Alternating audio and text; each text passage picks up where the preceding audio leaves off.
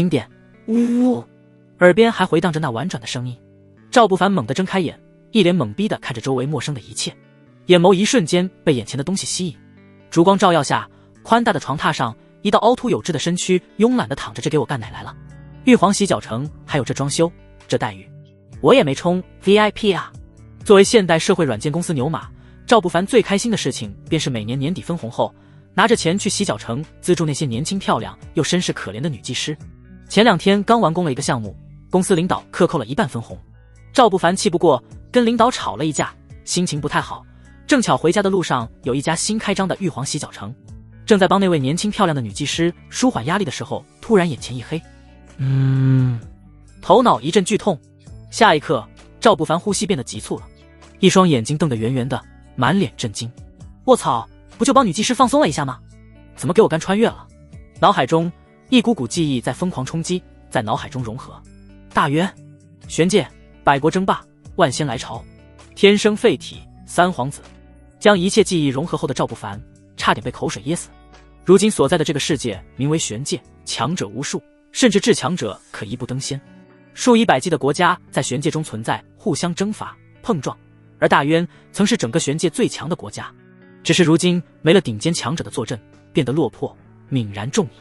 自己占据的身躯就是大渊的三皇子，天生废脉，无法修炼，从生下来就不受皇室重视。这位大渊三皇子赵不凡便开始整天花天酒地，纵情潇洒。今夜同样是纵情酒肉的一夜，只是酒里被人掺了药，迷糊中有工人送进来了一个妙龄女子，药物作用下一阵缠绵。如今看清楚那女子娇柔精致的五官，赵不凡更是一阵头疼。柳如烟，麻烦了，这是大皇子的未婚妻，同时也是左相刘府的独女。有人想一箭双雕，让自己这位没用的三皇子彻底消失，顺带利用自己让大皇子与左相离心，融合了所有记忆的赵不凡清楚，原身的荒唐一直都是装出来的。生于皇室，朝堂上没有根基，身体又没有修炼天赋，只有整天花天酒地才能活得更长。况且就算荒唐，也不会荒唐到将大皇子的未婚妻，如今朝堂之上权倾朝野的左相刘府的独女柳如烟搞上床。看着床单上那一抹嫣红，赵不凡揉了揉头，一脸蛋疼。好消息，这不是现代，不用包红包。坏消息，这个时代破了处子身就要负责。接下来会发生什么，赵不凡用脚都能猜出来。朝堂会不会乱不知道，自己一定会被当成皇室弃子，废定了。叮咚，脑海中突然出现声音，赵不凡的呼吸一滞，还以为自己听错了。下一刻，机械化声音再次响起，检测到宿主已穿越成功，绑定废物逆袭系统。赵不凡，你他妈骂谁是废物？想想自己这身躯的一生，倒也没说错。从小到大因没有修炼天赋，活得谨小慎微，每天都在演戏，唯一的作用是被当成离间大皇子与左相的枪使叹口气。脑海中又响起了系统的声音，叮咚，根据宿主身份定制的新手大礼包已发放，请宿主注意查收。新手大礼包，荒古吞天体，筑基3000暗位。荒古吞天体，玄界远古时代天生圣体，天地万物无物不吞，吞噬后可转化为自身力量，以自行融合。筑基，筑基境为基础境界，已融合3000暗位。系统出品，只忠诚于宿主，实力强大，体质特殊，不知疼痛，受伤可快速恢复，已部署在皇宫各处，可用意念控制，一声令下便可让皇宫血流成河。轰隆隆，体内瞬间爆发出一股滔天气息，赵不凡身躯猛地一震，一股剧痛混合着暖意在体内肆虐起来。原本孱弱的身躯骤然充斥着一股蓬勃的生命力，血气旺盛，呼吸间都带着一股凌厉轰鸣之气。荒古吞天体自行运转，澎湃的力量如江河般疯狂在经脉中游走。轰！筑基境突破了，身躯一震，赵不凡不由得呼吸急促起来。筑基玄界境界初级为筑基，之后是气海境，气海境突破之后为化龙境，化龙境突破后为灵台境，在之上便是踏天境，踏天境之后为灵境，在之上为圣境。只是灵境与圣境强者只存在于传说中，曾经镇守大渊皇室的一位老祖宗，最强大时也只是到了踏天境巅峰。虽然筑基境是最基础的境界，可也是需要1年的时间修炼才能踏入的。原身被认定为天生废材后，也暗中努力过，可体内的经脉却像是被堵住了般，用尽了各种办法都没有办法疏通。如今终于突破了，握拳感受着体内的澎湃力量，赵不凡的心绪激荡，脑海中也在瞬间出现了3000暗位在皇宫的各个位置。只要意念一动，那些暗卫就会快速反应。快，都快点！老奴亲眼所见。门外突然传来一阵尖锐的声音，脚步声浩浩荡荡出现在门外。赵不凡转头看了一眼还在床上沉睡的雪白娇躯，转头看向门外，咧嘴露出了一抹狞笑。开胃小菜来了！挥手裹紧锦袍，龙行虎步朝着门外走去。砰！正在门外吵吵闹闹的一群人顿时愣住了，一脸呆滞地看着打开大门的赵不凡，眼神有些恍惚。计划里应该是他们闯进去捉奸啊，怎么跟计划中不一样？快！大王妃就在里面，快进去！三皇子，你已闯下大祸，还不快去陛下面前跪下认错！人群中，一个老太监尖锐的声音猛地响起，惊醒了周围的侍卫们。原本被赵不凡冲出来的动作扰乱了计划的侍卫们面面相觑，刚想要往里冲，却看到眼前一道幻影闪过，那速度快得惊人。枪！最前面的侍卫腰间的剑被拔出来，一道剑光猛地斩下，唰！一颗血淋淋的人头咕噜噜滚落在地上，干净利落，速度快得让侍卫们都有些反应不过来。竟是三皇子做的，这还是所有人眼中的废物三皇子。现场安静了下来，所有侍卫呆呆地看着赵不凡，甚至忘了呼吸。无传召，擅闯皇子寝宫，按我大渊律，按刺客论处。门就在这里，谁想诛九族就闯进去。赵不凡的声音带着几分傲然与冷意。大门就那么洞开，那些侍卫与太监却再没有一个人敢往前走一步。皇室血脉，哪怕是个废物，也不是他们能惹的。叮咚，宿主震慑到宫中侍卫，踏出逆袭第一步，获得奖励。摄天指，摄天指，远古大能神通传承，一直指出有摄天之威，根据宿主实力展现威力。三皇子殿下，好大的威风！不知道的，还以为您被陛下册立为太子了呢。远处，一个阴柔又尖锐的声音响起，带着几分嘲讽。大太监刘禅看着摇晃着肥硕的身子，一身锦衣华服，脸上带着几分漫不经心的傲慢的身影，赵不凡的脑海中出现了这个名字。从入宫就跟在当时还是皇子，如今的大渊陛下身边，深得恩宠，创建西厂为西厂厂公。私下里，别人尊称刘禅为9000岁95之尊之下第一人，权势滔天。见过厂公。人群分开，藏在人群中的老太监宋承恭敬地朝着刘禅行礼，周围的侍卫们也一脸敬畏地向一旁闪开行礼。他们敬畏的是西厂的恶名。这些年的西厂没少炮制冤案，不知多少高官侯爵因得罪西厂而被下狱。厂公您来的正是时候。宋承老脸上的脂粉抖了抖，三角眼转向赵不凡，露出了几分嘲讽，又哭诉道：三皇子殿下闯下弥天大祸，将未来的大王妃掠入寝宫，图谋不轨，如今还阻拦老奴，求厂公明察，玷污王妃，那可是重罪。三皇子可有？刘禅捏着兰花指，眼睛眯成一条缝，脸上依旧还是那副漫不经心的样子。只是话还未说完唰，一道寒光紧贴着刘禅的衣衫划过，扑骨碌碌血水喷溅出来，将刘禅那华贵的衣衫染红，血腥的味道弥漫出来。宋承那颗苍老的头颅在地上滚动了几下，停了下来，脸上还残留着还未消散的嘲讽。赵不凡横着剑轻轻甩了甩，血滴甩了一地，甚至甩到了刘禅的衣衫上。一条阉狗也敢朝着主人盈盈狂吠！轰！刘禅的老脸骤然变得阴沉，双拳紧紧地捏住。周围侍卫们纷纷垂手，脸色惨白。9000岁，最恨他人骂他阉狗。这位三皇子恐怕要死得很惨了。三皇子，这是要杀人灭口了。阴柔的声音带着几分杀意。赵不凡就像是没听到刘禅的话一样，咧嘴笑道：平时我这破地方就连苍蝇都懒得飞进来，今天怎么这么稀奇？先是二皇兄的贴身老阉狗看了已经身首分离的宋承一眼，轻嗤一声。赵不凡抬眸看向刘禅，带着一群侍卫非要强行闯入皇子寝宫，连你这忙着炮制冤案的西厂9000岁都亲自来了。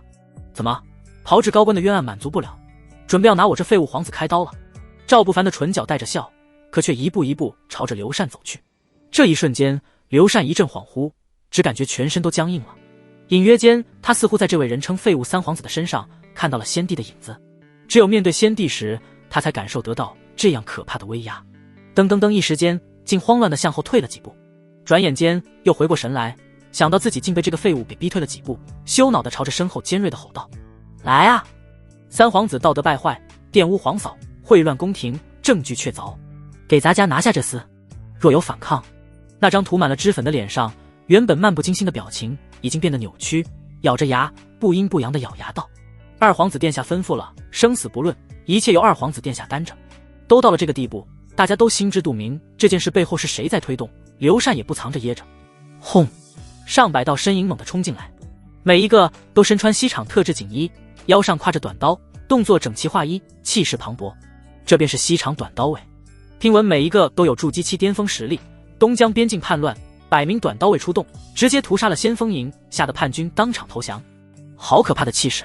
周围的侍卫们低声交流，看向那些人的眼神充满了畏惧。赵不凡看着那整齐划一的短刀卫，却扑哧一声笑了出来。得了主子的赏识，狗才能蹲在桌边吃口剩饭，现在这狗竟开始弑主了。刘禅的老脸涨得通红，红到就连厚重的脂粉都遮不住。兰花指指向赵不凡，指尖剧烈颤抖着，给咱加上。啪啪，赵不凡却只是向后退了几步，手掌轻轻拍了拍，唰，周围安静了一瞬间，一道身穿黑衣的身影无声无息地出现在赵不凡身前，只一人却让所有短刀卫猛地拔出腰间的短刀，如临大敌。无声无息，他们谁都没有感觉到这人是从何处来的。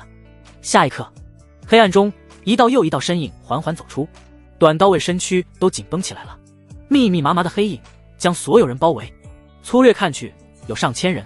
刘禅的额头上生出了一层冷汗，呼吸有些急促了。这些人无声无息，作为西厂厂公的他都不曾听闻这宫中何时多了这么多人，三皇子究竟隐藏了多少东西。吞咽了一下口水，刘禅刚想开口，三，跪下说话。赵不凡淡淡的看向刘禅，刘禅的呼吸一滞，脚步一阵踉跄，脸色刚刚扭曲，却听到身后一阵杂乱的声音，转头看过去，脸色骤然变得惨白。他引以为傲曾镇压叛乱的短刀卫竟无声无息的倒下，而那些身穿黑衣的身影只用了10人，10人干掉了他100名短刀卫，其余的黑影动都未动一下，就连周围的侍卫都惊呆了。噗！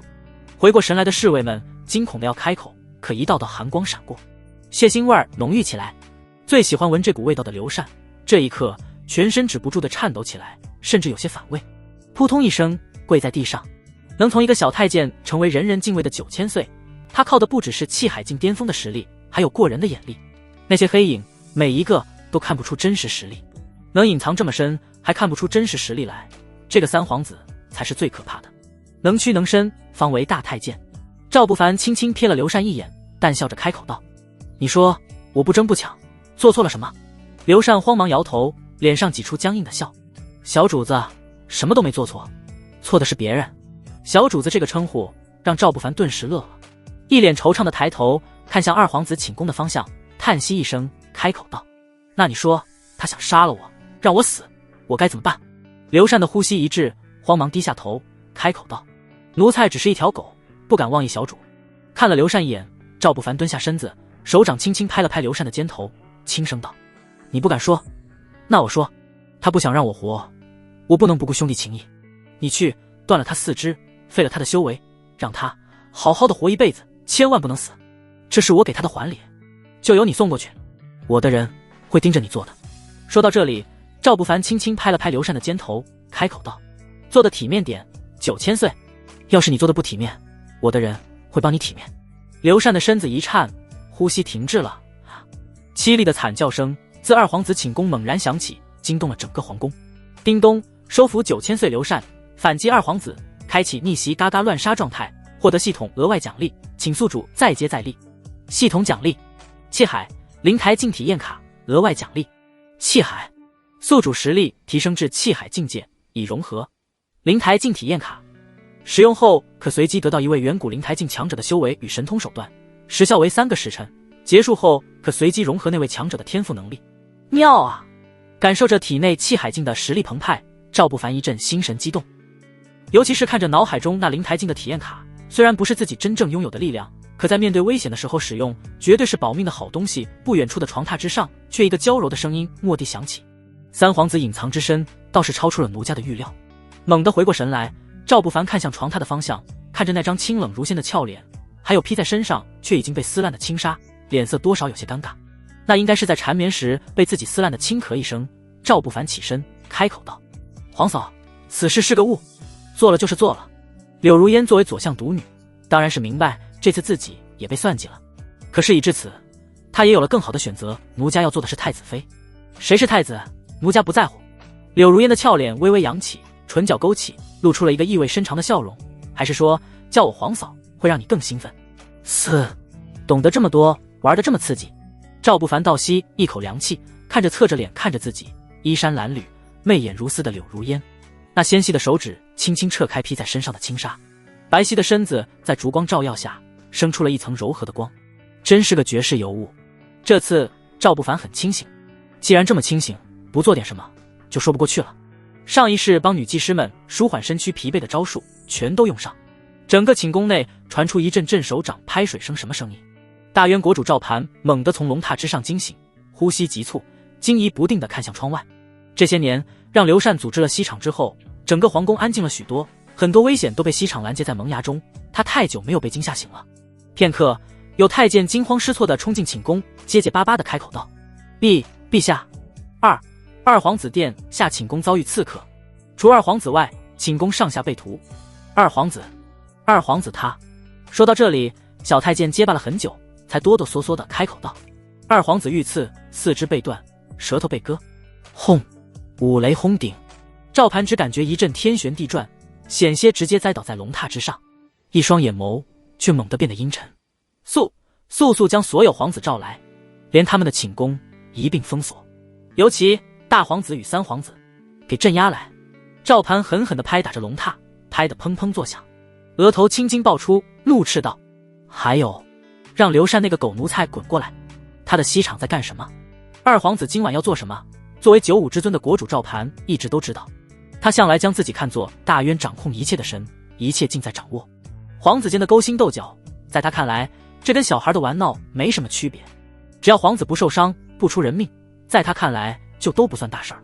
可如今竟闹出了这么大的事，老二那可是他最爱的宠妃所生，不管长相还是性格，都是最像他的他最喜欢的儿子，竟被如此伤害。该死！深吸一口气，赵盘捏紧了拳头。皇宫已被西厂与御林军团团包围，尤其是御书房外，西厂与御林军一层又一层，几乎都要站不下了。6位皇子分立在两旁，大皇子赵天印被压进来，跪在地上，气氛很僵硬。赵盘那张脸上没有丝毫表情波动，他不开口，其他人根本不敢开口，只感觉气氛越来越凝滞，甚至就连呼吸都变得困难了。老三呢？沉默了不知道多久，赵盘才开口。门外传来了清脆的声音：儿臣拜见父皇。只见赵不凡大踏步走了进来，脸上带着几分红晕，一脸的春风得意。刘禅跟在身后，一步一步，看起来像是刘禅亲自压着赵不凡来了，可若是仔细看就会发现，这更像是手下跟着主子的样子。砰！看到赵不凡一脸的春风得意，赵盘脸上的褶子都开始颤起来了，狠狠的一巴掌拍在龙案上。那声音震得御书房外的御林军与西厂手下们都哆嗦了一下。你二哥遭了刺客，这么紧急的事，你去做了什么？来得这么慢？赵盘几乎是咆哮着吼出来的。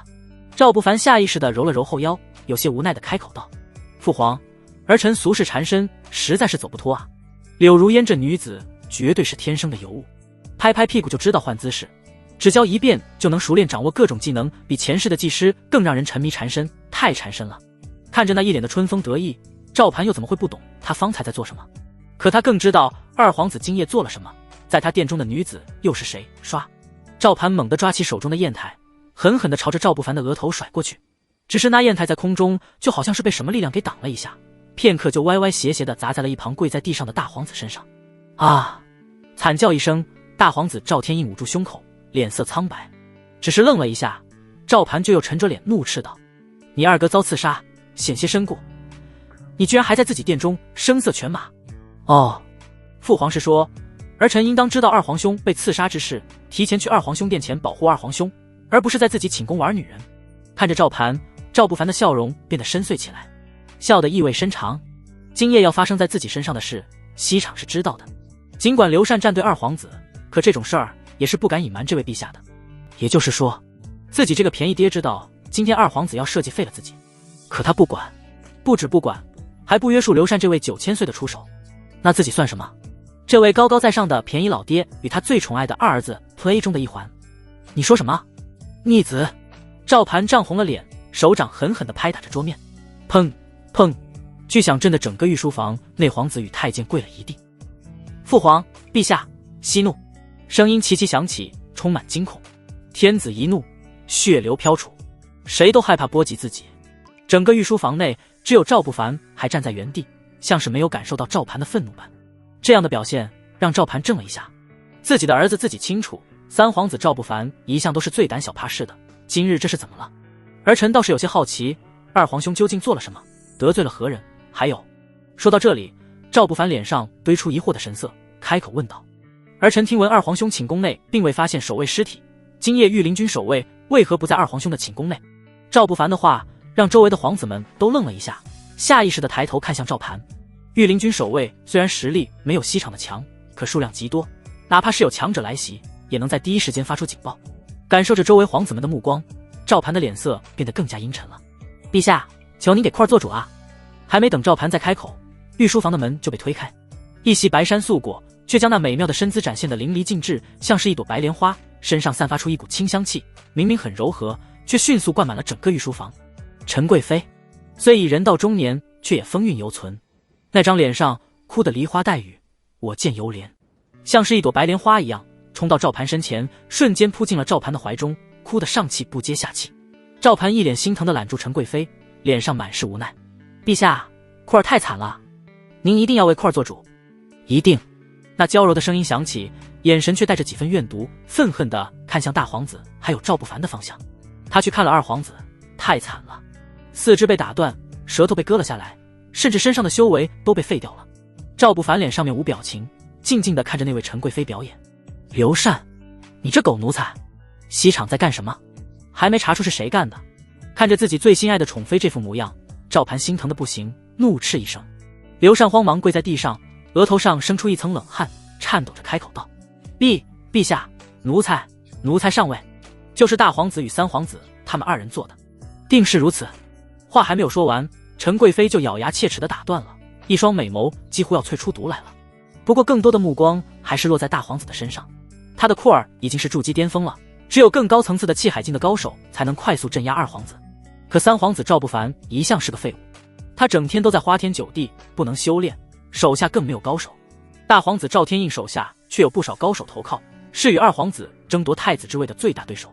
不过他不管，哪怕三皇子是个废物，也一定要与大皇子一样给他儿子陪葬。他儿子今晚要做什么，他很清楚。如今他儿子被废了，以后也不可能有继承大统的那一天，这两个皇子都别想好过。大皇子微微皱起眉头，似乎是察觉到了什么不对的地方。赵不凡却已经笑出了声，看着双眼通红的陈贵妃，赵不凡开口道：不知陈贵妃为何指认我与皇兄？可是陈贵妃知道什么？今夜库尔是要……陈贵妃脸色涨红，刚说了一个开头，就突然停了下来，脸色阴晴不定。赵盘阴沉着脸，怒斥道：逆子，逆子！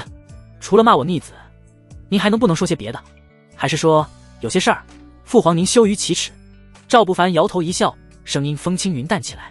这一刻，整个御书房都安静了下来，跪在一旁的刘禅都为赵不凡捏了一把汗。不过他的眼眸闪烁片刻，心底已经有了选择。先不说三皇子手下的那些可怕的黑影强者，光是他亲自出手废了二皇子之事，就已经让他没得选了。赵盘一双眸子沉了下来，身上的气息越来越澎湃，双眸死死地盯着赵不凡。反常，今天的赵不凡太反常了。看了很久，才猛地冷笑几声，那张脸却变得更加狰狞。看来你二哥的事儿当真与你有关。陛下，定是与这贼子有关。他手段凶残，就连亲兄弟都不放过，简直不配做人。若是传出去，只怕是会让皇室蒙羞。一旁的陈贵妃呼吸急促，一双美眸死死地盯着赵不凡，令皇室蒙羞。赵不凡叹息一声，定定地看着陈贵妃，冷笑一声：今日左相之女柳如烟。说到这里，看了大皇子的方向一眼，又看向陈贵妃，冷笑道：是被谁召见的？又是为何这么晚了都未离宫，还被人下了药，送入我寝宫？陈贵妃不会不知道吧？送入我寝宫之后，二皇兄的贴身内侍带着二皇兄寝宫的护卫，就来我寝宫要强闯捉奸。说到这里，赵不凡没有再说下去，只是满脸嘲讽地看向陈贵妃。轰！大皇子猛然抬头，瞪圆了眼睛。周围其他皇子也身子一震，脸色变得惊骇起来。为了争夺太子之位，在场的皇子无所不用其极，什么上流下流的招数没见过。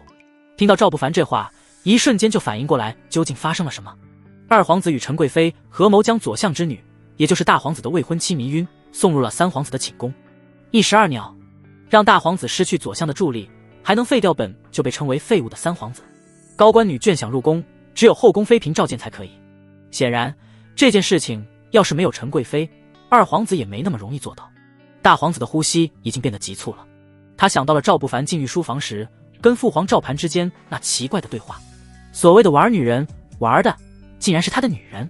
不过大皇子却不敢发作，一双眼眸若有若无地瞥向赵盘。若是没有父皇赵盘的默许，二皇子不敢做，也做不成。御书房气氛变得复杂起来。胡说！陈贵妃那张我见犹怜的脸，肉眼可见变得慌乱了些。赵盘的脸色阴郁，呼吸沉重，冷冷地看着赵不凡。他不该将这些说出来，这在所有皇子面前，这是在损伤他这位一国之君的威严。残害手足兄弟，老二那么惨了，你竟然还要陷害他！老三，朕还真的小瞧你了。虽然打心底觉得这件事情赵不凡干不出来，更有可能是大皇子干的，可现在他需要安抚一下大皇子，更需要帮大皇子找个替罪羊。太子之位他最倾向于二皇子，可二皇子废了，他只能次之，将太子之位传给大皇子。手指了指赵不凡，赵盘黑着脸朝着门外怒吼：来啊，给朕将三皇子拿下，褫夺皇子之位，下入诏狱。声音很大，可没有一个人进来，门外静悄悄的，好像一个人都没有。诡异的安静让御书房所有人心头一阵紧绷。诏狱啊，父皇何至于此？御书房中赵不凡的声音打破了诡异的安静。诏狱是天牢之上，只属于当朝陛下的牢狱，关押之人皆是被陛下厌弃，亦或者犯下大错，被陛下亲自下诏定罪之人。里面暗无天日，如同地狱，没有人能从里面活着出来。赵不凡脸上带着一抹嘲讽，看向赵盘，淡笑一声开口道：既然这么讨厌臣，当初又何必生下臣？赵盘的脸色黑成了黑锅底，咬着牙死死地盯着赵不凡，冷哼道：你跟你那母亲简直一模一样，都是这样让人厌恶。利用我母亲的时候，你恐怕不是这么说的吧？赵不凡摇头一笑，对于自己这个便宜父皇为什么讨厌自己，他也已经从融合的记忆里找出了答案。自己外祖父是先帝封的镇北侯，戍守边疆，立下赫赫战功。赵盘那个时候只是一个不受重视的小皇子，为了实现野心，主动接近自己的母亲。在得到了外祖父的助力之后，赵盘在军中声名鹊起，最终在皇子之争中异军突起，夺得太子之位。可在登基将自己母亲封为皇后后不久，赵盘便卸磨杀驴，先是靠着欺骗让外祖父交出边境兵权，后面直接将外祖父与舅舅一家下了诏狱。自己的母后跪在御书房外一天一夜等，最终却等来了一杯毒酒。赵不凡也是在母后临终之前知道了这些真相，为了活命才开始整日花天酒地，不思进取。这一刻的赵盘只感觉脸皮都被扯下来了，怒火冲天，身子剧烈颤抖着，手指指向赵不凡，怒斥道：你这逆子！刘禅，你这狗奴才，还等着做什么？给朕废了这逆子的四肢！周围的皇子脸色一变，纷纷闪开。刘禅这位西厂厂公的恶名，他们可是听过的。他亲自出手对付的人，没有一个好下场的。只是刘禅站起身来，却只是站在赵不凡身后，纹丝不动。气氛安静了很久，看着赵不凡还有刘禅微微躬身的站位，再听着门外的动静，赵盘终于好像明白了什么，整个身子猛地一摇晃，只感觉一阵天旋地转。刘禅，你这狗奴才也！陛下，您对三皇子殿下太苛刻了。刘禅阴柔的声音却震得整个御书房一阵寂静，所有人的呼吸都几乎停滞了。大皇子更是瞪大了眼睛，满脸不敢置信。跟其他皇子争斗那么久，完全没想到从来没有进入过自己视线的三弟，竟然才是隐藏的最深的。大渊权势滔天的9000岁，西厂厂公刘禅竟然是三弟的人。赵不凡沉沉地吐出一口气，脸上笑容越来越灿烂，缓缓地朝着赵盘走去，一步一步接近了那龙案与龙椅的位置。父皇，我本来没其他想法，可你逼我有了想法。抬头直视着赵盘的脸，看着那张已经因愤怒变得扭曲异常的脸，脸上的笑容更灿烂了。烦请父皇退位。声音振聋发聩。轰！逼宫！他竟敢逼宫！赵盘的呼吸急促起来，整张脸狰狞到了极点。周围的皇子们也一阵震惊，呆呆地看着赵不凡。好个乱臣贼子！赵盘的脸色狰狞，身上爆发出璀璨光华，澎湃的气息猛地冲出，宛如一头巨龙升空，发出低吟。啊！化龙镜。作为一国之君，赵盘第一次在外人面前暴露出自己真正的实力，身上龙气滔天，隐隐有虎啸龙吟之象。所有皇子慌乱的闪避开，陈贵妃不着痕迹地向一旁挪动了一下，看向赵不凡的眼神充满了阴毒。刘禅的脸皮抽动了一下，感受着赵盘身上那狂放的强大气息，心头多少还是有些慌乱。当真是伴君如伴虎，这些年跟在陛下身边，他从来都不知道陛下早已突破到化龙境了。你们两个乱臣贼子！很好。赵盘脸上挂着寒霜，冷冷地盯着赵不凡，杀意几乎要溢出来了，手掌猛地朝着身后的墙壁处抓去。枪！一道匹练寒光闪过，墙壁上始终挂在身后的长剑被抽出，寒光冲出数米，冲得人头皮发麻。只是隔空划过，地面上都出现了一道明显的划痕，周围一阵道吸凉气。赵不凡也有些诧异地看着，这剑很不一般，光是剑光都让人心惊胆战。用我大渊国宝麒麟剑斩你们这两个乱臣贼子，太大材小用了。赵盘沉着声，手中的麒麟剑轻轻挥动，匹练寒光耀眼。麒麟剑，这竟然就是麒麟剑！一旁的刘禅脸色发白，震惊地看着。周围其他皇子目光闪烁，眼神有些惊诧。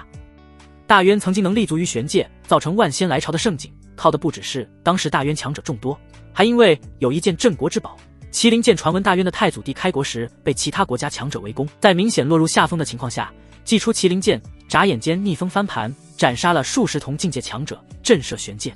可之后麒麟剑便不知所踪，除了每一代的大渊帝王之外，没有人知道麒麟剑去了何处。尤其是在大渊强者一代代消失，泯然众以后，更是有传闻说麒麟剑早已丢失。没想到这样级别的镇国重器，竟然堂而皇之的挂在御书房。赵盘轻轻一抖，手中的麒麟剑绽放数米长的寒光，剑锋震颤，发出一阵阵龙吟。在麒麟剑的加持下，身上的气息骤然间变得厚重澎湃，如同一片汪洋。大皇子赵天印眼眸闪烁，很快看向赵不凡，急声厉色道：三弟，你犯下大错，还不快跪下认错？父皇宅心仁厚，只要你认错，自请入诏狱，想必也能留下一条命。自请入诏狱。赵不凡眼眸缓缓侧过去，看向大皇子，脸上带着似笑非笑的神色。忘记跟你说了，皇嫂真润，皇兄你可真有福钱。轰！大皇子赵天印的脸骤然憋得涨红，一双眼眸恨不得生色赵不凡，顺带用眼角的余光不着痕迹地瞥了一眼陈贵妃，杀意一闪而过。周围其他皇子表情复杂，想笑又有些怕你这孽障，既然冥顽不灵，朕就送你去与你母后团聚。轰！龙气咆哮，寒光带着凛冽杀机骤然而至，化龙境气息摧枯拉朽。刘禅脸都憋死了，咬着牙，全身的力量全都爆发出来，挡在赵不凡身前。作为奴才，能爬到这个位置，最大的原因就是他从来都知道，做出了选择就不能犹豫，不能后悔，哪怕这条路会死。感受着那摧枯拉朽的力量快速逼近，刘禅脸皮都在颤抖，耳后却传来一个蚊子般的喃喃声：灵台净体验卡开启。轰！气息骤然混乱起来，整个御书房内的所有桌椅板凳都在这一瞬间被恐怖的气息冲击，化为齑粉，甚至御书房的门窗都在刹那间被崩碎。刘禅只感觉在那一瞬间，自己的身子就腾空而起，脑子里只有一个想法：完了。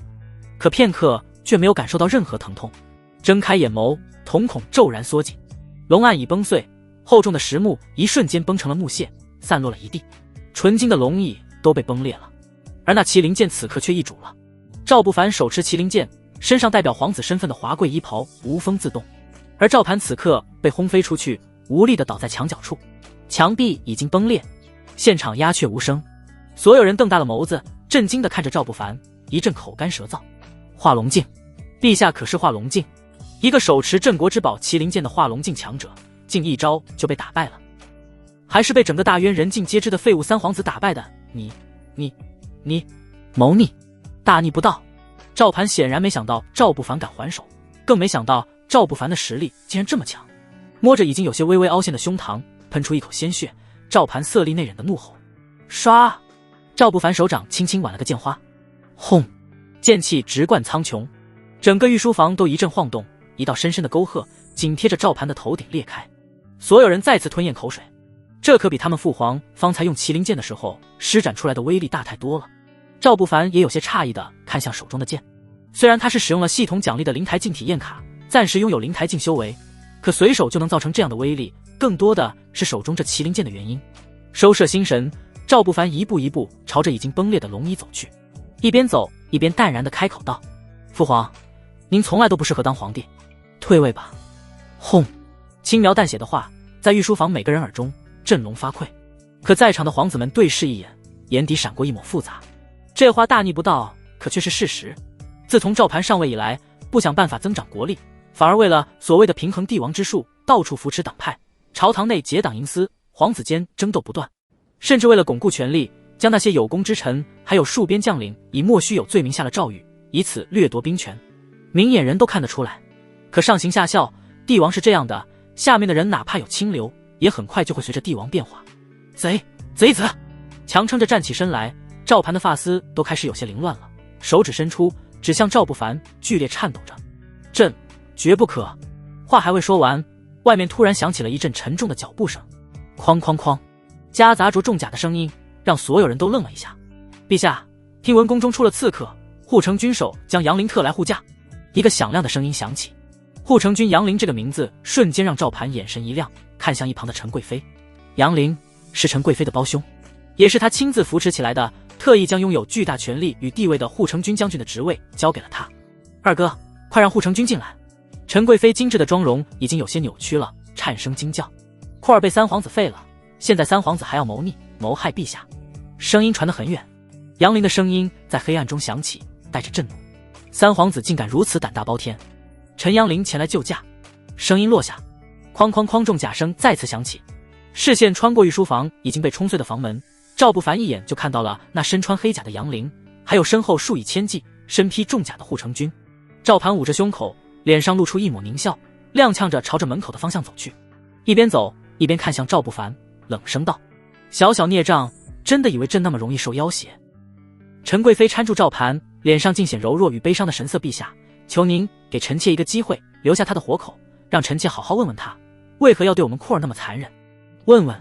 赵不凡淡笑，是严刑拷打与折磨吧。赵盘疼爱地摸了摸陈贵妃的脸，转头看向赵不凡，眼神变得凌厉起来。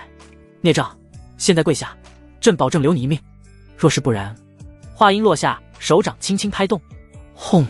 身穿重甲的将士们在这一刻猛地抽出了沉重的战刀，战意凛然，肃杀之气铺满整个皇宫。刘禅此刻也回过神来了，站在赵不凡的身后，眼神有些担忧。他西厂的人早就撤了，这是来御书房时赵不凡的命令。只要没有达到踏天境，那都算是肉体凡胎，被重甲围攻也会受伤，也会力竭。或许只能寄希望于那些神秘又强大的黑影强者了。可眼前的重甲数量太多了。三弟，跪下认错吧。错了就是错了。三哥，认个错吧，父皇宽宏大量，一定会留你一命。父皇，三哥也只是一时糊涂，他以前不这样的，或许是偶然获得了力量，让他变成了这副样子。周围的皇子们在这时回过神来，纷纷开口，看起来是在劝说。可声音响起之后，赵盘的脸色明显变得更阴沉了，看向赵不凡的眼神中杀意更浓。赵不凡摇头一笑，站在那已经崩裂的龙椅前，缓缓向后坐了下去。轰！赵盘的脸皮跳动了几下，杀意凝成实质。我说父皇您不适合做皇帝，您就是不信，护城军何时能擅闯皇宫了？轰！赵盘的脸色再变，猛地转头看向身后的重甲军，脸色阴晴不定。皇宫内有御林军，有西厂护卫，护城军数量众多，重甲兵更是战力强悍，有护卫城池之责。祖上就有禁令，护城军擅入皇宫者，以谋逆论处。陛下，是臣妾将二哥叫来的，霍尔如此惨状，臣妾想让家人来一起查此事。陈贵妃慌忙解释。在得到二皇子被废的消息第一时间，他就派人去给杨凌传了信。谁能想到杨凌竟敢直接带兵闯进皇宫。赵盘回过神来，眼底有些阴沉，却还是压下了心头的质疑，冷哼一声，开口道：你这孽障，看自己要死了，还要让朕对忠臣良将起疑心。要死了。赵不凡莞尔一笑，起身缓缓地朝着御书房门口走去，看着那些重甲兵，沉沉地叹口气。你们也不容易，可毕竟跟错了主子，我会尽量给你们留下一个全尸，你们的家人我大约会全部赡养，这是朕的承诺。赵不凡朗声开口。朕。赵盘气疯了，脸都变成了紫色。这个孽障，现在就敢自称为朕了。可下一刻，一道黑影无声无息地出现在了御书房外。黑影出现的无声无息，甚至没有人察觉到。等反应过来的时候，黑影已经越来越多，源源不断。统一的黑色装扮，身上散发出危险的气息。下一刻，赵不凡在脑海中下了命令，所有暗卫在这一刻猛然间从黑暗中冲出。唰！第一道寒光闪过，众甲兵还未反应过来，就突然僵硬在了原地。片刻，咔咔，清脆的碎裂声响起，所有人震惊地看向声音传来的方向。黑沉沉的战甲上，一道裂痕缓缓蔓延开来。这是黑玄铁打造的战甲？怎么可能？最前面的杨凌最先惊叫一声，脸色发白，双腿有些发软了。他引以为傲的将其当成自家府兵的重甲军，竟然这么不堪一击！不可能啊！他当年可是亲眼看到100重甲军轻而易举地屠杀了一个几千人的土匪寨，哪怕面对数十个武器的围攻，重甲都不曾有任何损伤。如今怎么刷？冰冷的寒光一道又一道，碎裂声此起彼伏，几乎没有停歇。一道道身影轰然倒地，可一直都是不到100人在出手，其他身穿黑衣的暗卫都只是安静地站在不远处等着。所有人都震惊地瞪大了眼睛，倒吸了一口凉气。赵盘眼眸血红，咬着牙怒吼道：“你们究竟是谁的人？这个逆子承诺给你们什么了？朕愿出100倍！”可声音落下，那些暗卫就像是并未听到般，没有停下丝毫动作。战无不胜的重甲兵在这些暗卫的手中没有丝毫反抗之力。御书房外，血水流了满地，腥味呛得人下意识地捂住鼻子。杨凌一个机灵反应过来，咬着牙猛地拔刀，朝着赵不凡的方向冲去。擒贼先擒王。下一刻，一抹冰凉的触感出现在脖颈处，冰冷的气息带着死亡的威胁。轰！双腿一软，杨凌几乎没有丝毫犹豫，一把就将战刀扔下，惊恐地跪在地上。臣愿效忠新皇，陛下万岁万岁万万岁！杨凌惊慌地开口喊道。赵盘的脸色黑成了锅底，眼眸死死地盯着杨凌。陈贵妃的脸色也变得惨白，娇躯在微微颤抖着。哈哈哈，还真是我大渊的忠臣良将。赵不凡冷笑一声，看着跪在地上一脸惊慌的杨凌，只是淡笑一声。唰，寒光闪过，一颗豆大的头颅飞出，喷出了一片血水，狠狠地泼在了赵盘的龙袍上。龙袍染血，上面的龙也是变得萎靡了。门外平静了下来，暗卫们安静地杀完了人，缓缓地站在眼底，等待着新的命令。众甲兵一个没留，杀光了。赵盘身子一软，摇摇晃晃的，险些站不住了。这次陈贵妃也没有去搀扶，任由赵盘踉踉跄跄的险些跌倒。你这乱臣贼子，大渊文武百官与所有百姓都会指着你的脊梁骨骂，谋朝篡位的贼子。赵盘咬着牙，声音阴沉，只是这声音对于赵不凡来说没有任何攻击力，一步一步朝着龙椅的方向走去。片刻，驻足在龙椅前，手掌轻轻抚摸过龙椅，转身缓缓坐了下去。刘禅，奴才在。刘禅恭敬的行礼，传朕圣旨，今夜城卫军将领杨凌擅离职守，裹挟众甲兵冲击皇宫。父皇。说到这里，赵不凡淡淡的开口道：“父皇被重伤，不适合处理政务，让位于朕。”大皇兄。说到这里，赵不凡眼眸扫向大皇子赵天印的方向。赵天印的拳头捏紧，脸上的肌肉微微跳动了几下，却瞬间做出了决断，第一时间跪下行礼。臣赵天印愿为陛下作证，宣读太上皇圣旨。太上皇这个称呼顿时让赵盘脸又白了白，身子如遭雷击，苍皇帝向后退了几步，跌坐在地上。臣弟也愿作证，臣弟愿为陛下鞍前马后。皇子们接连跪在地上，声音此起彼伏。这一刻，赵盘呼吸都已经变得粗重起来。完了，全完了。早知道在得知库尔要准备陷害老三的时候就阻止一下，可世上从来没有后悔药可吃，如今的后悔也改变不了任何结局。片刻，猛地仰天惨笑2声。万万没想到，最后的赢家竟是你。你与你母亲，你们一家的血脉都是脏的，天生反骨。你生下来那一天，我就该掐死你。赵盘的声音冰冷狰狞，看着父皇，赵不凡微微眯起眼睛，沉吟片刻，看向刘禅，开口道：“圣旨改一改，父皇被杨凌重伤，于当夜无力回天，驾崩了。”轰！赵盘猛地颤了颤，脸上的愤怒骤然间消散，取而代之的是惊慌与不敢置信。你这逆子，你敢！一切都是杨凌做的，而臣为父皇报仇，这个结果可是父皇想要的。赵不凡坐在龙椅上，一脸真诚的开口。噔噔噔向后退了几步，赵盘脸色发白，嘴唇哆嗦着蠕动了几下，片刻咬着牙开口道：“我给你亲笔写传位诏书，让位于你。”没了方才的色厉内荏，声音也软了下来。赵不凡也并不是真的想要弑父，虽然这只是他的便宜爹，可毕竟是这具身体的父皇，真的做出了弑父之举，以后这皇位也坐不稳，那就劳烦父皇了。赵不凡起身，朝着赵盘微微躬身。与此同时，脑海中出现了系统提示音：叮咚，宿主已经杀疯了。嘎嘎乱杀状态下，宿主逼宫夺位成功，让大渊天子赵盘低头退位，改变了大渊未来命运，延长了大渊寿命，获得奖励：画龙镜、踏天境体验卡、嘎嘎乱杀加成奖励、太上天渊诀，改变大渊命运的特殊奖励：万物通，体验了远古妖兽族灵台境强者的实力，获得的随机天赋。画龙镜，画龙镜修为已融合。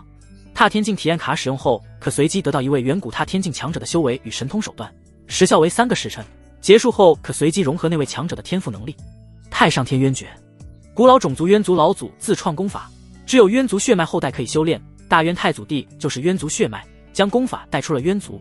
太祖帝消失后，已在大渊皇室内失传。万物通，可与世间万物无障碍交流。轰！赵不凡体内血气一阵翻涌，太上天渊诀在体内疯狂运转。原本自己这特殊的荒古吞天体，就是在每时每刻吸收周围的力量，如今在太上天渊诀的运转下，整个身体就像是变成了一个无法填满了的深渊，疯狂地张开大嘴，吞噬着周围的一切。赵不凡并未察觉到，在皇宫宝库内，一道若隐若现的气息浮现，一道隐晦的目光缓缓收回。这个小子倒是有点意思，够狠，像我。只不过那3000高手究竟是从何而来？怎么像是凭空出现的？就连我都未察觉到。东方的鱼肚白还没有升起，御书房里已经挤满了人。原本破烂的门窗早已经修缮好了，看不出有丝毫打斗的痕迹。里面的桌椅也已经换了新的，只是御书房里面的大渊重臣们面色各异，互相看着，各自盘算着什么。左相刘福脸上是说不出的春风得意。柳如烟一夜未归，回到相府的时候，将昨夜发生的事情说了一遍。他本来想骂柳如烟愚蠢，可没想到一夜之后，大渊竟然真的像柳如烟预测的那样变了天。原本最不被看好的三皇子成了最后的赢家，而他的独女柳如烟借着这个机会与新帝有了亲密之交，未来柳家的地位将彻底在大渊稳固。经营得好，或许会成为传承1000年的家族而不倒。最前面的大皇子侧身站着，面色僵硬，周围的重臣们多看他一眼，他都感觉自己的脸皮都在哆嗦。三皇子去了何处？传位诏书还没有公布，这三皇子还不是我大渊国主，他怎能如此怠慢？右相孙公权面容冷峻，带着几分阴沉，厉声呵斥。作为右相，他一直都自诩清流，两袖清风，刚直不阿，从来都没有在明面上表示自己支持哪位皇子，一副公事公办的样子。可只有左相刘府清楚，右相支持的一直都是二皇子。周围的重臣们面面相觑，也纷纷皱起眉头。哈哈哈，各位皆是我大渊古宫之臣，朕怎会怠慢？清朗的声音由远及近。赵不凡轻轻展了展合体的崭新龙袍，带着几分淡笑，大踏步走进御书房。周围的重臣们脸色阴晴不定，有人欲言又止，有人脸色不太好，还有人面露难色。三皇子殿下，根据礼制，哪怕传位诏书宣布后，也需要礼部行登基大典。右相孙公权开口，眼眸带着几分嘲讽。您现在就穿上龙袍，实在是有些急了。是啊，三皇子殿下，此事应该依礼制。周围的臣子们纷纷附和。赵不凡笑了，脚步停在了龙椅前，缓缓转身看着右相，还有周围同样附和的众多重臣，摇头一叹：我都逼宫了称帝了，你们让我遵循礼制。眼眸缓缓扫过大皇子，太皇兄可是这么觉得的？这话让大皇子赵天应额头上骤然冒出一层冷汗，毫不犹豫地开口道：事出紧急，太上皇亲笔诏书，又亲传口谕，让陛下直接继位，不可耽搁，无需遵循礼制。胡闹！右相孙公权依旧还是带着几分怒意。昨夜这皇宫里发生了什么，他不知道，只知道很乱。而且作为跟随在陛下身边那么长时间的近臣，他很清楚，陛下哪怕将皇位传给狗，也不会传给三皇子。对于这个异军突起的三皇子，他充满怀疑。左相刘府并没有直接开口说话，而是在一旁低头装死，更多的还是在暗中观察。昨天的事情柳如烟知道的不多，不过也有一些猜测。他需要看看赵不凡自己有多大的能力，要是能力足够，他就可以投靠，如若不然，立马切割开。作为左相，这一点他很熟练。对于柳如烟警告他的，一定要坚定不移地站在三皇子这边，左相只当作耳旁风。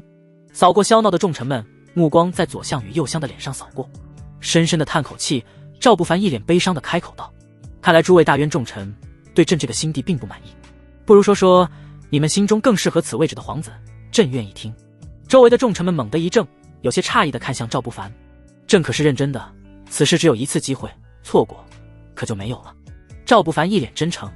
右相脸皮子一颤，看着赵不凡这副真诚的模样，下意识地开口道：“如此儿戏，当真不适合做我大渊的新弟。”只是说完之后，猛地回过神来，眼眸巨颤，惊慌失措。三皇子这个废物皇子的形象，在他心里太久了，哪怕他成了最终的赢家，他还是下意识地看不起赵不凡。可仔细想想，能在皇室之争中成为最后赢家的，哪个靠蠢、靠运气能成？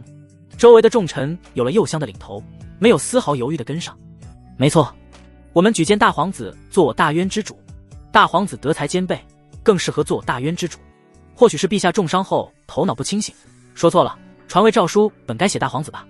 周围的重臣们纷纷上赶着对大皇子赵天印效忠，却不知道大皇子赵天印这一次已经慌得不行了，惊恐地跪在地上，满脸慌乱地开口道：“陛下，您英明神武，万万不可听他们胡说。臣一生一世都愿效忠于您。他的三弟赵不凡都逼宫了，怎么会让位？”昨天发生的事情历历在目，那些重臣们不知道，犯蠢，他可不想死。周围的重臣们一阵愕然，刚想要说什么，龙椅上的赵不凡终于笑了，笑容越来越灿烂，看着众多朝臣，赵不凡眼眸中带着几分意味深长。就这群只知道争权夺利的蠢货，真的不该站着大渊最高的位置。好了，朕听完了。笑过之后，赵不凡唇角翘起，目光扫过在场诸臣，所有臣子愣了一下，却猛地生出一层冷汗。右相孙公权结党营私，带头谋逆，想要将大皇子当作傀儡，其罪当诛，满门抄斩。赵不凡的声音很淡，可却给了孙公权还有所有重臣当头一棒。这一棒打得所有重臣都一阵头晕脑胀。三皇子，您说要？孙公权脸色一白，慌忙想要辩解。朕要听，谁知你竟冒天下之大不韪，想要谋逆。赵不凡叹息一声，脸上带着惋惜的神色。孙公权刚想要再说什么，门外却猛地传来一阵急促的脚步声。御书房入口处，刘禅一袭场宫锦衣，抹得厚厚的脂粉，也遮不住那张脸上散发的寒气与杀意。场宫救我！孙公权惊喜地开口，看向刘禅，三皇子定是谋害陛下才篡位的，您快些将三皇子拿下。他可是知道大渊人人畏惧的西厂场宫，只听令于陛下的刘禅，暗中是二皇子的人。可刘禅就像是没听到孙公权的话一样，快步冲到龙案前3步的距离，恭敬地行了一个大礼。启禀陛下，右相府除孙公权外，一家36口已满门抄斩。孙公权猛地看向跪在地上的刘禅，再看向赵不凡，一脸的不可思议。9000岁，这可是令大渊闻风丧胆的9000岁，他怎么可能收服9000岁？等等，似乎是想到了什么，孙公权猛地抬手指向赵不凡，涨红了脸，愤怒地吼道：“你这畜生，从一开始就派西厂去了相府。”赵不凡的命令刚刚下来，刘禅就来复命了。只有一个可能，那就是赵不凡一开始就派遣西厂去了他家，从一开始他就注定了要被满门抄斩。孙公权的脸已经扭曲了，双眸泛红，怒吼道：“庶子，畜生，你就等着被整个大渊文人口诛笔伐吧！世人都知道我孙公权的清流之名，你要敢杀我，天下人的唾沫都会淹死你！”声音在御书房回荡，可赵不凡没有开口，只是饶有兴趣地看向刘禅。刘禅会意，恭敬开口道：“在两袖清风的右相家中，抄家抄出名贵字画362幅，每一幅都是名家作品，价值1000金。除名贵字画外，金银珠宝132箱，灵药512株，城外地契5000亩，炉器332。”说到这里，还停顿了一下，侧过头冷声道：“还有3枚天灵丹。”轰！孙公权身子一僵，脑海中只有2个字：完了。天灵丹听到这个声音，周围的重臣们的脸色骤然一僵，呼吸都变得慌乱了。天灵丹是只有蜀国强者才能炼制出来的灵丹妙药，药效达不到生死人肉白骨，也能让人有重伤快速恢复如初的效果。除了灵丹妙药药效珍贵之外，更珍贵的是这丹药有价无市。蜀国从来不对外售卖这灵丹妙药，只会赠予给对蜀国有帮助之人。1枚或许可以说是买来的，可3枚只能是送的。陛下英明，这老贼通敌叛国，就该满门抄斩，求陛下将这老贼严惩不贷。刚才还站在右相身边的重臣们，这一刻纷纷切割关系，生怕波及到自己。赵不凡坐在龙椅之上，淡淡的开口道：“行了，人人有份。”众臣们僵硬了一瞬间，猛地瞪大眼眸，不敢置信地看向赵不凡。刘禅不阴不阳地开口道：“三司使陈平一家已被押入天牢，待抄斩。妻子陈永公述出陈平借三司使之职，为蜀国大开方便之门，将我大渊盐铁私贩出去。从陈府抄出金银542箱，蜀国特产蟹礼30箱。御史中丞刘维天一家已被押入天牢，待抄斩。从刘家超出金银123箱，根据其夫人供述，是三司使陈平送的。扑通扑通，一道道身影跪在地上，哆哆嗦嗦了起来，一张张脸没了方才的傲然，更不敢叫嚣，只敢颤抖着开口：“求陛下饶命，微臣只是一时误入歧途。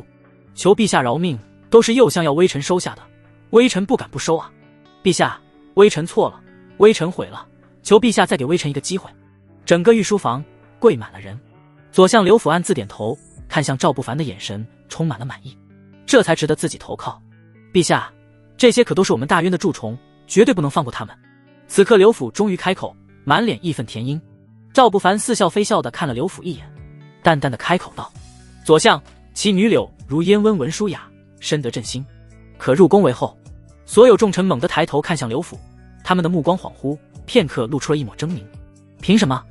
大家都在谈，可凭什么他右相有这样的好结果？整个大渊朝堂以后不就是刘府的一言堂了？这权力几乎可比天子了吧？多谢陛下。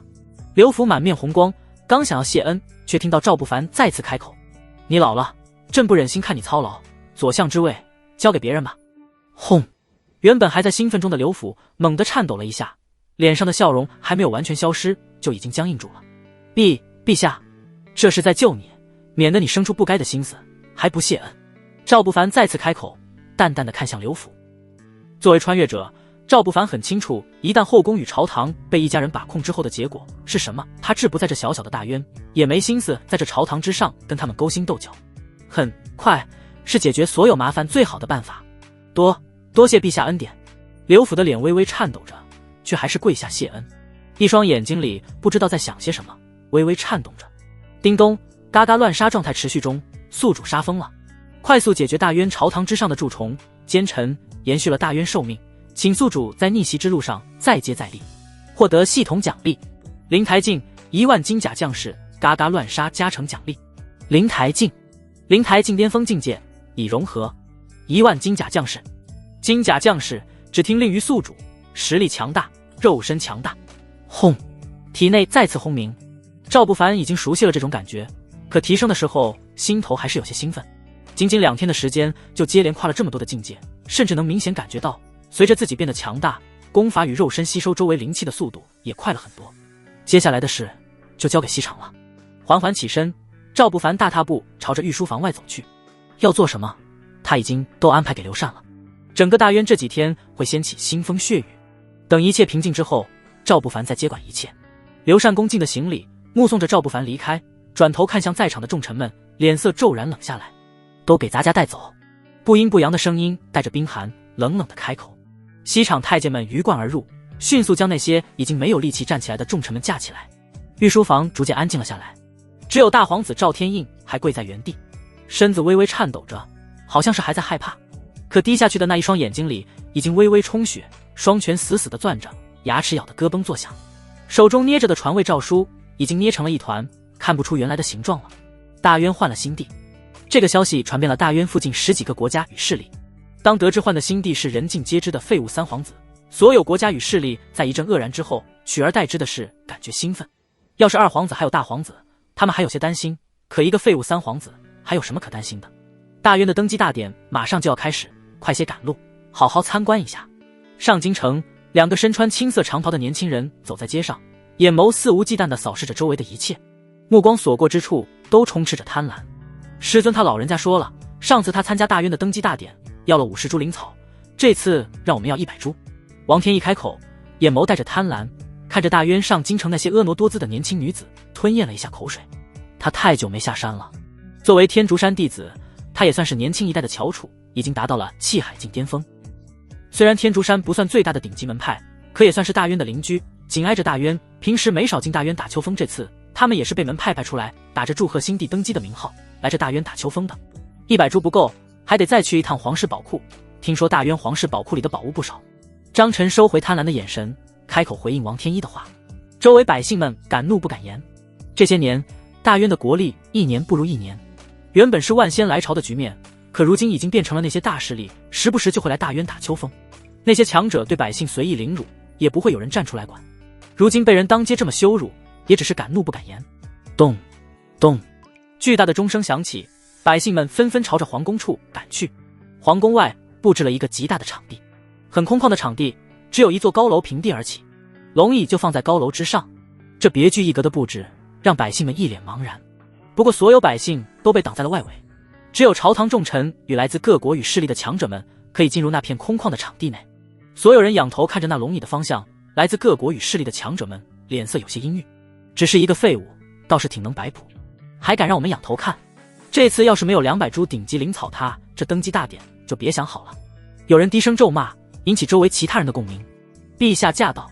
刘禅那不阴不阳的声音响起，听起来很柔，却清晰地传到了每一个人的耳中。刘大虎跪在地上，头也不敢抬起。要不是女儿缠着自己非要来看这个登基大典，他才不愿意来这里跪着呢。想着，他向一旁看了一眼，可这一眼却让他的魂儿差点飞了。女儿刘小玲歪着头站着，红嘟嘟的脸蛋上满是好奇的神色，一对朝天辫微微向着斜后方。快跪下！刘大虎惊慌地去拉女儿的手，可一双明黄色的靴子却停在了面前。呼吸一滞，刘大虎下意识地抬头看去，明黄色的龙袍很合体，可又有些奇怪，不像是正宗的龙袍，更像是改过的，像是武袍的样子。上面绣的龙纹清晰又灵动，看起来像活的。看到这里，已经不敢再抬头了。刘大虎跪着爬了2步，五体投地地趴在地上，惊慌地开口道：陛下，求您饶命，我女儿刚刚4岁，她不懂，不是反应慢了，还不跪下。说着话，伸手就去拉女儿的衣裳，可还没拉到，就听到那轻蔑的声音响起：朕许她站着，不用跪。声音淡淡的。赵不凡伸手轻轻拧了拧小姑娘那红扑扑的小脸蛋，虽然身上衣衫打着补丁，可却白白嫩嫩的，她被养得很好。呀，捏肉，不要！小姑娘奶声奶气的声音响起，让周围的所有百姓心都提了起来。刘大虎惊慌的一把抱住女儿，声音都带了哭腔：陛下，我女儿什么都不知道，求您，一个质子能懂什么？恕她无罪。抬眸看向场地内所有站着的强者，赵不凡唇角微微翘起，笑得有些冷了，缓缓地朝着场地内走去。见过大渊国主，我乃……王天一有些急切地率先走出来，没有丝毫礼仪可言，直接走到了赵不凡的身前，嬉皮笑脸地开口。话还没说完，唰，一道寒光猛然闪过，王天一的声音猛地停滞了下来，僵硬了一瞬间，低下头看向自己的腿，唰，2道血水横着流淌了出来，剧痛顺着痕迹流淌出来，整个身子一颤，大腿与小腿在膝盖处猛地分离。朕登基为帝，怎么，你们家长辈就连礼仪都没教过你？赵不凡眼眸轻轻扫过王天一，声音淡然：玄界规矩，不管是哪个国家的新帝登基，所有参加登基大典之人都要在那一天给予最高礼仪，行大礼。周围的强者几乎都知道，可他们本来就是来打秋风来了，对大渊这个日暮西山的国家的新帝，哪里会有什么尊敬的意思？你敢！我们乃是天竺山弟子，敢伤我天竺山弟子，我回去定要上报。你大渊得罪我天竺山，等着被屠国吧！王天一已痛苦到喊不出来了，一旁的同伴张晨脸色狰狞，指着赵不凡就冲来。周围的百姓们也显然听出了一些不对劲，这个时候才抬起头看向场地内。可刷，又是一剑。赵不凡轻轻抖了抖麒麟剑上残留的那几滴血水，看着指向自己的那胳膊缓缓掉落，眸光微冷。来这皆为客，可今天毕竟是朕的登基大典，该讲礼仪还是要讲些礼仪，都给朕跪下！轰！所有强者这一刻猛地瞪圆了眼睛，双眸中充斥着不可思议，他竟敢如此折辱他们。大渊的百姓们却在这一刻攥紧了拳头，呼吸都变得激动了。爽！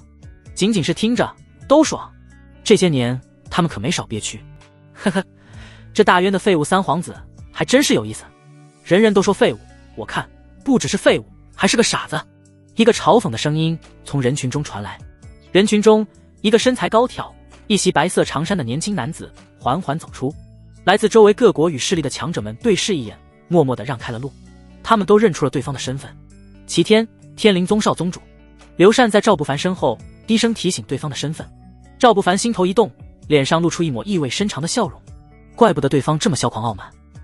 天灵宗不算玄界最顶尖的势力，可在附近10国与上百势力中算得上是最强了。齐天作为少宗主，更是整个天灵宗最有天赋的修炼天才，再加上整个天灵宗的资源培养，如今已经达到了化龙境。这个年纪，这样的境界，哪怕是放在整个玄界也能称得上是天才了。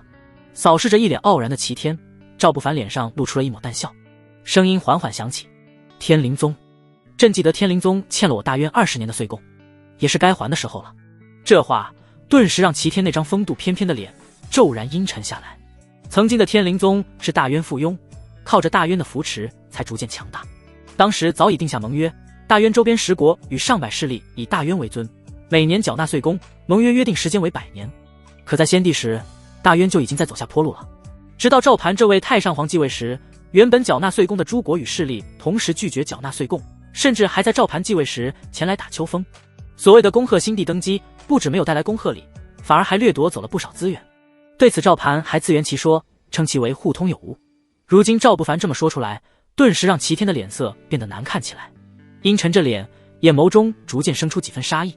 很好，看来你这位三皇子不是傻了，而是疯了，竟敢朝我天灵宗索要岁贡。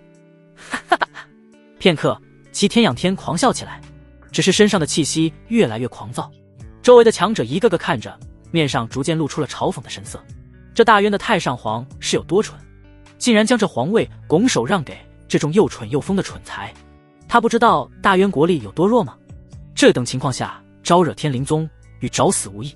周围强者们开口交流，甚至没有压低声音，就连场地外的百姓们都听得清清楚楚。百姓们每个人的脸色都憋得涨红，死命地攥着拳头，却不敢说什么。屈辱！可这种屈辱他们已经忍受了很多年了。国力微弱，当朝陛下不善民生，最喜操弄权术，对国外的强者一直都是低头示弱。爹说过，欠人东东不好，要还。百姓中唯一站在人群中的刘小玲断断续续的开口，红扑扑的小脸上满是认真，奶声奶气的声音在这片安静的场地中很是刺耳。齐天蓦地转头看过去，一双眸子闪过阴冷的神色。贱民，乱说话，可是会要命的。话音落下，手掌猛地朝着刘小玲的方向挥去。轰！这一刹那，一道狂暴之气猛然冲出，虎啸龙吟，化作一道巨龙，咆哮着冲出。这寒怒一击，周围数十百姓都会死。所有百姓慌乱的想要逃开，其余百姓更是惊慌失措。只是唰，一道剑光后发先至，原本那虚空的虎啸龙吟之气猛地发出一声刺耳的爆裂声，砰！噗！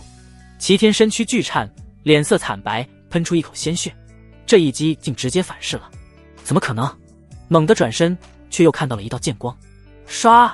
齐天呆呆地看着自己的右臂已经齐根断裂，滚落在地上。谁给你的胆量，敢在我大渊国土之上伤我大渊子民？声音带着恐怖音爆，传遍了这片场地。所有百姓猛地瞪圆了眼睛，呼吸变得急促了起来，甚至有些人眼眸都泛红了。20年了，整个大渊跪了20年，百姓们都抬不起头来。哪怕如此，大渊皇室与权贵也从来没有任何人维护过百姓。国外的强者要来打秋风，四处屠戮百姓，掠夺田地，也装作不知道。如今眼前这位年轻的新帝竟愿护着百姓，一股激荡的情绪在所有百姓心头升起。远远的，柳如烟与刘府看着，刘府的老脸上露出了一抹嘲讽的笑，淡淡的开口道：“这便是你的选择，真是蠢，如此耐不住性子，不懂得避其锋芒，难堪大任。得罪了天灵宗，大渊就要在他手中毁了。”柳如烟唇角微微勾起，纤细的小手轻轻拂过额间的碎发，美眸轻轻扫过刘府，淡淡的开口道：“父亲，你已经老了。”这话让刘府的脸色骤然一黑。柳如烟娇笑一声，开口道：“不如与女儿打个赌。”“赌什么？”刘府声音冷厉。“就赌天灵宗的结局，如何？”柳如烟娇媚一笑，美眸间满是期待啊。场地上凄厉的惨叫声响起，齐天脸色惨白，惊恐地向后踉跄了几步，险些跌倒在地上。作为从小就被赋予厚望的天才，齐天从来都是被保护得很好的那个，哪怕是与宗门师兄们切磋，那些师兄们也从来都会留手。作为温室里长大的花朵，他只有天才的傲慢，却没经历过天才们的残酷磨练。如今只是被斩掉一臂，就惊恐得险些崩溃。原本还在人群中看热闹的天灵宗强者们脸色骤然狰狞起来。“你找死！”天灵宗3长老林天祥脸色阴沉狰狞，咆哮着冲出。他那苍老的脸上只有愤怒与懊恼。谁能想到赵不凡出手会这么快？少宗主的胳膊保不住了，要是治不好，他可就完了。这一刻，出入灵台境的气息猛然降临，整座上京城的人都感受到了一股莫名的压力，压得人一阵窒息。很好，天灵宗于朕登基之日对朕出手，向朕，向大渊宣战。赵不凡手持麒麟剑，身上的龙袍更像是一身明黄色武袍，染上了几滴血。那张英朗的脸上带着几分冷意。这话让天灵宗三长老林天祥身子愣了一下，下一刻却冲得更快。射天指！低沉的声音自赵不凡的口中响起，一道阴影猛地笼罩在整个场地之上。所有人下意识地抬起头，却惊恐地张大了嘴巴。巨大的手指如远古巨月从天而降，裹挟着无上威势，狠狠地压下来。只是悬停在头上，就压得人喘不过气来。原本从天灵宗三长老林天祥身上散发出的布满整座上京城的气势，几乎在呼吸间就被压碎。就连三长老林天祥本人都猛地喷出一口老血，距离赵不凡只差一步的身子猛地僵住了，一步都走不动，整个身子都被那可怕的压力挤压住了。现场一阵安静，所有强者强撑着身子，震惊地感受着赵不凡身上散发出来的那可怕的气息，强大到让他们窒息。怎么可能？他不是不能修炼的废材吗？那些强者们一阵震惊，这等手段已经超出了他们的认知。天灵宗，很好，朕就先在你们身上收些利息。赵不凡唇角翘起，手指轻轻朝着林天祥的额头点去。冰点在林天祥的额头上的瞬间，所有人都像是听到了那清脆的声音。下一刻，噗，西瓜爆裂，汁水混着浓稠的白浆喷了一地，射天指消失无踪。赵不凡收回手指，一旁的刘禅恭敬地取出一张手巾，为赵不凡擦拭指尖。尽管指尖上什么都没有沾染，场地内外全都还在方才的震撼中难以自拔。那从天而降的巨大手指让人像是置身于梦中。这种可怕的手段他们只听说过，从未见过，更多的是在那些传承千万年的古老家族、古老宗门中存在。在远处看完了全程的刘府猛地一屁股坐在了地上，呼吸急促，满脸都是冷汗。柳如烟薄唇微翘，并没有搀扶自己的父亲，而是淡淡的开口道：一个不受宠的皇子，要是不隐藏点什么，早就在皇子之争中死透了。父亲，您被太上皇熏陶太久了，没了以前的睿智，未来的柳家还是要交给女儿。猛地抬起头，刘府盯着柳如烟，一双有些浑浊的眼眸跳动几下，沉着声开口道：是你用我的左相之位换了皇后的位子。柳如烟笑而不语，一双美眸却充满了野心。父亲，您看好吧，女儿一定会带着柳家走上这玄界最高，一切都会是女儿的跳板。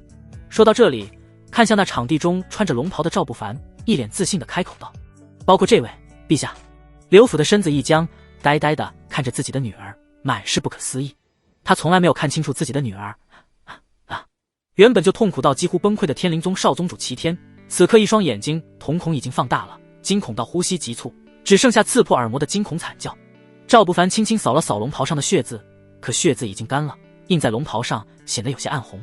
目光扫过周围的强者，这一次所有强者一个机灵清醒过来，没有丝毫犹豫，整齐地跪在地上行大礼，拜见大渊天子。万岁万岁万万岁！声音震耳欲聋。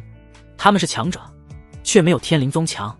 虽然不知道之后会发生什么，可他们很清楚，要是不跪，他们的下场不会比天灵宗的人更好。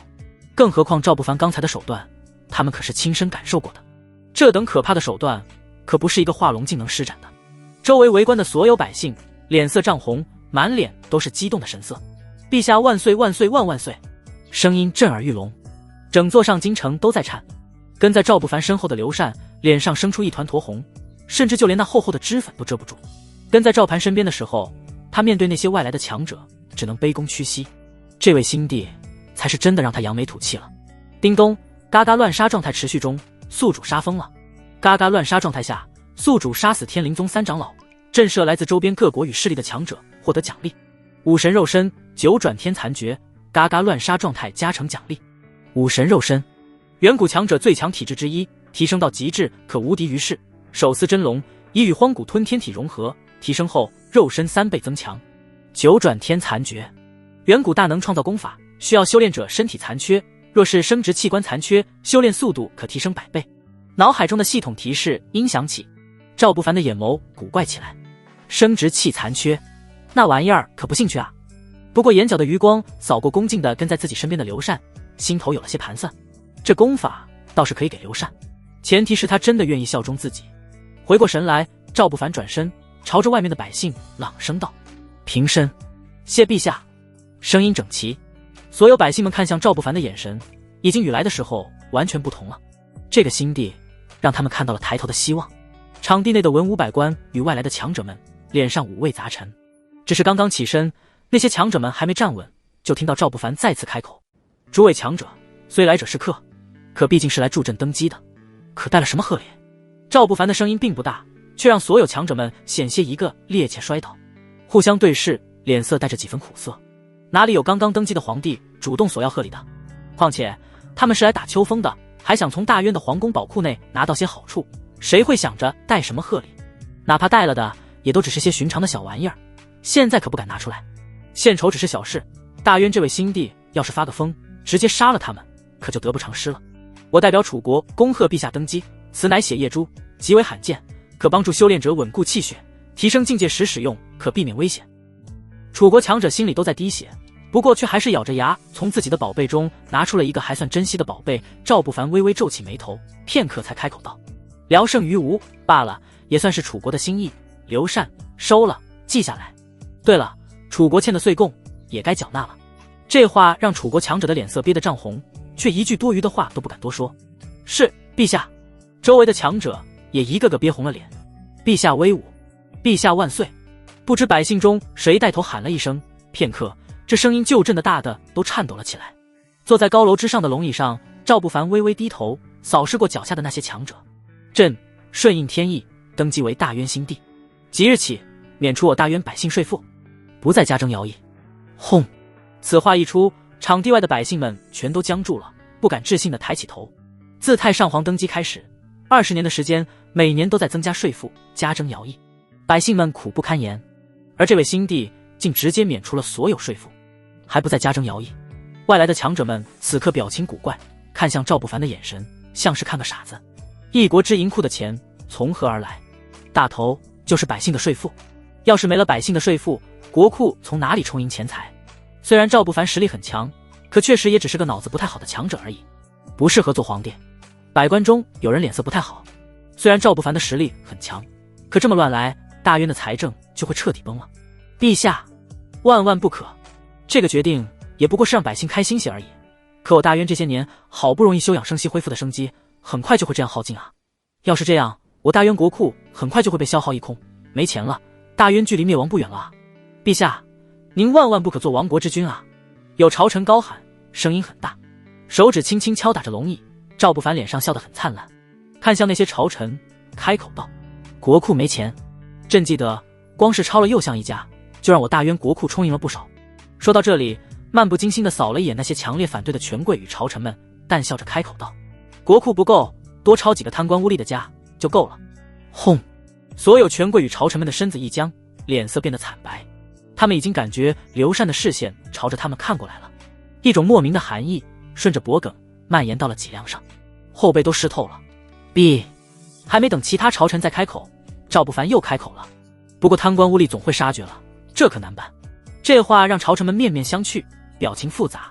片刻，赵不凡好像是想到了什么好办法一样，猛地起身，看向外来的那些强者，眼神越来越亮。那些强者们身子一僵，有些慌乱，甚至有人已经想给自己2巴掌了。怎么就那么贱，非要来这里打秋风？现在自己平白拿出了自己的宝贝送出来当礼物不说，反而要被眼前这位大渊新帝打秋风了，国库总会亏空。那就让那些欠我们大渊岁贡的全都还岁贡吧。轰！来这里的所有强者身子一颤，满脸不可思议。这一句话是相当于与来这里的所有强者所代表的国家与势力直接宣战啊！他疯了吧？这大渊的3皇子是个疯子。所有强者几乎都在一瞬间得出了结论。朝臣们的脸色一变，慌忙的想要阻止，可赵不凡却朗声道：“徐云峰、徐朗何在？”周围所有朝臣愣了一下，片刻猛地瞪大了眼睛，一脸不敢置信。这2个名字一开始很陌生，可很快有年长的朝臣先想出来了，惊呼出声：“镇国侯徐云峰，平西将军徐朗。”太久远了，都有10几年了，他们几乎都要忘记了，可现在全都想起来了。镇国侯徐云峰与平西将军徐朗父子2人，那可是整个大渊的镇国神将，战无不胜。周围诸国曾围攻过大渊，可只要与这2父子对上，就没有一次能战胜的。甚至镇国侯徐云峰的女儿徐英还嫁给了当时还不受宠的皇子赵盘。只是一切美好都在赵盘登基之后就结束了。登基之后没几年，赵盘就以谋逆的罪名将镇国侯的侯爵之位剥夺，夺了徐朗的江印，将徐家一家打入赵狱。在那之后不久，皇后徐英就忧思成疾，因病逝世。所有朝臣的眼神变得复杂了起来。臣在，苍老却依旧中气十足的声音响起。人群自然分开，两道身影缓缓地从人群中走出来。徐云峰老脸上的伤痕已经结痂，身子上显然也满是伤痕，可那苍老的身子却挺得很直，眼眸中无喜无悲，却带着坚定与不屈。身旁的徐朗头上也有些白发了，那张与徐云峰有5分相似的脸上带着几分冷意，扫过周围的朝臣们，他们身上的伤还并没有好利索，是赵不凡夺位之后第一时间从赵狱中救出来的，可现在他们没有丝毫表现出来。陛下，这2位可是太上皇亲自下旨送入赵狱的，他们可是谋逆之罪啊！有朝臣脸色发白，嘴唇哆嗦了几下，慌忙开口劝阻。当年莫须有的谋逆之罪，也有不少朝臣趁机泼脏水，墙倒众人推。感受到徐朗看他们的眼神，他们很不自在，甚至有些恼怒。这样吗？赵不凡唇角翘起，看向那几位朝臣，淡笑着开口道：既然几位如此忠诚于太上皇，那便送到太上皇身边侍奉吧。刘禅躬身看向那几个朝臣，不阴不阳地开口道：几位，麻烦与家宅中知会一声，以后进宫了可就不能出来了，家中夫人也嫁了吧，反正进宫也会如老奴一般，那活没了。几个朝臣的脸色骤然变得发白，惊慌地跪在地上求饶。可西厂的人鱼贯而入，快速将人带走。赵不凡没有多看他们一眼。对于当年给外祖父与舅舅泼脏水的人，赵不凡早就清楚了，就算现在不蹦出来，赵不凡依旧还是会对他们出手。文武百官此刻站得整整齐齐，噤若寒蝉。徐云峰听旨。赵不凡开口，看到徐云峰与徐朗想要跪下，开口道：朕许徐家人见朕不跪。徐云峰一怔，老脸上挤出了一抹笑容。谢陛下。封徐云峰为血衣侯，侯爵之位不可剥夺，世代传承。封徐朗为征西将军。说到这里，停顿了下来，目光落在那些外来的强者身上，笑容越来越灿烂。折徐云峰与徐朗父子，调遣我大渊所有兵将之权，举国之力去讨债。从天灵宗开始。声音落下，夜却无声。砰！这个孽畜是要害我大渊灭国吗？冷宫，作为大渊历史上唯一一个住在冷宫的皇帝，赵盘的脸色狰狞难看，呼吸急促，狠狠地摔打着冷宫中为数不多的装饰。一旁的小太监噤若寒蝉，没有人敢说话。陛下息怒。一旁陈贵妃白裙素裹，身姿摇曳，拦住了要将最后一件瓷瓶砸碎的赵盘。那张纯净无瑕的脸上带着几分复杂，很快调整了情绪，开口道：三皇子此事必定会遭受天下人口诛笔伐。口诛笔伐，那有何用？赵盘额头上青筋爆出，一双眸子满是愤懑的神色。朝堂自诩对朕忠诚的重臣们呢，全都死绝了，为何不阻止那孽畜？朕这大好的江山都要被这孽畜给祸害到支离破碎了。作为大渊天子，赵盘很清楚大渊现在的状况，比他刚刚登基的时候只会更差，国力更弱。这种情况下，得罪来恭贺登基的那些周围各国与势力的强者，甚至当着他们的面要收缴20年间他们欠下的岁贡，这无异于直接宣战。他竟然还想要对天灵宗下手，他算什么东西？这是要将朕手下的大好河山彻底变成支离破碎的山河吗？赵盘愤怒咆哮着，唾沫星子都要喷出来了。他可还谋划着要将皇位夺回来呢。要是等到他重回皇位的时候，大渊山河已经被周围各国与势力分割，那他重回皇位又有什么用处？一旁的陈贵妃微微行礼，脸上露出一抹笑，安慰道：陛下放宽心，别忘了臣妾的父亲手握西境30万重兵，消息早已传过去了，父亲定然会从西境赶来秦王，这个时间应该快要到了。此话一出，一旁的赵盘顿时眼前一亮。是啊，当初从徐家收回了军权，赵盘直接扶持了陈贵妃的父亲掌兵。虽然陈贵妃的父亲并不算良将，可胜在听话。作为帝王，赵盘向来不喜欢说逆耳良言的忠臣良将，他只喜欢听话的臣子，哪怕那个臣子没有真材实料如此甚好。朕请的强者也已经在路上了。赵盘的脸上露出了一抹狞笑，目光阴沉，抬起头，透过冷宫被封锁的宫墙看向外面。以他的实力，不是不能逃出去，可那样太狼狈了。作为天子，他要让那个孽畜跪在自己面前，求着自己出去。脸色狰狞，甚至发出狂傲的冷笑。启禀太上皇，外面来消息了。一个小太监急匆匆地闯入宫门，跪在赵盘面前。赵盘与陈贵妃对视一眼，脸色一喜。快说。对于小太监随意闯入的无礼之举，赵盘也没心思问罪了。小太监不敢抬头，战战兢兢地开口道：城外来了大军。是杨老将军，杨老将军携20万大军进京擒王了。小太监的声音有些颤抖。听到这里，赵盘脸上的喜色已经藏不住了。好，来得好。一旁的陈贵妃稍稍松了一口气，唇角微微翘起，眼眸也难得地带上了一些野心，恭敬道：恭喜陛下，即将从那乱臣贼子手中重夺皇位，他也能更上一层楼。经此一役，皇后之位必定是他的。陈贵妃的心头带着期待，可开心中的两人并没有发现，跪在地上的小太监身子颤抖得更厉害了。提前庆祝了很久的两人终于回过神来。赵盘皱着眉头看着小太监颤抖的身子，愣了一下，开口问道：怎么，还有什么消息让你吓成这样？小太监额头上满是冷汗，大口呼吸了很久，才颤抖着开口道：陛下御驾亲征，带了1万身穿金甲的将士。城墙之上，来自周边各国与势力的强者还未离开，此刻神色各异，大多带着几分意味深长，看向城外那浩浩荡荡的20万大军。他们乐得看大渊内斗，尤其是看到赵不凡这个新帝被20万大军围攻的画面，更是让他们舒爽。大渊天子，您这新帝似乎并不得边境将士民心啊。有人开口，声音带着疑惑，可更多的还是戏谑。实力再强又如何？在20万大军面前，个人实力再强，最终也只能力竭战死。又有强者开口，声音微弱，藏身在人群中，藏头露尾的，不敢展现自己的位置。赵不凡并没有理会这些人，站在城墙上开口道：血衣侯徐云峰、平西将军徐朗何在？臣在。徐云峰与徐朗向前跨出一步，沉声回应：朕给你们1万精兵，可敢与20万乱臣贼子一战？轰！周围的所有人全都瞪大了眼睛，呆呆地看向赵不凡。1万对战20万，还是戍边将士？陛下疯了吗？这20万戍边将士可都是在边境厮杀出来的，经验丰富。虽然这位杨将军上任以来，镇守西境边关时从来都是高挂免战牌，从不应战，可毕竟是戍边将士啊，用1万御林军跟这些戍边将士去打，那不是直接送死吗？周围的朝臣们一个个面面相觑，他们能想到的1万精兵也只有御林军了。徐云峰与徐朗却没有丝毫犹豫，高声喝道：愿为陛下肝脑涂地。声音高昂，没有丝毫停滞。赵不凡点点头，眼眸闪过一抹金光，心念一动，轰！上京城内一阵震耳欲聋的声音骤然响起，踏踏踏，整齐划一的脚步声震得城墙都在颤。所有人下意识地朝着城内看去，却猛地倒吸了一口凉气。一片黄金洪流化作的方队整齐划一朝着城门涌来。徐云峰与徐朗对视一眼，眼眸闪过一抹震惊。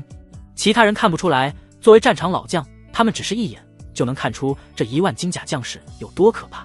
他们身上散发出来的那股可怕的威慑力与魁梧的身躯，光是看一眼都令人心胆俱寒。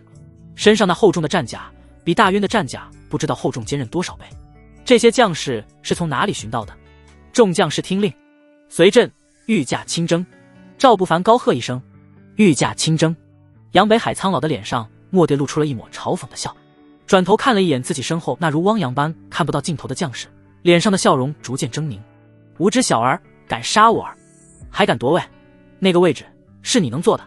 杨北海骑着高头骏马，腰间挎着一把宽大的战刀，苍老的眸子带着几分杀意，还隐隐掺杂着几分野心。得到女儿传信时，他心里第一反应并非悲伤与愤怒，而是2个字：机会。谁不想坐在那个位置上？他可是手握西境30万重兵的。从女儿成为贵妃开始，他就一直都表现得很听话。他很清楚赵盘这位自视甚高的帝王需要什么样的臣子。蛰伏了这么久，他终于等来了这个机会。打着秦王的旗号，他一路畅通无阻，直入上京城。只要将眼前这个废物三皇子杀了，谁当皇帝还不是他说了算。看着城门大开，一道璀璨的金光闪过，闪得杨北海眼睛有些不适。回过神来，看着那一道身穿金甲的身影，杨北海愣了一下，却猛地大笑起来，笑得上气不接下气，甚至苍老的眼眸中都飙出了泪。手指指向那些黄金战甲，声音响起，满是嘲讽：闻名不如一见，三皇子哪里是什么废材，分明是个傻子。可嗨，笑得都咳嗽了出来，声音很大，尽管距离城门很远，依旧还是让所有人听得清清楚楚。城墙上的一些朝臣与强者也是这样的想法，只有一些真正的武将，还有实力更强大一些的强者，才会皱着眉头看着那些将士们。他们都能察觉出那些将士们身上的气息有多狂暴。杨北海察觉不出来，他本就不是武将出身，能爬到这个位置，全凭女儿的贵妃身份，还有懂得揣摩圣意。此刻看着已经站在城门前站定的那一碗金甲将士，杨北海伸手擦了擦自己笑出来的泪，摇头喊道：“我说三皇子，您不会以为用黄金打造战甲，战甲就坚不可摧了吧？果真，聪明人的百密一疏，永远比不上蠢人的灵机一动啊！”赵不凡并没有开口，只是手持麒麟剑，坐在最前面的马上。一旁的徐云峰拍马往前走了2步，猛地拔出战刀，沉声喊道：“西境将士听令，太上皇已退位让贤，如今眼前的是我大渊新帝。杨北海私自调戍守边境的将士攻击上京城，已是谋逆大罪。若现在放下兵器，我大渊陛下宽宏大量，可当诸将士是被蛊惑；如若继续，便以谋逆罪论处。”轰！声音传播出去，20万大军乱了一下，将士们面面相觑，开始窃窃私语。杨北海脸色一沉，咬着牙看着亲信们也都犹豫了，冷声道：“你们在犹豫什么？都到这里了，你们还想打退堂鼓？咱们20万大军，他们只有1万。”说到这里，杨北海眼眸闪过一抹狰狞，脸上露出了一抹意味深长的笑，沉声道：“秦王之后谁做皇帝，是我们决定的，谁输了，谁才是谋逆。”这话惊得身后的几个亲信脸色惨白，可犹豫片刻，眼眸的恐惧逐渐被野心驱赶。不许听他们胡说，陛下还在皇宫等着我等去救下陛下，定会有数不尽的荣华富贵给我等。最前面的人高呼一声。听到荣华富贵，原本还犹豫的将士也逐渐稳定了下来，看向上京城的方向，眼神充满了期待。赵不凡骑在马上，摇头一笑：“这大饼画的，20万将士，哪怕有荣华富贵，又有多少能轮得到普通将士？只可惜大多将士还是被这大饼给蒙蔽了眼睛。”咚咚咚，战鼓敲响，20万大军一眼看不到尽头，像是海水一样，喊杀声震天，朝着上京城城门冲去。赵不凡只是淡淡举起麒麟剑，杀！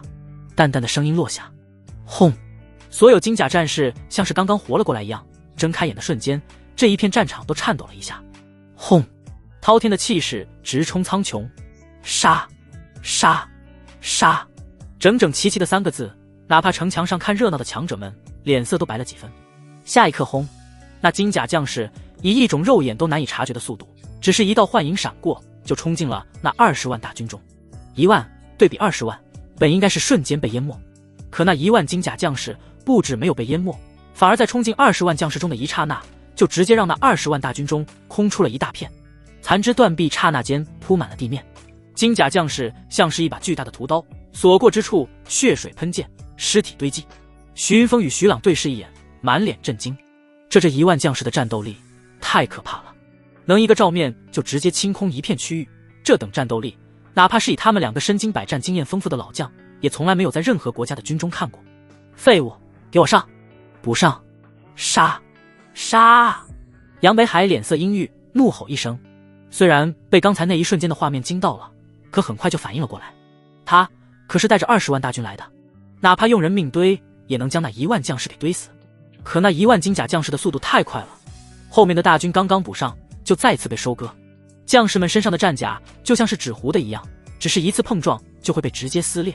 反观那些金甲将士，他们像是没有知觉，不知疲倦，机械地挥舞着手中的战刀。有时候面对朝着自己身上战甲劈过来的兵器，他们甚至不闪不避，硬生生接下来。金色的战甲几乎没有丝毫损伤，那些兵器却在触碰到金色战甲的瞬间直接崩裂。屠杀分明是20万大军围攻1万将士，可却诡异地形成了一面倒的屠杀。20万边军来不及反应，就已经被直接屠了过去，一片血路，看不到尽头的血路。整个城墙上所有强者看着这幅画面，鸦雀无声，甚至呼吸都暂停了。一炷香的时间，说长不长，说短不短，却只是灭了10万军队的时间。城外战场除了看不到尽头的血水与残肢断臂，就只剩下了1万毫发未伤的金甲将士，还有跪在地上丢盔弃甲的剩余10万边军。杨北海身子僵直，双目无神，被压着跪在赵不凡的身前，呼吸已经停滞了很久，猛地呼出一大口气，大口大口急促地呼吸了起来，身子也止不住地颤抖了起来。不可能，不可能！嘴里只剩下颤抖的声音。押入赵狱，待抄家灭族。赵不凡淡淡的开口，眼眸看向远方。20万大军没有杀光，只是杀了10万，剩下的将士就被吓到崩溃，丢盔弃甲，溃不成军。赵不凡也没想杀光，毕竟大渊还需要边军戍守。况且将士们本来就是受到了杨北海的蛊惑。转身，赵不凡微微仰起头，看向城墙上想着看戏，却呆滞了半天的强者们。沉默片刻，嗤，轻笑一声，赵不凡骑马进了城。这笑声像是一个响亮的巴掌，狠狠地拍在那些强者的脸上。方才的嘲笑与不屑历历在目。下一刻，有人猛地哆嗦了一下，惊慌失措地起身离开。回去，一定要回去，一定要回去说服自己所属国家的帝王，赶紧将这些年的岁贡缴纳上。其他强者也陆续反应了过来，脸色阴晴不定，快速离开。他们要尽快回自己的国家与势力。尽管知道说服自己的国家与势力给大渊缴纳岁贡这件事很难，可他们必须去做。这1万金甲将士在，足以横扫大渊周围所有国家了。西境边军损失10万，1万金甲兵毫发未伤。饶是赵盘也惊叫出了声，那张脸已经扭曲狰狞了，嘴唇微微颤抖着，想要说什么却又说不出来，所有的声音全都堵在了喉咙中。父亲，我父亲！陈贵妃惨叫一声，原本还清冷如莲花的俏脸变得惨白，朝着冷宫外就冲去。赵盘想要拉住陈贵妃，却被陈贵妃一把闪开，冲出了冷宫。冷宫关的是赵盘，并未关陈贵妃，他是可以自由出入的。赵盘的脸色黑沉沉的，难看得很，攥紧了拳头，沉沉地呼出一口浊气，眼眸看向北方。北极圣宫那边的人应该快到了，朕已经快要等不及了。孽畜！孽畜！孽畜！孽畜！愤怒又惊慌的声音在冷宫中久久不能散去。御书房，赵不凡坐在龙案前的龙椅上，目光落在跪在身前的陈贵妃，气氛凝固。陛下。以前在宫里碰到赵不凡时，陈贵妃从来都是高傲的扬起脖颈，看都不想多看赵不凡一眼。此刻却跪在赵不凡的身前，那张脸上梨花带雨，带着几分莫名的媚态。求陛下饶杨将军一命，他只是愚忠，太蠢了，您高抬贵手吧。陈贵妃跪着，朝着赵不凡的方向走了几步，妖娆的姿态在跪姿下尽显，看起来宽大的白色素袍，此刻竟将那风韵犹存的曲线展现得淋漓尽致。那张梨花带雨的脸微微抬起，脸颊苍白，却带上了几分含羞的神色。臣妾愿付出任何代价。赵不凡的脸色变得古怪起来，等等，这娘们儿不会是在诱惑自己吧？这剧情总感觉在上一世哪里看过。父亲的情人系列，大渊的后宫都玩这么刺激的吗？陈贵妃，你父亲犯的可是谋逆之罪，要抄家灭族的。赵不凡的声音很淡然，就像是没察觉到陈贵妃的话是什么意思。陈贵妃的脸色一白，左右看了一眼，咬了咬银牙，含羞跪到了赵不凡的身前，脸颊上露出一抹红晕，手掌拉住了赵不凡的腿，仰起头，香舌轻轻舔舐了一下红唇。求陛下饶恕。忽赵不凡猛地瞪大了眼睛，感受着那冰凉的触感，片刻变成了温热着泥马，如此主动的风韵犹存，谁能忍得住？自己那便宜父皇吃得这么好吗？上京城外，尸骨堆积如山，陈卫军与还剩下的10万边军收拾着城外的战场，一片狼藉，不算是赤地千里，却也是一片看不到头的血路。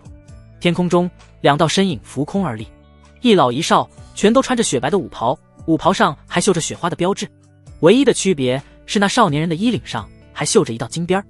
要是有人看到的话，定然会恭敬地跪在地上迎接。能于虚空中站立，这便是踏天境的标志。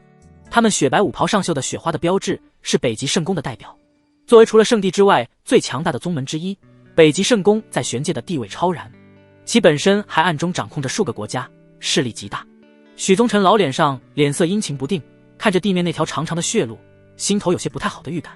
作为北极圣地的外门长老之一，他是出入踏天境强者，不算最强，可也算是排得上号了。此次来此是因得到了大渊国主赵盘的加急信件，这个几乎要被顶级强者们遗忘的国家大渊在经历一场夺权。之所以来这里，并非北极圣地的派遣，是赵盘要与他交易，他需要的一件至宝在大渊皇室宝库。赵盘承诺，只要帮他平息大渊的夺权之争，压下谋反的逆贼，就将那件宝物赠与他。这让许宗臣狠狠地心动了，只要有那件宝物辅助，自己的实力就能更上一层楼，到那时他就能被提拔为内门长老了，权力会更大。可看着脚下地面上那长龙般的血水，多年的经验与直觉告诉他，这件事儿或许会很麻烦。还真是一场惨烈的战争。一旁白风淡笑一声，声音傲然，带着几分不屑。许宗臣老脸一抽，干笑一声：圣子，这是大渊内斗，您还是先回宗门，免得污了您的眼。对于白风，许宗臣也有些无奈。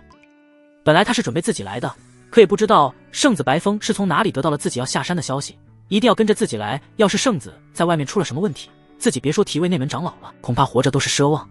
不过想想，圣子白风也已到了踏天境，应该也不会出什么问题。白某也想去见识一下这皇室内斗的残酷。说到这里，白风唇角翘起，少年的眼眸中透过几分意味深长的神色，看向皇宫的方向。况且师尊嘱咐白某顺带从大渊皇宫宝库内取走几件北极圣宫需要的东西。直到现在，白风才说出了自己来此的目的。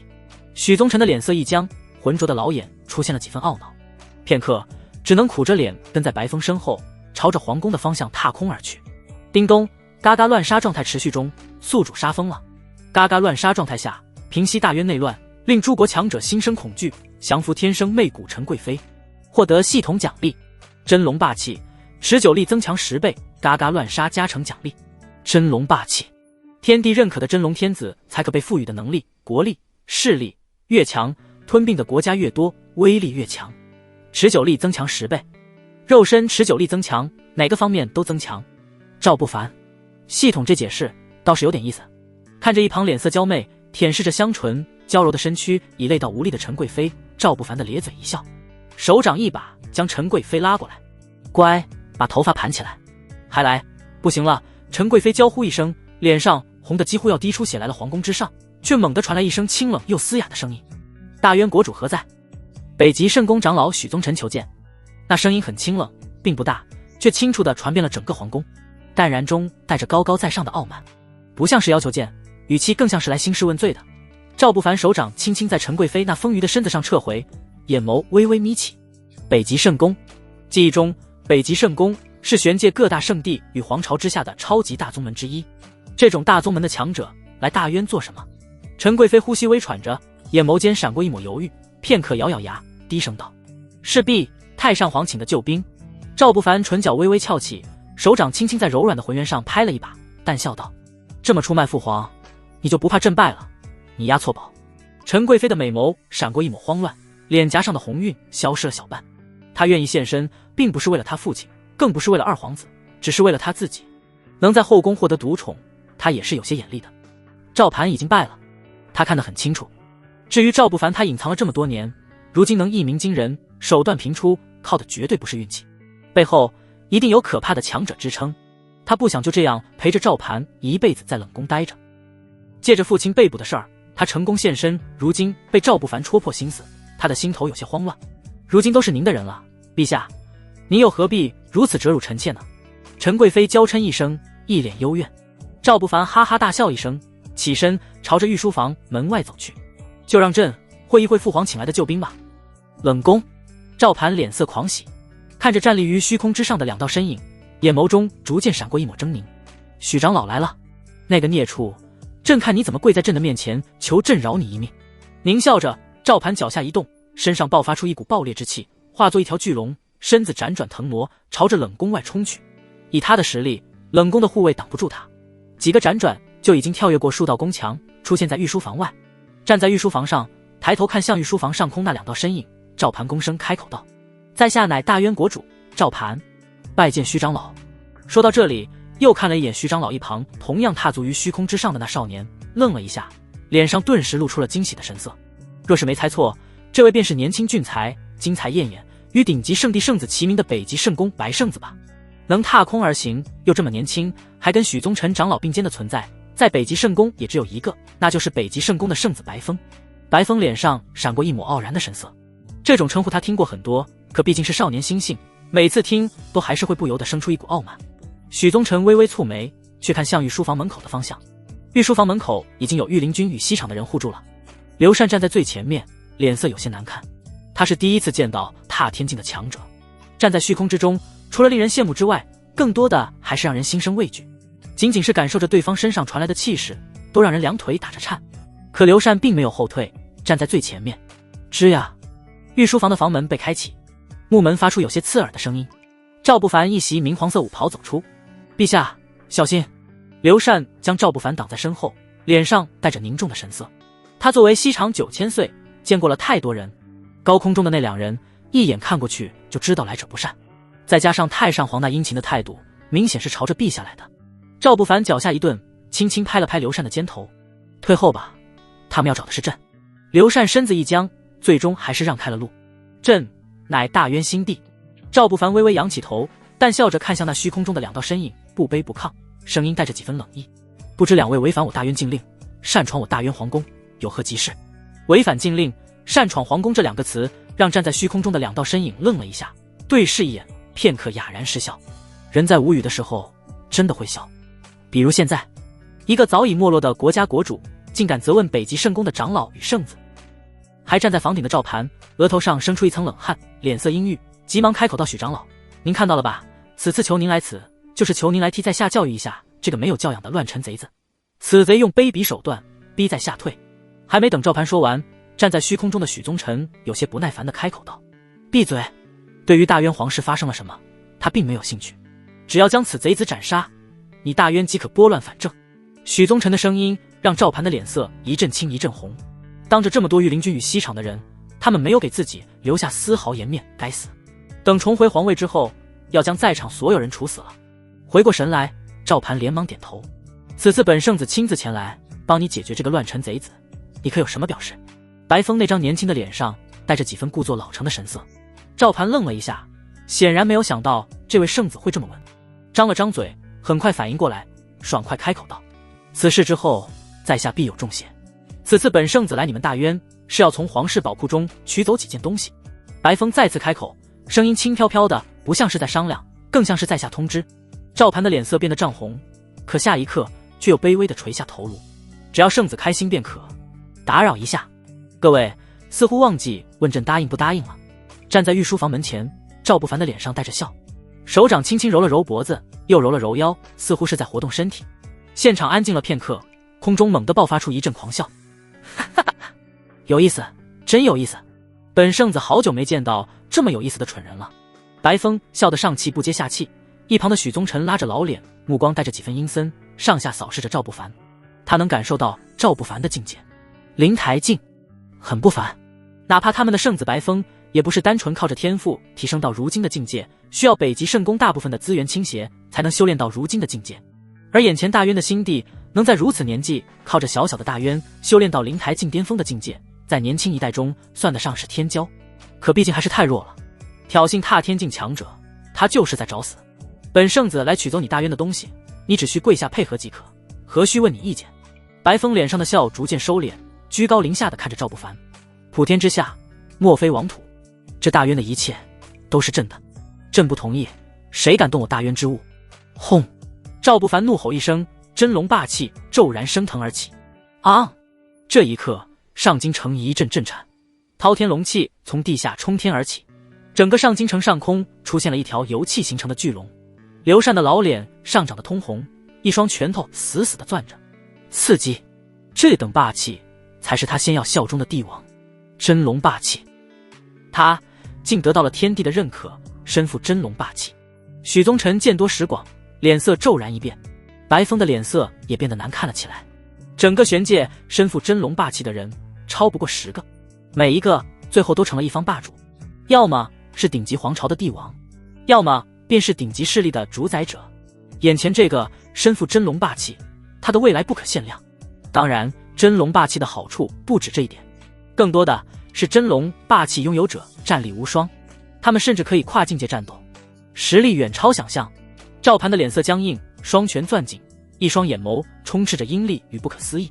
他不过就是一个废材，是自己最不喜欢的皇子，凭什么能得到天地认可，身负真龙霸气？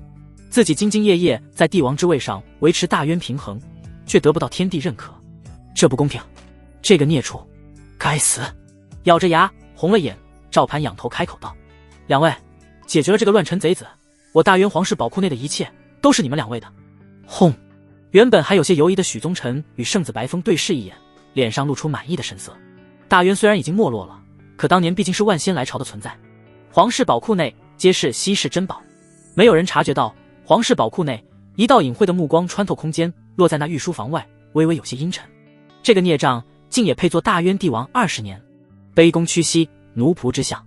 幸好我大渊还有救，普天之下莫非王土。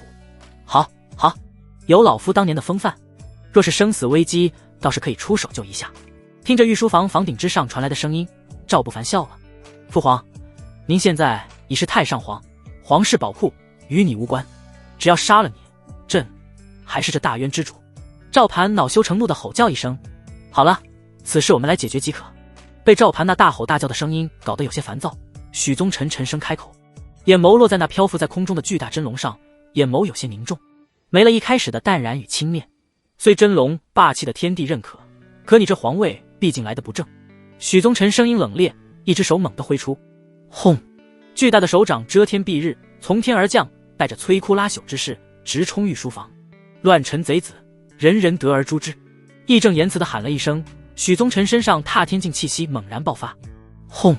原本就巨大如山岳的手掌猛然暴涨几分，恐怖的压力还没有到御书房前，就已经压得所有御林军与西厂的人抬不起头来。赵盘脸色慌乱地在房顶跳跃，快速闪避开了那个位置，远远地看着那巨大的手掌朝着御书房冲去，却看到赵不凡猛地招手，唰！一道长虹骤然冲碎御书房的房门，麒麟剑如长虹贯日，真龙霸气灌注其中，化作一条巨龙，猛地朝着那巨大的手掌扑过去。啊！巨龙咆哮，猛地与那巨大的手掌碰撞，咔嚓清脆的碎裂声响起。下一刻，许宗臣老脸猛地涨红一瞬，巨大的手掌与那真龙霸气几乎在同时碎裂。不可能，怎么可能？许长老可是踏天境？白风都惊呆了，下意识地惊叫一声。同为踏天境，他知道踏天境有多强，起码比灵台境巅峰要强大上百倍。哪怕最弱的踏天境强者都能面对上百位灵台境巅峰而不落下风。可眼前这一幕，徐长老分明是在这一击中吃了暗亏。好个真龙霸气，第一次见识到，真的让人震惊。许宗臣压下胸膛起伏的老血，脸上闪过一抹阴厉的神色，勾起一抹冷笑，笑得越来越邪异。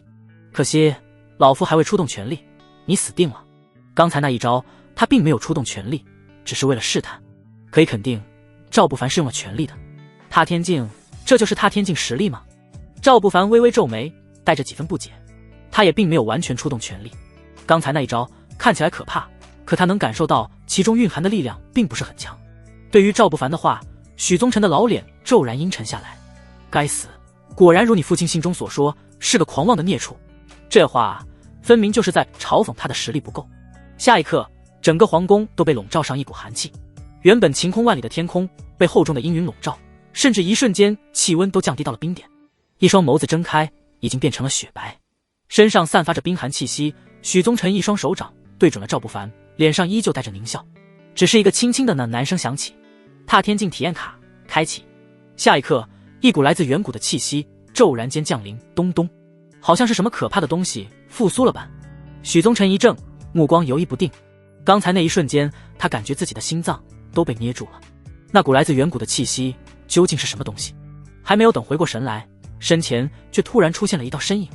你师门传你功法时，没有告诉你战斗的时候不可以分心吗？那声音带着几分调侃。许宗臣猛地转头，却只看到了一根手指猛地点了过来，下意识地生出一股心慌，想要躲避，可只躲避过了半个头。手指点在了左侧额边，射天指。扑闷声响起，许宗臣呆呆地站立于虚空中，身子剧烈颤抖了起来。左脸好像麻了，不对，是没感觉了。伸出手，下意识地去摸，可怎么摸不到了？空荡荡，还摸到了一手的黏腻。眼前为什么越来越黑了？好累，不疼，却好累啊！许宗臣的身子摇摇晃晃，终于维持不住了，狠狠地栽下去。看到这个场面的所有人顿时鸦雀无声，所有人呆呆地看着，下意识地吞咽了一下口水。死了！看着那已经只剩下半个头颅的许宗臣，所有人都惊得浑身汗毛都倒竖起来了。站在远处的赵盘全身冰凉，呆呆地看着掉落在地上没有了丝毫气息的许宗臣，身子一个哆嗦，险些跌坐在房顶上。那可是踏天境，踏天境强者。白风则是震惊地转过头去，看向方才赵不凡手指伸出的方向。远处一座高耸的大山已被拦腰截断，一个巨大的圆形空洞出现在山腰处。北极圣宫，圣子是吧？赵不凡的声音出现在白风身旁。白风那少年的脸皮一个哆嗦，回过神来，看着赵不凡，脸色骤然狰狞。你竟敢杀我北极圣宫长老，速速自负手脚，随本圣子去北极圣宫认罪，否则我北极圣宫定会将你大渊杀到灭绝。白风脸色阴沉冰寒。北极圣宫，那可是只差一步就能到达圣地级别的宗门。一个没落的大渊帝王竟敢杀北极圣宫的长老，这可是挑衅！若是不反击，岂不是让天下人耻笑？你这孽畜，你真想当亡国之君吗？我大渊传承上百代，你想死朕不拦着你，万万不可带着我大渊百姓陪你一起送死！速速跪下，废掉修为，随圣子去北极圣宫认错，用你的命平息北极圣宫的怒火！赵盘快速反应过来，脸色阴郁，怒吼着。赵不凡就站在白风面前，轻轻扫了赵盘一眼。轰！只一眼，赵盘只感觉一股可怕的杀意从天而降，那一个眼神就让他全身的血液冻结了。收回眼神，赵不凡看向白风，脸上笑容逐渐灿烂。你要不要听听你在说些什么？白风一怔，看着赵不凡，一时之间没反应过来。赵不凡唇角翘起，淡淡的开口道：还有，你有没有想过，为什么我会站在这里？白风再次一怔，脸色骤然间变得惊恐。踏足虚空，这是踏天境实力，他根本不是灵台境巅峰，而是踏天境。踏天境还有真龙霸气，这个赵不凡他怎么可能回过神来的？白风脸色有些僵，咬着牙再次威胁道：你杀我北极圣宫长老已是大错，若是再敢……话还没有说完，赵不凡手指已经伸出，不偏不倚地点在白风额头正中心。杀都杀了，朕还在乎杀一个杀两个？杀一个够本，杀两个有赚。赵不凡的脸上带着淡笑，看着瞪大眼睛一脸惊恐的白风，嘴唇微动。射天指！轰！滔天伟力猛然冲出，体内那庞大又古老的气息摧枯拉朽从指尖冲出。白风惊恐地用尽全力抵挡，可那力量太可怕了，几乎在眨眼间便摧毁了他所有的力量防御。死亡的气息将他的身体笼罩。咚！只是下一刻，一个巨大的金色红钟将白风笼罩。射天指的力量狠狠地撞击在金色红钟之上，震得金色红钟剧烈晃动，却并未击碎。与此同时，一个可怕的气息循着虚空传来，声音同时降临：大胆，胆敢对我北极圣宫圣子出手，找死！那气息蕴含无尽伟力，只是音波就震得御林军与西场所有人瞬间昏厥。赵不凡狞笑不语，手指再次朝着那巨大的红钟指出。射天指！轰！庞大而古老的力量倾巢而出。咚！它随着一声重击响起的同时，还有一个轻微的碎裂声响起。红钟保护下的白风脸色骤然发白，惊恐地看着那红钟上的裂痕，呼吸变得急促起来。不可能，这是我北极圣宫的至宝天辰钟，尽管只是投影保护，也不可能被踏天境强者破坏。白风的声音颤抖，带着一丝慌乱。下一刻，赵不凡的声音又响起：射天指！轰！一股远古的气息穿越了时间洪流降临，带着狂野而粗暴直接的力量轰然而至。咚！咔咔咔！这次钟身上的裂痕越来越多，白风的脸色惨白。师祖，师祖救弟子！与此同时，那催命般的声音再次响起：射天指！轰！真正的全力一击，整个皇宫天空都被可怕的力量填充。那穿越空间而来的力量骤然暴怒，大胆！一只大手猛地撕开虚空，一把朝着赵不凡的头颅抓过来。只是还未抓到赵不凡的头顶，却突然停滞了。皇室宝库门口，一个全身黑衣的老人缓缓走去，轻轻摘下盖住整张脸颊的宽大帽檐，露出了一张已经苍老到满是褶皱，完全看不到五官的脸。老夫只是老了，还未死，你们就这么着急吗？淡然的声音从老人口中传出。那只巨手微微抖了抖，可下一刻，赵不凡猛地朝着那巨手的方向狞笑一声：射天指！轰！庞大而古老的力量猛地转移方向，几乎在瞬间便穿透了那巨大的手掌。啊！虚空中传来惨叫一声，那手掌中心被破开了一个巨大的洞。只是还不等赵不凡再动手，那手掌就猛地一把抓起那红钟与红钟包裹之下的白风，骤然间消失在虚空中，遁走而去了。呼深深地呼出一口气，赵不凡站在虚空中，一脸遗憾，怎么就没斩下那只手来？真可惜。皇宫宝库门口，刚刚转身要回到宝库中去的老人身子一顿，嘴角抽动了一下，片刻之后摇头一笑：这小子还真像老夫年轻的时候，够狂。御书房外，空中的赵不凡在日光的照耀下，身上明黄色龙袍上盘旋着一条巨龙。赵盘脸色惨白，身子微微颤抖着，嘴里不断念叨着：不可能，这不可能！父皇，朕留着你，是念在你是朕的生父。赵不凡的声音蓦地在耳边响起。砰！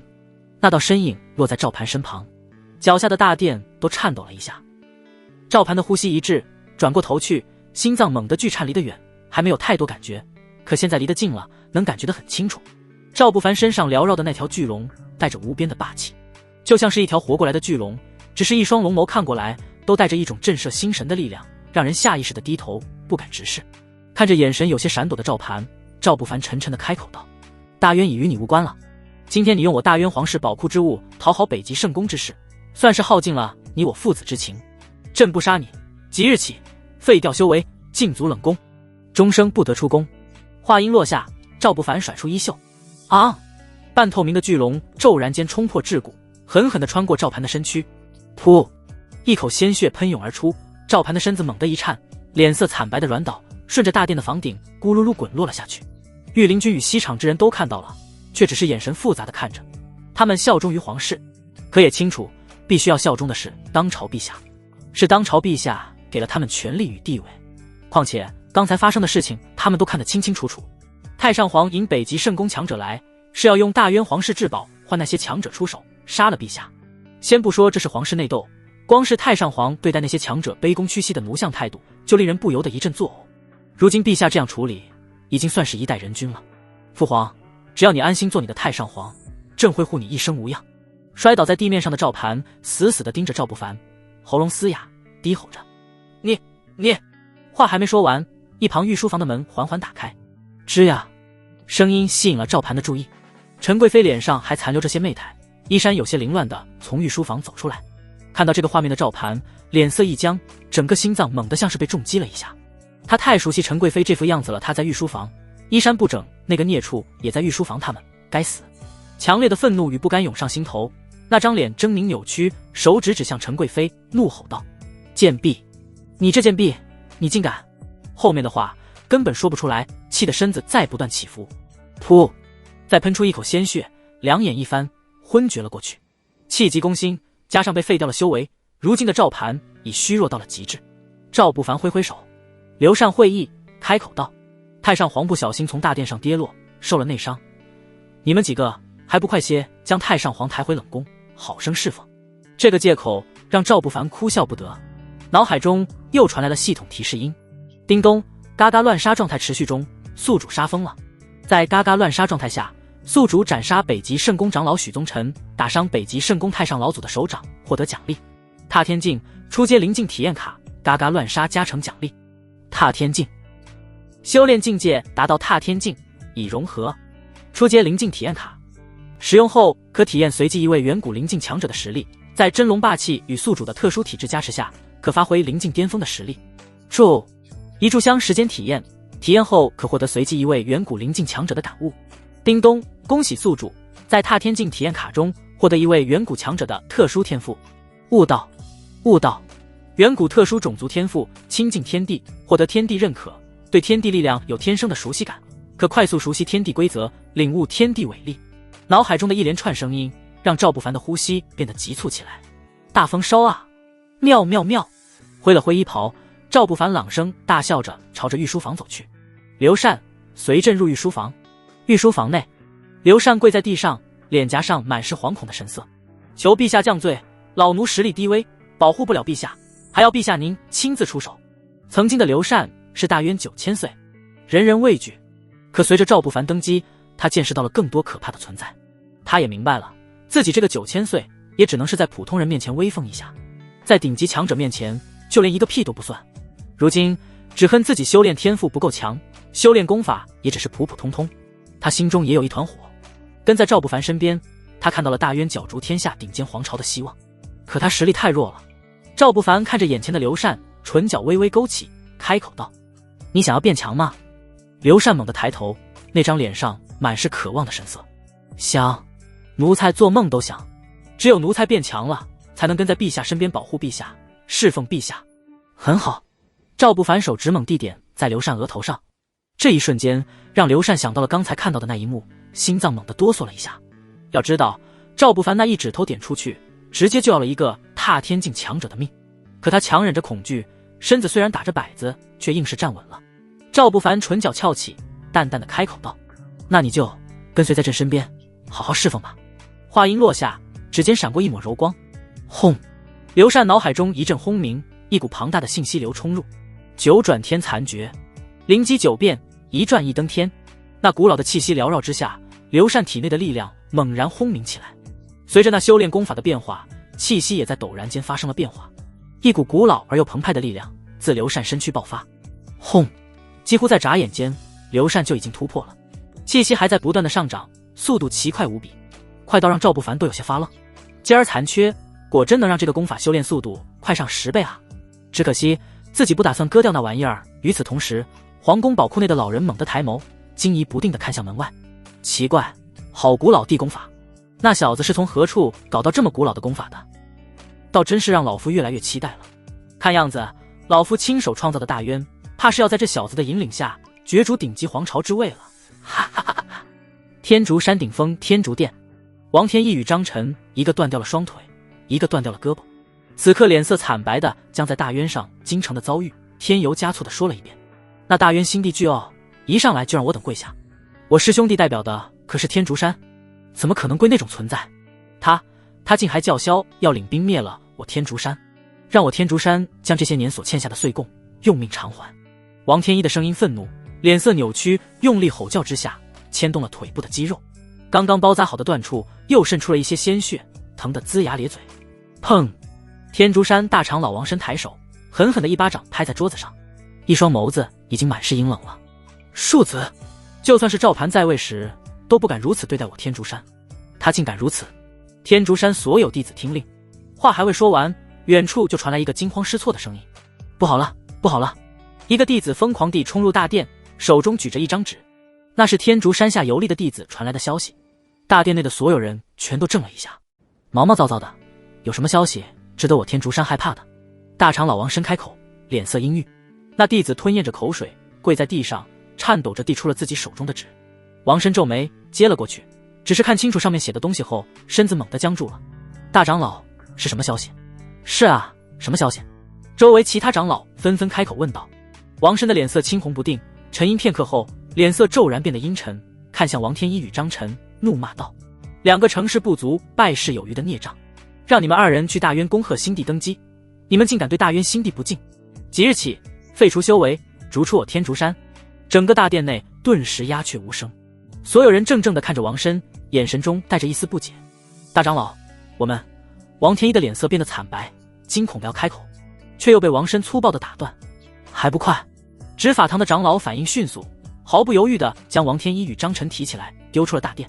直到此刻，所有人才将目光转移到了王申手中的纸上。王申捏着纸的手微微颤动着，沉默片刻，才缓缓开口道：是雪儿游历时传来的消息。雪儿这个名字让所有长老全都了然。王寻，大长老王申的亲传弟子，天赋极高，比不上顶级圣子，也算是尘世间的天骄了。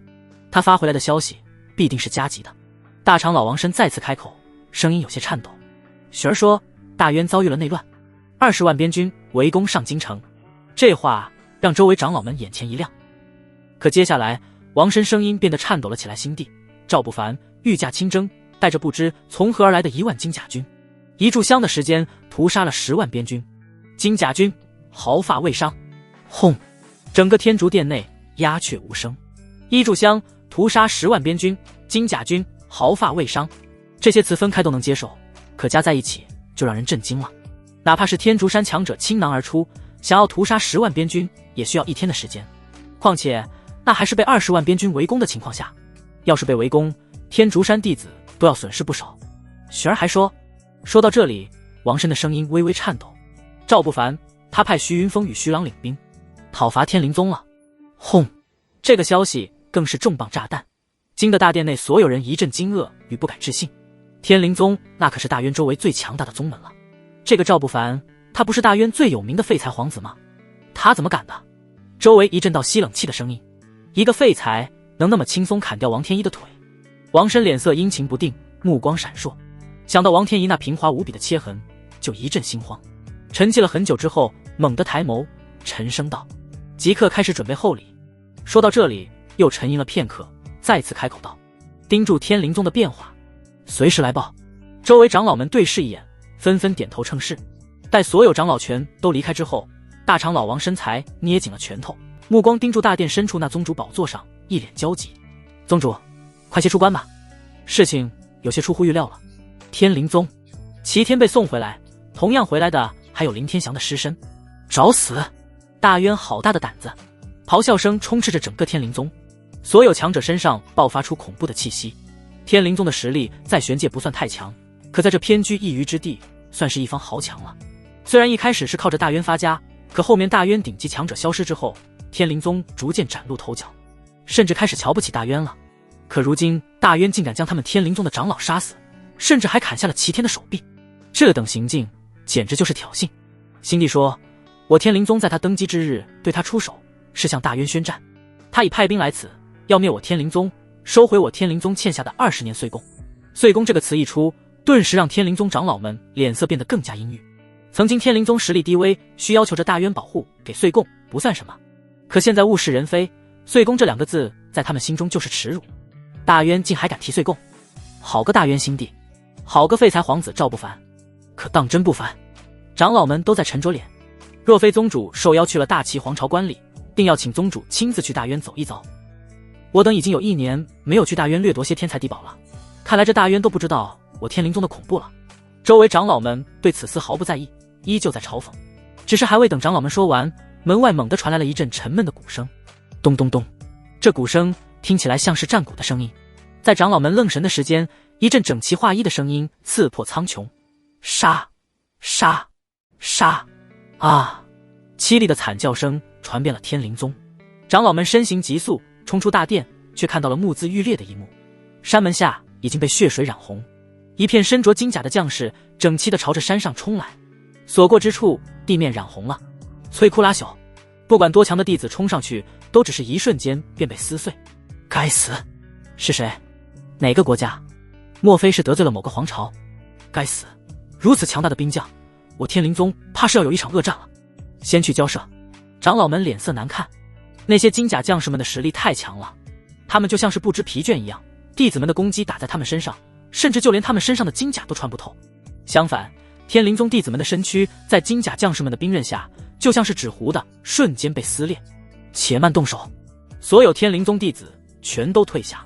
不知我天灵宗得罪了那个无上皇朝，若是有误会，我天灵宗愿奉上厚礼，以示歉意。有长老走出，恭敬地开口。这种可怕的金甲将士，他们能想到的也只有那些顶级的无上皇朝能培养得出来了。2道骑着战马的身影缓缓出现在金甲将士们身前。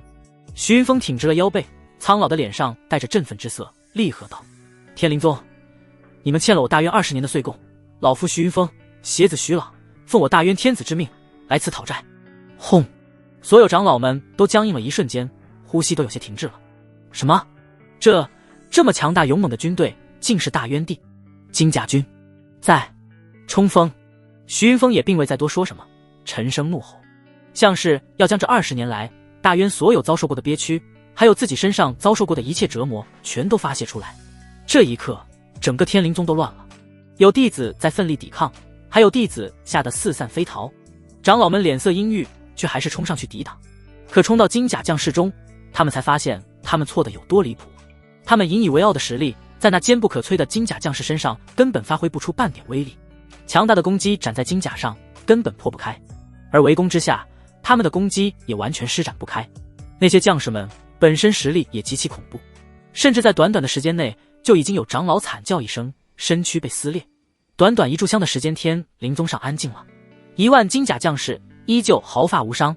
徐云峰与徐朗对视一眼，脸上满是震惊的神色。他们想过这些金甲将士的实力很强，但是没想到会是这么强，就连天灵宗这等算得上大的宗门都能在这么短的时间内杀光。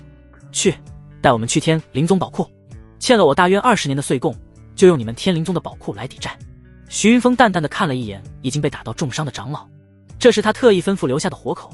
那个长老脸色蜡黄，全身颤抖着，却不敢违逆，忍着身上的剧痛，带着所有人朝着宝库的方向走去。几乎在天灵宗被灭的同一时间，周围所有国家与势力都得到了这个消息。在赵不凡登基之日之后，去见识过赵不凡霸道作风与实力的强者，回到自己的国家与势力，就极力劝说自己国家的国主。虽然那些人对此不置可否，却也留了个心眼儿，盯着天灵宗的反应。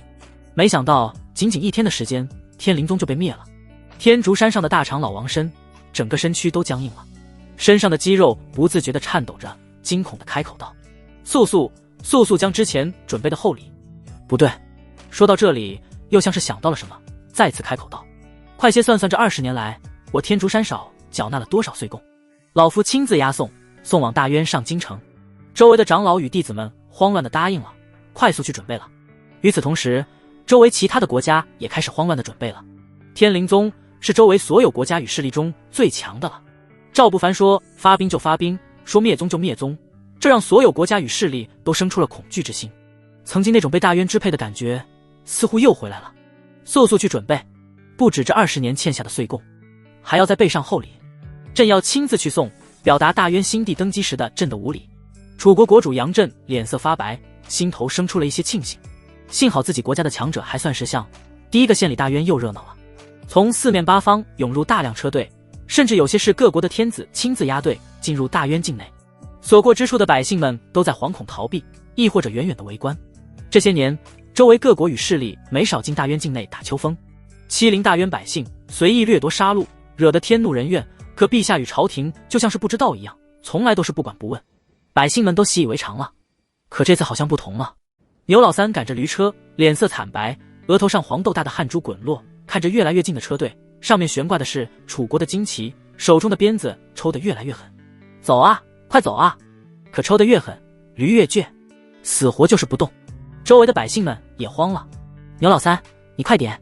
上次楚国边军越境而来，乌镇的首富林天一家只是不小心挡了路，就被屠了个精光。别管你那驴车了，先跑吧！牛老三死命地拽着驴车，舍不得放手。终于，楚国的车队停了最前面的身穿兵甲的将士，骑着高头大马，缓慢走到了牛老三的身前。牛老三的呼吸都要停滞了，下意识地闭上了眼睛。只是那魁梧的身影却发出了和善无比的声音：“老郑，让路吧！此乃我楚国为大渊缴纳岁贡的押运车，由我楚国皇室亲自押运，不能耽搁太长时间。来人，帮老丈拉车！”话音落下，几个将士小跑着过来，连拉带拽的帮着牛老三拉车。这一刻，不只是牛老三惊呆了，就连周围的百姓们都惊呆了。这可是楚国的将士，楚国将士来大渊向来只有一件事，那就是烧杀抢掠。哪怕是来大渊做生意的楚国人，都向来以欺凌大渊百姓为乐。怎么这么好说话了？挡了路，不止不杀人，还帮着拉车。他们说什么？缴纳岁贡。有百姓猛地回过神来，脸上的表情变得精彩纷呈。以往楚国人入境哪次不是烧杀抢掠？这次竟然说是要缴纳岁贡。牛老三挡了路，不止没有杀他，还好言好语地带人帮忙拉车。这还是他们认识的楚国。一股奇怪的感觉在所有大渊百姓心头升腾起来。相府如今已经改名为刘府，没了左相的身份，刘府却依旧还是备受百官尊崇。毕竟他女儿柳如烟已贵为皇后，是不是相爷并不会影响他的权力与地位。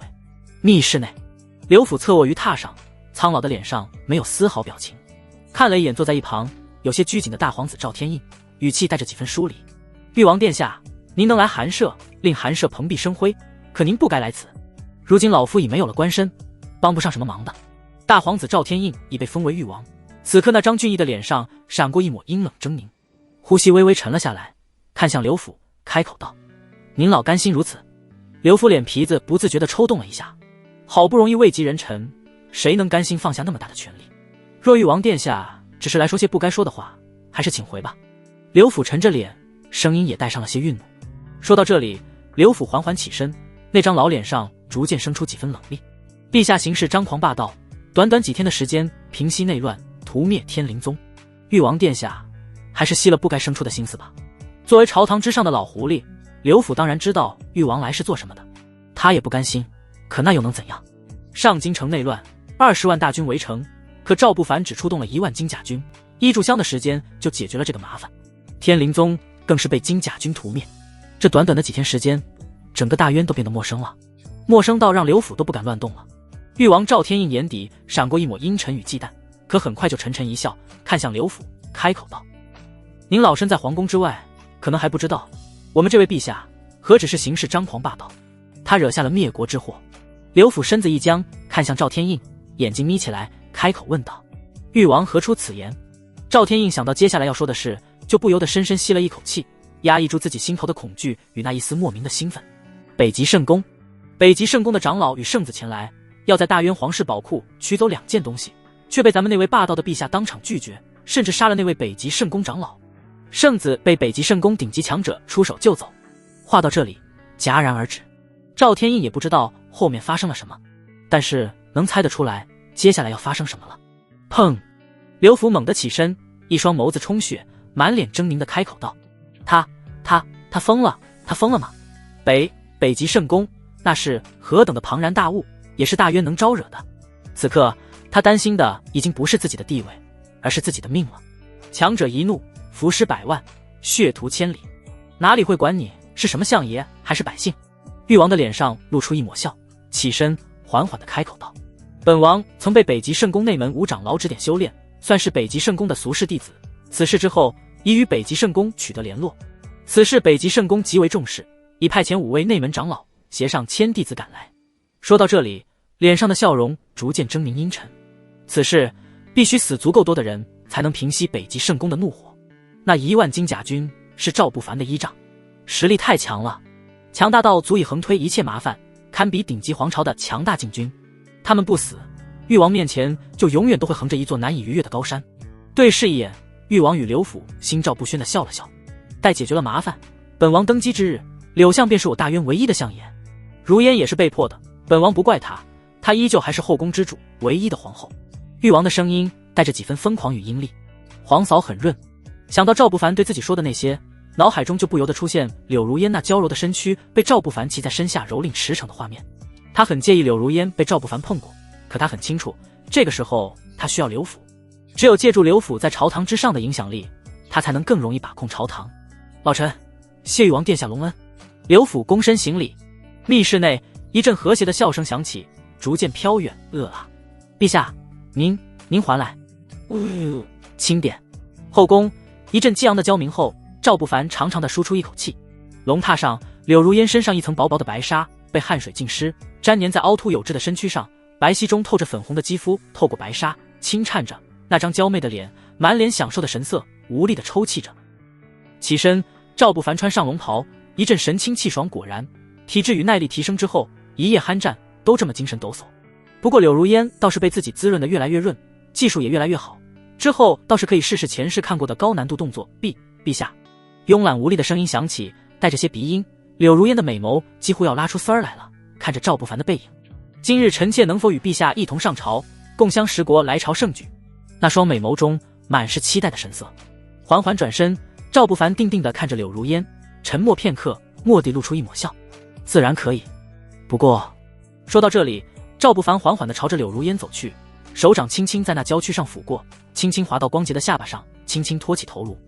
你要清楚你的位置，再让朕知道你暗中培养死士，就让你后悔活在这个世上。轰！柳如烟的呼吸一滞，脸色变得惨白，身子颤抖得更剧烈了。她培养死士之事是很久之前就开始的，从那时起，她就从未想过只做皇后。她想做的是玄界从未有过的女帝。不管是她父亲还是大皇子赵天印，都从来不知道她暗中培养死士的事儿。赵不凡他是怎么知道的？一股莫名的恐惧从心底生出。赵不凡轻轻拍了拍柳如烟那娇俏的脸蛋，淡笑一声：更衣吧，皇后。随朕接受朝贡。上京城热闹非凡，所有百姓天还没亮就上了街，伸着脖子看向城门口。昨天那些缴纳岁贡的队伍就都到了，只是全都被挡在了城外，整个上京城都被惊动了。开城门，朱红色的大门打开，庞大的车队一队接着一队快速驶过，车队上装满了各种珍奇异宝，甚至还有异国皇室亲自押运来的。看着眼前的这一幕，不管是贩夫走卒还是豪门权贵，全都挺起了胸膛，感觉提起了一口气。大渊也曾辉煌过，可自顶级强者们消失之后，大渊就开始走下坡路。尤其是20年前赵盘登基之后，对内暴政，对外软弱，哪怕被人欺负到头上，也只以国力太弱为由，不敢有任何反抗行为，只会拿出一些东西来求和。今日他们终于又有了扬眉吐气的感觉。宫墙外，大门开启，龙椅已摆在了宫门口。赵不凡坐在龙椅上，一旁柳如烟坐在皇后的凤椅上，看着那一架架车队远远地停下。大渊下属国楚国国主杨震拜见大渊天子。陛下万岁万岁万万岁！杨震当先一步下了马车，远远地躬身行礼，脸上满是恭敬的神色。周围围观的百姓与权贵们全都惊呆了。从未见过在宫门外接待异国使者的，也没见过异国国主亲自来拜见的，更没见过异国国主面对大渊国主如此恭敬的。就连柳如烟都一阵情绪激荡。赵不凡却好像没感觉到什么一样，淡淡的点头。下臣属国楚国欠下大渊20年岁贡，此事着实不该。下臣已命人彻查此事，将负责岁贡之人抄家灭族。杨震声音高昂，响彻宫城外，姿态压得很低。他很清楚天灵宗是什么实力，以天灵宗的实力，想要灭楚国只需要2天的时间。而赵不凡手下的1万精甲军，听闻只用了不到3炷香的时间就撤离了天灵宗。而这3炷香的时间，包含了屠光天灵宗还有搬空天灵宗宝库的时间。这个时候再不将姿态放低，等待他的就只有被吞并了。刘禅，让西厂去查验一下。赵不凡不咸不淡地开口。一旁的刘禅躬身行礼，摆摆手。西厂的人快速冲出，将楚国带来的东西全都带走。小人天竺山。天竺山大长老王申走出，刚想要开口，却猛地听到一个冷冽的声音从空中响起：无知小儿，胆敢对我北极圣宫动手，找死！轰！如同炸雷一般，整个上京城都安静了片刻。下一刻，所有人都倒吸了一口凉气。死！北极圣宫？是那个北极圣宫吧？肯定是啊，世上哪里还有第2个北极圣宫？只差一步便可比肩圣地的北极圣宫。这一刻，所有来送岁贡的人表情都变了。楚国国主杨震更是在震惊之后一阵后悔，早知道自己不这么急着第一个出来了，现在可好，出变故了，真蠢。天空中5道流光腾空而立，地面上上千道身影辗转腾挪，身上爆发出一道道恐怖的气息。整个上京城上空都被厚重的阴云笼罩，所有人都感觉一阵喘不过气来。柳如烟的俏脸变得惨白，看向赵不凡，有些慌乱。可赵不凡却依旧还是面色不变，只是有些戏谑地看向头顶上那5道身影。那5道身影并未再开口，只是冷冷地注视着赵不凡，似乎是在等着什么。片刻之后，一道身影分开人群。誉王赵天印身着蟒袍，身后跟着刘府，脸上带着几分义愤填膺之色。皇帝，你大逆不道，逼宫抢夺父皇皇位，又造下杀念，屠杀我大渊护卫边疆的10万边军，后又对主持公道的北极圣宫强者出手，害死了1位长老，惹下如此大祸，你还不速速束手就擒？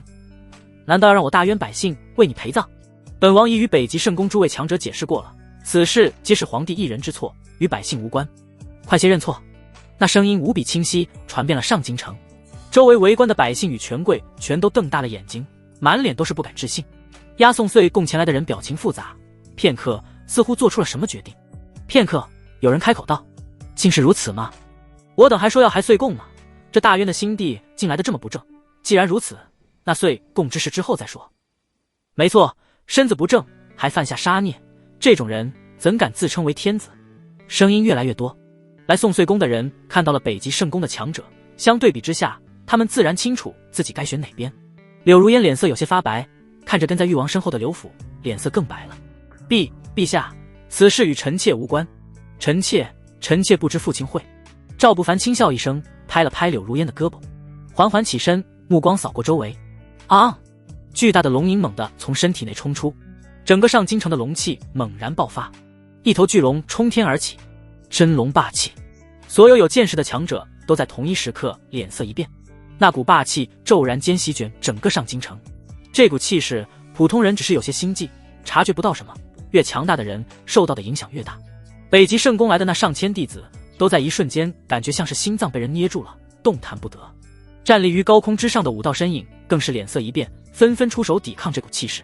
他赵不凡轻轻朝着誉王走去，脸上始终带着那一抹笑意。每走一步，誉王就感觉呼吸越困难，到面前的时候，誉王几乎要窒息了。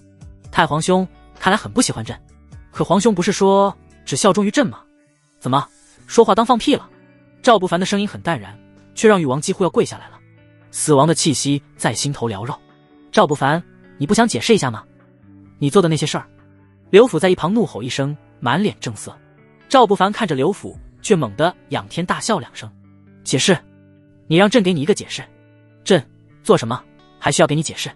轰！话音落下，手掌猛然拍出。庶子，你敢！头顶上传来冷冽的吼声。轰隆隆，5道身影几乎在同时落下，带着恐怖的气势，同时朝着赵不凡围攻而来。他们能感受到赵不凡身上那踏天境的实力。作为北极圣宫长老，他们很清楚，狮子搏兔也要用尽全力，围攻又如何？更何况赵不凡可不是兔子，他可是伤到了老师祖的狠角色。想到老师祖手掌上的伤，那5位长老就一阵心悸。哪怕是他们与老师祖动手，也伤不到那位的半分。况且他们已与誉王赵天印还有刘府达成了合作，需要保住他们的命。此刻毫不犹豫朝着赵不凡一同围攻。陛下小心！刘禅就在一旁，此刻脸色巨变，朝着赵不凡的方向冲来。只是对比踏天境的强者来说，他的速度太慢了。赵不凡唇角勾起，还有时间扫过周围所有人的表情，震惊、担忧、狰狞、得意，一切尽在眼底。临近体验卡开启，轰！周围的一切猛地慢了下来，时间好像停止了，空间也像是凝滞了。可所有人都震惊地看着这一幕，不是时间停止，也不是空间凝滞，只是他们都动不了了，完全被冻结在原地了。就连5位踏天境的强者都不例外，他们震惊地感受着强加在自己身上的那股可怕力量，呼吸都开始变得不顺畅了。这怎么可能？这种力量不会是那个吧？他们的嘴巴不能动，却还能用灵识交流，此刻更是一脸震撼。赵不凡深深地吸了一口气，感受着那股掌控天地的感觉，唇角勾起。麒麟剑，轰！长虹贯日，一道剑光划破虚空，带着璀璨剑光从皇宫内冲出，精准地落入赵不凡手中。眼眸中闪过一抹厉色，赵不凡手中的麒麟剑挽出一个剑花，璀璨的剑光骤然冲出，唰！整个上京城的上空都被那璀璨剑光照亮。原本厚重阴暗的云层在这一瞬间被划开了一个巨大的开口，天都裂了。噗！5道身影痛苦地倒飞出去。要不是在刚才那一瞬间他们催动保命法宝，用尽全力抵挡，现在他们应该已经身首异处了。可饶是如此，他们依旧还是重伤倒地，全身的骨头都不知道断了多少。原本还在等着看结果的誉王就这么呆呆地站在原地，伸手摸了一把脸，却摸到了一片血，那是刚才那5位北极圣宫的强者倒飞出去的时候喷在他脸上的。不可能的！脸皮颤抖了一下，誉王赵天印呼吸错乱了，惊恐的开口。一旁的刘府全身都僵住了，脸色惨白，没了一点点血色。怎么可能？这怎么可能？这5位可都是踏天境强者啊！其他的朕不想解释什么。赵不凡淡淡的开口，声音在这安静中显得无比刺耳。所有人都将目光收了回来，颤抖着看向赵不凡，那张脸上露出了一抹冷笑，手中的麒麟剑剑指那5道身影。赵不凡的声音中带着几分冷意。可是观北极圣宫之人，踏足我大渊皇宫之上，将我大渊皇宫宝库当成他自己的东西，随意取用，不给就要杀朕。此事是否该北极圣宫的各位强者给个解释？你等将朕将大渊当成何物？你们北极圣宫的私物？啊！巨大的龙吟声响彻天地，真龙霸气在临。原本就重伤的5位北极圣宫长老，这一刻再次喷出一口鲜血，萎靡地倒在地上。下一刻，原本还有些惊慌的百姓们脸色猛地变得涨红，捏紧了拳头。杀了他们！北极圣宫又如何？将我们当成蝼蚁？我们蝼蚁只有1条命，你们也只有1条命，现在如何？还不是可以以命换命？杀了他们！什么北极圣宫强取豪夺，跟悍匪有何不同？所有百姓咆哮了起来。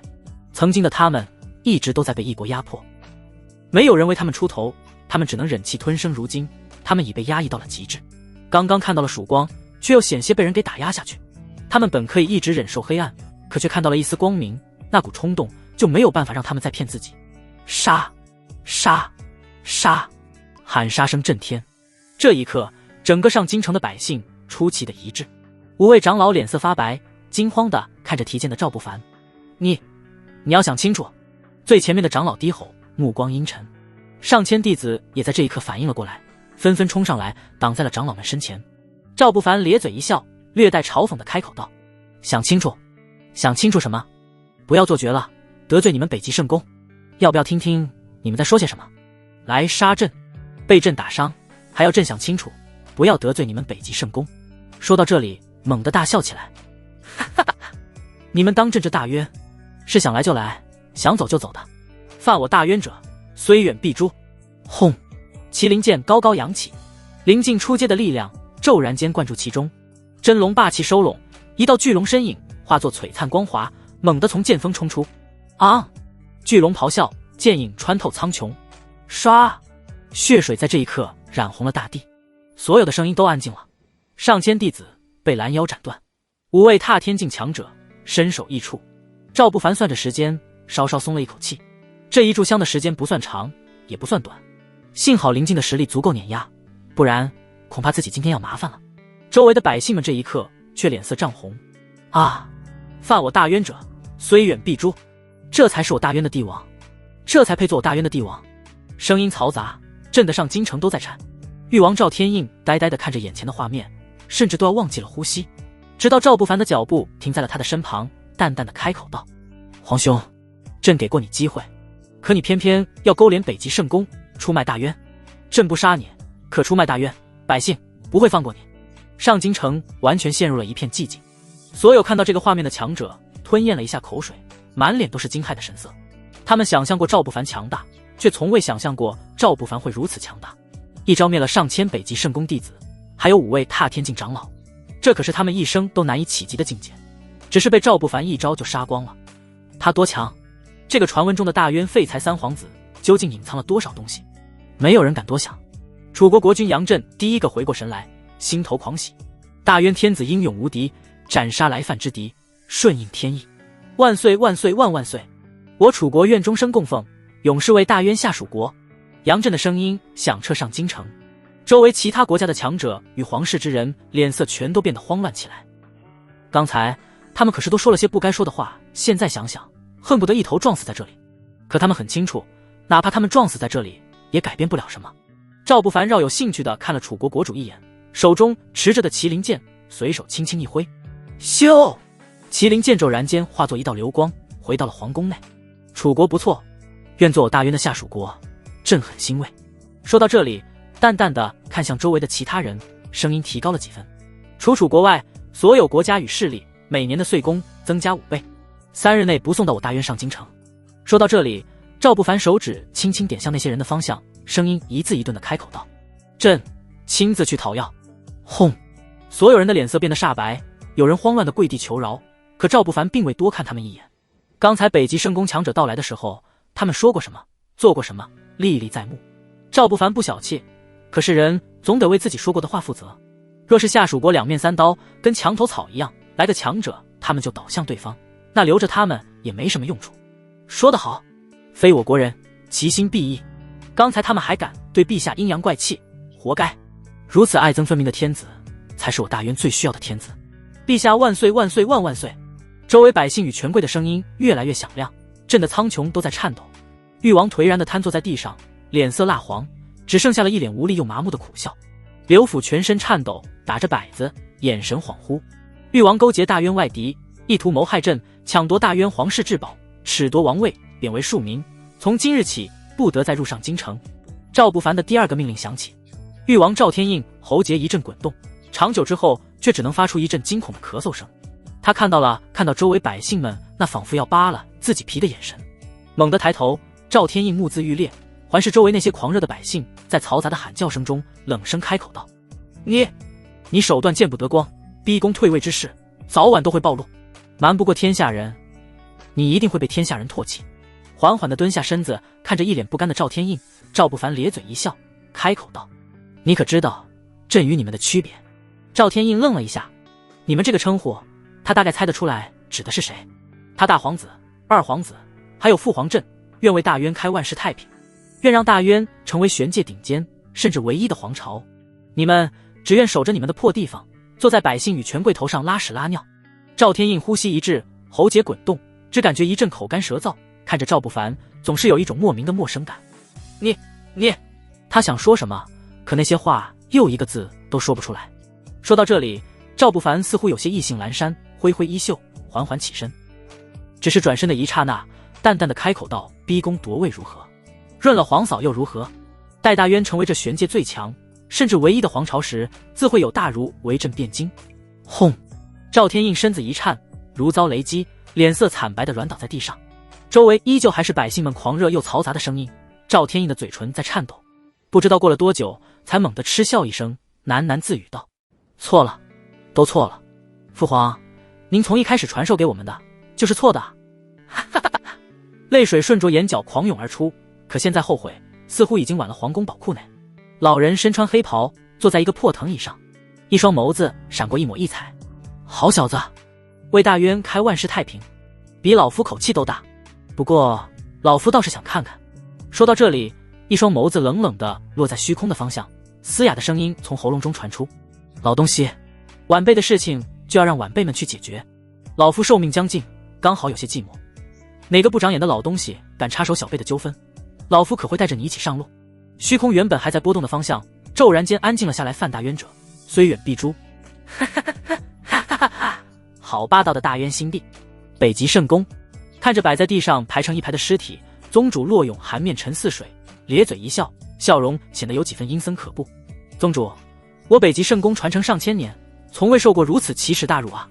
您快下令吧，我等不及，要将那大渊夷为平地了。北极圣宫大殿中，数位长老与亲传弟子义愤填膺，满脸愤慨。作为传承上千年的大宗门，第一次被人杀了这么多的长老与弟子，这是在赤裸裸打他们的脸。他们本就因始终踏不出那一步，登不上圣地宝座，被玄界很多势力跟强者暗中嘲讽。这件事一出，可想而知玄界强者会怎么看他们的笑话。宗主骆永寒并未急着开口，而是将目光转移到了一旁始终都没有开口的圣子白风身上。白风的身子一紧，少年白皙的脸紧绷起来，眼眸带上了几分愤慨，却没有说话。此事风儿怎么看？骆永寒淡淡的开口。白风躬身开口道：弟子觉得此事还需请师祖做决定。上次要不是师祖隔空出手，他就要死在大渊了。如今只要想到大渊，想到赵不凡，脑海中就会不由得生出一种难以抑制的惶恐感。骆永寒的脸皮微微跳动了一下，冷着脸沉声道：你的意思是让我北极圣宫默不作声？白风的脸色一白，慌忙开口解释：弟子不是。好了。骆永寒挥了挥长袖，眼眸变得凌厉起来。此次我北极圣宫必须要一个交代，大渊便灭了吧。叮咚，嘎嘎乱杀状态已升级转为狂暴状态。玄界的天骄们准备好迎接废材的狂暴杀戮了吗？叮咚，狂暴状态下强势镇杀北极圣宫5位踏天境长老，1135位精英弟子，震慑周围诸国，获得系统奖励加成。系统奖励：劫天指、半步灵境、绝世武圣体验卡，狂暴状态加成奖励。劫天指，远古大能神通手段，摄天指的升级版，威力极强。半步灵境，触摸到灵境的门槛，再迈出一步便可直接进入灵境。绝世武圣体验卡，远古圣境强者的体验卡，体验后可获得那位绝世武圣的一缕领悟。叮咚，恭喜宿主在使用灵境体验卡后，获得了一位灵境强者的随机感悟。归西，归西，远古灵境强者感悟到的特殊神通手段，施展后可收敛气息，哪怕顶级强者都无法感知到。叮咚，恭喜宿主获得5连杀暴击特殊奖励。特殊奖励：10万灵甲将士。灵甲将士，单体比金甲将士强大100倍，10万心意相通的灵甲军几乎可以轻易屠灭整个玄界任何一个未达圣地与皇朝的势力。脑海中的一连串声音，还有体内再次暴涨到令人感觉好像掌控了一方天地般的掌控感，让赵不凡一阵兴奋。只是对于自己的描述，多少让人有些无语。废材的狂暴杀戮这几个字，分开怎么看都认识，合在一起怎么读都奇怪。收回心神，赵不凡看着脸色发白的跪在自己面前的柳如烟，戏谑一笑：陛下，臣妾知错了，臣妾绝不会生出二心。柳如烟的野心很大，跟他父亲一样。可跟他父亲不一样的是，他不想屈居人下，哪怕愿意在赵不凡身下承欢，也只是想要将赵不凡当成跳板。可那是之前，如今他心底只有畏惧。赵不凡并未开口，只是侧卧在御书房的龙椅上，手指轻轻敲打着椅背。柳如烟好像明白了什么，脸色变得潮红，跪着挪动着身子，朝着赵不凡缓缓移动过去。她是后宫之主，自然听说了陈贵妃在御书房做了什么。此刻为了自己的皇后之位，更是因为父亲之前的愚蠢行为，她只能放下身段，跪在龙椅下。柳如烟媚眼如丝，声音微颤道：陛下，奴家帮您吧。温润带着香气的唇轻轻包裹了过去6个时辰后，天色已经不早了。赵不凡神清气爽地去了议政殿，御书房已经没办法待了，里面都是异样的气味。议政殿的朝臣一直都在等着，要是在平时，不管是哪个帝王胆敢让他们等上6个时辰，他们一定会义正言辞地呵斥一番。可如今没有任何一个人敢多说一句话。赵不凡到的时候，所有人都在安静地等着。陛下，周围诸国使臣对您要求的提高岁贡之事并无怨言，不过他他们说需要时间。有重臣开口，脸上满是恭敬的神色。周围其他朝臣纷纷一阵感叹，这要是在太上皇执政期间，哪里会有这种事情发生？不过徐云峰却皱着眉头，老脸上并没有什么好看的表情。赵不凡唇角勾起，淡笑着开口道：血衣侯可有什么看法？徐云峰是他的外公，作为君臣，他不能直接称呼徐云峰为外公，更不想直呼其名，所以才会赐一个血衣侯的侯爵之位。除了不用跪之外，自己也不用那么尴尬了。启禀陛下，老臣猜测那些人还有一心。徐云峰的老眼上带着几分冷意，声音微沉。周围的朝臣们一怔，有些诧异。赵不凡点点头，眼眸闪过一点寒芒，手指轻轻敲打了一下龙椅，开口道：血衣侯，平西将军听令。徐云峰与徐朗对视一眼，纷纷出列，提前准备。周围诸多下属国，除了楚国外，所有国家朕要全都收复回我大渊。轰！整个议政殿上，所有朝臣的脸色变得惨白，呆呆地看着赵不凡，满脸不可思议。领兵出征，收复。这些词让他们陌生，看来诸位是忘了。赵不凡叹息一声，手掌抚摸着龙椅，眼眸变得冷意连连。当初我大渊强大时，周围诸国都自愿缴纳岁贡，自称为我大渊的下属国，甚至自请签下条约，将他们的国土纳入我大渊的国土内。曾经的大渊人人攀附，周围诸国为了攀上关系，恨不得将自己迈进大渊皇宫，这才有了之前的条约之事。此刻赵不凡说出来，顿时让所有朝臣一阵惊愕，他们甚至都不知道当年的事情。赵不凡只是冷笑了一声，眸光冷然，看向大殿门外，寒声道：那些人拖延时间，是想看北极圣公的反应。既然想当墙头草，那就要做好被铲掉的准备。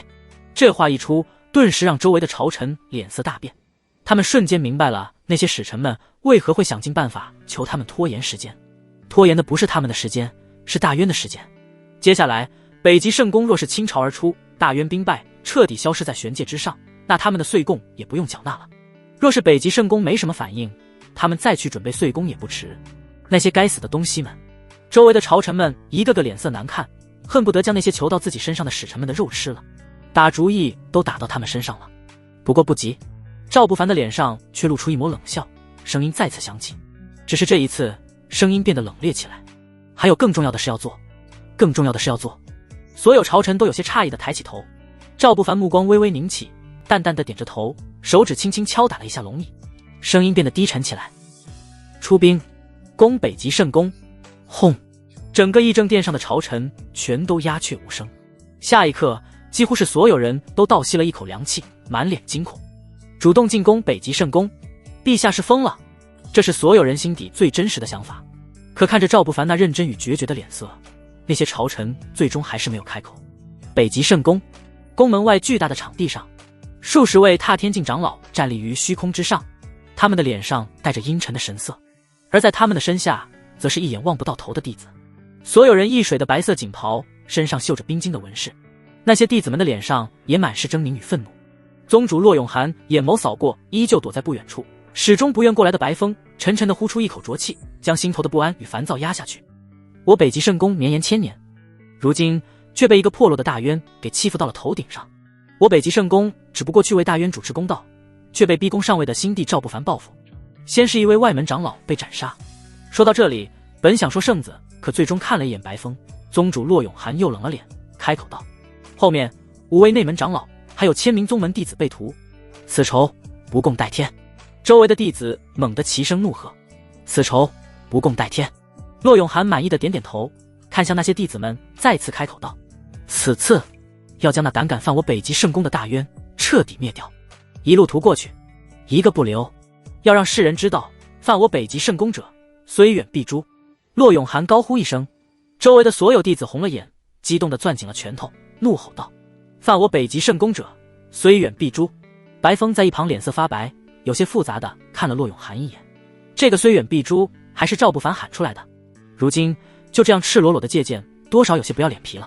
不过周围弟子们的气势太强了，白风此刻也不能说什么。看了一眼身后，发现师祖并未出面阻止，骆永涵眼眸淡然，走到白风身旁，开口道：师祖并未出面，看来对于这个决定，师祖也是支持的。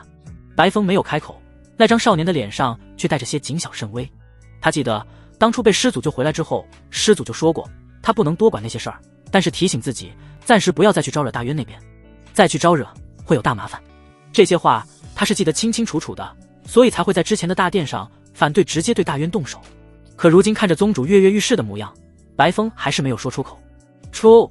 骆永涵高呼一声，只是声音还没落下，北极圣宫外就传来一阵巨大的轰鸣声。轰隆隆！北极圣宫原本就是在一片冰雪世界中，这一阵轰鸣下，周围的冰山都裂开了，所有人都看向轰鸣声传来的方向，下一刻一脸惊骇。远处一道身影踏空而立，脚下是一眼看不到尽头的将士。那些将士们身上的穿着很奇怪，看起来像是七彩的战甲，可那些战甲上还散发着一些灵气，除了漂亮之外，还带着一种震慑的感觉。北极圣宫强者擅闯我大渊皇宫。赵不凡踏足于虚空之上，身上那半步灵境的气息骤然间冲出。轰！这片冰雪之地爆发出一道道恐怖的裂痕。原本站在虚空之上的踏天境强者，此刻脸色震惊，用尽全力稳定自己的身形。有些刚刚进入踏天境的强者，甚至当场跌落下去。他果然来了，又强大了，他比上次更强了。白风的声音带着几分惶恐与愤怒，整个身子都在颤抖。之前那一幕幕在眼前不断反复回放，让他心神崩溃。周围的弟子们也看到了圣子的状态不对，甚至受到了影响，脸上不由得带上了一些恐惧。他就是大渊那位天子吗？他竟敢攻上我北极圣宫，好可怕的气势！废物！骆永涵脸色阴晴不定，恶狠狠地骂了白风一句，黑着脸看向赵不凡：“你竟敢自己送上门来！”骆永涵的声音带着冷意，强压着周围带来的压力，怒喝一声。赵不凡站立于虚空之上，就像是一位主宰一样，目光悠然。对于骆永涵的话，像是没听到一样，一身龙袍轻轻一甩，真龙霸气骤然冲出，眼眸睥睨一切，声音震耳欲聋：“普天之下，莫非王土！你们北极圣宫的人强闯朕的皇宫，妄图掠夺我大渊之宝，罪不容诛！”之后更是派人前来寻仇，犯我大渊者，虽远必诛！所有将士听朕命令，冲锋！连续的声音在赵不凡的口中发出，北极圣宫的弟子们一个个脸色难看，尤其是在冲锋这二字出现之后，更是让所有弟子面目阴沉起来。他将我等当成什么了？寻常王朝中的兵将也敢与我等相提并论？杀光那群可悲的蝼蚁，让他们清楚与我们这些北极圣宫的天之骄子的区别。加入北极圣宫的弟子都是有些修炼天赋在身上的，与王朝中的寻常人家比，哪怕是跟那些权贵们家中的人比，都算得上是天骄。他们有自己的骄傲，这些年更是仗着北极圣宫势大，横行霸道惯了。如今所有弟子都感觉自己受到了轻视，不需要等什么宗主的命令，所有的弟子就已经抽出了自己的武器，甚至法宝。轰！混乱的气息骤然间冲出。看到这一幕，宗主骆永涵脸上露出满意的神色，挥挥手掌，开口道：“所有北极圣宫弟子听令，诛杀大渊！”声音还未落下，一道身影轰然而至。赵不凡像是眨眼间转移过来的，那速度快到极速，甚至带着一道灵光，半步临近宗主骆永涵脸上闪过一抹狞笑，看着近在咫尺的赵不凡，身子骤然爆发出一道微弱的灵光，唰！只差一半分，骆永涵的头颅向后闪开了赵不凡的指尖，脸上的笑容带着几分不屑，冷冷地开口道：“半步临近，谁又不是？”话又是还未说完，赵不凡的声音再次响起：“劫天指！”手指轻轻点在虚空之上，隔着很远，可一股毁天灭地的力量骤然间隔空爆发。咚！巨大的钟声响起，整个北极圣宫都震颤了起来，方圆数百里的所有冰山几乎在同一时刻骤然崩碎。赵不凡皱眉看着指尖停滞，前面出现了一口巨大的金钟，北极圣宫护宗法宝天辰钟。在遥远的虚空之上，两道身影在交手，片刻停顿，身穿黑衣的老人沉着脸，眼眸间闪过一丝阴沉：“老狗，小辈的事情你一定要插手，破坏规矩，你是在逼老夫拉你共赴黄泉？”对面的身影一袭白袍，苍老的脸颊上带着伤，深可见骨，双眸闪过一抹阴厉的神色，冷笑着开口道：“天辰钟早已是我北极圣宫护宗至宝，有自主意识的护主，与本尊何干？如此说来，那老夫的法宝主动去帮那小子，也与老夫无关。”黑衣老人苍老的脸皮看不出丝毫情绪波动，只是那一双眼眸却越来越亮，身上的气息也越来越狂暴。这话让对面的白袍身影脸色骤然一滞，脸皮跳动了两下，咬着牙厉声道：“你是想要破了规矩？破了规矩？哈哈，这话从你这不要脸的老狗口中说出来，当真是可笑。”黑衣老人的脸上露出几分嘲讽的神色。麒麟剑本就已经认了那小子为主，只是还未完全开封。老夫帮那小子开封，可不算破坏规矩。黑袍身影手掌猛地挥出，咻！一道精粹的剑光骤然间从手指间冲出，轰隆隆！冲出虚空的刹那间，骤然化作一道劈链，撕裂虚空，直冲北极圣宫。同时，原本还挂在皇宫御书房中的麒麟剑得到了感应，眨眼间腾空而起，冲上虚空，化作一道流影，消失在皇宫上空。找死！白袍身影老脸狰狞，目眦欲裂。眼前的这个疯子可是曾手持麒麟剑一路杀出了一个时代。自从他隐藏起来之后，麒麟剑也被尘封。要是由他亲自开封，天知道他的后代会手持麒麟剑杀出怎样一条血路。那道身影朝着那一道剑光冲去，可一旁却猛地挥出一掌，轰！老狗，你的对手是老夫，小辈的事儿就让他们自己去解决。虚空中一阵畅快的笑声混杂着愤怒的吼叫声传得很远。赵不凡手指刚刚指出，却猛地抬眸，有些诧异地看向身后。他感应到了璀璨又熟悉的剑气在疯狂地朝着自己冲来，没有闪避。赵不凡手掌轻轻朝着身后一抓，嗡！麒麟剑的剑柄准确无误地落在了手掌中，同时一道璀璨至极的剑气从虚空中俯冲而下。枪！一道清脆的剑声响起，整个北极圣宫所有的剑几乎在同一时刻都被震得剧烈嗡鸣起来。七彩的光华从剑锋之上升起，赵不凡感受着手中麒麟剑那璀璨的剑意，与像是要割碎整片天的气息，眼眸越来越亮。这才是麒麟剑彻底解锁后的力量吗？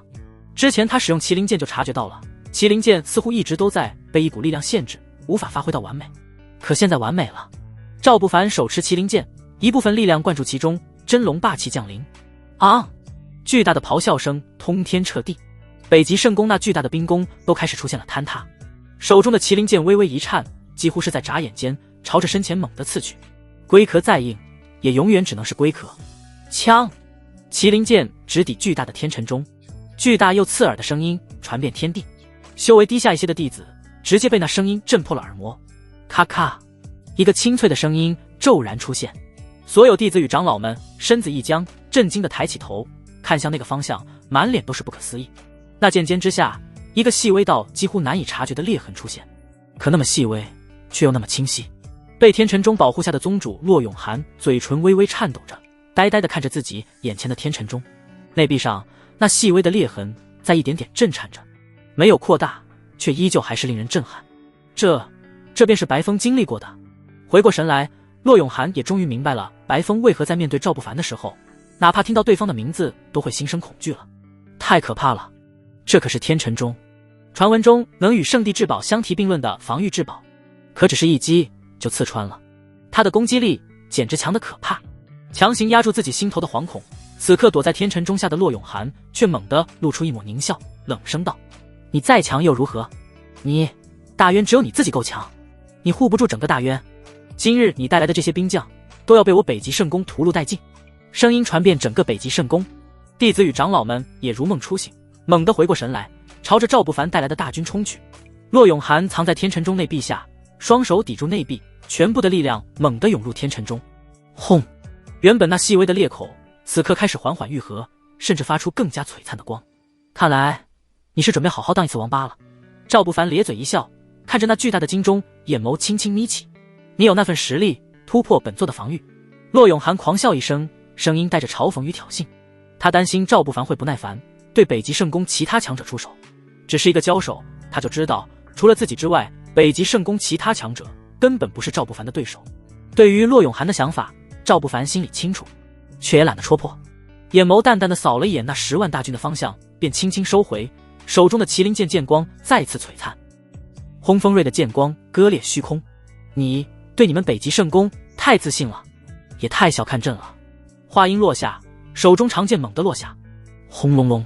这一刻，骆永涵心头的惶恐已经快要溢出来了，整个身子都开始跟着颤抖了起来。枪！咚！巨大的碰撞声震得北极圣宫彻底崩溃，恐怖的余波直接将远处的数道冰封震碎，狂暴的雪崩从四面八方冲来，失了控。身在天辰钟内的骆永涵在那声音之下被震得七荤八素，脑袋都昏昏沉沉的。清醒过来，脸色变得惨白。天辰钟内壁之上，一道更长的裂痕出现，甚至在不断蔓延。与此同时，身下那惊恐混乱的声音更是让他脸色巨变。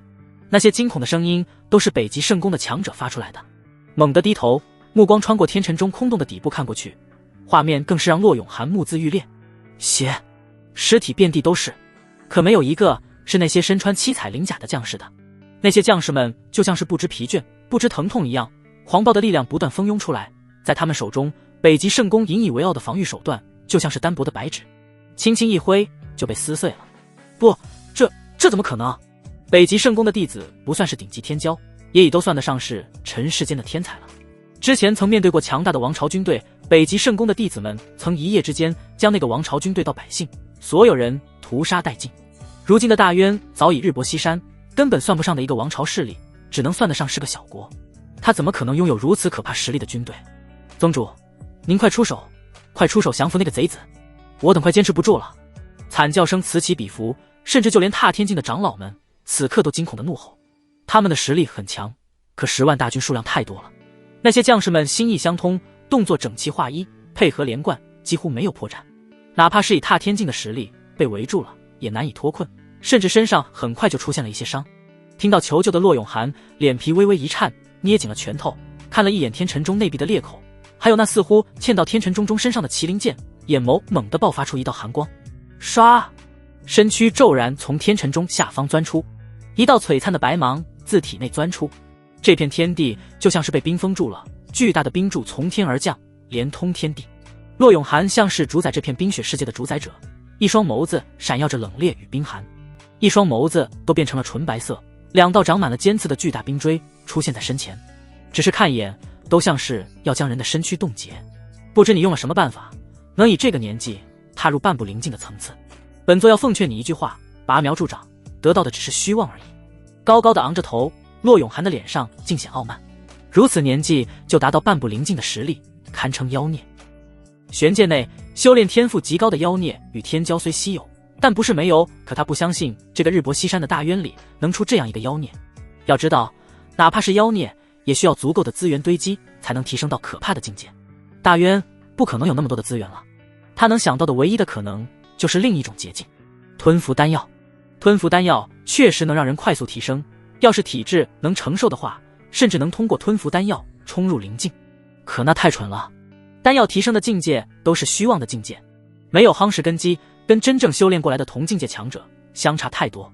看着赵不凡，还有赵不凡手中的麒麟剑，他下意识地认为，如今赵不凡那恐怖的实力是靠着大渊太祖的法宝麒麟剑造成的。或许是为了说服自己，他甚至都下意识地忽略了赵不凡起初出手时那带给他的死亡感觉。看着那道傲慢的身影，赵不凡沉沉地呼出一口气，挽出一个剑花，璀璨的剑芒吞吐，脸上出现了一抹淡笑。你这种人，在我们那里有个别致的名字，装逼犯。装逼可是要遭雷劈的。骆永涵的拳头握紧，脸庞骤然间变得扭曲起来。他听不懂什么装逼犯是什么意思，可他清楚这个称呼不是什么好称呼。冰封，低吼一声，身前那两道生长着尖刺的巨大冰锥轰然冲出，裹挟着冰封一切的寒气，所过之处就连空间都出现了丝丝缕缕的裂痕。赵不凡眼眸闪过一缕幽光，真龙霸气裹挟着体内全部的力量灌注进了麒麟剑中。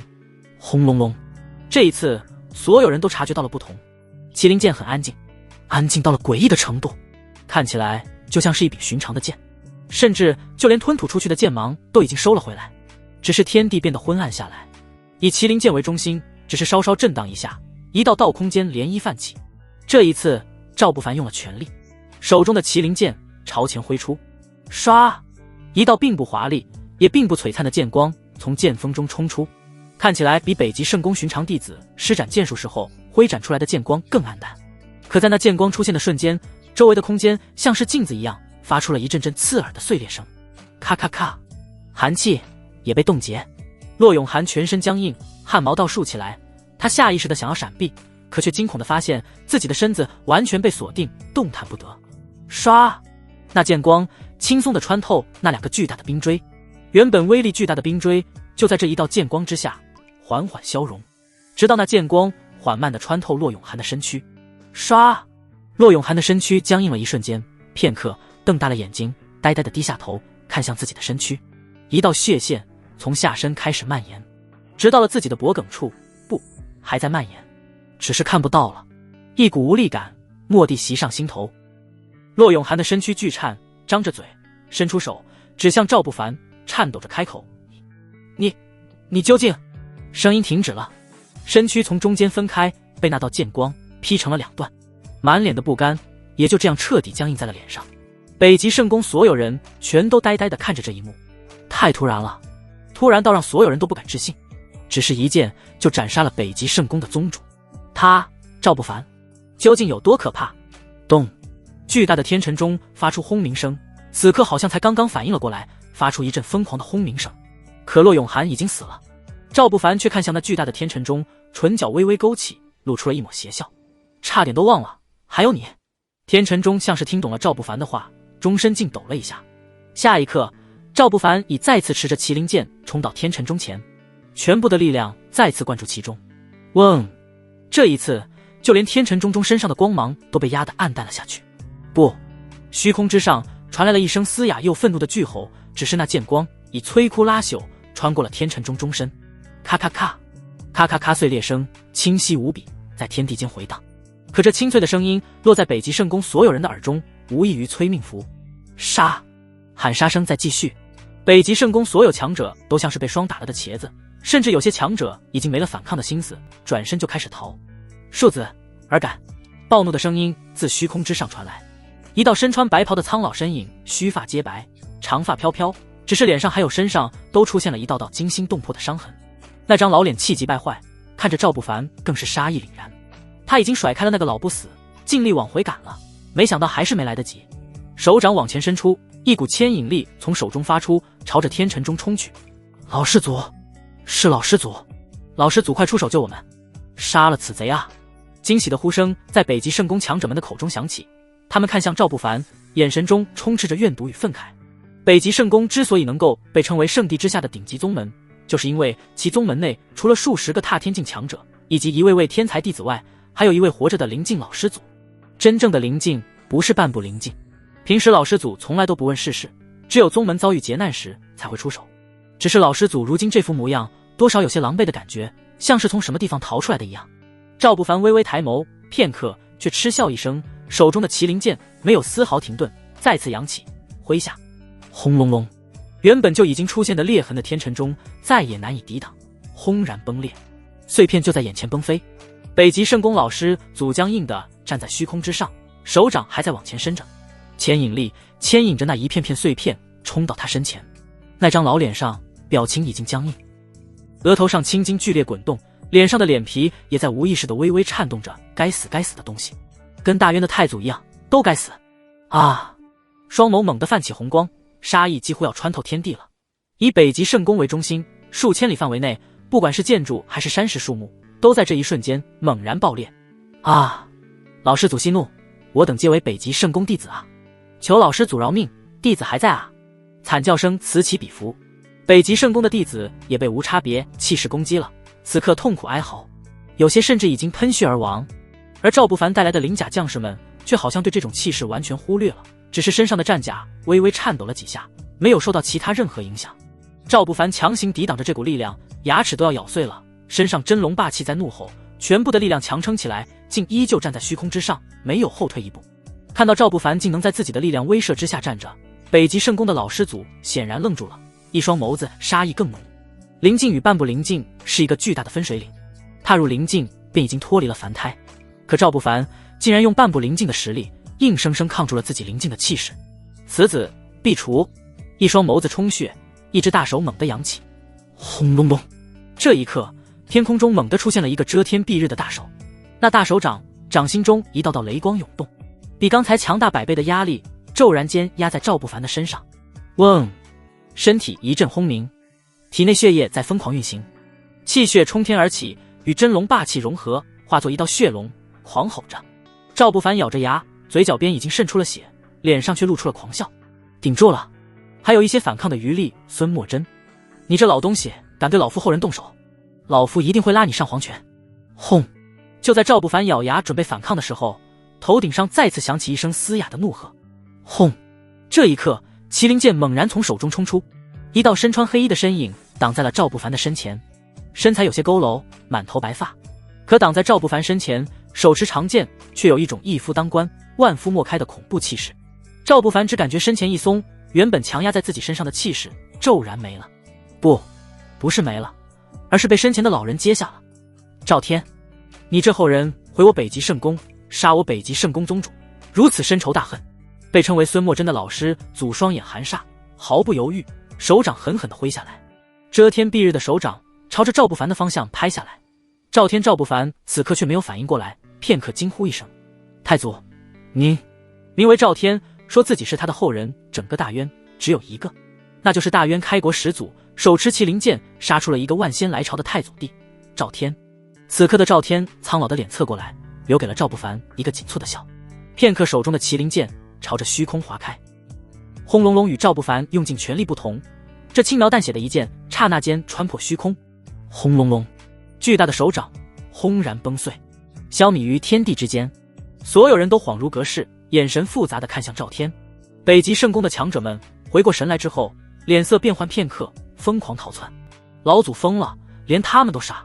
站在虚空之上的北极圣宫老师祖孙莫真，此刻面色狰狞，呼吸急促，全身剧烈颤抖着。好孩子，我们走。赵天眼眸冰寒，冷冷地看了孙莫真一眼，回头看向赵不凡，表情柔和了许多。只是还没有动，身躯却猛地一僵，蓦地转头看向孙莫真的方向。在孙莫真身旁不远处出现了3道身影，他们出现的无声无息，就像是从一开始就在那里。其中一人头戴帝冠，脸上带着威严的神色；另一人身穿道袍，面容和煦，眼眸中闪烁着灵光；还有一人身穿紫色纱袍，将凹凸有致的身躯勾勒得淋漓尽致。紫极皇朝，紫极大帝，天机关，天机道人，合欢谷，谷主饶子嫣。赵天那嘶哑的声音都开始阴沉了。你们来此是要做什么？还没等那3位开口，身穿白袍的孙墨真就狂笑起来，笑得没了力气，才缓缓地开口道：做什么？还用问？说到这里，目光落在赵不凡的身上，笑容嘲讽：你大渊出了这样一个妖孽，若是不夭折，怕是要横断一个时代。这话说得很直白，却没有人反驳。赵天的手掌明显捏紧了麒麟剑，下一刻却从怀中掏出了一枚木质的配饰，塞进赵不凡的手中。孩子，快逃，去荒谷赵家，他们会保住你。赵不凡一怔，看着赵天，心头一颤。荒谷赵家，太祖竟然与荒谷赵家有关，那可是传承不知多少年的古老大族。太祖，您，老夫早就该上黄泉了，若是能拉着4个强者一起走，倒也不虚此行。哈哈哈哈！赵天仰天大笑起来，沉沉地呼出一口气。赵不凡看了一眼手中的那木质配饰，却轻笑一声：老祖，这东西还是您自己留着吧，就让后辈试试这些顶级强者们的实力吧。还没等赵天反应过来，高大的身影已经将赵天挡在了身后，龙袍在虚空中飘荡。与此同时，一股莫名的危险感觉从所有人心底生出。绝世武圣体验卡开启，龙龙龙体内的气血上下翻涌，化作一条条巨大的江河在体内奔腾，甚至冲出头顶，与头顶上那巨大的气血巨龙融合。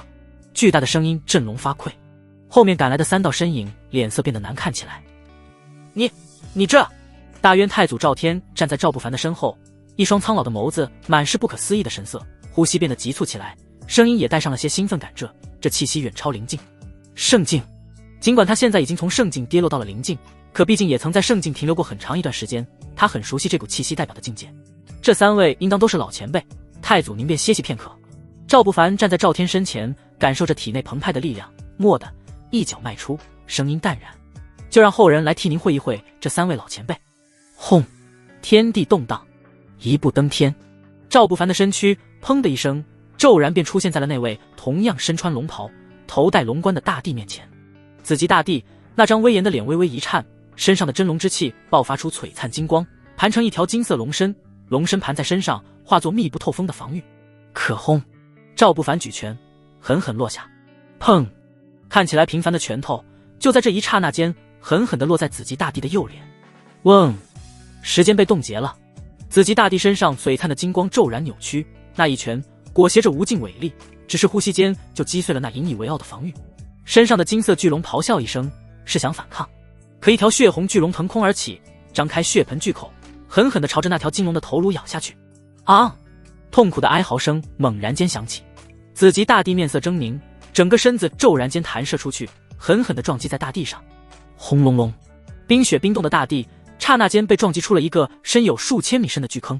紫极大帝身上的龙袍破碎，没了丝毫光华，额头上的龙冠也碎裂，披头散发的七窍变成了喷泉，不断喷涌着嫣红的鲜血。所有人全都呆滞地看着眼前这幅画面，满脸惶恐。咯！原本还想看热闹的孙墨真身子机灵灵打着寒战，喉咙中所有的声音都变成了难以说出口的干咳声。临近紫极大帝，哪怕不算是临近强者中最顶尖的，也算得上是中等层次的强者了，只是一击就直接成了重伤。这个赵不凡，他究竟是何等恐怖战力？不对，他究竟是什么境界？孙墨真的呼吸都开始急促起来了，那张脸上脸皮剧烈跳动着，一双眼眸不断转动着。砰！赵不凡再次落下，趁他病，要他命！恐怖的轰鸣声响起，龙头俯冲，血盆大口张开，狠狠咬碎了紫极大帝的胸膛。几乎在瞬间，紫极大帝生机断绝。站在那尸身旁，赵不凡双拳轻轻碰撞了一下，轰！剧烈的轰鸣声震得空间扭曲，眼眸微微挑起，缓缓转过脑袋，赵不凡看向那身穿道袍的天机道人。天机道人的呼吸一滞，脸上的笑容变得勉强起来。老道缓缓开口，可下一刻眼底骤然爆发出精纯的杀意，手中的拂尘冲天而起，猛然疯长，化作一道道璀璨白光，将头顶上的天空笼罩。先下手为强，天机道人很清楚，哪怕同样都是临近强者，战力都相差不会太多，谁先下手谁就会赢。眼眸中有数不尽的星辰在转动，拂尘也在这一瞬间遮蔽了天地，化作一个巨大的星盘在头顶上不断闪烁。紫微帝星落，低喝一声，那张老脸蓦地闪过一丝狰狞。拂尘所画的星空，一道巨大的光华亮起来，占据了整片天，仿佛天地被撕裂了。那巨大的星辰猛然陨落，朝着赵不凡的身躯冲来，磅礴的气势几乎要压塌空间。毁天灭地，这一击，老道看你拿什么挡！狞笑一声，天机道人紧紧地捏着手中拂尘。赵不凡看着那带着毁天灭地之势冲来的紫微帝星，蓦地展颜一笑，缓缓地伸出手掌，轰！巨大的星辰就在这一瞬间猛地停滞在了虚空之上，再也难以落下一点。化掌为拳，赵不凡弓步冲拳，啊！滔天巨吼声响起，那璀璨的星辰几乎在一刹那间彻底熄灭。天机道人，出门之前没给自己推演过吗？赵不凡的声音带着几分冷意。轰！天机道人身子一颤，手中的拂尘猛地震颤了一下，咔咔咔，一阵清脆的声音响起。天机道人的眼眸惊恐地垂下去，脸色变得蜡黄。手中的拂尘乃是天机关的传承至宝，经历了数不清的大战，可今日竟然碎裂了。砰！还没有回过神来，天机道人的身躯猛地被一拳击中，噗，血雾喷涌。天机道人呆呆地垂下头，看着穿透自己身躯的拳头，还有那张带着几分冷笑的脸，嘴唇越来越干，一股惊恐与无力的感觉袭上心头。天机道人擅长推演，可却从未想过为自己推演结局，没想到竟会死得这么儿戏，脸上露出了一抹无力又自嘲的苦笑，一双眼眸逐渐开始失去神采，却用尽了最后的转向赵天的方向，惨然一笑，你大渊终究还是破了宿命。咳出一口鲜血，天机道人生机彻底凋零，无力地坠落下去，缓缓收回拳头。赵不凡的目光落在始终都在一旁还陷入呆滞中的合欢谷谷主饶子嫣，感受到赵不凡的目光，饶子嫣终于像是反应过来了，嘴唇微微蠕动，一张脸上满是惊魂未定的神色，哆哆嗦嗦地开口道：奴家只是来看看，放过奴家，奴家没想过动手。饶子嫣的声音惊慌，脸上已经梨花带雨，泪水滴落在黑纱上，将胸前那白皙的肌肤打湿，若隐若现的魅惑感令人心神摇曳。别傻了，我不杀女人。赵不凡开口，淡笑一声。饶子嫣唇角微不可察的勾起，缓缓躬身，将那黑纱下的沟壑展露无遗。奴家多谢陛下隆恩。赵天微微蹙眉，想要提醒赵不凡，可此刻饶子嫣已经转身准备逃了。看着那道妖娆的身躯，赵不凡唇角微微勾起，脚步微微一动，轰！身躯砰然冲出，拳头裹挟滔天血龙轰然落下，砰！血雨漫天。站在虚空之上，赵不凡全身沐浴在血水中，龙袍却被血色巨龙包裹，没有丝毫被血水浸染，依旧璀璨。孙墨真呆呆地看着赵不凡，呼吸已经停滞了。圣境。到了现在，他终于确定了赵不凡如今的境界，只是这个境界让他充满了不敢置信与惶恐。自上次隔空被赵不凡打伤之后，他就了解过赵不凡此人了，大渊不受宠的废物三皇子，不适合修炼的体质，可不到1月的时间，天翻地覆。他的实力境界更是突飞猛进。孙墨真可以肯定，上次赵不凡绝对没有圣境的实力，要是有的话，上次就不是打穿自己手掌那么简单了。可他究竟为何做过什么，又怎会拥有如此可怕的实力？一切的疑问都萦绕在心头。同样充满疑问的还有大渊太祖赵天，苍老的脸庞上微微蹙眉，看着赵不凡。他也曾到过圣境，只是如今因为重伤跌落了境界。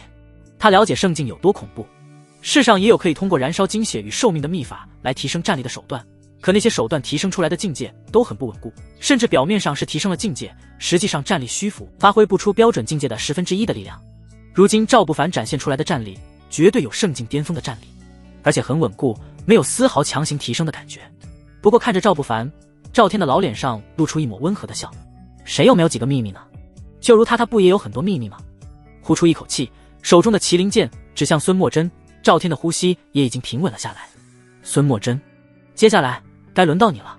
声音震慑苍穹，一双苍老的眸子扫视周围的虚空，眼眸冰寒，厉声道：孙墨真破坏规矩，私自插手晚辈争锋，对老夫的晚辈出手，此事已盖棺定论，按规矩当诛9族，灭满门。有谁反对？轰隆隆，声音化作恐怖音波，震得虚空都在颤抖。虚空各处隐隐约约出现了一道道人影，他们藏在云层深处，恐怖的眸光此刻带着几分谨慎，声音也远远的传来。孙墨真不守规矩，插手后辈之事，险些掀起乱战，罪大恶极，理应处死。话音落下，孙墨真的双眸惊恐的瞪圆了，喉咙中发出一阵暴喝，一张脸扭曲狰狞。哈哈哈哈，都是一群不要脸的老不死，别告诉我你们不觊觎大渊的。声音还未彻底消散，一道紫色惊雷骤然间从虚空之上落下，咔嚓毁灭的力量裹着滔天的杀意，只是在刹那间，虚空中的孙墨真就消失得无影无踪。赵不凡的眼眸微微一凝，看向虚空的方向。这一击很强，是要阻止孙墨真继续说下去，更是在震慑自己身上的细胞都因为这一击生出了一些战意。可不行了，体验时间要结束了。赵不凡能感受到体内的气息在不断减弱，有些遗憾的叹口气。一旁的赵天嘴角抽动了一下，险些气笑了。这小子叹这口气，他就明白赵不凡心里在想些什么。不过还真是勇，跟自己年轻刚刚出来闯荡时一样，初生牛犊不怕虎。苍老的眼皮轻轻抬起，赵天看向刚才雷电落下的那个方向，微微颔首，开口道：多谢紫霄道长主持公道，还请下次主持公道之时要快些。迟到的公道不是公道，只是瞒不住了而已。声音带着几分冷意，赵天的话让整个虚空之上的云层流动都凝滞了下来。虚空之上的所有强者都看向紫霄道长的方向，眸光闪烁。这话几乎是直接撕破脸嘲讽了。紫霄道长那可是整个玄界顶尖强者之一了，作为紫霄道观的强者，他们一直都是以维护公道自居，玄界很多规矩都需要紫霄道观强者维护。可在孙墨真出手时，紫霄道长没有出现，那3个临近强者出现，准备让赵不凡夭折时，他还是没有出现。如今赵不凡杀了3个临近强者时，紫霄道长出现维护公道了。赵天几乎是在指着紫霄道长鼻子骂了。可只是沉寂了片刻，凝滞的云层又开始了流动。紫霄道长的声音无喜无悲，从远处的虚空中传来：老道无需解释。没有解释，不需要解释，就是这样霸道。赵天似乎早已经猜到了这个结局，冷笑一声，开口道：如此甚好，这北极圣宫为大渊所灭，宝库内所有物品，任何势力与个人不得掠夺，违令者杀无赦。高空之上那冷冰冰的声音震慑住了其他想要乱动的强者。他们3位，赵天再次开口，指向已经变成尸体的3个临近强者。赵天，紫霄道长的声音隐隐带上了几分愠怒：你过了？过吗？赵不凡却冷笑一声，轻轻碰拳，揉了揉脖颈，脸上泛起一抹战意，冷冷地看向声音传来的方向：杀人者，人恒杀之。今日若是他们杀了朕，你会对他们说过了吗？啊！巨大的血龙咆哮冲出，骤然间冲上虚空，盘旋于天地之间，战意凛然。绝世武圣的气息带着一种古老沧桑的恐怖杀意，几乎要将天地震塌。不知道沉默了多久，虚空深处那声音终于再次响起。紫极皇朝院以3万枚丹药换紫极大帝遗体，天机关院以10个至宝换取天机道人尸身，合欢古院以3000灵药换取谷主饶紫嫣的尸身。此事可行？声音有些阴沉。赵不凡看向赵天，开口道：“太祖，您老人家觉得如何？”赵天那苍老的脸庞上露出了一个极为灿烂的笑容，满脸的褶子都已经紧蹙起来了。此事倒是不错，反正也只是无用的尸体，能换这些东西已经不错了。如此，那便按你说的办。赵不凡眼眸抬起，只是扫过那虚空之上，看着那若隐若现的身影，声震四方。希望各位能记住今日，朕不是每次都这么好说话，总会有尸骨无存的时候。虚空中模糊的身影逐渐消失，最终全都消失不见，那种可怕的威慑感也已经消失不见。赵不凡稍稍松了一口气，绝世武圣体验卡的效果，时间已经过去了。不过哪怕如此，也没有人敢再出来了。谁都不知道赵不凡还有什么底牌，这个妖孽太可怕了。要知道，他不久前还只是大渊的废物三皇子。此刻的赵天全心放在北极圣宫的废墟之上，快速感应寻找到北极圣宫宝库的位置，挥手打开，眼眸都亮起来了。一股浓郁的灵气散发着恐怖的波动，直冲虚空，方圆数千里都能看到一道冲天的光柱亮起，直通天地。不愧是顶级大宗门，虽然比最强盛时的大渊差很多，可也算得上是丰厚了。这一刻的赵天大手不断挥动，将宝库内的一切，不管是灵药还是法宝，都疯狂地吸过来。胸膛前一枚碧绿的小葫芦挂着，像是在呼吸一样反复亮起。那些灵药与法宝全都被小葫芦收了进去。赵不凡有些惊异地看着那碧绿的小葫芦，这就是传说中的空间法宝。作为穿越者，赵不凡虽然继承了三皇子的记忆，可或许是因为大渊这些年示弱的原因，在三皇子的记忆中并没有关于顶级强者与顶级势力的记忆，更不用说关于法宝的东西了，脑海中的资料知之甚少。当然，赵不凡也不需要这种空间法宝，脑海中系统就拥有一个系统空间，所有东西都可以暂存系统空间内。只是第一次看到这种空间法宝，有些好奇。赵天感受到了赵不凡的目光，老脸上露出一抹笑意。感兴趣？放心，这些东西都是为你准备的。赵不凡感觉赵天似乎会错意了，赵不凡慌忙摆手道：“太祖，您老误会了。哈哈哈，无妨，能让我大渊强盛起来的晚辈，便可继承老夫的一切。”赵天哈哈大笑几声，满面红光。这么多年了，他始终愁眉不展，只有最近一段时间，他笑得最多。赵不凡刚想要说什么，可脑海中响起的系统提示音打断了赵不凡的话。叮咚，狂暴状态持续中，宿主杀疯了。在狂暴状态下，宿主覆灭北极圣宫，强势镇杀北极圣宫宗主骆永涵，强势镇杀紫极皇朝帝王紫极大帝，镇杀天机关关主天机道人，镇杀合欢谷谷主饶紫嫣，震慑天下强者，获得奖励狂暴加成。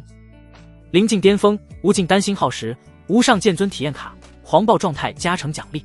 临近巅峰，临近巅峰境界已融合，无尽丹星耗时。无尽丹以黑压境地内才可生长的无尽草为主要炼制，可修复天下所有伤，不管是重创还是暗伤，只要不死，一颗便可重新回到巅峰。无上剑尊体验卡使用后可体验到远古无上剑尊的实力，使用后可获得无上剑尊的一道领悟。叮咚，使用绝世武圣体验卡后，随机获得绝世武圣的一道领悟。力破万军，力破万军，一力降10会，只要足够强大，便可无视任何防御，纯粹的攻击。轰！赵不凡体内一阵轰鸣声响起，一双眸子骤然冲出滔天灵光。临近巅峰的实力让周围的空间一阵震颤。赵天有些惊异地看着赵不凡，不过却没有多问。他知道赵不凡是有秘密的，没有秘密也不可能快速修炼到如今的境地。回去吧。赵天眼眸扫过这一片狼藉，最终目光定格在了远处的灵甲军，眼眸微微亮起。他对赵不凡身上的秘密不是很感兴趣，最感兴趣的还是那些像是凭空出现的灵甲军。那些强大的存在，如果当初他打天下的时候跟在他身边的话，恐怕玄界的格局早就不一样了。大渊，朝堂之上所有重臣都在忐忑度日。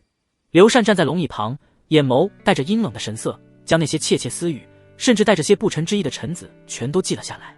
肃静，陛下不在，可吩咐了，朝会应当继续，商讨派兵去各地讨伐之事。各位可有什么想法？刘禅的声音不阴不阳，在议政殿上响起。朝臣们面面相觑，有人低声呢喃，也不知陛下能不能回得来。若是回不来，让那些国家知道我大渊准备向他们派兵之事，那我大渊可就要彻底崩了。是啊，这不是让我等讨论如何讨伐那些国家，而是让我等推动大渊灭国啊。有一个人带头，就会有第二个人开口。周围越来越多的人开始犹豫。陛下亲自讨伐北极圣宫之事，所有朝臣都清楚，可他们更加清楚，北极圣宫与天灵宗是不一样的。天灵宗再强大，也只是一个普通宗门而已。北极圣宫，那可是只差一步就踏入圣地的层次，起码比肩一些强大的王朝了。大渊现在只是一个小国，国力微弱，陛下却狂妄的要命，要是引来祸端，整个大渊都要灭国。一些朝臣们在交流，还有一些朝臣则是很明智的闭着嘴巴，眼眸带着几分凝重。好胆，竟敢如此诋毁陛下，找死！不阴不阳的声音带着几分狰狞阴沉。刘禅一双眸子闪过疯狂的杀意，轰！几乎在瞬间，身上传来暴戾之气，阴森的气息直接落在那几个人的脖颈上，狠狠地压住他们的脖颈，压得他们喘不过气来。9000岁，我等错了，放过我们吧！惊恐的声音响起，那些人只感觉到了一股难言的窒息，甚至有人讨好的开口道：“9000岁，我大渊天子御驾亲征了，您在我大渊就是天，之前只是口不择言，求您放过我等。”刘禅冷着脸，微微弓着身子，咬着牙，冷哼道：“什么9000岁？我大渊只有一个天，那就是陛下。”这话顿时让所有朝臣愣住了，一脸惊诧。要知道，曾经的刘禅可不是这样，曾经的刘禅以9000岁为傲，西厂残害朝臣也只是为了彰显他的权力。如今他怎么一脸对权力不感兴趣的样子？即日起，谁敢再诅咒陛下，抄家灭族？若我大渊一个有卵蛋的都没有，那咱家这个没卵蛋的就做主出兵，犯我大渊者，杀无赦！如此大渊，倒是让老夫可以放心了。皇宫宝库内，赵天弓着身子，苍老的脸上带着几分疲惫的神色。他蛰伏隐藏在这皇宫宝库内那么久，本是想着好好养伤，可伤越来越重，境界不断跌落，甚至到了难以挽回的地步。再出手，与北极圣宫的老师祖孙莫真对战，本就不太好的身体变得更差了。之前面对那些顶级的存在，他也只是在强撑着。若不是有赵不凡在威慑的话，恐怕他也难以活着回来了。太祖，您老的身体。赵不凡跟在赵天的身后，微微皱眉。他能感觉出来，赵天的气息变得更弱了，境界似乎开始不稳固了，有一种要掉落的感觉。这种状态很像是被伤到了本源。嗨，轻咳2声，赵天并未对于自己的身体有过多的解释，而是带着赵不凡继续往前走。皇宫宝库很大，里面珠光宝气，灵气氤氲，霞光瑞彩，凡尘的金银珠宝不用说，灵石灵药法宝更是堆成了一堆。可赵天并没有停下自己的脚步，而是绕过那些东西，推开了隐藏在一片金银后面的暗门。一条狭长的通道出现在眼前，通道很长很暗，墙壁上有夜明珠镶嵌着，或许是夜明珠镶嵌的时间太长了，光芒都已经暗淡了，照不亮那昏黄的通道。一股腐朽的气息猛地冲出来，呛得人鼻子都有些疼。几千年没开了，味道有些不好闻。轻轻挥了挥鼻子前面的空气，赵天苍老的脸上露出了一抹平和的笑，眼眸扫视一周，又叹息了一声，似乎是带着一些怀念的感觉，缓缓的迈步朝着通道下面走去。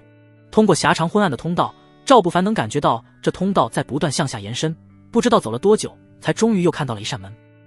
这一扇门明显区别于普通的门体厚重，黑沉沉的，上面雕龙画凤的刻画着一道道奇异的纹路。在最中心的位置，一颗红宝石镶嵌。赵天停在了这扇门前，沉默片刻，终于像是做出了什么决定一样，转头看向赵不凡，开口道：“割破手指，滴上去。”没有犹豫，赵不凡听从赵天的指示，直接划破手指，将手指间的血液滴在那红宝石上。轰隆隆，整颗红宝石在吸收了血液之后，猛然间爆发出一道璀璨的亮光，一股温暖的感觉浮上心头。赵不凡一怔，有些诧异，这感觉竟是在温润自己的经脉。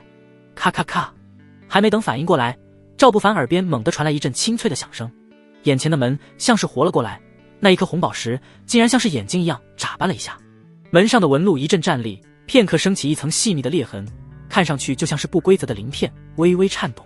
隆隆隆，门缓缓地开启。轰，一股浓郁到极致的灵气几乎化成了液体，狠狠地包裹住赵不凡，呼吸都能感觉灵气在鼻腔、口腔，甚至进入了肺部。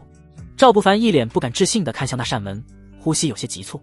这么庞大的灵气都能堪比那些顶尖皇朝与圣地所占据的灵泉了，里面藏着什么好东西？跟老夫来吧。赵天眼眸闪了闪，苍老的脸上没有丝毫表情波动，只是脚步却开始有些虚浮了。进入那扇门，眼前完全是与外面不同的世界。这扇门里是一个地底空间，头顶上是一片璀璨的夜明珠，比通道里那些暗淡无光的明显好太多了。放射出来的光芒璀璨却又柔和，不刺眼，将这片空间照亮。正前方是一棵2人高的树，树有些枯败，上面只有零零散散的几个叶子，可那些叶子却在发着光，上面隐隐有一道道奇异的符文显现。天地伟力，赵不凡全身的汗毛都倒竖起来了，只看了一眼就让他汗毛倒竖。这叶子每一片都蕴含天地伟力，稍稍动弹一下都能将这一片空间压塌。可这片空间之所以一点事情都没有，只因为除了这棵树之外，树下还有一口灵泉。灵泉汩汩冒出一片浓郁到极致的灵液，乳白色的灵液在树边上流动，将那棵树围起来。灵液被树吸收，树上的叶子散发的天地伟力又被灵液所吞噬，相辅相成，又互相制约。赵天缓缓地抬眸，深深地看着赵不凡，将戴在自己脖颈上的碧绿色小葫芦吊坠摘下来，缓缓地递到赵不凡的身前。这里面有这些年老夫所有的积累，你记住，这些东西都可以有损。说到这里，赵天猛地停下声音，一双眸子扫过那棵树与树下的灵泉，眼眸灼热，声音变得激动起来。这棵树与这汪泉绝不可有损失，这是老夫能为大渊留下的唯一有价值的东西了。赵天的声音嘶哑，激动之余带着几分落寞。听到这声音，赵不凡才猛地回过神来，看向赵天，满脸凝重。这一切更像是在交代后事。太祖，您究竟怎么了？传闻中的太祖帝赵天手持一柄麒麟剑，在玄界杀出了一片天。大渊最强盛时，万仙来朝，可不知为何，太祖突然从大渊销声匿迹不见了。从那一日开始，大渊就开始走起了下坡路。虽然瘦死的骆驼比马大，可终究还是瘦死了。在大渊所有真正的强者都彻底消失之后，大渊也终于沦落为底层弱小的国家之一。赵不凡相信，这些年大渊遭遇的一切，太祖都知道，也不会坐视不管。哪怕有那所谓的规矩在，太祖也不会看着大渊彻底崩塌。可太祖始终都没有出手，一直到自己出现，太祖才出手，其中一定是有原因的。想到这里，赵不凡看向赵天，却看到那张脸色白得吓人，口鼻中在无声无息间开始溢出嫣红的血，境界气息在不断跌落，止不住的跌落。赵不凡的脸色巨变，老夫生命要走到尽头了。赵天的声音很嘶哑，痛苦中带着几分不甘。赵不凡的脸色巨变，慌忙伸手搀扶住赵天，苍老的身躯已经变得佝偻起来。太祖，您的身体。稍稍感应，赵不凡就皱起眉头，这副身躯太虚弱了，境界在不断倒退，身体本源也已经千疮百孔，是陈年旧创，能坚持到现在已经是极限了。老夫的身体，老夫自己知道。摇晃了一下，赵天脸上露出了一抹苦笑，呼吸变得沉重起来，一双眸子定定地看着不远处的那一汪灵泉与那棵树。良久之后，才苦笑一声，叹息道：当年巅峰之时，老夫去禁队挖来了灵泉与天眼树，却也因此被仇敌围攻，落下了难以修复的创伤。这些年一直都在等着后人里出现一位真仙之姿的妖孽，始终都在强撑着。说到这里，赵天脸上的笑容更盛，脸上的皱纹都堆成了一团，看向赵不凡的眼神中充满了感慨。老天没让老夫失望，终于还是出现了一位远超老夫的妖孽天才。赵天没有开口，要不是有金手指傍身，自己现在恐怕还是那个废材三皇子。老夫唯一的遗憾是在死之前没有找当年的仇敌一趟，尽管当年的那位如今或许已经超越尊敬了。尊敬赵不凡身子一颤，眼眸闪过一抹惊讶的神色。他还以为系统奖励的无上剑尊体验卡，那个无上剑尊是一位擅长用剑的强者的称号呢，原来与绝世武圣一样，竟然都是一个境界。看了赵不凡一眼，赵天似乎猜到了赵不凡的惊讶，缓缓地开口道：这些年大渊示弱，难以接触到顶级的层次，圣境之后便是尊敬，当年老夫也曾是尊敬强者，只可惜。说到这里，眼眸变得落寞起来。当年的他能创造万仙来朝的场面，已经是强大到了极致。孩子，你要记住，修炼之路，灵境才是起点。轰！这话让赵不凡心头一阵惊涛骇浪。灵境竟然才仅仅是起点吗？这才是这个世界的真相吗？沉默良久，赵不凡犹豫了一下，开口问道：太祖，您老没想过要去浸泡灵泉，炼化那棵天眼树恢复？赵天摇头一笑，开口道：老夫也曾想过，可老夫这重创乃是伤及本源的，那些东西太霸道，只会让老夫伤得更重。这世上若是有东西能医治，或许只有禁地中的那棵灵草了。禁地灵草。赵不凡脑海中闪过了不久前系统的提示音，沉默片刻，有些古怪的开口道：不会是无尽草吧？听到无尽草的名字，赵天脸色猛地一变，惊疑不定地问道：你竟知道无尽草？还不等赵不凡回答，赵天又自嘲地摇摇头，苦笑着开口道：瞧我这记性，当年自以为强大，游离禁地，还曾编写了禁地录。你少年时应当看过那本禁的录吧？赵不凡面色不变，没有开口。他哪里记得小时候看过一次的东西？无尽草，不敢奢望。那是那位不朽的存在所在的禁地中所有之物，太珍贵。不过确实只有无尽草，有可能治好本源伤了。苦笑着，赵天满脸无奈。无尽草所在的禁地是整个玄界顶尖强者都不敢接近的地方，万一不小心惊扰到那位不朽的存在，恐怕整个玄界的强者都别想好过。赵不凡不再犹豫，手掌翻出一枚乌黑的丹药，出现在手心。轰！出现的瞬间，药香四溢。太祖，您试试这枚丹药，或许有帮助。无尽丹，这是系统奖励的。赵不凡没想到第一个竟然是用在了太祖的身上。看着赵不凡手心的丹药，赵天本意是不想浪费的，可不知为何心里有一个声音告诉他一定要吃下去，这丹药很宝贵吧，用在老夫身上太浪费了。丹药上的药香浓郁，引得人身躯都开始暖洋洋的，看起来就不凡。赵不凡没有犹豫，直接塞进了赵天的手中。犹豫片刻，看着赵不凡那坚定的脸庞，赵天最终还是将丹药吞服了下去。半晌，体内没有任何动静，赵天脸上露出了一丝苦笑，他就猜到了是这样的结果，果然是在浪费丹药。刚想要开口，一股灼热骤然间从四肢澎湃而出，汹涌着朝着身体中心汇聚。轰隆隆，巨大的洪流开始在体内汇聚，原本跌落下去的境界竟然猛然重新攀升。林静圣境受了不可逆的伤的本源，这一刻竟然以一种可怕的速度疯狂修复。赵天的脸色巨变，感受着体内的疯狂变化，眼皮子狂跳。自己这个后人究竟有多可怕的逆天机缘，竟然连这种修复本源的丹药都有？难道是什么绝世大能转世？想到之前还是废材三皇子，突然间就拥有了可怕的战力，性格也发生了大的变化，唯一能想到的就只有绝世大能转世，到了时间恢复记忆。可这个时候赵天已经没时间多想了，整个身躯缓缓腾空，漂浮在空中，自行盘膝修炼了起来。轰！一股柔和却威严的气息从体内缓缓散发出来。尊敬！赵不凡感受着那股威严又令人不敢反抗的气息，目光灼灼。自己要努力了。林静竟然只是起点而已，天知道前面还有什么精彩又可怕的东西等着自己。回过神来，赵不凡犹豫了一下，也缓缓盘膝。以对天地灵力的亲和度，天眼术竟然在这一刻发出柔和光芒，天地伟力缓缓朝着赵不凡的身躯涌去。嗡！赵不凡微微一颤，体内发出轰鸣声，气息骤然攀升。不知过了多久，一个冰冷又傲然的声音在天地间响起：大渊国主何在？速速出来，跪迎！轰！声音庞大，充斥着巨大的伟力，这片大地都开始抖动起来。赵不凡看了一眼还在闭关恢复的赵天，目光在腰间那木质配饰上停留片刻，缓缓起身，朝着宝库外冲去。太祖之前在危险时说过，拿着那配饰，荒古赵家可以保住他。荒古赵家与太祖有关系。皇宫上空，瑞彩千条，数十道身影站立于天空上，脚踏祥云。最前方的是一位中年男子，蓄着山羊胡子，那张脸威严中透着几分傲慢。中年男子身旁则是一个身材窈窕的妙龄少女，一身贴身舞袍将凹凸有致的身材勾勒得淋漓尽致，坐下骑着一头白狮，那张娇媚俏丽的脸上面无表情，白皙的肌肤上甚至带着几分嫌恶。大渊国主何在？中年男子再次冷哼一声，临近威压骤然降下。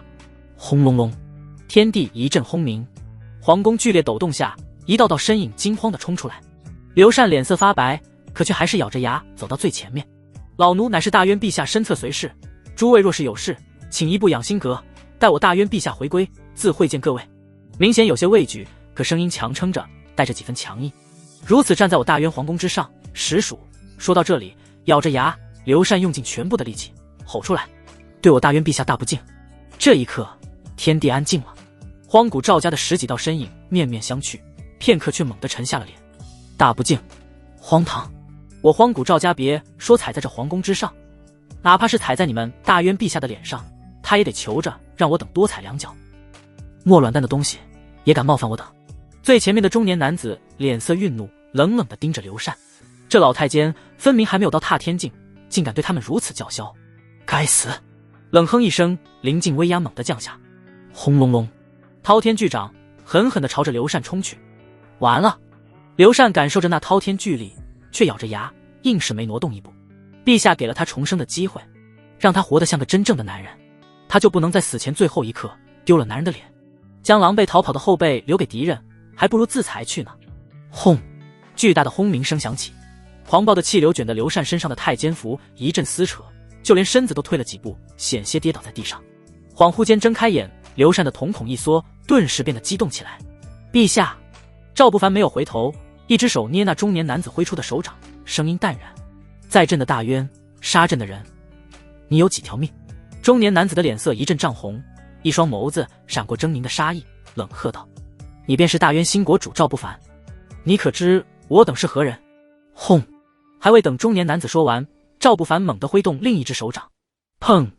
手掌狠狠地落在中年男子的脸上，恐怖的轰鸣声响起，那中年男子轰然倒飞出去，整个身体都无力地扭曲了起来。立于我大渊皇宫之上，对我大渊之人出手，便等同于对朕不敬。对朕不敬者，管你是谁，杀无赦。明黄色龙袍在空中飘荡，赵不凡的脸色冷峻，临近巅峰气息落下，震得自称荒古赵家的强者们脸色一阵青一阵白。远处的中年男子也仓皇起身，目光闪烁，死死地盯着赵不凡。你敢对赵家出手？你！各位有事要找朕。赵不凡直接忽略了远处那中年男子，目光却落在那个骑着白狮的少女身上。这少女身上也是临近巅峰的气息，只是除了那气息之外，赵不凡还从她身上感受到了一种可怕的危险感觉。若是有事商议，便要守住我大渊的规矩；若是来找事……说到这里，赵不凡的手掌轻轻捏了捏，轰鸣声在空中响起，空间震荡。朕奉陪。赵不凡知道赵天与荒古赵家有关系，可这些人眼神中透着的是一股高高在上、睥睨一切的傲慢，还有那种若有若无的贪婪与敌意。不管是谁敢对自己露出贪婪与敌意的，那都是自己的敌人。战意无双，那狂暴的战意震慑住了赵家所有强者。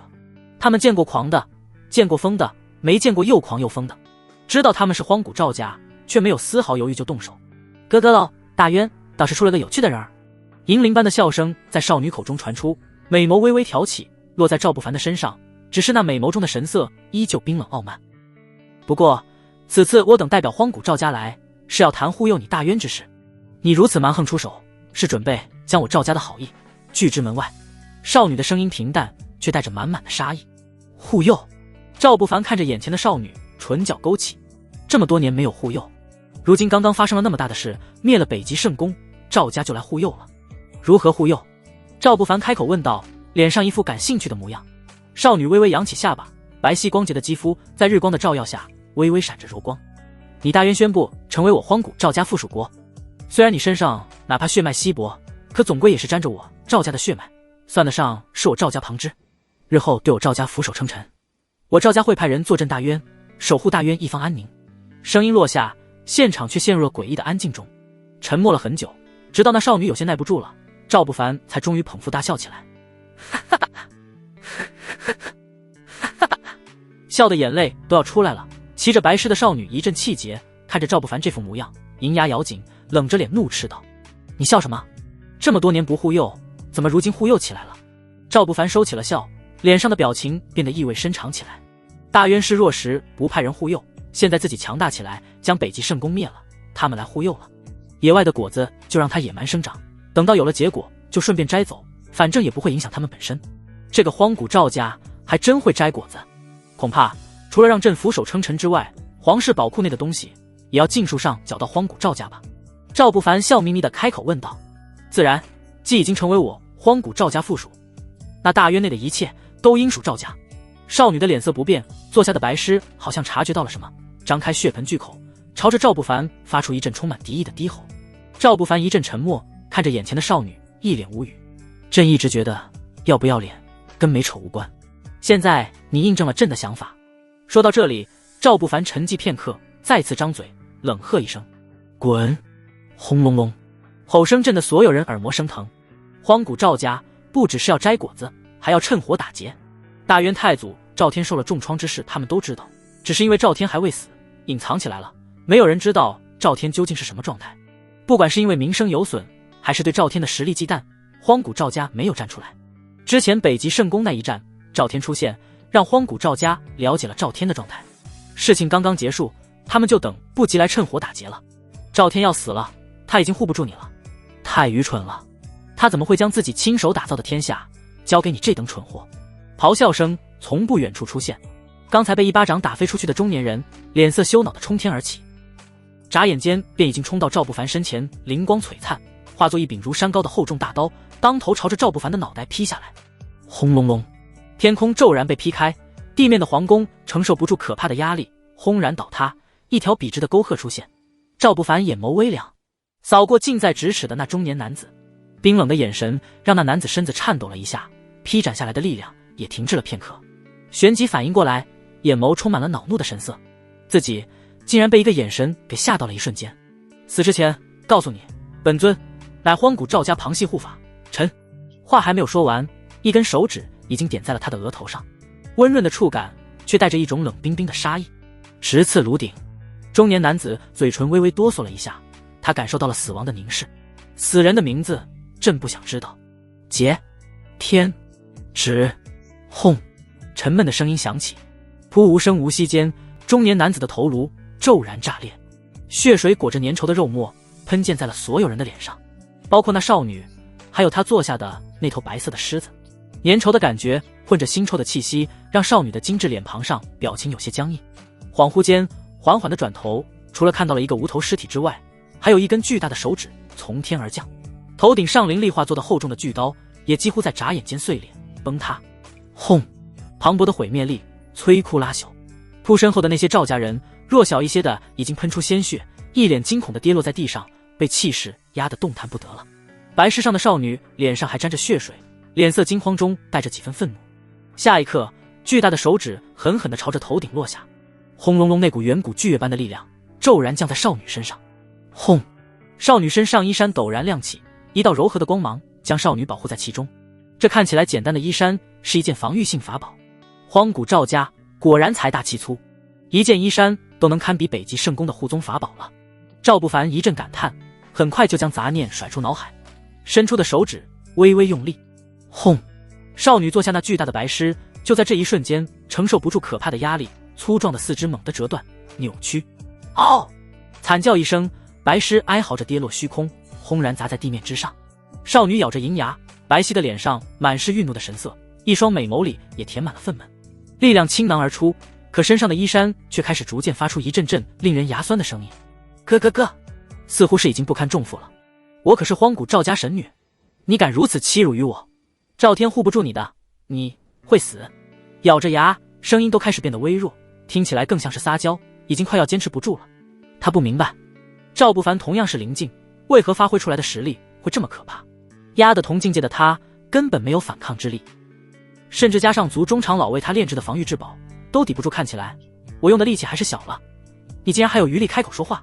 赵不凡淡淡开口，眼眸闪过一抹寒光，力量骤然间涌出。轰，磅礴的力量咆哮。这一刻，原本已经定在虚空中的那具大手指猛然间落下，自知少女身上那防御性法宝衣衫在这一刻终于还是顶不住了，轰然爆裂，全身上下的衣衫几乎都碎裂了，内衬也崩碎了不少，白皙的肌肤在碎裂的衣衫下若隐若现。噗，喷出一口鲜血，少女娇躯跌落下去，重重地摔在地上，那巨大的手指狠狠地朝着地面压下。轰隆隆，还没落下，大地就已经凹陷了下去。所有赵家人惊恐地抬头看着那巨大的手指，脸色变得惨白。这指头上带着摧枯拉朽的力量，只是看一眼都能感受到死亡的气息。咔嚓，一道磅礴的雷霆毫无预兆地凭空出现，带着一股纯粹的杀意，裹挟雷暴疯狂冲向赵不凡。赵不凡猛地抬头，感受着那狂暴无比的力量，唇角翘起。打了小的，出来老的了，还真是葫芦娃舅爷爷，一个一个送啊！劫天指猛然暴涨，直冲那狂暴的雷光。轰，炸裂声响起，恐怖的波动震得天地巨震，狂暴的气息席卷周围的一切，狂风卷起，一切平稳下来。赵不凡眼眸冷冷地盯着虚空，方才那一击很强，呵呵呵，当真出乎老夫的预料。虚空之上，苍老的声音带着一抹愠怒。这一击不算他的最强手段，可他的境界已达到尊境，这个赵不凡竟然能抵挡得住他的攻击，传出去该被族中其他强者嘲笑了。轰隆隆，没有多言，另外一道璀璨的雷光化作庞大的雷龙从天而降，狠狠地朝着赵不凡冲来。赵不凡身上冒出澎湃血气，划走滔天血龙，一双眸子充斥着疯狂的战意。堂兄，你太心急了。轰，赵不凡的身前，一道佝偻的身影蓦地出现，手掌伸出，那带着死亡气息的雷龙轰然被接在手心，乖得像个宠物。雷光闪烁，映在苍老的眼眸中盛放着阴冷的光，赫然是已经恢复了一部分力量的赵天。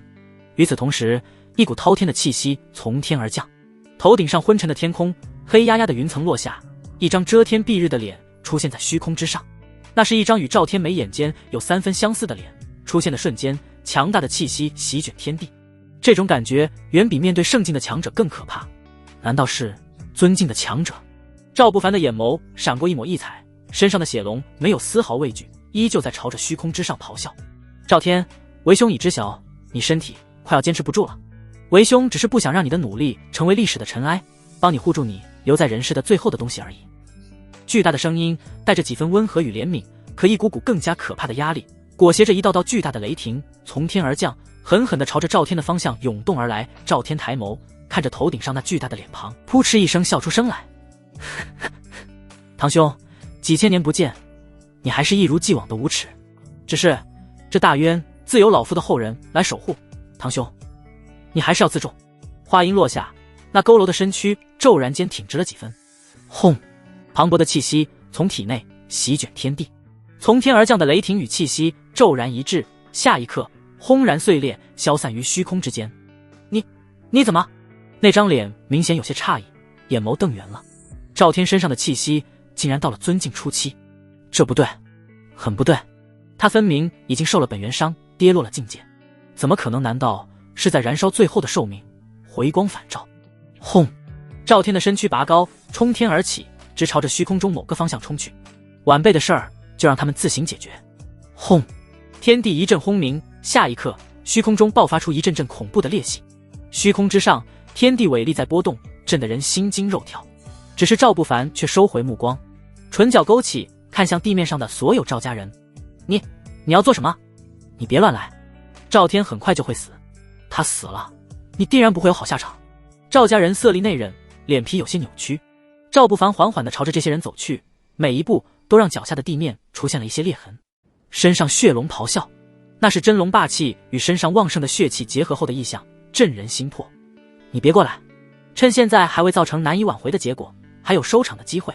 少女声音微颤，手掌下意识地拉扯着内衬，护住自己身上敏感的位置，口鼻溢出鲜血，不敢直视赵不凡。若是你现在后悔臣服于我赵家，将皇室宝库交给赵家，我等可当作之前的一切都没有发生过，保你能活着。赵不凡的脚步停下，一脸感叹地看着眼前的少女。你可真是癞蛤蟆梦青蛙，长得丑想的花，到现在还分不清形势。你是怎么坐上的神女之位？靠拼爹！这番话让少女的脸色发白，却又带着几分愠怒。赵不凡脚步一动，缓缓走到少女身前，眼底闪过一抹冷厉之色。朕没想过要杀你，可你一而再再而三对朕的东西起贪念，看来你们荒古赵家从未有人教导过你，不是你的东西不要伸手。话音落下，手指猛地指向少女的头顶，肃杀之气在指尖聚集。你敢！头顶上传来愤怒又冰冷的怒吼声，那是正在与赵天战斗的赵家强者愤怒的声音。可如今被赵天拖住了，完全动弹不得。自称神女的少女呼吸急促，鼻尖的汗水都在剧烈颤抖着，一双美眸在这一刻闪过惊慌失措的神色。以往她的威胁从来都是无往不利的，可如今眼前这人竟真的想要杀了她，怎么会这样？接下来该怎么办？作为赵家神女，她从来都是一呼百应的，身边到处都是愿意为荒古赵家当狗的强者，碰到这种事只需要一句话，自然有很多狗去帮她做。可如今身边的那些狗全都倒下了娇躯，颤抖了一下，少女的眼眸变得恍惚起来。咔嚓，天空之上一声炸雷响起，紫色雷霆化作的巨雷在天空中凝聚。虚空之上，一个身穿紫色道袍的身影缓缓出现，仙风道骨，脸上带着一股威严之色。雷霆在身上缭绕，隔得很远都能感觉到一股针扎似的疼。赵不凡的眼眸一冷，抬头看向虚空，这气息很熟，在北极圣宫时感受过。紫霄道长，紫霄，你若敢对老夫的后人出手，老夫定与你紫霄道观不死不休。虚空中传来赵天的怒吼声，紫霄道长脸上满是威严与正义之色，目光落在赵不凡的身上，带着几分阴厉，声音宏大而充满威严。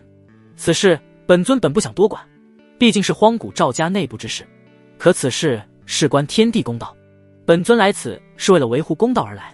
荒古赵家好心要保护大渊，一番好意，可大渊新弟赵不凡却攻击赵家人，此举有失公道，本尊实在看不下去，出手惩罚此贼，天地可见。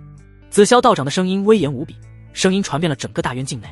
从北极圣宫之后，很多强者就一直都在远远地关注着大渊。如今紫霄道长的话，让很多强者从远处聚集看了过来。荒古赵家愿收下大渊，已是在保护大渊了。那新弟果然是个疯子。没错，赵天之前受创，本来就要死了，现在还要为帮那个赵不凡燃烧全部的精血与寿命，短暂的恢复力量，去与赵家拼命。他是害怕皇室宝库内的东西全都被赵家拿走吧？可以他的实力，皇室宝库的东西他是守不住的，还不如让赵家拿走。那些强者们的声音并没有刻意压制，远远地传入到赵不凡的耳中。抬眸，赵不凡看向那些强者，他们站在虚空之上，每一个最低也有临近的实力，眼眸中的贪婪几乎是不加遮掩的。在他们看来，如今的赵天已经是最后的回光返照了，皇宫宝库内的东西必然会易主，这个时候站出来或许还有机会吃。赵不凡扑哧一笑，眼皮子缓缓抬起，看向那一脸义正言辞的看着自己的紫霄道长，戏谑的开口道：惩罚阵，惩罚了阵，是不是还要将皇宫宝库的东西收走，看看其中是否有妖邪之物，你好带走净化一番。紫霄道长一怔，眼底闪过一抹阴冷，谁都知道他来此的目的，可哪怕所有人都知道，却没有人敢这样直接撕破他的假面。好，你果然不愧是赵天的后人，跟他一样够疯癫。紫霄道长黑着脸冷哼一声，赵不凡又转头看向远处围观的强者们，嗤笑一声：你们也是为了皇宫宝库内的东西来的吧？周围强者们面面相觑，不明白赵不凡明知故问这些做什么。为了朕的东西，你们还真是大费周章，可不属于你们的东西就别乱伸手。说到这里，赵不凡微微扬起头，手指轻轻点在了身旁的赵家神女额头上，声音淡淡：乱伸手容易丢了命。汪一道锐利的气息猛地从赵不凡身上生出，所有人只感觉眼前出现了一柄剑，那一柄剑直直的撕裂天地，扑赵家神女一分为二。只是被赵不凡的指尖点在头上，气息穿透了他的身躯，就直接被切开了。可现在没有人在意赵家神女的下场了，所有强者全都震惊的说不出话来，呆呆的看着站在地面上的赵不凡。那道身躯站在那里，就是一柄剑，一柄可以撕裂天地的剑。只是看一眼，眼睛都被割得生疼，甚至有人已经双目淌血，痛苦的跌落到地面。无上剑尊体验卡。赵不凡缓缓闭目，脑海中关于无上剑尊的一切力量都完全融入自身。天地之间，一切皆为剑。唇角勾起，赵不凡踏步走出。轰！庞大的剑意化作滔天巨剑，直指紫霄道长的眉心。赤紫霄道长咬着牙，几乎在瞬间全力出手。雷霆化作巨龙，在身前聚集。可在那恐怖的剑意之下，雷霆在寸寸皲裂，甚至隔着很远，紫霄道长的脸就已经被一道道剑气割裂，片刻就已经面目全非，脸上满是一道道深可见骨的剑痕。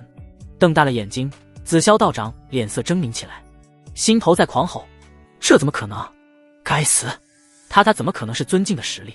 自北极圣宫那件事之后的几天里，他一直都没有离开，就是在关注着赵不凡。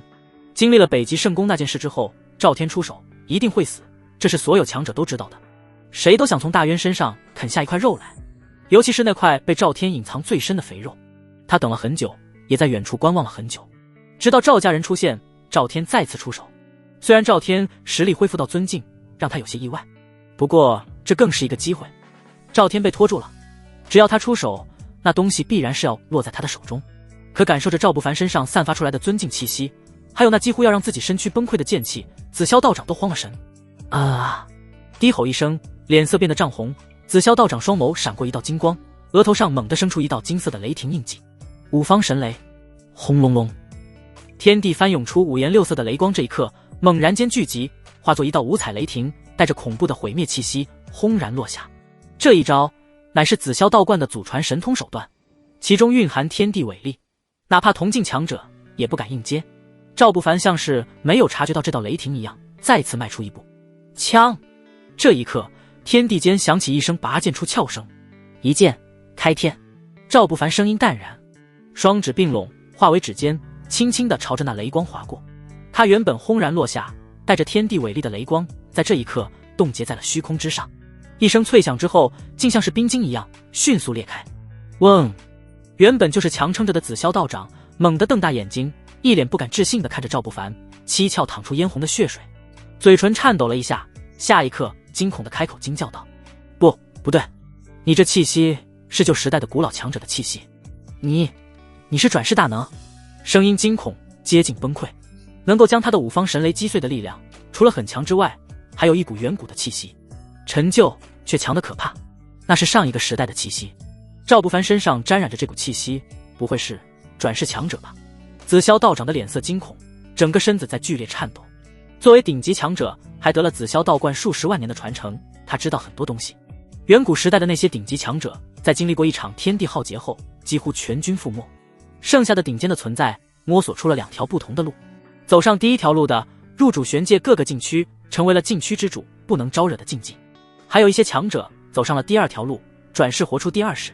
虽然活出第二世是一个传说，从未有人真的看到过哪位绝世大能是活出第二世的，可赵不凡身上那古老的气息，还有不久前还曾是废材三皇子的经历，或许只有这个解释了。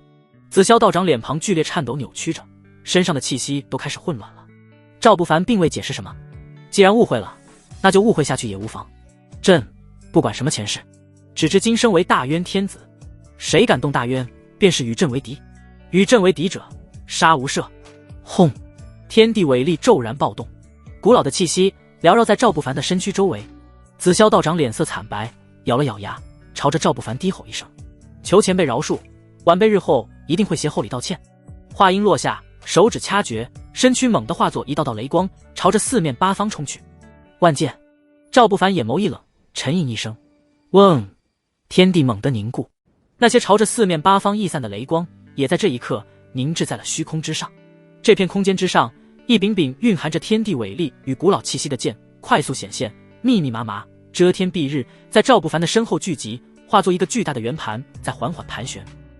明明看起来是灵气化成的，可那些剑却栩栩如生，上面锋锐的气息，还有复杂奥妙的纹路，都给人一种震慑感。赵不凡再次蹬出一步，轰！天地伟力轰鸣，周围的所有强者脸色巨变，他们感觉到了赵不凡将他们也纳入了攻击范围内。快逃！完了，我等只是路过，看看热闹而已，并未有过多余的想法。嘶吼声传来，可赵不凡却只是轻轻挥了挥手指。轰隆隆，庞大遮天蔽日的剑雨在空中激射穿梭，天地都被撕裂了。啊！惨叫一声，方才朝着四面八方溢散的雷霆中传出一阵惨叫，那些雷霆刹那间被撕碎。远处本就不怀好意而来的强者们，完全无力阻挡这裹挟天地伟力与古老气息的剑雨，只是眨眼间便从天空中惨叫着坠落。那画面就像是在下饺子，坠落过程中还不断有造型各异的剑在他们身上穿梭，直到死的不能再死了。半炷香后，赵不凡独自站在虚空之上，一切都安静了下来。地面上并未被攻击波及的荒古赵家的强者们呆呆地瘫在地上，全身已经被冷汗浸透，哆哆嗦嗦的，什么声音都不敢发出来。他们身边都是千疮百孔的尸体，那么多临近强者一击解决。该死，他怎么？虚空之上传来恼羞成怒的声音。没有任何人能想到这个结果。紫霄道长引以为傲的逃跑手段，雷遁都被赵不凡打破了。有一心想着在大渊身上咬下一块肉的围观的强者，更是被一击尽数灭杀。远远的站在虚空之上没有接近的强者们，心头更是一阵心惊肉跳，更多的还是庆幸自己没有被欲望冲昏头脑。看向赵不凡的眼神更是没了之前那种看猎物的眼神，只有敬畏。赵不凡缓缓抬眸看向虚空之上，又低头看向瘫倒在地上的赵家人们，眼眸冒着寒气。他踏踏脚步一步一步逼近，冰冷的杀意化作冰冷的海水，汹涌澎湃，狠狠地拍打在每一个赵家强者身上。激灵灵地打了一个寒战，赵家强者们这才惊恐地颤抖了一下，慌乱地撑着地面，想要站起身来。你别乱来！对荒古赵家出手是一条不归路。赵家强者们开口，声音很大，可却又充满了颤抖。不归路！赵不凡停下脚步，饶有深意地看了一眼一旁，一道被剑气切割成两截的尸体横陈，原本凹凸有致的身躯此刻布满了血浆。周围赵家强者们的脸色巨变，这时候他们似乎才想起来，不久前赵不凡起手就直接将他们的神女给杀了。我们可是有血缘关系啊！对，赵天本就是我们荒古赵家旁支，你是他的后人，你也有我们赵家的血脉，咱们都是一家人。终于有人突然开口，满脸都是讨好的神色。太祖，他们说跟咱们是一家人。赵不凡唇角微微勾起，抬头看向虚空，高喝一声。下一刻，苍老中带着几分愠怒的声音如雷鸣般从虚空之上倾泻而下。老夫可没这样的一家人，本就是没什么关系的旁系，哪里有什么血脉关联，乱攀什么亲戚？若是我落败，你们可会因朕与你们有什么血脉关联放过朕？轰！这声音落下的瞬间，赵不凡唇角勾起，脚步再次迈动，剑气化作剑雨，几乎在眨眼间便直直地朝着赵家所有强者冲去。轰隆隆，恐怖的轰鸣声带走了一片残肢断臂，赵家强者甚至没有来得及反应，便被漫天剑气切开，大地轰然塌陷下去。赵天，你找死！赵不凡，你找死！虚空之上，正在与赵天战斗的那位赵家强者，脸色已经完全扭曲，再也没有了一开始的平淡。可赵不凡缓缓抬头，朝着虚空走去，一步一登天，身形高挑，却并没有多高大，身上的剑气却化作了一道无形的巨剑，几乎在瞬间撕裂天幕。眼眸化作剑锋，直指那道身影。嗡！剑气化作撕裂天地的巨剑，朝着那道身影猛然冲去。欺人太甚，赵天，你很好，你这后人比当年的你还要狂，你当真不怕他举世皆敌？那道身影脸上没有表情波动，脸皮却在剧烈跳动着，双目猩红，惊怒交加。不过看着剑气临身，手掌挥动，一股澎湃的力量从身上爆发，一轮明月从背后升腾而起，倾泻出一片皎白的月光，顶在了巨剑前。可赵天也在这一瞬间猛然挥剑，轰隆隆，庞大辉煌的七彩剑光燃起燃透空间的火焰，骤然撕开那道身影的衣衫，唰一片血花飞溅。那道身影猛地向后退了几步，身前喷出一片血水，身前顶住剑气的圆月也在一瞬间暗淡了几分，甚至开始出现了几分裂痕。赵晨，你玩过头了。赵天冷笑一声，手持麒麟剑看着堂兄赵晨。赵晨脸色阴晴不定，咬着牙，下一刻咬着牙低声道：赵天，今日是堂兄孟浪了，虽然是好心，却也该问问你们的想法。既都是误会，那此事就到这里如何？抵挡着赵不凡剑意的那神通手段快要坚持不住了，剑意已经在一点点撕裂那轮圆月了。蓬勃的剑气擦过，将他的脸割出了一道道明显的血痕，深可见骨。他再不走，可能真的要交代在这里了。来都来了，那么着急走做什么？赵天苍老的脸上脸皮微微跳动了几下，眼角微微挑起，看着赵晨，老脸上闪过几分阴沉。几千年前的恩怨刚好可以在此了结。此话一出，赵晨几乎没有丝毫犹豫，身上猛地爆发出一道幽光。修那道身影刹那间化作电光，朝着远处遁走想逃。赵天仰天大笑两声，身躯同样出现了一道幽光，骤然间冲出去。你会的遁术，老夫也会；你的神通，老夫也都知道，能逃得掉。轰！与赵晨相比，赵天的速度明显更快几分，几乎眨眼间便追到了身前，手中麒麟剑猛然间举起。轰隆隆，滔天杀意撕裂苍穹，那苍老的脸上满是愤懑之色，手中麒麟剑已横挑过去。赵天！赵晨声音咆哮，一双眼眸满是血红。你当真要杀我？你们之间可有血脉相连？当年你害我旁系一族，断我灵脉，将我扔进禁地时，可没想过与我血脉相连。赵天声音冷冽，手中麒麟剑没有丝毫停滞，朝着赵晨的胸膛猛然挑刺。轰隆隆，磅礴的怒火化作滔天巨浪，在麒麟剑的带动下直刺赵晨胸膛，避无可避。赵晨脸色扭曲狰狞，全身的力量都集中在身前，再画出一轮圆月。可那一轮圆月只是刚刚与赵天寒怒的力量接触，就刹那间裂开。完了，死定了！可不甘！赵晨几乎要咬碎了牙，沉着脸，恨意滔天。轰！虚空之上猛然间安静了一瞬间，一道须发皆白的老人突然出现在了虚空之上。这一片虚空都静止了，就连所有的力量都被冻结了。老人的脸上带着和蔼的笑，目光在赵天与赵晨身上扫过，最终落在赵不凡身上。只是看向赵不凡时，眼眸闪过一抹莫名的神采。赵晨与赵天都看到了老人，脸色都是一变。太爷，救我！赵晨惊呼一声，脸上的狰狞更加明显了。赵天脸色黑沉沉的，全身都在剧烈颤抖，手指微颤，用尽全力抵挡着那股压制自己的力量。皆为我荒古赵家人自相残杀，让人笑话。苍老的声音淡淡的，手掌轻轻挥出。轰隆隆，金色巨掌凭空出现，自上而下朝着赵天与赵晨狠狠拍下。枪！赵不凡脚踏无上剑意，响彻虚空的拔剑之声振聋发聩，猛然间撕裂被禁锢的虚空。轰隆隆，巨剑自下而上，直直地顶住那金色巨掌。剑锋上，赵不凡眼眸锐利，身上血色巨龙咆哮，战意凌天。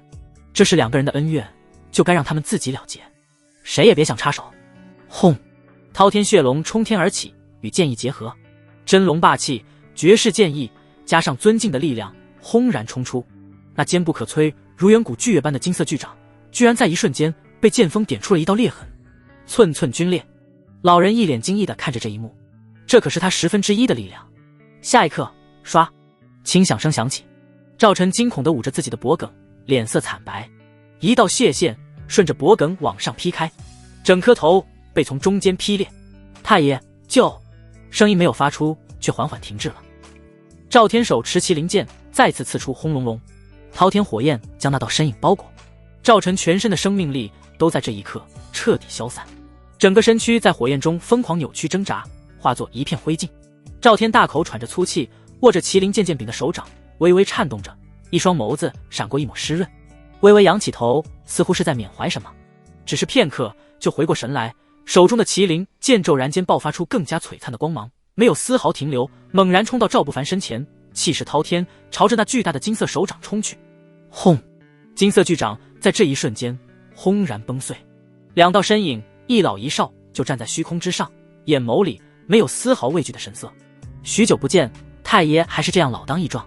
捏紧麒麟剑，赵天语气不急不缓地开口，眼眸带着几分紧张感。被称为太爷的赵家老人，苍老的眼眸闪过一抹叹息，只是眼眸都在赵不凡的身上停留了片刻，脸上多了几分笑意。若是有兴趣，可在1月后来我荒古赵家参加神子选拔，以你之资可得神子之位，大渊也将重回玄界之巅。对于已经死掉的赵家神女与赵晨，他只字未提，都是传了不知道多少代的旁系，血脉关系早已淡薄到几乎没有关联。与这些旁系相比，一个妖孽天骄更值得在意。赵不凡的眉头微微挑起，淡声道：没有赵家，朕同样可以让大渊站在玄界之巅。呵呵，勇气不错，可你终归不能举世皆敌，想要平安地站在玄界之巅，总是需要有足够的背景。老人再次开口，在循循善诱，朕一人便是大渊的背景。赵不凡的声音澎湃，振聋发聩。老人在这一瞬间都呆住了，愣愣地看着赵不凡，眼眸中闪过一抹莫名的神采。许久之后，才猛地舒出一口气，眼眸转到赵天的身上，意味深长地开口道：天儿，有时间回荒古赵家看看，毕竟那里也是你的家。赵天的老眼中闪过一抹复杂，却没有开口说什么。老人再转向赵不凡，上下扫视片刻，露出一抹笑意：你要走的路太难了，很容易夭折，若是走不下去了，随时可以回荒古赵家，老夫愿为你留着一扇门。话音落下，虚空中那道身影猛然间消失无踪，就好像从来都没有出现在这里一样。压在身上的可怕压力也在这一瞬间彻底消失。赵天沉沉地呼出一口气，一双苍老的眸子闪过一丝庆幸，那位还好没有动手，若是动手的话，哪怕是他与赵不凡两人绑在一起，都抵不住对方的一根小手指。回去吧，很快会有人携带厚礼来拜见你的，你要好好准备一下了。赵天老脸上闪过一抹淡笑，上下打量着赵不凡，满脸都是惊异的神色。老夫还要继续去闭关。说到这里，赵天的老脸上闪过一抹愤慨，若非老夫还未恢复到巅峰实力，那群土鸡瓦狗一根手指就能灭掉。赵不凡哑然失笑，这位太祖还真是跟传说中的一样，从来都是狂躁无比。脑海中同时传来了系统的提示音：叮咚，狂暴状态持续中，宿主杀疯了。在狂暴状态下，宿主击杀32名临近强者，杀死荒古赵家旁系神女赵雪儿，当众重创紫霄道观的紫霄道人，抵住荒古赵家3太爷一击，获得奖励：圣境巅峰狂暴加成，洞天福地古天地体验卡狂暴加成。圣境巅峰，圣境巅峰境界已融合，洞天福地，大渊国土范围之内都将被灵气覆盖，生出奇珍异草，化作洞天福地。古天地体验卡，远古时代的地境强者体验卡，使用完成后可以随机得到古天地的一个神通。叮咚，恭喜宿主使用完成无上剑尊体验卡，得到无上剑尊的绝世剑意已融合。脑海中一阵轰鸣，一抹剑意透彻全身上下，赵不凡身上的气息都变得更加锐利起来。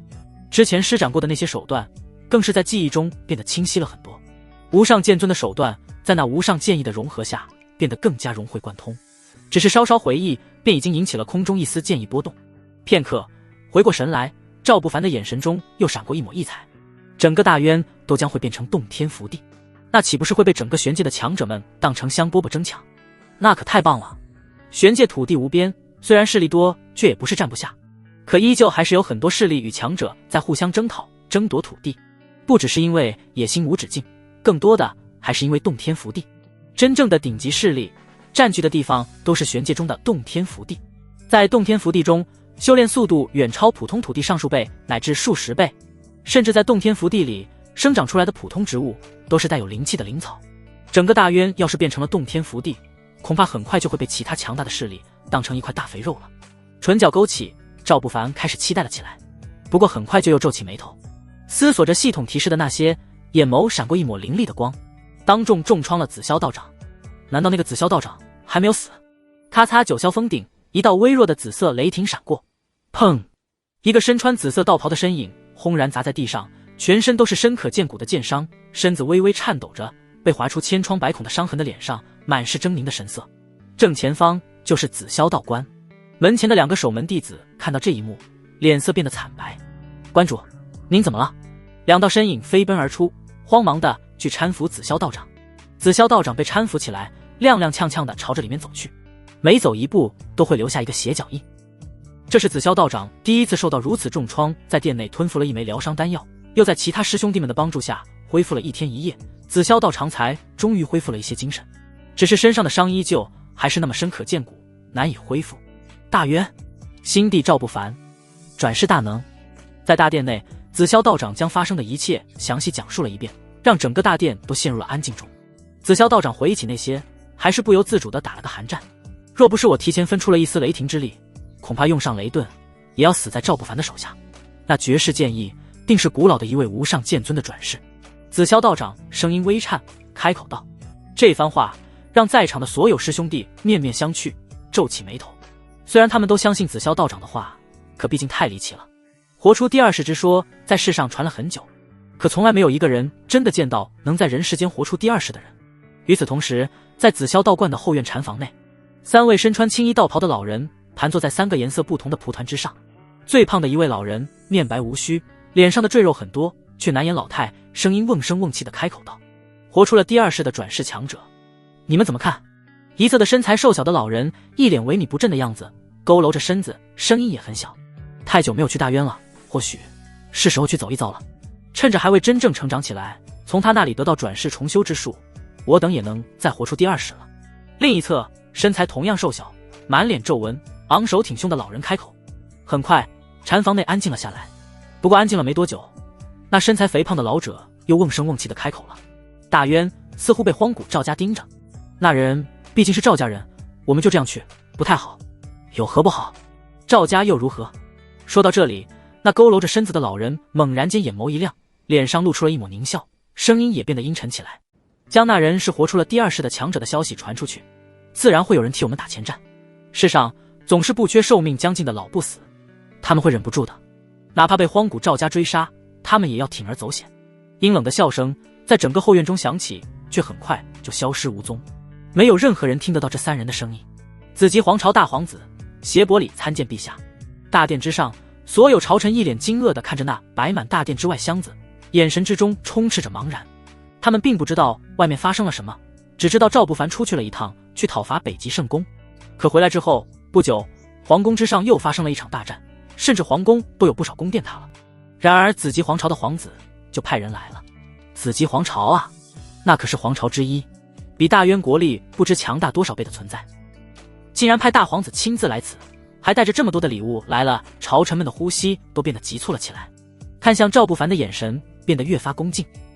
紫极皇朝大皇子恭敬地朝着赵不凡行礼，虽然不是大礼，可却也是邻国之间平等的礼仪。这种礼节可是只有在面对同级别皇朝的天子时才会用的。朝臣们一脸惊愕地看着，又有些惊疑不定地看向赵不凡，满脸都是疑惑。难道这次北极皇朝之行，他们这位新帝展现出了足以让人震惊的实力？多谢陛下同意让我等将紫极大帝的遗体带回，这些皆是我父皇让我送来的谢礼。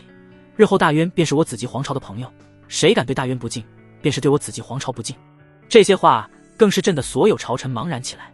什么意思啊？北极圣宫那里究竟发生了什么？他们心痒的抓耳挠腮，都想知道究竟发生了什么。只是在场的朝臣都没有达到那个实力境界，更探听不到那个层次才能知道的消息。赵不凡淡淡一笑，紫极皇朝还算是聪明，皇宫这里发生的事情，他们显然也关注到了。自己将紫霄道长重创，又击杀了那么多的临近强者的消息，他们也能知道。这个时候来是好，显然是想要修复关系，不想跟自己闹僵了，不然也不会带这么丰厚的礼物来。看了一眼外面的摆满了的礼品，赵不凡淡淡嗯了一声。大皇子很识趣地退到了一旁，身后又走出了一个身材妖娆的妙龄女子。女子的眉眼间带着几分魅惑，呼吸间一股莫名的幽香在整个大殿内徘徊。或许是为了面圣，特意穿得很正式，可那包裹紧实的衣裙依旧还是将那凹凸有致的身材映衬得淋漓尽致，甚至在某些部位还特意包裹得更紧一些，露出了一丝凸痕与凹痕。奴家合欢谷新任谷主千雪参见陛下。柔美的声音在喉咙中响起，带着几分魅意。整个大殿上的朝臣都微微低着头，强忍着心头的悸动，不敢看过去。举手投足乃至每一个字都带着一种莫名的诱惑感，令人难以自持。赵不凡看得好笑，不过也觉得正常，毕竟这群朝臣就连晶莹的诱惑都抵挡不了，又怎么能抵挡得了美色？奴家谢过陛下，让合欢谷将前任谷主的尸身带走，为感激陛下，奴家特意从合欢谷带来了些特产，请陛下笑纳。特产？合欢谷的特产？赵不凡一时之间有些疑惑，他怎么没听说过合欢谷有什么特产？下一刻却看到门外鱼贯而入一道道凹凸有致的身影，莺莺燕燕，衣衫轻盈半透，隐隐露出一些白皙的肌肤，跟在了千雪的身后。赵不凡，死你就用，拿这个考验干部。千雪的脸颊上也露出了一抹红润，微微躬身道：奴家特意亲自训练调教过他们，保证能令陛下满意。看人真准，上辈子没体验过的花活，这辈子应该都可以试一遍了。陛下，您该歇息了。寝宫内一夜娇嗔的求饶声，吵得后宫每一个人都不得安宁。柳如烟咬着银牙，站在寝宫前，娇媚的脸上满是愤愤不平，又带着几分异样的绯红神色。她站在门前一夜，听了一夜，站得腿都软了，直到朝阳即将升起，声音才平息了下来。狐媚子，一群狐媚子，自己再不做些什么，就连后宫的地位都要保不住了。咬着牙，柳如烟朝着寝宫推门而入，一眼俏脸就黑了下来。寝宫内每道身影都各有千秋，最惹人注目的是床榻之上侧躺的那道身影。千雪身材凹凸有致，白皙的肌肤上透着一丝粉红，上面一层晶莹剔透的香汗滴落。那盈盈一握的纤细腰身上绑着一根红绳，被汗水浸湿，带着几分黏腻，却又增添了几分妖艳。哪怕是柳如烟这样的角色，都不由得生出一丝自惭形秽的念头。赵不凡看着闯入进来的柳如烟，却并没有诧异。从昨夜一开始，他就感觉到柳如烟站在寝宫门前了。没想到这个女人竟然听了一夜才闯进来。皇后可有事？赵不凡蹙眉开口。深吸一口气，柳如烟将目光从千雪的身上收回，娇媚的脸上露出一抹委屈的神色。陛下，您这一夜不眠会损伤龙体，若是日夜如此操劳，恐怕不利于国事啊。柳如烟的声音带着一些哀怨。赵不凡却哈哈大笑，红光满面的开口道：皇后还是思虑太过了，这一夜朕精神抖擞。合欢谷有秘法，除了可以助兴之外，还可以阴阳互修互补，当然更多的是采阴补阳。短短一夜就让赵不凡感觉自己的修为增长了不少，这也是赵不凡一夜驰骋的原因。柳如烟脸色惨淡，娇媚的脸上闪过一抹无力，看来是臣妾打扰陛下了。不，你来的刚好，没有打扰。赵不凡唇角微微勾起，缓缓起身。柳如烟的美眸猛地瞪圆了，小嘴微微张开，一脸不可思议地看向赵不凡。你陛下，你不会是？娇媚的小脸上脸色变得涨红，眼眸深处有些羞恼，却还有几分莫名的期待。可还没等反应过来，身躯已经被千雪推了一把，扑在赵不凡的怀中。叮咚，狂暴状态持续中。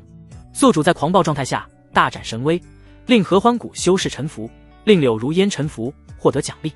万魔异象，万魔异象，远古天骄天生异象，全力施为，可引来一丝远古巨魔的投影，降临人间，灭杀一切敌。赵不凡，这当真是意外之喜。让合欢谷修士臣服，让柳如烟臣服，也有这么多的奖励。也对以前的三皇子，可没机会让合欢宗的女修，还有柳如烟这样的女子在身下莺啼哀求，这怎么也算得上是废物逆袭了。赵不凡在寝宫内征战的同时，大渊大军也在外征战。10万灵甲军已全部交给赵不凡的外公徐云峰带领大渊东边的金国王都松城。金王耶律齐战战兢兢地跪在城墙上哀嚎，求大渊陛下宽恕，下臣早已准备好了所有岁贡，正在准备押运前往大渊。饶命啊！城外就是10万灵甲军，他们走过的地方一片血脚印，这是一路杀过来的，百姓自然不会乱杀。所有投降的兵将还有不反抗的百姓都活了下来，任何反抗的兵将还有朝着灵甲军攻击的百姓都死透了。只是1天1夜的时间，就从大渊边境杀到了金国王城松城城下。耶律齐，我大渊陛下给了你3天时间，3天时间足够你得到消息，将遂供运出了。徐云峰骑着血红色的战马，战甲上染了血，那张老脸上也被血水沾染，充满了杀意，声音嘶哑，带着几分冷意。你本就是在赌，看我大渊会不会倒下。既然赌了，就要承受赌输的后果。耶律齐已经被吓到浑身颤抖，恨不得狠狠地扇自己2巴掌，更是狠狠地看向周围其他同样跪着的朝臣，脸色难看。猛地指向自己身后跪着的那些朝臣，耶律齐泪流满面地开口道：求血衣侯明鉴，都是这群奸贼误我，是他们骗我说大渊一定会被诸多强者灭掉，是他们骗我啊！周围朝臣们一阵恍惚，却无奈地叹口气。他们分明记得是耶律齐在王座之上不屑地嘲讽大渊，说大渊自不量力，大渊新帝更是在自寻死路。那时候朝臣们也曾极力劝阻，先将岁贡交上去，之后的事情之后再说。可耶律齐说什么都不听，只觉得赵不凡如此作死一定会死。可结果看着大兵压城，再看到耶律齐这副不断甩锅的模样，朝臣们原本还存在着一些侥幸的心理彻底消失了，他们已经没有反抗的必要了。站在城外，徐云峰轻轻抬起手，轰！滔天战意骤然澎湃而起，震得整座城都在颤抖。耶律齐，本侯待我大渊陛下旨意来此，给你2个选择：一，开城门投降，我大渊接收你金国一切；二，等我大渊大军杀进去，接收你金国一切。轰！声音落下，整座城都沉默了。徐云峰的声音并不是很大，但是所有人都听得清清楚楚。将士、百姓、朝臣纷纷将目光放在不远处还在跪求的耶律齐身上。耶律齐整个身子抖如康筛，作为帝王，他从未像今天这样恐惧与慌乱过。可想到最近发生的那些事儿，他所有的希望又都开始破灭了。陛下，做决定吧。有朝臣叹息一声，低声开口：陛下，我大金亡了。有将士眼中带着泪光，声音微颤。不知道过了多久，城墙之上猛地传来一声哀嚎痛哭。开城门。终究耶律齐还是开了城门，不是为了大金的百姓将士，只是为了开了城门他还能活。10天连下8国，扫荡了5个势力，大渊的国土增长了3倍啊！平静如水的玄界猛地被大渊的动作惊起了一片涟漪。10天连扫8个国家，还有5个势力，将周围的所有国土与势力全都划分在了大渊境下。如此快的动作，迅猛的攻击力，让整个玄界的国家与势力都紧张了一些。就连皇朝们都开始将目光放在大渊上。不过一直都以主持公道在玄界出了名的紫霄道观，却一反常态的没有出现，甚至没有在玄界发出任何声音，这让很多强者一阵愕然。同时在所有人都注视着大渊时，有强者与势力猛然间发现了一丝怪异。大渊灵气在升腾，我远远的看过去，都能看到一股股灵气从地面升起了。是啊，我也看到了，如此灵气，我只在皇朝占据的土地上看到过，哪怕是某些大城都没有这样浓郁的灵气。这么说来，这灵气好像在大渊各地都有。这些声音越来越多，所有强者看向大渊的目光也越来越灼热。玄界势力很多，可洞天福地并不多，这也是为何这些年争端不断的原因。很多大势力与强者都在不断的争抢洞天福地。若是大渊土地本身就是一个洞天福地，那他们还去抢什么？所有势力联合，直接瓜分了大渊，不就好了？一些强者生出了不该生的心思，哪怕是一些皇朝看向大渊的土地，都生出了一些贪婪的想法。对此，赵不凡猜得到，却并不在意。坐在龙椅上，看着刚刚传来的信，微微蹙眉。陛下，我父皇来信，提醒陛下小心天机关老祖。紫极皇朝大皇子躬身站在朝堂之上，脸上满是恭顺的神色。他来这大渊10几天了。准确的来说，紫极皇朝的大皇子来到这大渊，本身就不只是来送礼的，更多的还是留在这里为质，成为质子，才能让赵不凡相信紫极皇朝的诚意。赵不凡捏着信，眼眸闪过一抹凌厉。天机关承诺的谢礼一直都没有送来，天机关的人从一开始就在装聋作哑。显然，天机关只是将天机道人的尸体带走了，哄骗自己，并没有打算与自己善了。如今看着信件，赵不凡唇间微微勾起。信件中，新的紫极大帝详尽地说了得到的消息。不知道什么时候，玄界顶级强者中突然流出关于赵不凡的身份的传言，都在说赵不凡是一位活出了第二世的转世大能。很多寿命将近的强大存在都在跃跃欲试，想要从赵不凡身上榨取关于活出第二世的手段。尤其是天机关，天机关洞察天机，泄露太多的东西，每次都会牺牲不少寿命。每一个天机关的老祖几乎都要寿命将近了，如今得到这样的消息，几乎是第一时间就出关，要对赵不凡下手。手轻轻一抖，唰，手中的信件灰飞烟灭。赵不凡缓缓抬眸，看向大殿外，唇角微微翘起。来得可真够快。远处两道身影站在大渊天空之上，一个是身材佝偻的老妪，另一个是身材略显挺拔的老头儿。两人互相搀扶，一副老态龙钟的模样，可站在大渊的头顶上又一副指点江山的模样。此地不错，可作为天机关演武堂。这里也不错，灵气十足，可用作天机关炼丹堂。那边灵气有些驳杂，可用作惩戒弟子之用。那淡然的语气似乎是已经将大渊拿捏在手心中了。虽然苍老嘶哑，可声音却又响彻了虚空，整个大渊的人都听得清清楚楚。好个老不死的东西，你们找死！刘禅最先反应过来，脸色愠怒，抬脚就要登上虚空。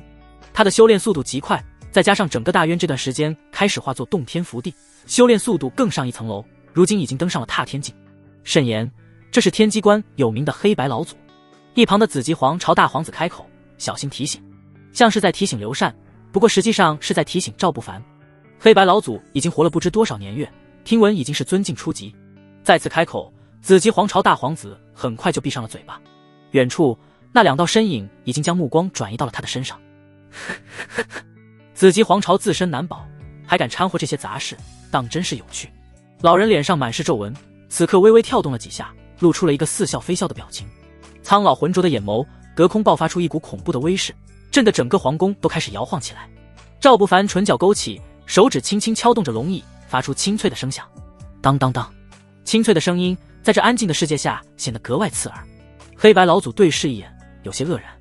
两位，朕本想劝你们回去，可想想毕竟是天机关的人，你们可还欠朕不少东西，如此就先留下你们两位的狗命，当作利息吧。声音很平淡，像是在说一件很稀松平常的事情，可瞬间却让黑白老祖的脸色变得狰狞扭曲起来，两双浑浊的眸子泛红，身上爆发出滔天气势。好胆！你以为你们大渊的太祖还能护得住你？你还不知道吧，他早已本源受损，这几次他出手帮你解决你惹下的麻烦，已经要油尽灯枯了。如今你还如此猖狂，当真是不孝子孙。老妪声音难听，充斥着嘲讽。赵不凡在皇宫之上大杀四方的事情，没有人说出去，大部分人都死了，小部分看到的人实力微弱，又有荒古赵家亲自嘱咐过，没有人敢说。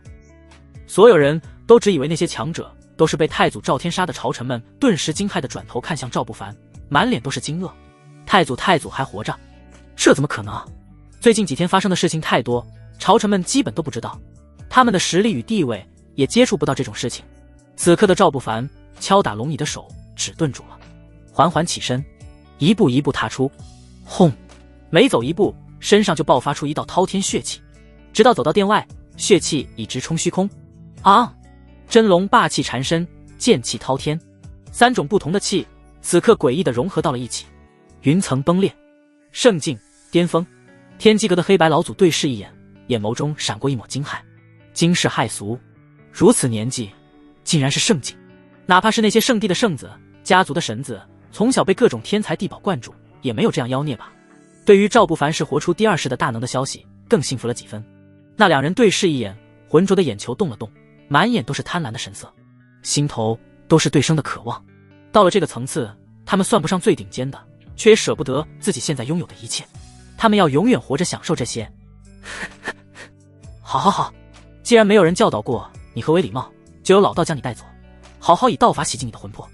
轰！天空之上，一道巨大的黑色云团出现，漆黑如墨，将天地之间的光都吸收干净了。那是纯粹到极致的毁灭力量，天地伟力在其中荡漾，尽管只是一丝，却震荡的毁天灭地。所有人心头生出一种绝望的感觉。那云看起来并不如其他手段的璀璨与声势浩大，可看一眼就让人一阵绝望与无力。尊敬的气息展露无遗，整个大渊几乎都震颤起来，一道道巨大的裂痕出现在地面上，蔓延得很深很远。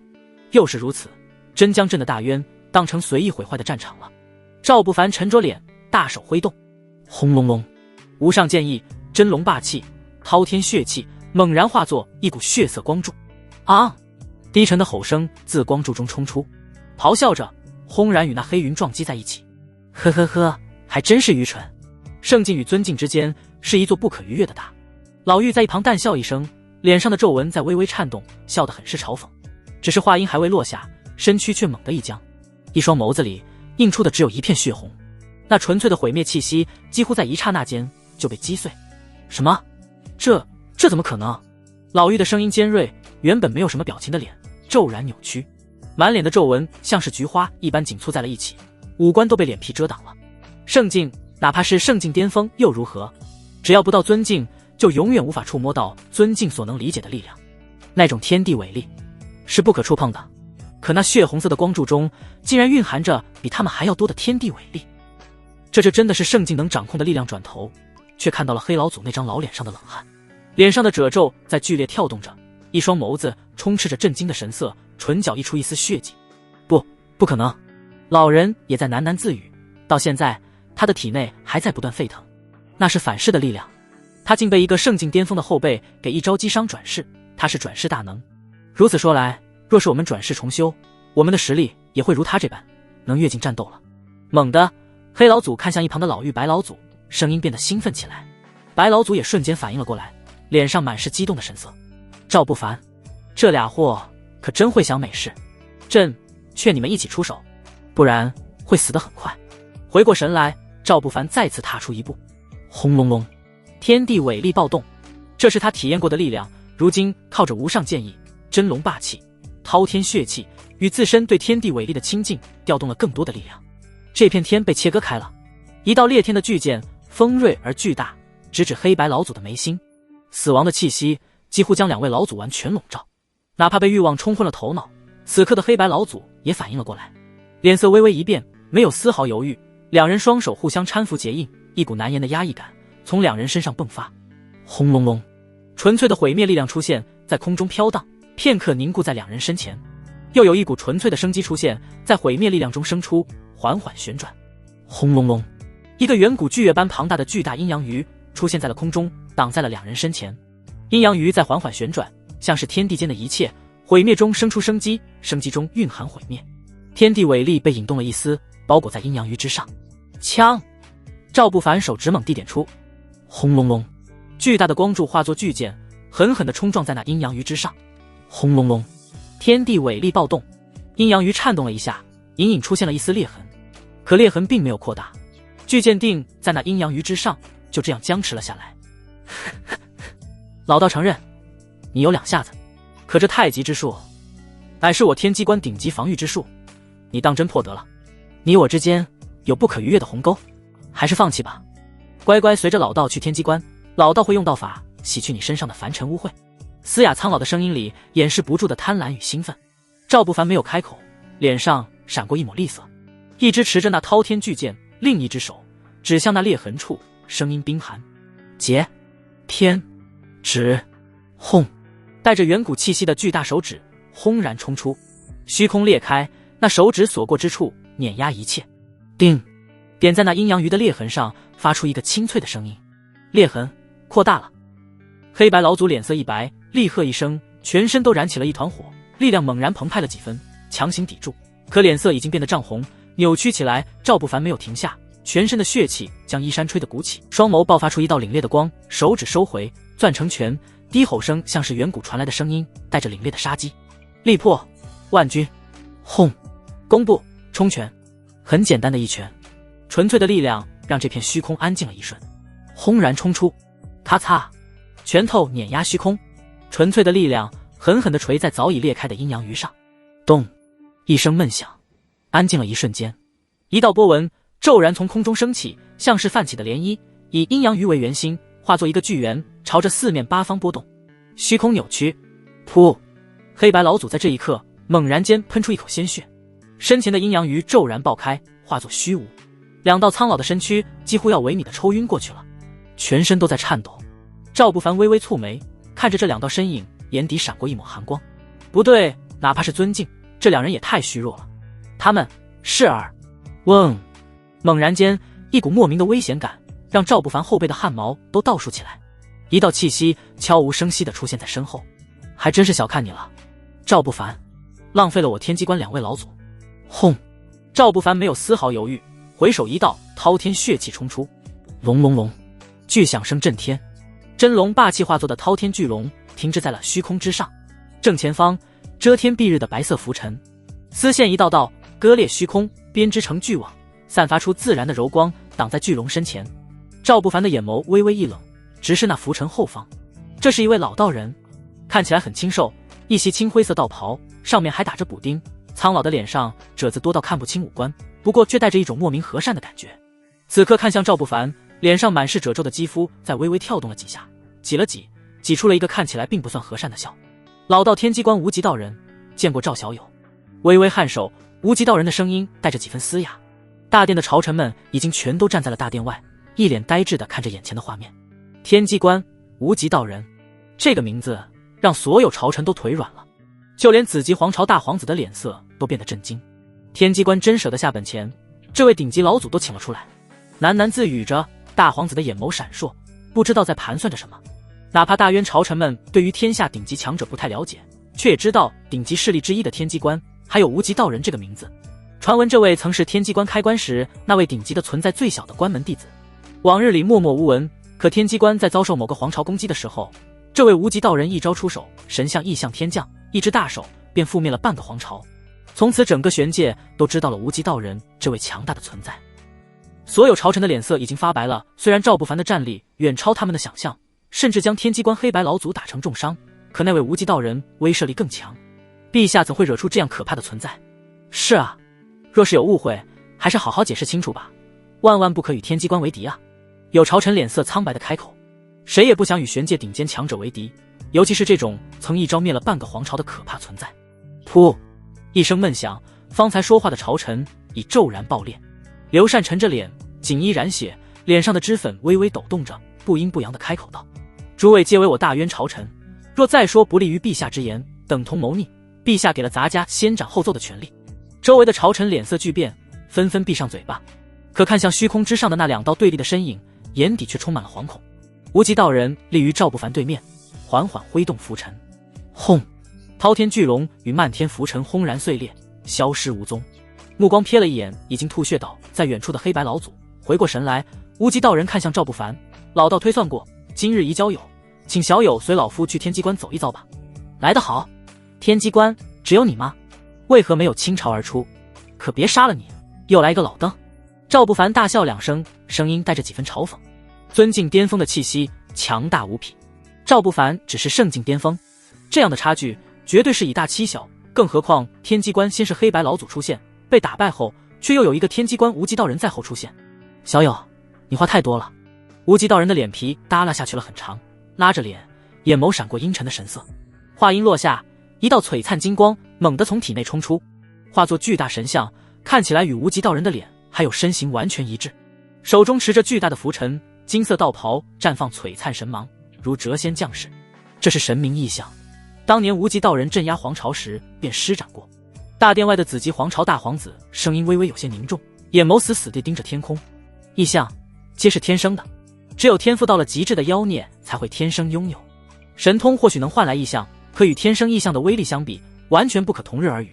周围所有人也下意识地看向头顶上那巨大的神像，满脸都是惊骇与恐惧。无极道人手掌结印，巨大的神像也在身后结印。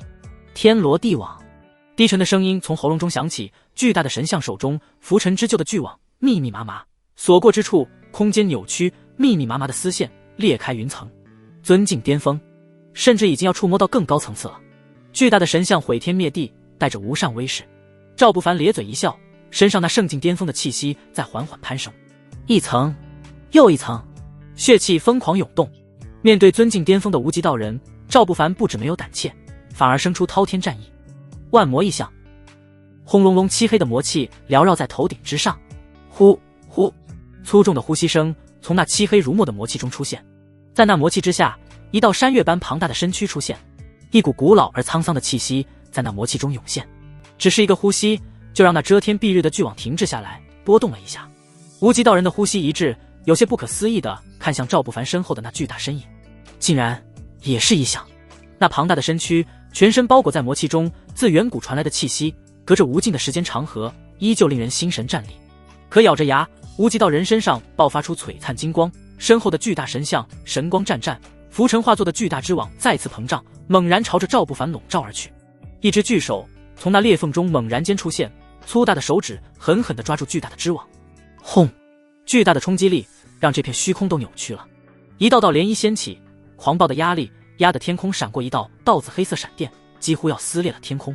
咔嚓一声巨响，无极道人猛地瞪圆了眼睛，呼吸变得急促起来，呆呆地看着那巨大的织网。5根漆黑如墨的手指猛地穿透织网，吃了！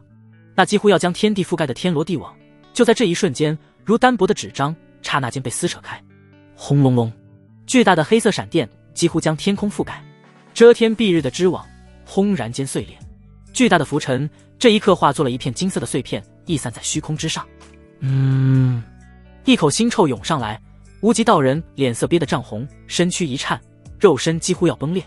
这一刻的天地间完全沉寂了下来，所有人呆呆地看着这一幕，就连呼吸都忘记了，直到快要憋得脸色青紫了，才终于反应过来，猛地吸进一口气，呛得剧烈咳嗽起来。这是陛下占了上风？是我出了幻觉，还是眼睛有毛病了？陛下怎么？大渊的朝臣们一个个呆滞地看着，满脸都是震惊。赵不凡的几次战斗他们都没看到过，只有刘禅亲眼看到过赵不凡有多可怕。此刻眼角微微挑起，不阴不阳地在一旁开口道：诸位，你们就是看到了幻觉，眼睛不好用了，不如由杂家给各位挖了。这一番话顿时让在场的朝臣脸色苍白，纷纷不敢再多言。一旁的紫极皇朝的大皇子眼眸闪过一抹金光，目光灼灼地看向赵不凡，呼吸都开始急促起来，不知道在想些什么。仅仅圣境就有如此妖孽的战力，当真让老道叹服，深深地看了赵不凡一眼，目光转移到赵不凡身后那始终都没有露出真容的巨大身影上。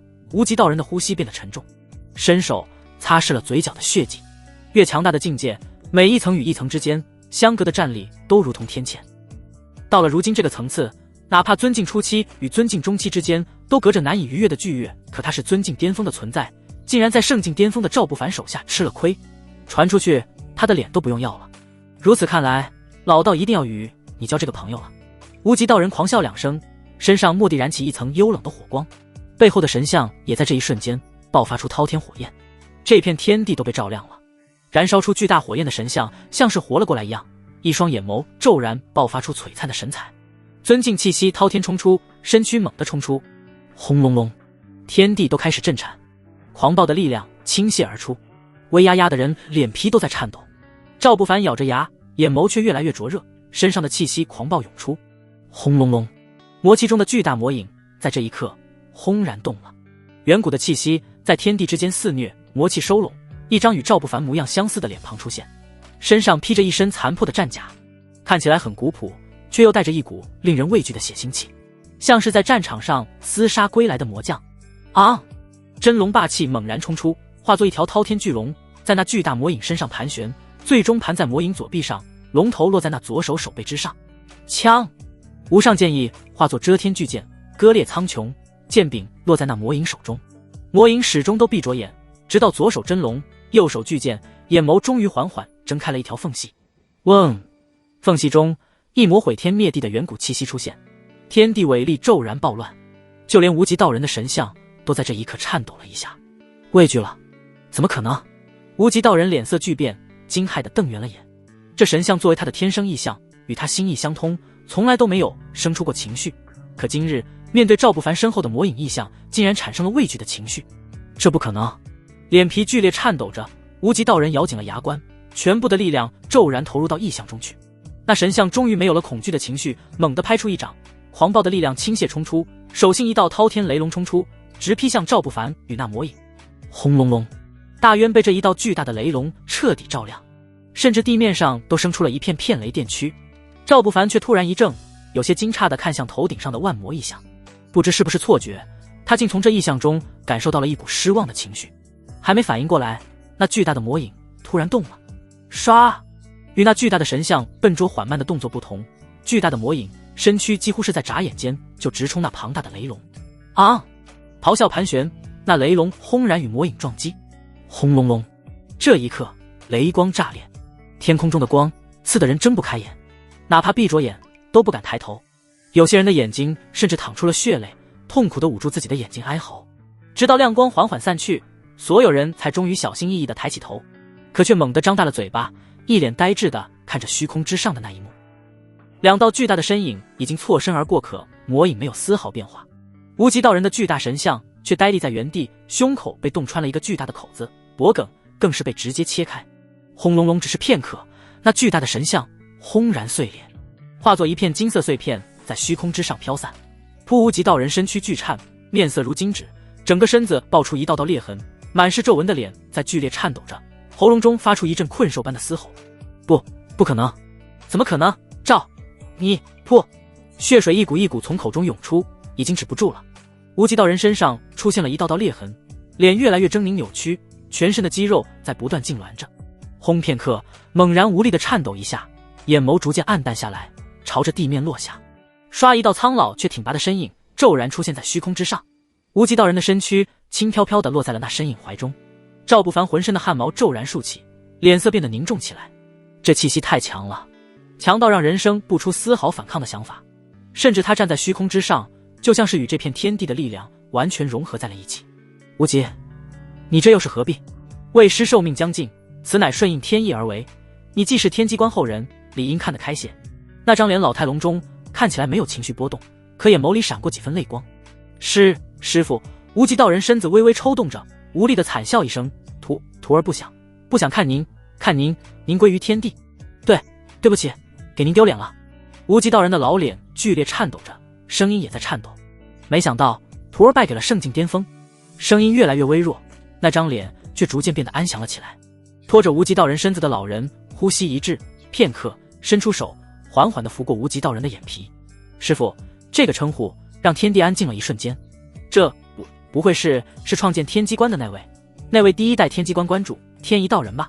那声音让所有人都沉默了。能够被无极道人称之为师父的也只有那位了。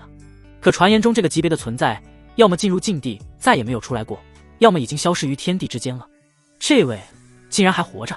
天一道人的脸上没有丝毫表情波动，可那一双隐隐闪着泪光的眼眸缓缓抬起的一瞬间，一股毛骨悚然的感觉升上赵不凡心头。小友，你我本无仇，可我最疼爱的徒儿死在你的手中，你就该死。轰隆隆，虚空之上无尽天地伟力暴动，化作一道道雷暴，缠绕在天一道人身侧。轰！魔影像是感应到了什么，微微睁开的眼缝又缓缓睁开了一丝，庞大的身躯挡在了赵不凡身前。啊！枪！左手的真龙霸气化作的巨龙咆哮，右手的无上剑意发出铮铮剑鸣。天一道人只是诧异地看了一眼那巨大的魔影，片刻便又将目光转移到赵不凡身上，一步一步朝着赵不凡走去。每走一步，雷暴便更强盛几分，只是气息都压得人要窒息了。所有感受到这股气息的人都不由得垂下了头，甚至有人已经痛苦颤抖着跪在地上，五体投地。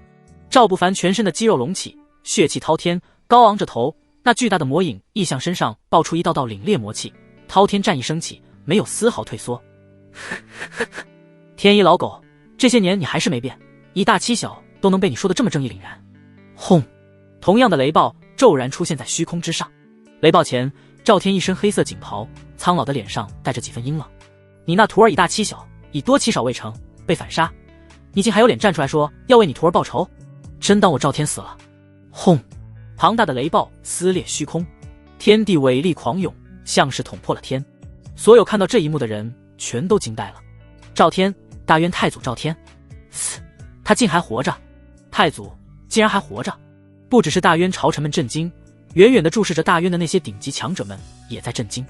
玄界顶级强者都知道，大渊太祖赵天受了本源伤，实力日渐退步，寿命也即将走到尽头。前几次赵天出面应该已经消耗了不少，如今怎么还是这样生龙活虎？赵天，天一道人脸沉了下来，感受着赵天身上那澎湃的气息，眼眸闪过一抹阴戾。你的实力又到了巅峰，你燃烧了最后的寿命与精元，就不怕彻底消耗光了，本源碎裂，尸骨无存？天一道人的声音充斥着阴冷与杀意，死死地盯着赵天。赵天没有丝毫解释的意思，老脸颤抖几下，淡笑道：哪怕燃烧了这残躯又如何？老夫怎能眼睁睁看着你这不要脸的老狗欺辱我赵天的后人。看着太祖这副模样，赵不凡的眼神变得古怪起来。看得出来，太祖是故意这样说这种容易让人误会的话。他的本源伤已经好了，现在是真的恢复到了巅峰实力。也不知道哪个蠢货会主动跳出来找死，呵呵，那就看看你还能帮你的后人争取多久的时间。天一道人的眼眸冰冷，一道道雷霆在眼眸深处波动。轰！两道裹挟着天地伟力、带着无尽雷暴的身影轰然冲击到一起，直冲虚空之上，几乎眨眼间便消失在了视线尽头。原地空间凹陷下去，残留的气息令人心惊肉跳。轰隆隆，天地裂开，两道如神明般的身影在雷暴中以肉身单纯的冲撞，每一次冲撞都让天地出现恐怖的裂隙，天地伟力在互相碰撞，天被分割成了两个世界。嗡！巨大的太极阴阳鱼在疯狂旋转，覆盖了半片天。与黑白老祖的太极阴阳鱼不同，天一施展出来，这太极阴阳鱼完全被天地伟力填充，一片空间被阴阳鱼的柔光笼罩，化作一方独立的天地，割据半片天。疯狂旋转之下，天地间的一切都被搅碎，空间都被扭曲。呵呵呵，半步地境，天意老狗，这么多年你竟没有丝毫长进，现在方才追上老夫的脚步。赵天手持麒麟剑，苍老的脸上露出一抹淡笑，看着那遮天蔽日的太极阴阳鱼，手中的麒麟剑猛地挥动。轰隆隆，冲天剑光带着燃烧一切的火焰猛然冲出，枪！剑鸣声震耳欲聋。天意脸上带着冷笑，看着被那巨大的太极阴阳鱼抵挡住的剑光，嘲讽道：赵天，你后继无力了吗？也对，毕竟是燃烧一切恢复的实力，你这境界只是虚假的，半步地境的气息却远远达不到半步地境的战斗力。不过如明朗嘲讽的声音还未说完，却猛地僵硬，一个比他的声音更清脆的声音在耳边响起。咔嚓，那声音响彻虚空，有些僵硬的抬头，眼眸中充斥着不敢置信的神色。那巨大的阴阳鱼已经停止了旋转，毁灭与生机的力量依旧强横，可上面却出现了一道细微的裂痕。仅仅只是细微的裂痕，却让天一道人的脸色变得扭曲起来。赵天眼皮微微挑起，手中的麒麟剑猛地向下压下。轰隆隆，剑光化刺为斩，巨大的轰鸣声响起，原本细微的裂痕在这一瞬间轰然崩裂。天空中那绞杀一切的阴阳鱼眨眼间碎裂。多年不见，你还是如此无能。赵天右手持麒麟剑，斜指向下，一时间霸气无双。扑天一道人喷出一口血，手掌微微颤抖了几下，腰间的防御法宝轰然碎裂。他眼眸阴冷，却又有些慌乱。要不是腰间的防御法宝，刚才那一击他就会直接重伤，没了战斗力。伸手擦拭过嘴角的血，天一道人咬着牙，脸色阴郁，却皱起眉头看向身侧。不知何时，10道身穿黑衣，脸上戴着纯白色面具的身影站立于虚空之上，身上的气息完全被面具遮蔽，分辨不出是什么身份，可那隐约出现的地境初期的气息却展露无遗。赵天，吾等本不想出手，你的寿命毕竟已经要走到尽头了，可你太过了，若是再由着你这样下去，也不知你会疯成什么样子。面具人中有人开口，声音压低，改变了声线，不想让人看出他的身份。这话让赵天哑然失笑，藏头露尾的，也不知道你们在藏个什么。天下地境初期的强者就那些，藏在王八壳里，老夫就猜不出你们的身份了。害怕老夫趁着还有命在，去你们的皇朝与圣地里撒野。这种以大欺小的事儿你们做得出来，老夫可做不出来。说到这里，手中麒麟剑猛地一挥，滔天的火焰剑气割裂苍穹，不就是10个地境？老夫半步地境照样斩之。那苍老佝偻的身影猛地站直了几分，战意滔天，霸气凛然，声音很刺耳，让那10道身影身躯都颤了颤，攥紧了拳头。各位一起上，杀了他。之后赵不凡脑子里的东西归各位，命留给老道即可。天一道人脸上闪过一抹狞笑，就这么要分了朕，可问过朕愿不愿意？清冷的声音响彻虚空，虚空之上安静了一瞬，不知道是谁突然扑哧一笑，转瞬间那10道身影连带着天一道人都猛然爆笑起来。他在说什么？赵天，你这后人果真如你一般疯癫，天赋如此妖孽，却是个蠢货。那10道身影笑声逐渐收敛，面具下的眸光充斥着嘲讽。天一苍老的脸皮抽动了几下，冷笑着开口道：不过小小圣境巅峰，以为能越境斩尊境，便有资格站在我等面前，还真是蠢。不说这10位地境强者，哪怕是老道这个半步地境，都不是你能。声音还未落下，赵不凡的身影已经爆发出滔天血气，巨大的魔影眨眼间猛然间冲出，轰隆隆，左手真龙霸气与血气化作的血色巨龙咆哮着张开巨口，右手巨剑已经高高扬起，划出一道遮天剑芒。枪！轰！原本已经平静下来的天地伟力在这一刻猛然暴动。嗡！看到这个场面的所有强者全都惊呆了，愣愣地看着赵不凡。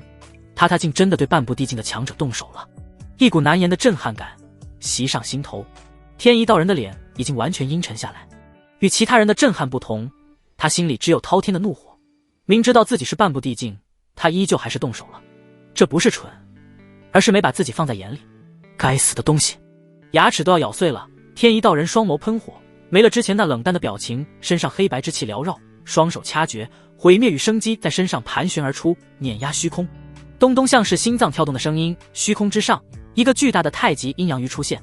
咔，巨大的碰撞声在这一刻响彻天地，不只是大渊，大渊之外方圆数千里都听得清清楚楚。虚空之上崩出了一道又一道巨大的黑色闪电，一副毁天灭地之象。虚空沉寂了片刻，轰然掀起巨大波澜，空间化作一道道涟漪，波澜壮阔的波涛冲出，巨大的黑色雷电在空间之上肆虐，恐怖的冲击席卷虚空，直到很久才终于平息了下来。虚空之上，赵不凡全身爆发血气，所有的力量运转到了极致，天地伟力都被调用了出来，在那龙袍周围徘徊。对面的天一道人脸已经完全黑了，心底更是掀起惊涛骇浪。这一击竟真的蕴含远古的气息与力量，一击之下竟然让他都险些后退一步。尽管没有受伤，可这也足以让他震惊，对方只是圣境巅峰啊，到了灵境之上，一境一天堑，哪怕是尊境巅峰的强者全力出手，也难以撼动自己这个半步地境一分一毫。可赵不凡刚才那一击竟然让自己险些后退，抬眸看了赵不凡一眼，又抬眸看向那巨大的魔影异象，脸色变得阴冷下来。所有看到这个画面的人全都惊到目瞪口呆，大渊朝臣们呼吸颤抖着，感觉心脏几乎都要停止了。这还是我们大渊的陛下，真的是我们大渊的陛下的战力。今日所看到的一切都完全颠覆了大渊朝臣们的想象。先是看到不久前的废物三皇子，如今的大渊天子当众战败天机关的黑白老祖，又逆境斩杀尊境的天机关无极道人。后来又惊讶地发现，大渊开国的那位太祖帝竟还活着。这就算了，如今他们的天子赵不凡竟直接对半步地境的天一道人出手，甚至看起来这一击之下竟然没有丝毫损伤。这个世界疯了吗？庞大的冲击力甚至让那10位地境强者都呆滞了一瞬间。这等战力定要让这赵不凡夭折。几乎同一时间，所有地境强者对视一眼，都从对方面具露出的眼眸中看出了对方的凝重。方才的冲击力对于他们来说并不算是什么威胁，半步地境强者的战斗冲击比这还大得多的是。可赵不凡才圣境巅峰啊，中间还隔着一个尊境，几乎相隔2个境界了。他的战力竟能赶上半步地境的存在了，尤其是方才那若隐若现的远古的气息，更是让他们凝重。那确实是属于上一个时代的气息。赵不凡不能活着，绝对不能活着！你们在看什么？你们的对手是老夫！轰！滔天剑光撕裂平静的虚空，全身燃起火焰的赵天脸上露出狞笑，眼眸闪过疯狂之色，战意凌天，一人斩向10位地境强者。那10位脸上戴着面具的地境强者眼眸一冷，周身爆发出滔天血气，几乎同一时刻出手。可这一瞬间，赵天全身的肌肉骤然隆起，一道道青筋在肌肉下滚动，甚至就连脸皮下都有一道道粗壮的青筋滚动。轰隆隆，恐怖的生命力骤然燃烧起来，气息轰然攀升。轰轰轰，3声滔天巨响自赵天体内爆出，迈出3步，每一步气息都会骤然暴涨，直到最后一步迈出时，赵天身上爆发出一道道璀璨神芒。地境，他用了什么秘法？不是本源伤了，无法修复吗？不是已经要死了吗？他怎么还能恢复到地境？面具下有人在狰狞的嘶吼，声音充斥着慌乱。不过已经没有人回应他了，那剑光已经骤然朝着那10人落下。轰！滔天地气让天空化作一片混沌，看不清楚。天一道人张了张嘴，眼眸之中闪过一抹恍惚，一种不安的感觉隐隐在心头升起。你的对手是朕！轰！赵不凡一步步朝着天一道人走去。轰！头顶上那巨大的魔影猛地一颤，手持无上剑意，剑锋直指天一道人。天一道人的脸色骤然涨红，涨成了猪肝色，咬着牙低沉吼道：找死！他可是半步地境，尊境巅峰之上，只差一步就进入地境了。被一个圣境巅峰的存在指着鼻子挑衅，这无异于是羞辱。赵不凡没有丝毫废话的意思，看着眼前的天一道人，身上气息越来越凝实，长长地吐出一口气，一双眸子变得锐利起来。劫天指，轰隆隆，天地气息暴动，庞大的手指化作山岳，轰然落下。身上巨大的魔影异象也在这一瞬间，眼缝又睁开了一丝，毁灭的气息自眼缝中心荡漾而出。啊！找死！轰隆隆，一只巨大的手掌轰然冲出，遮天蔽日，仿佛要将这片天地掌握在手心之中。掌中天地，低沉的声音响起，天一道人的衣衫无风自动，瞬间鼓起来，全部的力量灌注那巨掌之中，尽全力而为。他要全力镇压赵不凡，要让所有注视这里的看到，胆敢挑衅他这个半步地境的强者的下场是什么。轰隆隆，那巨掌轰然落下，朝着巨大的魔影与巨大手指冲去。巨剑冲出，无上剑意带着不屈与冲破天地的意志，劈开苍穹。滔天血气与真龙霸气化作的巨龙张开巨口，几乎要吞下天地，直冲巨掌。巨大的魔影眼缝在微微颤动着，似乎是拼了命要睁开，可始终都只能睁到这个程度。眼缝中滔天的毁灭气息轰然冲出，赵不凡弓步，全部的力量调集起来，周身的空间都开始扭曲了。那巨大的魔影也随着赵不凡的动作缓缓弓步，拳头握紧，力破万军，低吼声响起，弓步冲拳。赵不凡与那魔影同时出拳，轰隆隆，拨在所有的攻击与那巨掌接触到的一瞬间，没有恐怖的巨响，所有人只听到了一种气泡破碎的声音响起。翁天地波动了一瞬间，骤然间被混沌笼罩，所有的气息都乱了，空间扭曲到看不清楚一切，剧烈的波动无声无息蔓延，天空出现了一道道巨大的黑色闪电，像是将天地打裂了一样。这一刻，所有人都失聪了。有五感敏锐的强者惊恐地用力量封住自己的五感，可依旧还是耳鼻一血。这才是他真正的实力吗？果然如父皇所说，隐藏颇深。还好还好。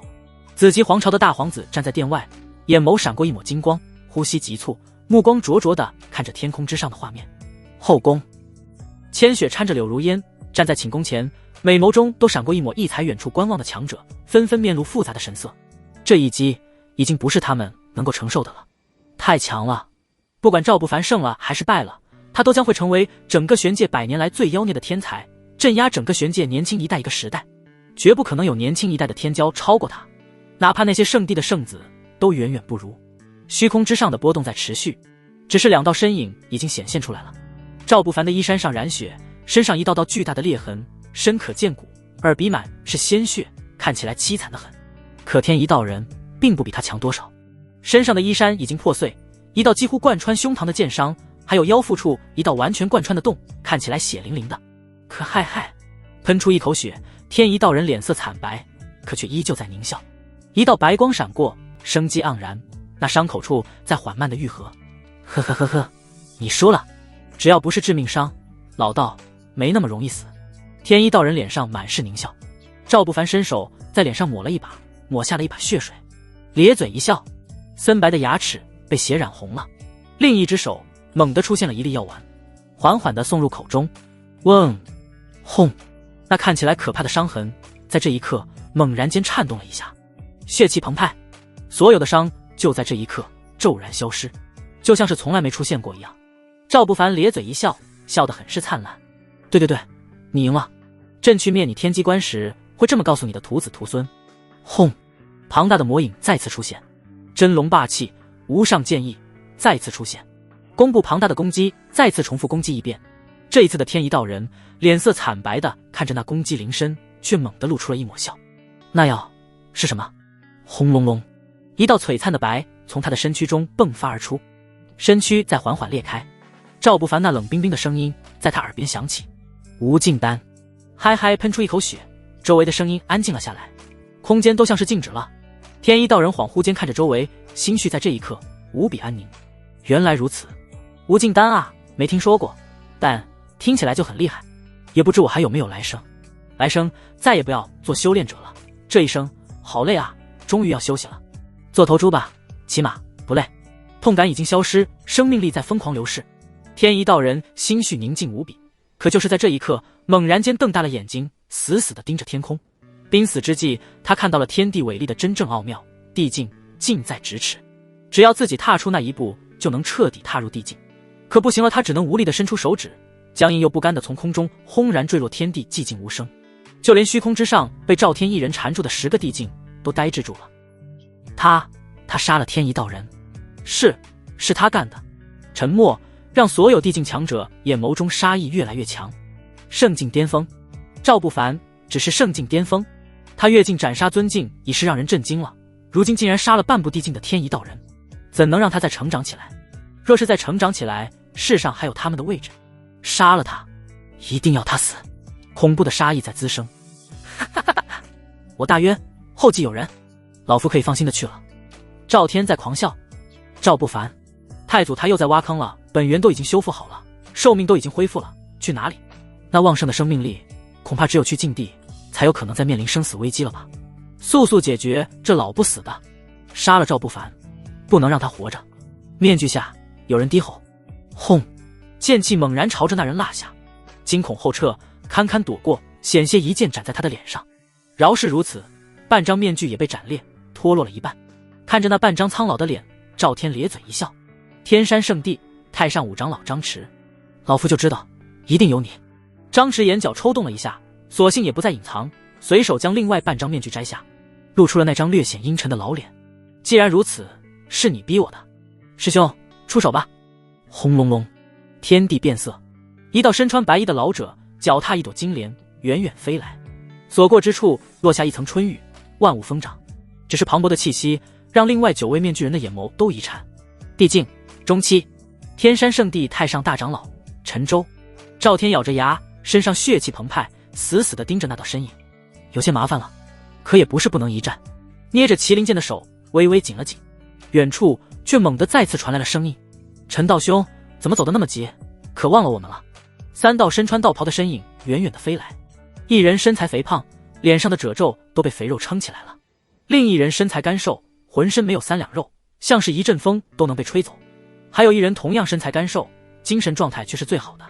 3人同样身穿青灰色道袍，老态龙钟，只是看向赵不凡的时候，浑浊的眼眸中就闪过一道道金光。紫霄道观、玄真、玄念、玄尘3位都能出关，当真是让我大渊蓬荜生辉。赵天咬着牙，脸色变得难看起来。这3人都是地境中期强者，他可以同时对付10位同境强者不落下风，也可以对付一个比自己高一层的地境强者。可4个地境中期的强者若是同时出手，那只有自爆，拉着他们一起死了。反正自己这条命就是捡回来的，心底已经做出了决定。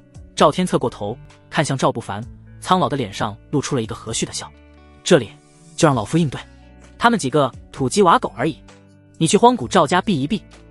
赵不凡叹口气，脚步微动，一步一步走到赵天身侧，站定。太祖，您还对赵家留有念想？到如今赵家都没有一个人来，哪怕赵家也不愿为了我们同时与这么多玄界强者与势力为敌。轰！赵天脸色微白，心底的那一丝牵挂在这一瞬间彻底破灭。是啊，这么多强者围攻大渊之事，哪怕传得再慢，都打了这么长时间了，可赵家一个人都没来。不是他们太远无法赶过来，而是他们也在观望。之前的善意只是要拉拢赵不凡而已，可如今这么多顶级强者围攻，赵家也不会冒着与众多势力为敌的危险站出来出手，甚至有可能若是自己倒下，赵家也会来分一杯羹。心底叹口气，赵天却依旧还是扯起嘴角，微微颤抖着扯下自己腰间的木质配饰，沉默片刻，递到赵不凡的面前。赵家老祖欠老夫一个承诺，让赵家替你抵挡追兵1日。走得了。周围的地境强者喉咙中发出低沉的笑声，略带嘲讽的开口。这里这么多地境强者，还有地境中期的强者，想从他们手中逃离太难了。赵不凡看了那木质配饰一眼，摇摇头，轻轻推了回去。太祖，您留着吧，这个承诺您亲自去找吧。说到这里，缓缓转头看向那4道身影，又环顾四周的虚空一眼，开口道：还有没有人？再不出来，朕可就要将你们想要的东西交给他们几位了。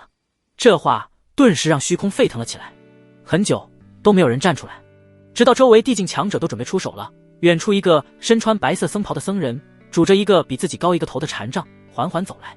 那张脸光洁嫩白，看起来像是一个普通的年轻僧人，可脖子上的肌肤满是苍老的褶皱，甚至还布满了老人斑。脚下没有鞋，光着脚，那一双脚更是苍老粗糙，甚至已经裂开了一个又一个可怕的口子，上面布满了岁月的痕迹。天龙寺四大太上护法之一悲天大师。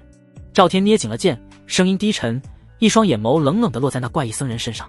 当年天龙寺遭围攻时，老夫可是出手帮过。悲天大师，你也来。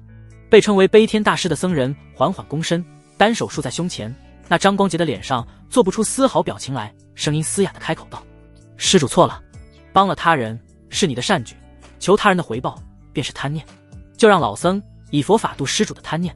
手中的禅杖生出一层柔和的光芒，带着一种圣洁的感觉。地境中期，又是地境中期，5个了。咬紧了牙关，赵天沉声道：稍后你闪开，他们有老夫牵制，你找机会逃，越远越好。大渊说到这里，低头看了一眼大渊，呼吸变得沉重起来。留得青山在，不愁没柴烧。这是他一手创造的，也曾盛极一时，可如今却要化为一片焦土了。逃，一定要活着。低沉阴冷地吼了一声，赵天身上的气息轰然冲出，汹涌的力量一波接一波，在虚空之上掀起一波又一波的波澜。皮肤撼树，天山圣地来的太上大长老陈州唇角微微勾起，淡然一笑。周围其他几个地境中期强者也只是淡笑一声。赵天战力极强，同境界堪称无敌，能一人独占10几个同境界强者不落下风，这已经是很难得了。可到了地境，初期与中期之间的差距就如云泥之别，完全不可同日而语。在所有强者都准备全力出手之际，赵不凡的声音才慢慢悠悠地出现：就这些了吗？还有没有人？快点出来，再不出来可就真的没机会了。赵不凡四处张望着，让所有要动手的人全都愣了一下。所有人都看着赵不凡这副模样，微微蹙眉。等了片刻，确实没有人再来了。赵不凡一脸失望地叹口气：就这几个，可惜，若是再多出来些就好了，还能多杀几个。那声音不大，像是自言自语，可在虚空之上，这些强者的耳中无异于惊雷。所有人呆呆地看着赵不凡，片刻，不知道是谁先开始的，猛然爆发出一阵狂笑。赵天，你这后人是被吓疯了，还以为这是个天骄妖孽，没想到脑子不好使。所有强者都在捧腹大笑，只有赵天脸色微变。经历过每次大战的赵天很清楚，赵不凡每次都能爆发出远超想象的境界与实力。同样脸色微变的还有姗姗来迟的悲天大师，一种莫名的不安让他有些退意。可想到自己的寿命即将走到尽头，又强压下那种不安。赵不凡扫视一周，最终将目光落在正前方。可以，结束了。虽然可惜，不过能杀几个就杀几个吧。话音落下，一股来自远古的气息自体内缓缓散发而出，咔嚓，天地骤然撕裂，浓浓的地威轰然降临，君临天下。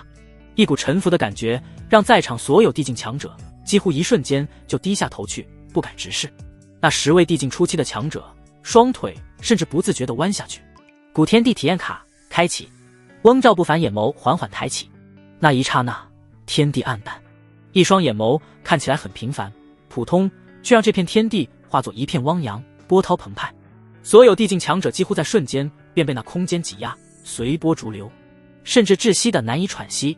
那是一种来自远古恐怖气息压制，强大到令人生不出一点点反抗心思。头顶上那巨大的万魔意象化生的巨大魔影，也在这一刻发生了巨变。盘踞于左臂的巨龙猛然暴涨，真龙霸气与天地之威融合，化作一条巨大的五爪金龙。无上剑意化作的巨剑看起来没什么变化，可缭绕着一股若隐若现的远古气息，令人不敢抬头看一眼。巨大魔影那眯起来的眼皮在剧烈跳动着，眼皮周围一道道漆黑的闪电裂开虚空，毁灭气息几乎将天地遮蔽。5位地境中期强者的脸色巨变，感受着那压抑到呼吸都颤抖的力量，没有丝毫犹豫，几乎在同一时间出手。轰！一团团紫气东来，一道道若隐若现的雷霆在紫气中缭绕。天山圣地太上大长老手指结印，一朵遮天青莲自背后升起，迎风晃动，毁灭气息易散。怪异僧人口中诵念佛号，一张脸没有丝毫表情波动，背后却出现一尊巨大佛像，双手合十，眼眸紧闭，圣洁与威压直冲赵不凡。一上来就用他们的成名手段吗？这个赵不凡怕是危险了。是啊，悲天大师的神将之术，传闻当年可是一击杀个2位同境强者。紫霄道观的紫气雷霆乃是他们本命手段，威力无穷。之前其中一位老道祖孤身入境地，靠着紫气雷霆灭了一个皇朝，包括那个皇朝里的3位地境强者。如今3位顶级老祖亲自出手，这紫气雷霆威力更是可怕啊！天山圣地太上长老的神通天山青莲，可是被称为灭地莲。3000年前，曾有8位地境中期强者围攻，他硬生生靠着天山青莲将那8位地境磨灭了。啧，可惜了，如此妖孽强者要死在这里了。远处围观的强者一阵震撼。这一刻的赵不凡感受着体内那狂暴到极致的力量，心头一阵平静。那些攻击他都看到了，远处的讨论声他也听到了，可丝毫不在意。古天地的力量与手段完全烙印在他灵魂深处，一力破万法。低吟一声，赵不凡的眸光平淡，古天地的威压缭绕在指尖，手掌猛然挥出，波泡沫破碎的声音在天地之间无比清晰，空间一阵寂静，时间在这一刻停止了流淌。怪异僧人惊恐地瞪圆了眼睛，眼睁睁看着那一掌裹挟的地威降临在自己身上。咔嚓，背后的那巨大佛像在这一刻猛然间从上到下裂开一道巨大的裂痕，一道道蛛网般的裂痕顺着那巨大裂痕蔓延，几乎在眨眼间，那佛像就完全被裂痕布满。同时，巨大的青莲在空中摇曳，绽放出妖异的光，庞大的生命力抵挡着巨大的地威。可咔嚓，那力量摧枯拉朽，青莲上猛然出现了一道深深的掌印，青莲上出现了一道巨大的裂口，庞大的生命力在这一刻猛然倾泻而出，完全无法阻止。3位紫霄道观的强者脸色巨变，几乎在同时掐动法诀，紫气氤氲，一股危险的灭世气息从中散发而出。可轰！一只巨掌轰然冲入那紫气之中，万雷齐发，整个空间都被紫色雷霆布满了，所有的声音都在这一刻都消失了。天地之间只有那雷霆万钧的声音，可一切尘埃落定，那紫气却已经被拍散，雷声也在这一刻完全消失。5道身影脸色狰狞，额头上冒出冷汗，大口喷血。赵不凡却依旧挺立在原地，甚至就连衣衫都没有丝毫凌乱的迹象。高下立判，举世皆惊，所有围观这一场战斗的强者全都震惊到眼珠子快要掉出来了。大渊的新天子竟如此强大，那可是这5位地境中期强者的成名手段啊！力战5位传说中的存在依旧不落下风，他究竟是何等战力？这叫什么不落下风？分明是占据了上风，碾压，绝对是碾压，一招就破灭了5位地境中期的成命手段，这必然是碾压。妖孽啊！如此年纪就有如此战力，简直就是妖孽。他一定是转世重修的强者，没错了。这一刻，天地间所有强者全都在讨论着赵不凡的来历，没有人相信他是自己修炼的。毕竟前不久他还是一个无法修炼的大渊废材3皇子，这么短短的时间达到如今力战5位地境中期的强者，甚至还占据上风，只可能是转世重修的古老强者。5位地境中期的强者互相对视，脸色惨白。此事或许只是误会，贫僧也是路过而已。悲天大师那僵硬的脸上微微跳动了几下，竟然露出了一种僵硬的笑容，声音没有了一开始的那种高高在上。他能感觉得出来，继续战斗下去，他们也没什么胜算。太强了，对方身上那种来自远古的力量，完全是碾压他们的。天山圣地太上长老的脸色很难看，咬着牙没有开口。3位紫霄道观的老道脸上也露出了几分尴尬，却心生退意。赵不凡咧嘴一笑，扫过这5位地境中期强者，身上的战意越来越强。误会？有何误会？你们要杀朕，朕杀回去而已。不止如今没有误会，日后也不会再有误会。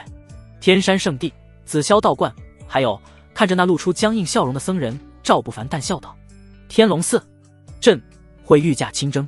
轰！赵不凡身躯轰然拔高几分，璀璨的眸光化作滔天烈日，恐怖的威压直震那5道身影。你不要的理不饶人，我等已经给够了你的面子，有台阶就下吧。悲天大师咬着牙，眸子变得阴沉下来。赵不凡冷笑一声：朕都得理了，为何要饶人？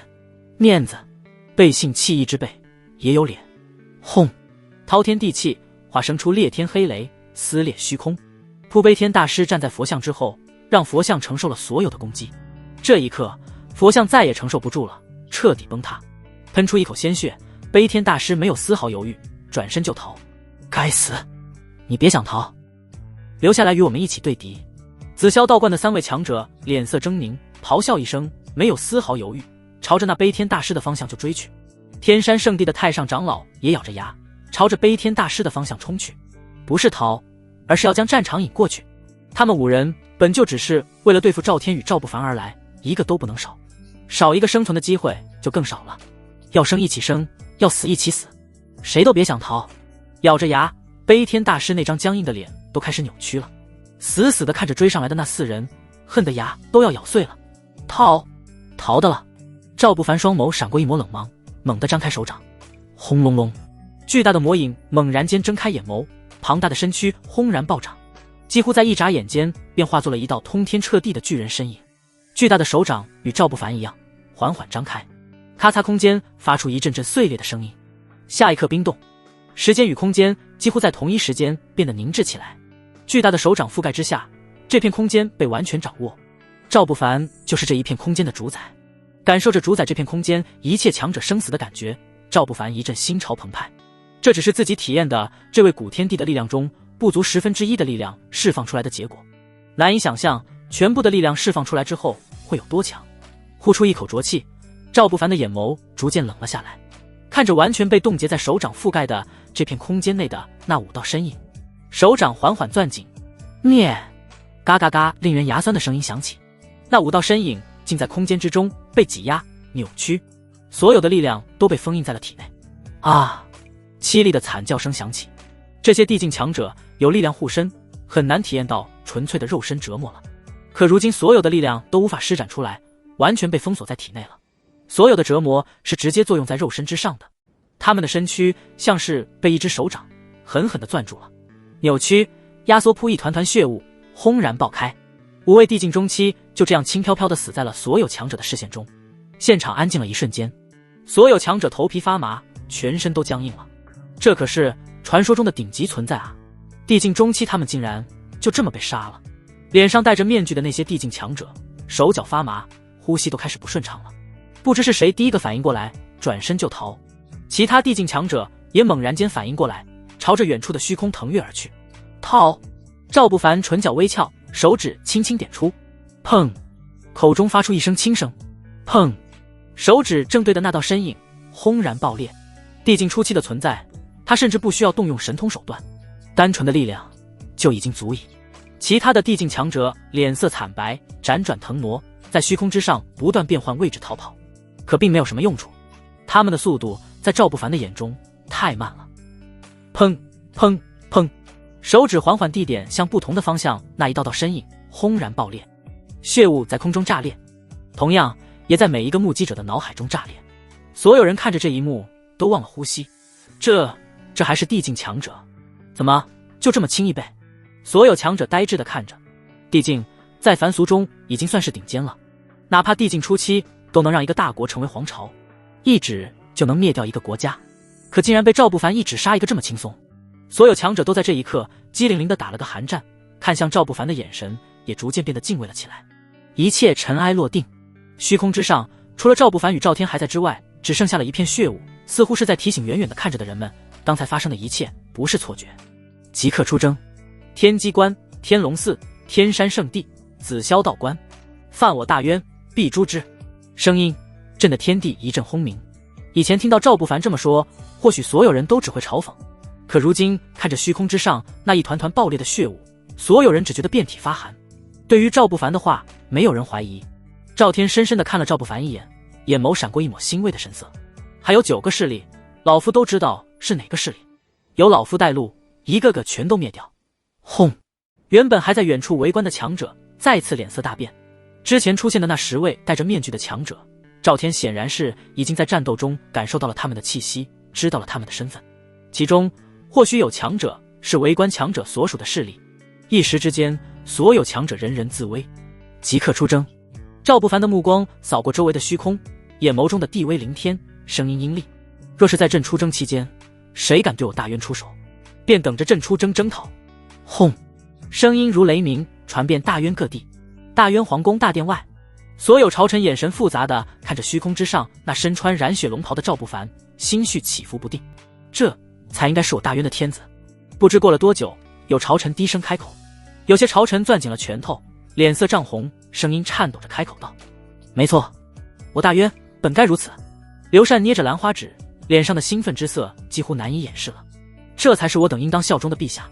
声音传遍了皇宫。冷宫的赵盘脸色苍白，身子僵硬地坐在躺椅上，牙齿咬得咯嘣响。整个大渊的百姓都沸腾了起来。大渊要崛起了，我等再也不用受那些欺负了。我去那些皇朝做生意，也不会因大渊的身份而被嘲讽、被瞧不起了。兴奋声、哭嚎声在各地响起。站在虚空之上的赵不凡一怔，感受到体内那股真龙霸气在猛然间提升，又强了。似有所感的回头看向大渊，隐约间一头巨龙从大渊地下升腾而起。蠢物，老夫告诫过你们，一定要在第一时间去救援，你们为何如此愚蠢，偏要看热闹？荒古赵家祖地。三太爷脸色阴郁，立于祠堂前，狠狠地掀翻一旁的茶台。周围站着的都是荒古赵家顶级强者们，他们面面相觑，脸色惨白。三太爷吩咐他们在众多强者围攻大渊时，一定让他们第一时间出面救援，起码要给赵不凡留下一个好感。可他们觉得赵不凡与赵天死定了，况且赵家旁系被杀了不少，虽然与他们主脉的血脉联系已经很稀薄了，可毕竟是当众杀了那么多赵家人，让赵家丢了脸。在场强者并不愿为了赵天与赵不凡与其他圣地皇朝为敌，甚至认为三太爷都老糊涂了。可如今他们感觉自己的脸都要被打肿了。我等现在就去。大渊不是要去征讨那些势力吗？现在我们出手去帮忙也不晚。有强者小声开口。蠢物，老夫后人中怎么有你这种蠢物？若是在之前出手，那是雪中送炭，现在出手是做什么？讨便宜，抢资源。你是想要我赵家与赵不凡彻底决裂？三太爷瞪圆了眼，狠狠的一巴掌甩在说话那人的脸上，最终却无力的坐在一旁的太师椅上，深深的叹口气，眼神复杂的摇摇头。晚了，一切都晚了。我赵家本该有一个新的地境强者助力。蠢物，一群蠢物。三太爷眼眸凌厉，狠狠地盯着那些人，咬着牙开口道：谁出的主意，给我滚去刑律堂领300年雷劫。周围的强者脸色一白，嘴唇哆嗦了一下，纷纷跪地求饶。300年雷劫，那可是赵家除了废除修为赶出家族之外最狠的惩罚了。进入雷劫谷承受300年雷劫，出来之后跟废物差不多了，光是恢复肉身都要恢复几百年，更何况雷劫还会损坏本源，本源损坏了可是极难修复的。可三太爷却始终都没有改口，依旧还是那么冷冷地看着所有人。这群蠢货完全是给赵家错失了一个巨大的机会，若是听自己的去救援，将赵不凡拉拢过来，荒古赵家说不能还能再进一步，领先于所有古老家族之上。可如今都怪自己蠢到信任他们，将这件事情交给他们去做，自己静静的采药，误了大事啊。叹息一声，现在想要挽回也已经晚了。叹息一声，咬着牙看向那些人的眼神恨不得要撕了他们。要不是你们乃是老夫血脉后代，老夫定要亲自掀开你们的头盖骨，看看你们长没长脑子。紫霄道观，所有强者聚集在道观外，脸色绝望，眼睁睁看着一只大手从天而降。紫霄道观最强的3位老祖已经没了，剩下的距离地境太远。面对那古天地级别的巨掌，完全没有一点点反抗之力。为玄界主持公道多年的紫霄道观，就在这掌之下彻底化作废墟。远远的尾随看着的强者们眼神复杂，随手收走紫霄道观的宝库之后，赵不凡没有丝毫停留，跟着赵天的脚步去了天龙寺。天龙寺已经有一尊滔天巨佛神像坐落其上，数百位僧侣在巨佛手心诵念经文。他们早已经得到了消息，此刻所有强者施展神通手段抵挡赵不凡，甚至苍老的主持一脸悲哀之色，站在寺前看向最前面的赵天，声嘶力竭地开口：赵天兄，你我可是有着几千年的交情，杀我天龙寺悲天老祖也就罢了，你竟还带着你的后人来灭我寺，你这是造孽！轰！话还没有说完，一个巨大的手掌已经落下，护住天龙寺的滔天巨佛只是坚持了一瞬间便轰然碎裂，整个寺都在这一瞬间化作废墟。让赵不凡出乎预料的是，这天龙寺的宝库明显比紫霄道观的宝库要丰富太多了，甚至还有很多稀有的宝物。呸！老夫就恨当年识人不清，没看出你的虚伪，真以为与你有过命的交情。赵天站在虚空之上，狠狠地朝着那片废墟吐了一口口水。当年天龙寺被围攻，是赵天不顾危险，为了当年一起闯荡的情谊，出手帮天龙寺解围。可后来在赵天受了本源伤的时候，曾来天龙寺求药，却被拒之门外。主持连出来都没出来，只是让小沙弥告诉赵天，主持在闭关不见客。那时他已经心灰意冷了，经历了这件事情，更是彻底将当年的情谊磨灭了，剩下的只有仇。脚步不停，杀戮也不停。这强者出面都是赵不凡出手，其余的都是跟随赵不凡的脚步的灵甲军出手。这一次玄界强者们也终于知道了，赵不凡手下有一支可怕的军团。那身穿灵甲的将士们实力算不上是顶尖，可却像是心意相通，举手投足间配合默契，几乎是一面倒的屠杀。皇朝、圣地，一个接一个。平静了很久的世界，终于在这一天升起了一片片巨浪。直到一切落停，赵不凡才稍稍松了一口气，身上的古天地气息彻底消失。这一路赶着时间，终于还是在古天地体验卡结束之前，杀光了所有冒犯自己的势力，气息也缓缓回落到了圣境巅峰。远远跟着的强者们虽然感觉奇怪，却没有任何人敢在这个时候攻击赵不凡。天知道这是不是赵不凡故意而为，刻意将实力境界压制在圣境巅峰。今日之后，这玄界也该改一改格局了。赵不凡眼眸凌厉，扫过虚空，声音震得天地颤抖。回大渊。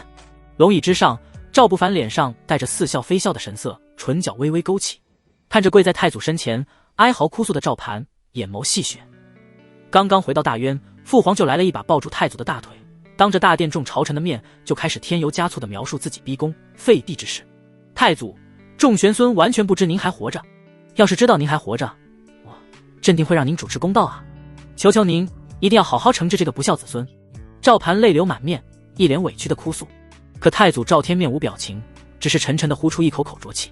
赵盘愣了一下，很快就反应过来，看向周围朝臣，开口道：各位爱卿，你们为朕说句话，这等悖逆之贼子怎能称帝？大殿之上，朝臣们微微垂着头，沉默了许久，终于有一位文臣轻咳一声，开口道：臣以为太上皇被吓到了，胡言乱语。没错，陛下君权天授，乃是受我大渊龙气认可之帝王。太上皇，您病了，还是回宫养病吧。太上皇，您在位之时昏庸无为，若非陛下登基，一改我大渊风气，恐怕您就要成为亡国之君了。如此来说，您不止不该骂陛下，还应该感激陛下救您。轰！赵盘头脑一阵轰鸣，呆呆地看着那些朝臣，手指都开始哆嗦了。赵不凡手指轻轻敲打着龙椅，声音响起的瞬间，大殿之内的声音完全安静了下来。朝臣们纷纷躬身朝向龙椅的方向，满脸恭敬。这个画面让赵盘的心头一颤，一股莫名的慌乱从心头生出。你们，朕这皇位来得不正，不如就此卸任。不等赵盘继续说，赵不凡便淡笑着看向周围的朝臣。陛下，万万不可！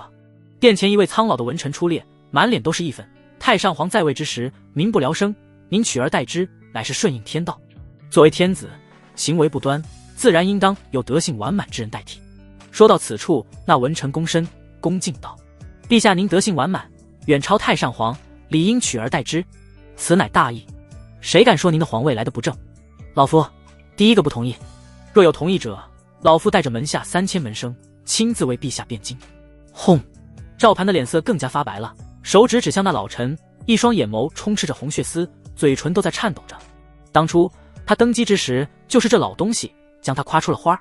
现如今形势变了，这老东西竟然转而开始夸那个孽障，顺带还要骂他了。该死，该死，该死！赵盘脸已经完全黑了下来，死死地盯住赵不凡，却还是没有放弃希望，慌忙拉住太祖赵天的衣角，老泪纵横地开口道：太祖，您定不要被这孽障欺骗。这孽障他所做之悖逆之事，简直罄竹难书，甚至就连朕咬着牙，赵盘也顾不得丢脸了，厉声骂道：就连朕的贵妃陈贵妃，他都敢下手！轰！大殿之上的所有朝臣脸色瞬间变得惨白，几乎在同一时间猛地跪在了地上，捂住了自己的耳朵。赵天彻底黑了脸，一脸失望地看向赵盘，叹息一声：这个蠢货，如此事情他竟当着所有朝臣的面说出来，哪怕能让他重回皇位，他的威严也已经在今天都丢完了。赵不凡并未开口，手指轻轻摩挲着龙椅，气氛安静得令人窒息。父皇真会说笑，朕可从来没有对陈贵妃下手过。赵不凡笑眯眯地开口，那一日他一点下手的机会都没有。陈贵妃的主动超出他的想象，各种花活都来不及让赵不凡下手。不过不得不说，陈贵妃保养的确实不错。赵不凡感叹一声，满脸都是对陈贵妃实力的认可。你这孽障！赵盘咬碎了牙，气得全身都在颤抖。住口！孽障！赵天低吼一声，整个大殿内瞬间安静了下来。赵盘愣了一下，顿时像是得到了支撑，起身指着赵不凡怒斥道：听到没有？孽！啪！一记响亮的耳光狠狠地抽在赵盘的侧脸，原本就被废了的身子骤然间在空中转体3圈半，以头呛地，狠狠地撞在光洁的地面上。有些恍惚地撑了撑身子，光可见人的地面映出了头上淌出来的血迹。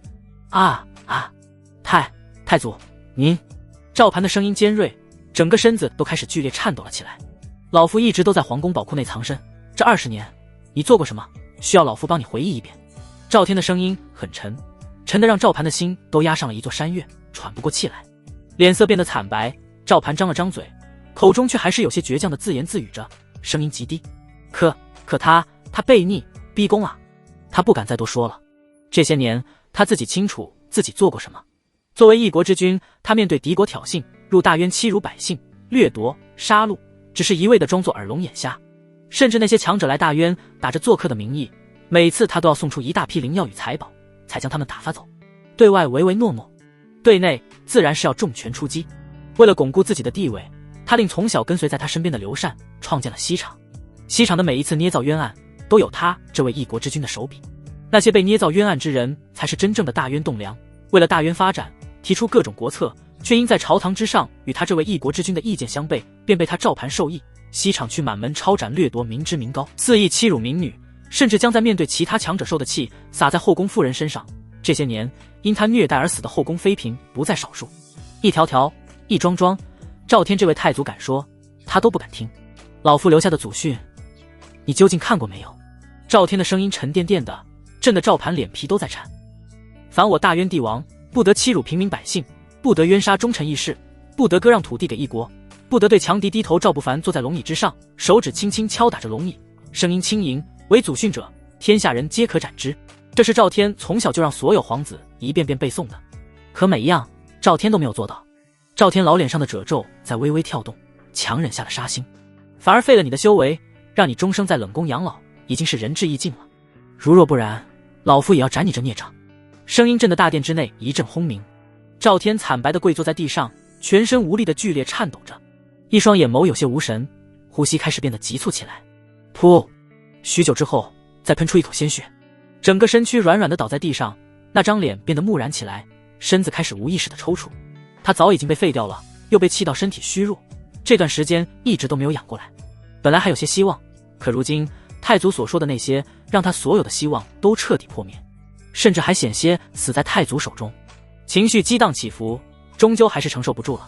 太上皇因过度思念太祖帝，情绪激动，病情反复，速速来人将太上皇抬回冷宫，传御医诊治。刘禅在一旁开口，随口就给赵盘找了个还算妥帖的理由。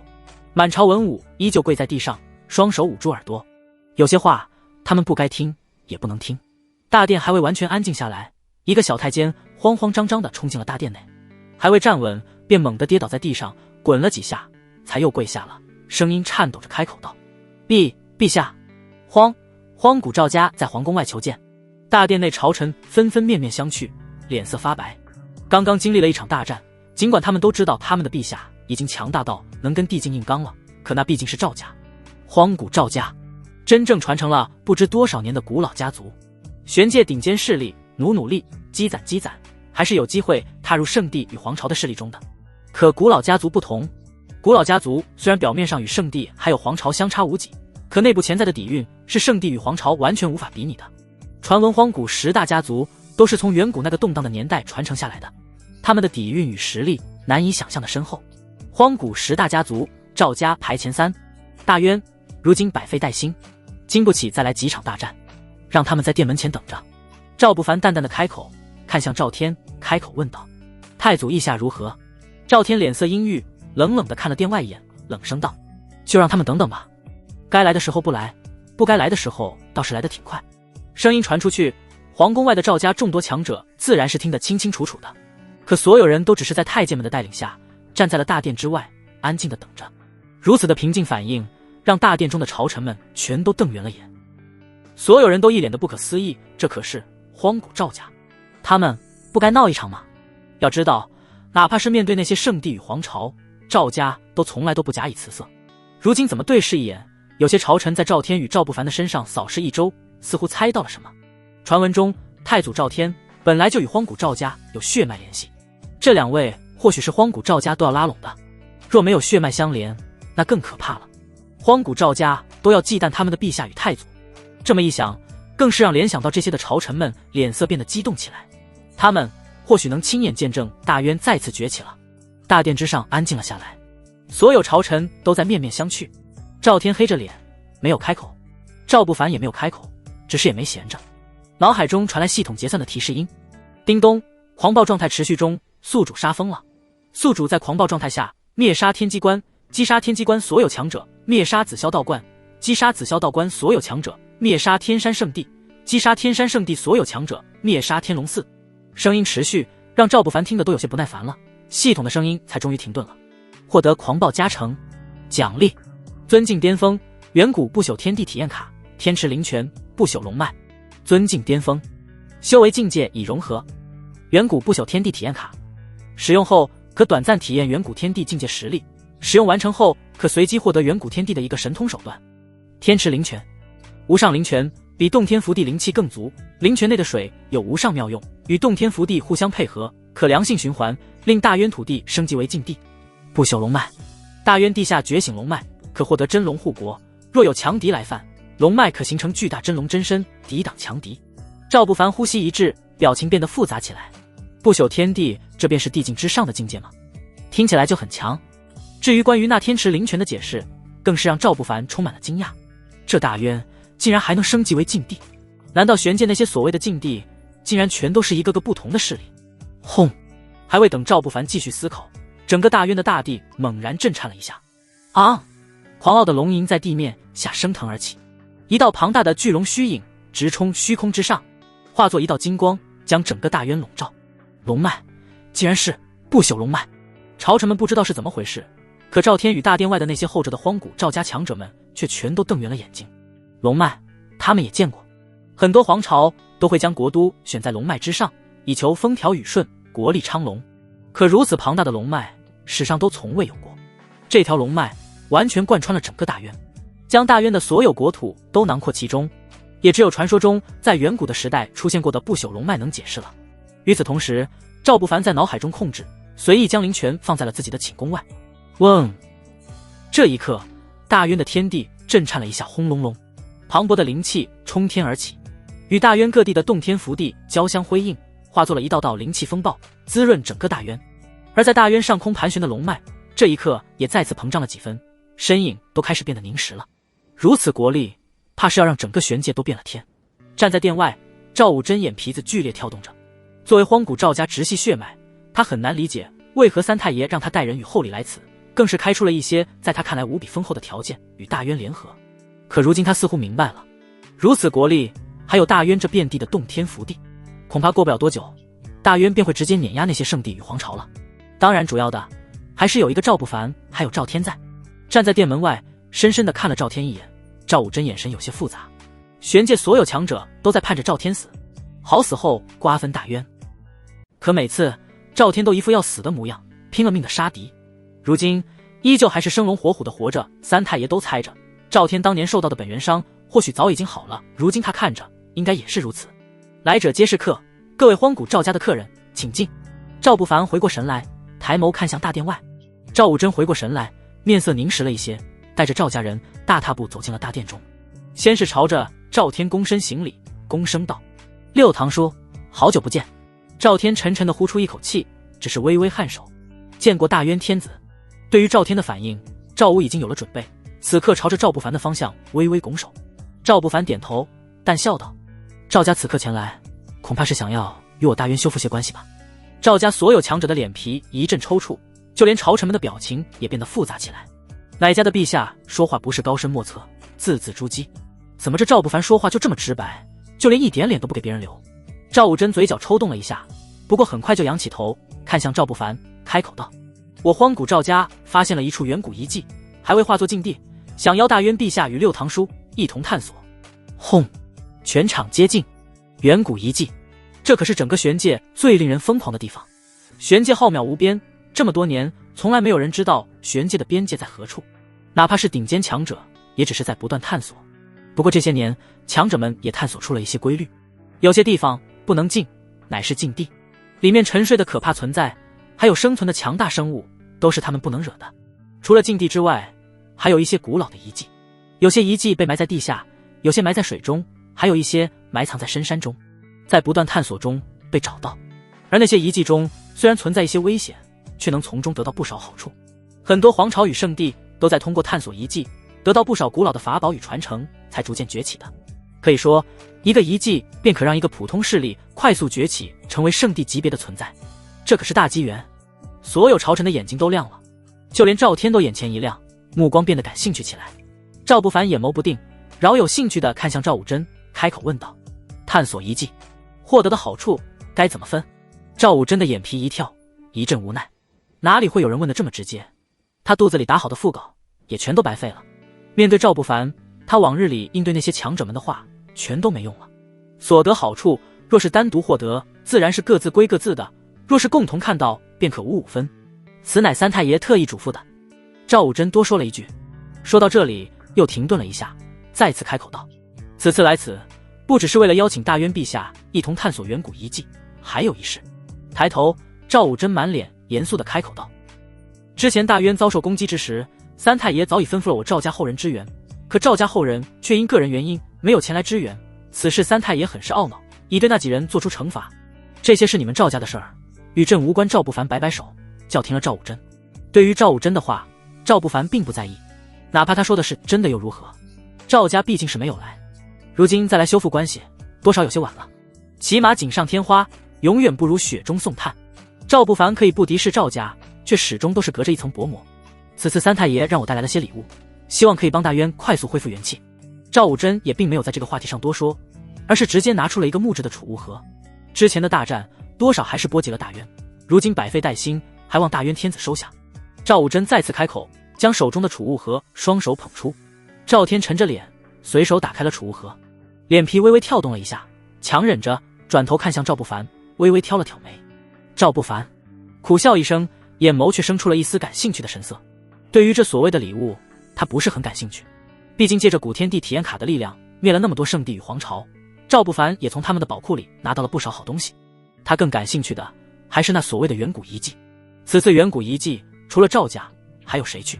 赵不凡脸上露出一抹淡笑，开口问道：“赵家已将遗迹封锁，只有赵家与大渊。”赵武真语气坚定真诚：“玄界规矩，哪方势力第一个发现遗迹，遗迹便归属于哪方。”赵天将那储物盒子盖上，背过手，缓缓踱着步子，眼眸却闪过一抹冷意。远古遗迹毕竟危险重重，大多时候都是要3个以上的势力加入才可进入其中。曾经作为荒古赵家的人，赵天很明白这些规矩。赵武真再次开口道：“此乃三太爷的礼物，只求赵家与大渊结为同盟。此事荒古赵家很多晚辈都不分，若是这些分给同为荒古家族的强者，他们都不会如此难受。可分给大渊，让晚辈们都觉得吃了亏。只有三太爷一直坚持，朕倒是可以去。”赵不凡手指轻轻捻动，开口道：“不过朕自己去就可以了。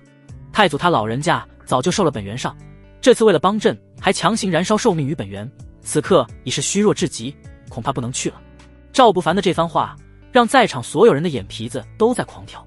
嗨嗨，没错，老夫如今寿命将尽，身体虚弱，难以探索遗迹。赵天老脸颤抖了几下，挤出了几分痛苦的神色。所有人看着赵天这副生龙活虎的模样，哪里像是寿命将尽，身体虚弱了？如此也好。赵武真没有丝毫犹豫就答应了下来。这次本来就是着重拉拢赵不凡的，不管谁去，只要卖个好处，总归还是能让赵家与大渊亲近一些，哈哈哈哈。好，如此说来，朕这大渊也算是得到了荒古赵家庇佑，也不知还需不需要将这大渊的一切交与赵家，对赵家俯首称臣。赵不凡大笑几声，荒古赵家的人全都笑不出来，赵武真更是心头无奈。这个大渊的天子当真是赵家人吗？心眼这么小。之前那事与荒古赵家无关，是荒古赵家分出去已经几乎没有血脉关联的旁系所做。所谓的赵家神女与赵家强者皆为自封，我荒古赵家已将那一支旁系全都废掉，放逐到了荒芜之地。赵武真开口回应，这件事情也确实是如此，没想到那一支旁系竟然打着荒古赵家的名声出来强取豪夺大渊的东西。若不是三太爷开始关注大渊了，也不会看到全程，最后更不会出面阻止。那就好，不然朕还真是被吓到了。赵不凡咧嘴一笑，脸上的笑容很是灿烂与和善。这话让赵家所有人全都嘴角抽搐。吓到了，吓到将那些人全都杀光了。这个大渊的天子还真的是与众不同。既然如此，那便不要耽搁，即刻启程。赵不凡起身朝着赵天走去，从袖口摸索片刻，摸出了2枚丹药。此乃燃烧寿命于本源的丹药，若是危急时刻，太祖您一定要放弃生命，燃烧自己，保护大渊啊！赵不凡一脸认真的开口。周围朝臣与荒古赵家的强者张大了嘴巴。啊，没听错吧？谁能让自己的老祖在危急的时刻燃烧自己的生命？这不活阎王吗？今天见到活阎王了啊！只有赵天舔舔嘴唇，咧嘴一笑，看着那熟悉的丹药，明白赵不凡的意思。这丹药可是连本源伤都能治好的，若是赵不凡不在大渊期间有强敌来此，哪怕自己受伤，也能短时间内快速恢复如常，这相当于多了2条命。你就放心吧，老夫虽寿命将尽，身体虚弱，可燃烧一切还是能抵挡强敌的。一老一少对视一眼，同时大笑起来，笑声越来越古怪，听得人毛骨悚然。玄界广袤，站在虚空之上，赵不凡不由得一阵唏嘘。不管是前世还是这一世的身躯记忆里，从来没有见过这么广袤的世界，哪怕站在虚空之上，都完全看不到尽头。赵小友应当是第一次去探索远古遗迹。一旁赵家三太爷脸上带着温和的笑容，开口道：对于赵不凡的称呼，他也思虑良久。虽然赵不凡多少沾着些荒古赵家的血脉，可毕竟赵天早已经脱离赵家很久了，再加上不久前的误会，不好太亲近。况且以赵不凡的实力，足以让他称呼对方一声小友。只是周围其他跟随的赵家后辈们，一个个脸色都有些不好看。按照辈分，赵不凡甚至算作他们的重玄孙辈，可现在竟然被他们的三太爷称呼为小友，让他们的老脸都没地方放远古遗迹。曾经也是辉煌一时的庞大势力，远超如今的圣地与皇朝。赵三太爷没有理会身后的赵家人，而是开始给赵不凡解释远古遗迹的来历。说到这里，叹息一声，脸上闪过一抹遗憾的神色，低声道：可惜经历了一场天降劫难，进入了黑暗动乱时代，辉煌的时代就此终结，留下了不少遗迹，可其中有不少都残留着那个时代的痕迹，甚至有些东西已经邪变。邪变？赵不凡一怔，有些诧异，这个词他是第一次听到。赵三太爷沉重的点点头，低声道：3000年前，我赵家曾受邀与荒古李家还有荒古龙家一同进入一片地下遗迹，老夫也在其中。说到这里，机灵灵的打了个寒战，脸色有些发白，沉声道：在地下遗迹，李家强者找到了一处墓穴，擅自挖掘，只挖出了一个被染血的裹尸布裹着的女子。可那一日，那一次去的李家人全死了，死于裹尸布。而那裹尸布与尸体在杀光李家人之后，又重新回到地下，墓穴重新恢复，像是从未没有被挖开过。每次想到那幅场景，赵三太爷都不由得一阵汗毛倒竖，太诡异了。那些李家强者甚至来不及反抗，就那么轻易得死在其中。之后也有其他荒古家族的强者在探索远古遗迹时遭遇了各种诡异事件，那些诡异的存在也被称之为邪变。赵不凡手指轻轻摩挲着，微微蹙眉，这东西怎么听起来那么像前世听说过的尸变？前方即将到了，此次的遗迹是老夫在进入禁地偷采灵药时被那些生灵追杀，偶然发现的。赵三太爷开口，老脸上露出一抹笑。赵不凡顿时哑然，被禁地生物追杀，对于玄界强者来说并不算是什么丢人的事情，那个地方太过可怕。片刻，一片山脉出现在眼前，而在那片山脉尽头，一个无底的山崖出现，像是玄界的尽头一样，将山脉断开。一股森冷的气息自下上喷薄而出。不过赵不凡的注意点不在那山崖上，而是微微蹙眉，看向山脉入口。在那山脉入口处，3道苍老的身影像是石雕一样静静地站着，而在那3道苍老的身影一旁，数十道身影跟随。侧边赵家10几个强者倒在地上，身上有明显的伤痕，口鼻溢血，脸色苍白。看到那3道苍老的身影的瞬间，赵三太爷的老脸抽动了一下，眼眸变得阴森起来。李成、柳轩、王腾，冰冷的声音杀意凛然。赵三太爷低吼一声，身上骤然爆发出气血轰鸣，地境气息展露无遗，整个山脉都被一片厚重的乌云盖住，磅礴的杀意化作雷霆，在空中咆哮。地威凌天，轰鸣落下。那3道如同雕塑般的身影，终于在那地威落下的瞬间，缓缓抬头轰。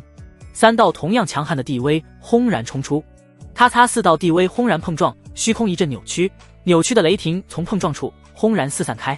赵三太爷沉着脸，一步迈出，身影骤然出现在那3位老人身前。轰！雷霆轰鸣声在4人中间响起，震得大地都在颤抖。狂暴的气息掀起的气浪，卷得周围的强者们一阵剧颤，慌忙抵抗。此遗迹已是我赵家所有，如今打伤我赵家看守之人，怎么是想要抢夺我赵家的东西？赵三太爷的声音冰寒，目光直视那3位老者。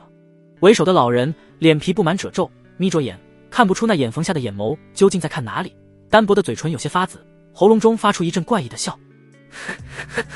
莫要误会，老夫只是偶然得到消息，听闻你要邀请大约那位天子一同探索，担心你们在里面遭遇危险，特意带了我李家强者来此帮忙。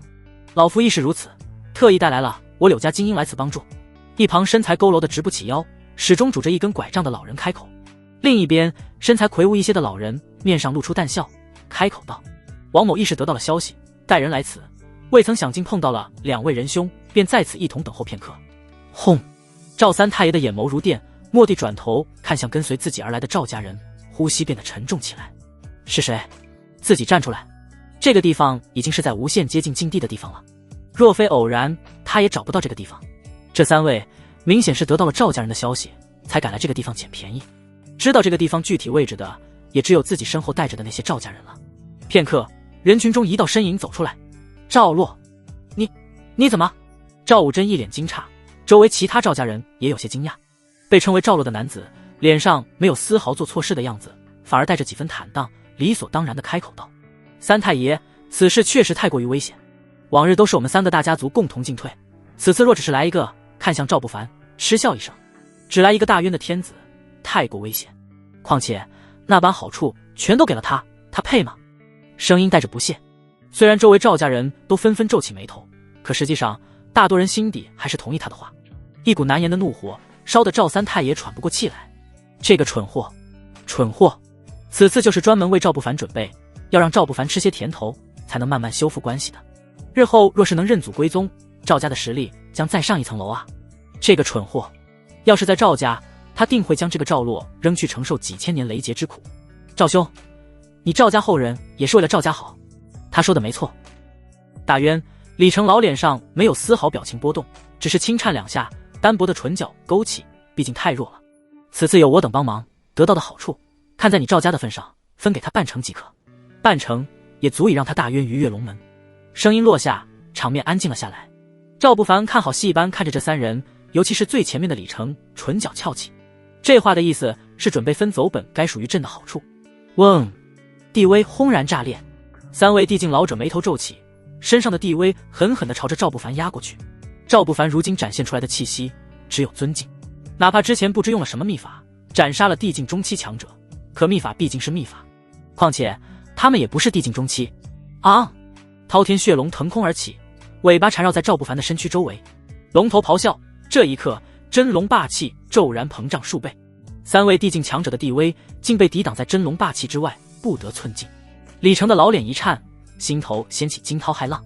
尊敬，赵不凡真的只是尊敬，他竟然能以真龙霸气抵挡地威，而且是3位地境强者的地威，这合理吗？怎么可能？古往今来，哪怕再妖孽的天才，战力逆天，可越境斩敌，可地境是一个分水岭，一入地境，每一层都是相隔一重天。这小子妖孽的有些过头了，还是用了秘法？李成、柳轩与王腾对视一眼，眼底闪过一抹森冷的杀意。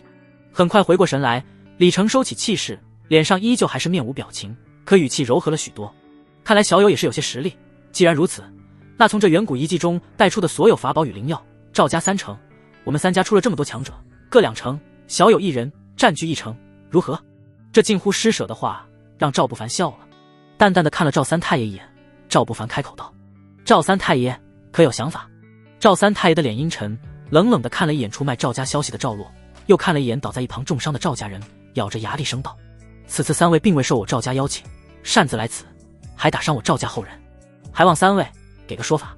那3位老者的眼神微微一变，互相对视一眼，声音变得沉了下来。如此说来，赵老三你是敬酒不吃罚酒了。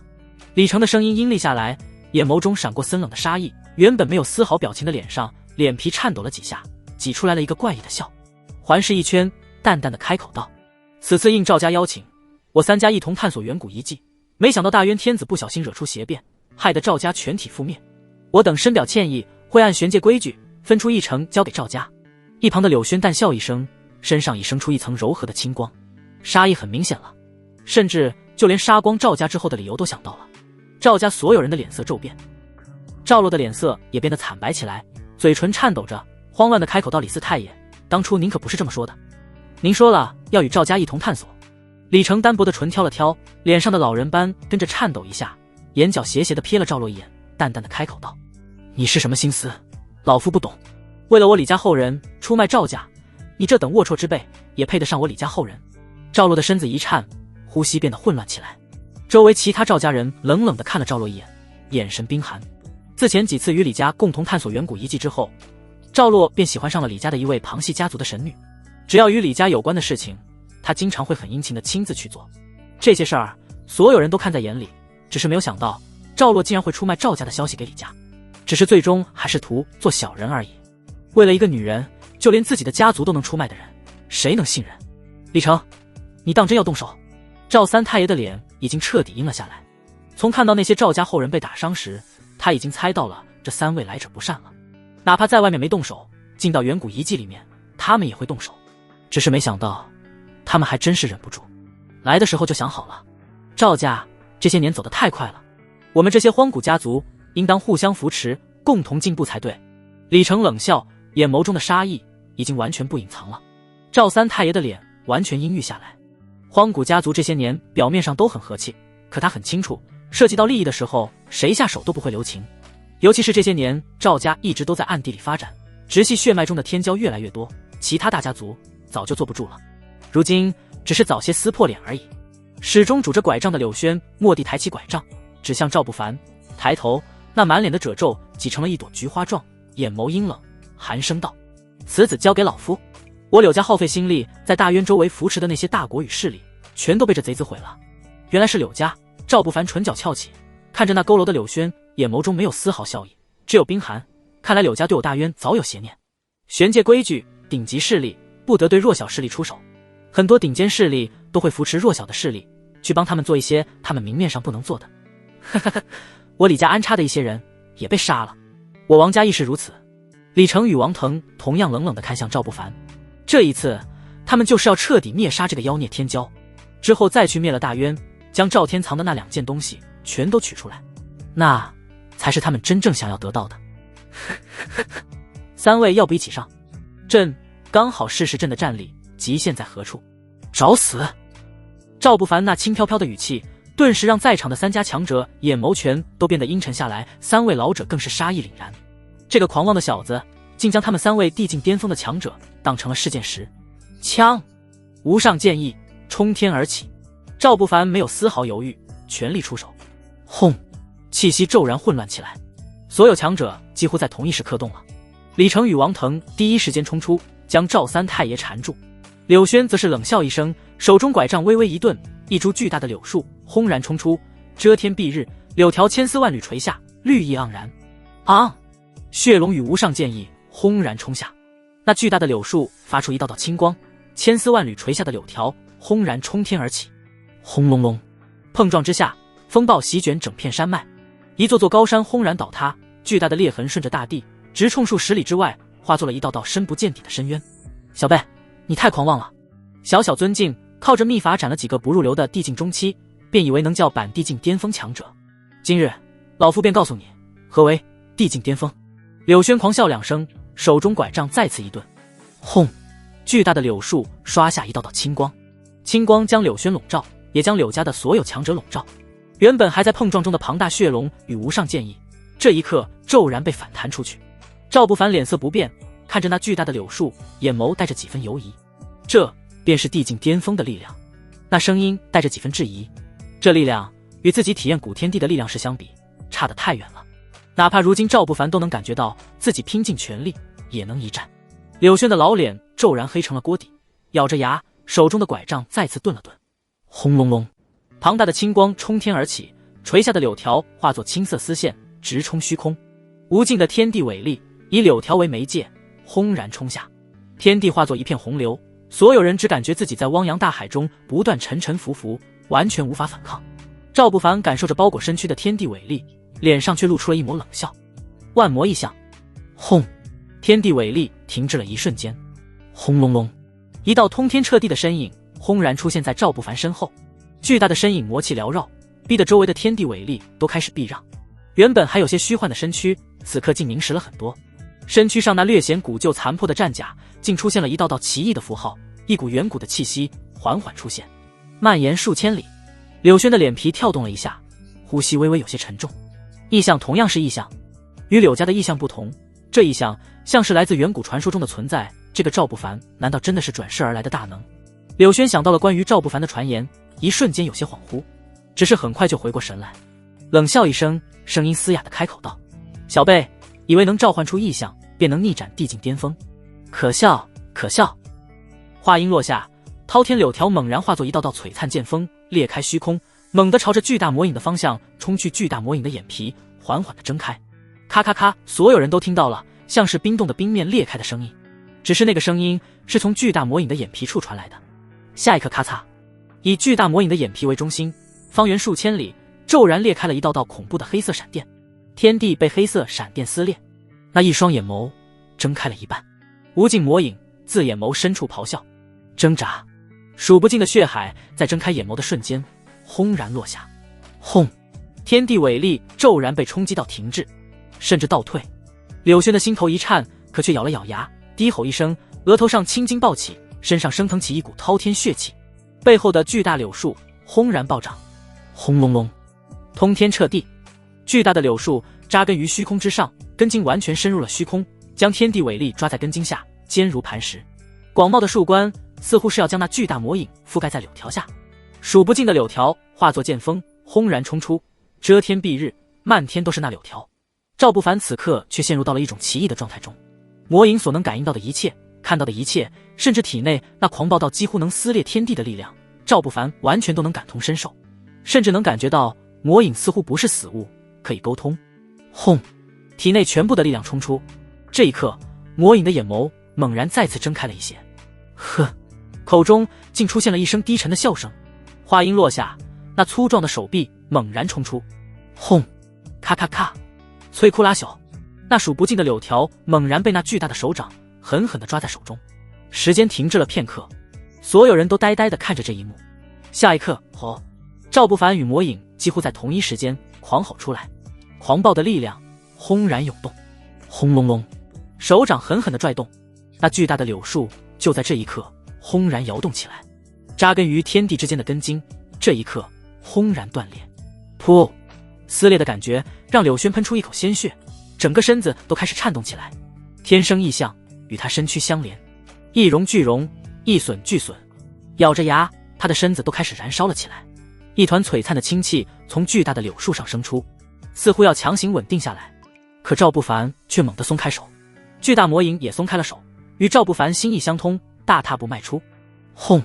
一把斜抱住了那巨大的柳树，在所有人震惊的眼神中，抱着那柳树猛地用力。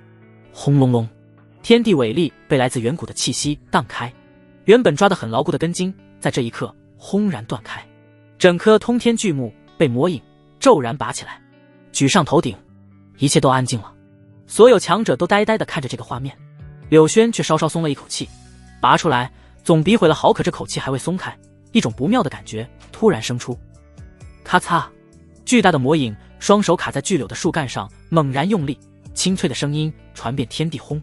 恐怖巨力掺杂着远古气息的魔气轰然将巨柳竖着撕开。噗！一口鲜血喷出，柳轩整个身子萎靡下去，几乎要跪在地上了。他的天生异象被毁，堪比本源被毁。地境巅峰，天，他真的能战地境巅峰？我眼瞎了，还是柳家那位快不行了？哪怕快不行了，也是实打实的地境巅峰。他真的靠着尊境巅峰的势力逆斩了地境巅峰。所有看到这一幕的强者全都惊呆了。出卖赵家消息的赵洛全身一颤，双腿一软，无力地踉跄了2步，跌倒在地上，满脸惊恐。还在牵制赵三太爷的李成与王腾只看了一眼，就惊得脸色苍白，一种莫名的不安缭绕在心头。他整个世界都安静了，好像只剩下了脚步声。柳轩用尽全力抬起头，看着已经走到自己身前的赵不凡，一双苍老的眸子闪过怨毒阴冷的光芒。吾乃荒古柳家二太爷，你敢斩我？妖孽天骄又如何？呵呵，你敢与我荒古柳家为？声音充斥着浓浓的嘲讽与阴毒，只是声音还未完全落下。啊！枪！滔天血龙穿身而过，无上剑意从脖颈处横劈出一道血光。聒噪！赵不凡淡淡转身，柳轩佝偻的身子剧烈颤抖着，双手捂住自己的脖颈，血水染红了一双苍老的手掌，骨节突出，显得格外狰狞。喉咙中发出一阵怪异的声音，咕咕咕，轰！生机彻底流逝，那苍老佝偻的身子轰然倒地，周围的声音都安静了下来。所有强者呆呆地看着，呼吸几乎都要停滞了。赵不凡竟真的敢杀柳家二太爷，他不怕因此与荒古柳家成死敌？你敢杀我柳家二太爷？柳家人在一阵呆滞之后，身躯剧烈痉挛起来，快速冲到柳轩身旁，惊恐地搀扶住柳轩，甚至掏出一件件神药来喂到柳轩口中。可不管怎么做，都已经晚了，生机流逝，止不住了。有柳家强者猛地起身，指着赵不凡怒吼道：无知小辈，你死定了！此次招惹我柳家。话还未说完，赵不凡嘴角就微微翘起，淡淡的开口道：此次柳家、李家、王家受荒古赵家邀请，探索远古遗迹。说到这里，停顿了片刻，一道滔天剑光冲天而起，无上剑意化作漫天剑雨，遮天蔽日，在赵不凡背后的虚空之上，化作一个巨大的圆盘，缓缓旋转，剑气蔓延数千里。柳轩不小心惹出邪变，柳家、李家、王家遭邪变屠杀，全军覆没。轰！现场所有强者猛地瞪圆了眼睛，呼吸都开始变得急促了起来。这不就是刚才李成说过的吗？此刻却又完完整整地还给了他们，而且没有人怀疑这话的可能性。柳轩这位柳家二太爷，地境巅峰强者，已经被斩杀了。李成与王腾的脸色阴郁，却险些被赵三太爷一拳击飞出去。柳家强者还未开口威胁，脸色却猛地变了。咻咻咻，一道道阴影已经覆盖到柳家、李家还有王家所有强者的头顶了。B，柳家强者瞳孔剧颤，惊呼一声，轰！几乎同一时刻，一道道清气升起，融合到一起，化作庞大的柳树，支撑起了一片天。王家与李家也在那巨大的柳树之下，全力施展防御支撑。这巨大的柳树看起来与柳轩的意象不同，气势弱小很多，却明显凝实，庞大的青光化作巨大的球形气泡，包裹得严严实实。轰隆隆，庞大的剑雨冲击在那青色防御上，轰然炸裂。巨大的柳木晃动了一下，并未动摇根基。我柳家的防御神通，虽攻击力比不上太爷们的天生异象，可防御力远超。柳家有强者冷笑，支撑着那巨大的柳树。这神通是太爷们以异象为基础演化而来的神通，整个柳家强者都可使用。如今所有柳家强者一同施展，防御力更是惊人。一旁的李成与王腾对视一眼，冷笑一声，看向赵三太爷，寒声道：此子能杀掉柳轩又如何？只要有一人能活着逃离，他与他的大冤都将会成为过去。柳家、李家、王家都会尽全力杀他。老友，你输了，哈哈哈哈！嘲讽的声音在耳边响起，赵三太爷却只是冷笑一声，淡漠地看了一眼李成与王腾，手下的力量轰然炸裂，攻击变得更猛烈。此刻的赵不凡站在虚空之上，目光灼灼地看向背后那通天彻地的魔影，眼眸变得凝重起来。此次战斗，他能感觉到这万魔异象内蕴藏着一股毁天灭地的力量，如今已经能心意相通，甚至能隐隐调动万魔异象内的恐怖力量了。看向那将所有强者笼罩其中的庞大柳树，赵不凡的身躯猛然冲出，轰隆隆，巨大的魔影也轰然移动，阴影遮天蔽日，挡住了头顶的日光。所有被柳树庇护的强者蓦地抬头，一眼就被那恐怖的压迫感震到心神剧颤，强烈的不安在心头升起，用尽全力。你们李家与王家人赶快布下第二层防御！柳家强者咆哮着，李家与王家强者很快反应过来，纷纷在柳树下布下防御。赵不凡站在那巨大的柳树前，感受着魔影体内那磅礴的力量，沉沉地呼出一口气，眼眸猛地泛起凌厉的光。力破万钧，弓步冲拳，轰隆隆，巨大的魔影与赵不凡的动作一模一样，庞大的拳头自上而下轰然砸落，咔！撞击在那青光上的一瞬间，一道黑色闪电沿着球形青光轰然撕裂，轰！巨大的柳树一阵剧颤，柳树上的青光以肉眼可见的速度快速溢散，咔咔咔！同时，巨树的树干上一道道裂痕出现，扑所有柳家强者几乎在同一时刻，身躯软倒在地上，喷出一口鲜血，脸色惨白，全力抵挡。李家与王家强者咆哮着，可那拳头摧枯拉朽，轰隆隆，遮天蔽日的拳头从天而降，咔咔咔，几乎没有丝毫停顿，瞬间穿透了2层防御。李家与王家强者轰然喷血倒飞，拳头停了下来，缓缓收回。所有强者全都松了一口气，心底还带着几分庆幸，这应该就是赵不凡力量的极限了，也幸好到了他的极限。快避开！不知道是谁猛地喊了一声，所有强者猛地抬头，瞳孔猛然收缩，遮天蔽日的剑雨从天而降，无上剑意，庞大的剑气横跨千里。他竟还没有到极限。所有强者此刻爆发出全部的力量，有些想要抵挡，还有些人开始闪躲逃窜。可修剑雨无穷无尽，一片片血水轰然喷溅，染红了干涸的地面。啊，该死！孽障，你该死啊！剑雨下了半炷香的时间，覆盖了所有强者。狂暴的力量之下，哪怕尊境巅峰强者都难以抵挡，遍地尸骸。现场安静无比，除了李成与王腾狰狞愤怒的咆哮声，只剩下了所有赵家强者们粗重的喘息声。他们想过赵不凡强大，可却从未想过会这么强大。斩杀地境巅峰的柳轩，又半炷香内斩杀了所有在场的柳家、李家还有王家的强者。光是这些强者就已经可以组成一个圣地了。可赵不凡只用了半炷香就杀光了他们这等战力所有赵家人，在这一刻心头生出一丝懊悔。要是在大渊被那些地境强者围攻之时，赵家按照赵三太爷的吩咐去了，恐怕现在关系已经再进一步了。若是以赵不凡的实力认祖归宗，赵家或许真的能如三太爷说的那般再进一步了。念及此，在场的所有赵家强者不由得一阵埋怨起了如今已经受罚的那些人了。当然看向赵洛的眼神也充满了不善。哪怕不算上赵不凡的事儿，赵洛也是出卖了赵家的消息。方才是你们两位谁说要杀了朕的？赵不凡并未多管赵家人的想法，只是唇角勾起，一步迈出，轰然冲到3位地境巅峰的战场中去。轰！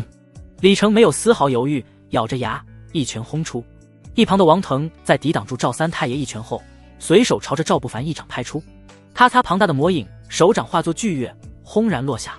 李成与王腾几乎在同一时间猛然撤回攻击，朝着远处遁走。轰！两道流光冲出，没有丝毫恋战。他们面对赵三太爷都有些吃力，如今加上一个斩了地境巅峰的赵不凡，必然凶多吉少。这个时候自然不会去考虑什么强者的尊严，活着才能将尊严找回来。轰隆隆，那庞大的魔影速度却远超想象，几乎在眨眼间便轰然落下两人逃跑的路径前。吼庞大的低吼声裹挟着远古的气息，震得人头皮发麻。两道身影猛然停下，脸色阴晴不定，这气息让他们生出一种强烈的不安。两位，方才不是还要杀了朕，怎么现在又要逃了？杀不了就要留下来让朕杀。轰！赵不凡的身影骤然穿梭虚空，出现在两道身影身前，庞大的真龙霸气化作巨龙，腾空跃起，发出低沉的龙吼。斩天裂地的无上剑意竖在身前，剑锋的剑气直冲虚空，将天空劈成泾渭分明的两片天。凛冽的杀意在天地之间肆虐。两位老友，是你们输了。赵三太爷声音森冷，站在后面，一前一后将两道身影包围在其中，契机完全锁定。李成的脸色扭曲狰狞，方才他们还在嘲讽赵三太爷，没想到这么快他们说的话就变成了回旋镖，狠狠地扎在他们头上。输！王腾眼眸闪过一抹阴沉，目光扫过一旁的李成，与王腾对视一眼。李成像是明白了什么一样，脸色一滞，猛然间明白了王腾的意思，脸色一僵。远古遗迹，要么死战，要么拼一把，逃肯定是逃不了了。赵三太爷的脸色也骤然变了，厉声喝道：你们敢！话音刚刚落下，两道身影轰然冲出。哈哈哈哈，大不了大家一起死，来啊！咻！两道流光几乎没有丝毫停留，朝着那深不见底的断崖轰然冲下。该死！赵三太爷脸色阴郁，攥紧了拳头，目光阴沉。他们这是……赵不凡并未急着冲出去，而是疑惑开口。赵三太爷呼出一口浊气，才沉着声开口解释道：探索那个地方，除了需要小心，声音也一定要小，否则很容易惹出邪变。他们是想惹出邪变，亦或者冲进去，在暗中寻找其他路径离开，让情况变得更乱，他们才能趁乱摸鱼，活着离开。赵不凡冷笑一声，抬脚轰然冲出，朝着那片看不到底的断崖冲去。李成、王腾不管是什么人，不管是在哪里，只要对自己产生杀意，一定的死。斩草要除根，才不会有后面的麻烦。你们留在外面，不得入内。赵三太爷转头看了一眼周围的赵家人，目光凝重，里面的危险程度高了很多。地境之下的强者难以活着出来，哪怕地境都很容易死在里面。赵家人不能进去了。三太爷，我们……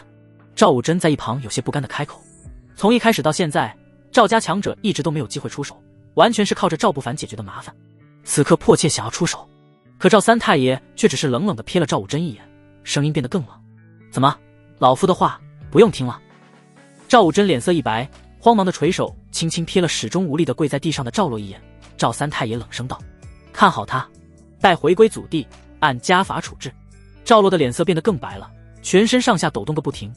家法废掉修为，逐出家族，对他来说，那比要了他的命更可怕。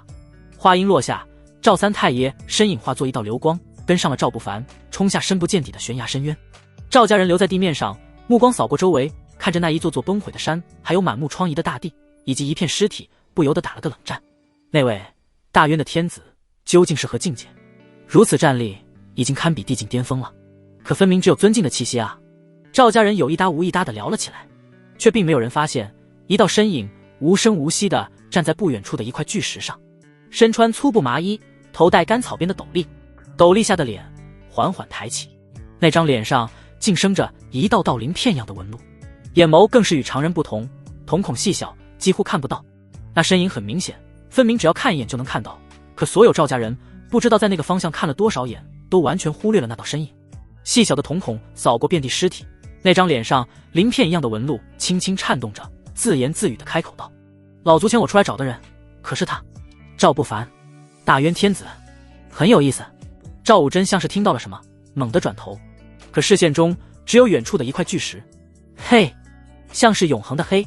哪怕以如今的实力，赵不凡依旧还是看不太清晰周围的环境，除了黑之外，还有一股莫名的拉力自下而上，拉扯着身躯朝着下方坠落。永恒的黑并没有持续多久，很快一道柔和的光芒就出现在脚下。不，脚下一道柔软的力量出现，只是瞬间就穿了过去。赵不凡眼前豁然亮起，一片无尽的建筑废墟出现在眼前，不知道从哪里发出来的光将这片建筑完全照亮。一片诡异的寂静，没有任何生机，也没有任何声音，静得让人一阵惊悚。转头看着刚刚穿过的那一层力量，赵不凡微微皱眉，这地方像是被那一层力量隔绝开的一方世界，隐约间有一种熟悉的气息在这片废墟内回荡，那是远古的气息。赵不凡目光扫过这片安静的废墟，全身紧绷起来。拨身后一声轻响，赵三太爷也进来了，苍老的眼眸第一时间扫过眼前的那片建筑，微微蹙眉。两个胆小如鼠的东西，还以为声势浩大的进来是要拉上我们同归于尽，没想到竟是当乌龟藏起来了。赵三太爷嗤笑一声，声音压得很低，可在这片建筑内依旧还是能听得到。这里或许并无邪变产生，他们应该也有此判断，才选择藏了起来。赵三太爷再次解释，目光如鹰隼，锐利的左右扫视着，感应着周围的气息。不是每一个远古遗迹都有邪变产生，大多邪变产生的地方都是有墓穴的地方，亦或者是远古战场之类的地方。建筑废墟内的邪变也有，可很少。既然如此，那便分开行动吧。赵不凡似笑非笑地看着周围的建筑，大步迈出。赵三太爷一怔，看着赵不凡的背影，苦笑一声。他想的是两人一起走，担心那两人在暗偷袭。可两人在一起，李成与王腾定然不敢冲出来了。如今赵不凡自己走，以那两人睚眦必报的心思，一定不会放过这个机会。如此豪气自信，当真相啊！叹息一声，赵三太爷扫视周围一眼，朝着另一个方向走去。远处一片杂草下，李成与王腾隐匿着气息，看着赵不凡的身影与赵三太爷分开，眼眸逐渐充满红血丝。杀了他，一定要杀了他！害我李家那么多强者殒命，老夫定要提着他的脑袋回去，不然可没法交代。脑袋分开，你一半，我一半，我王家也需要一个交代。两人对视一眼，咬着牙，隐匿着气息，在草丛中缓缓爬行废墟内。赵不凡眼眸不断亮起，远古遗迹不愧是让整个玄界强者都疯狂的地方，这片废墟内确实是有好东西。走了没多远，就在那些倒塌的废墟里翻找出了不少灵药，除了灵药之外，地上还零零散散地散落着一些法宝。那些散发着远古气息的法宝，每一个放到外面都会让玄界的强者抢破头，如今却散落在地上，一副不值钱的样子。那个时代究竟发生了什么？看这个样子，像是突然发生了恐怖异变，那个时代的强者甚至来不及反抗就全都消失的样子。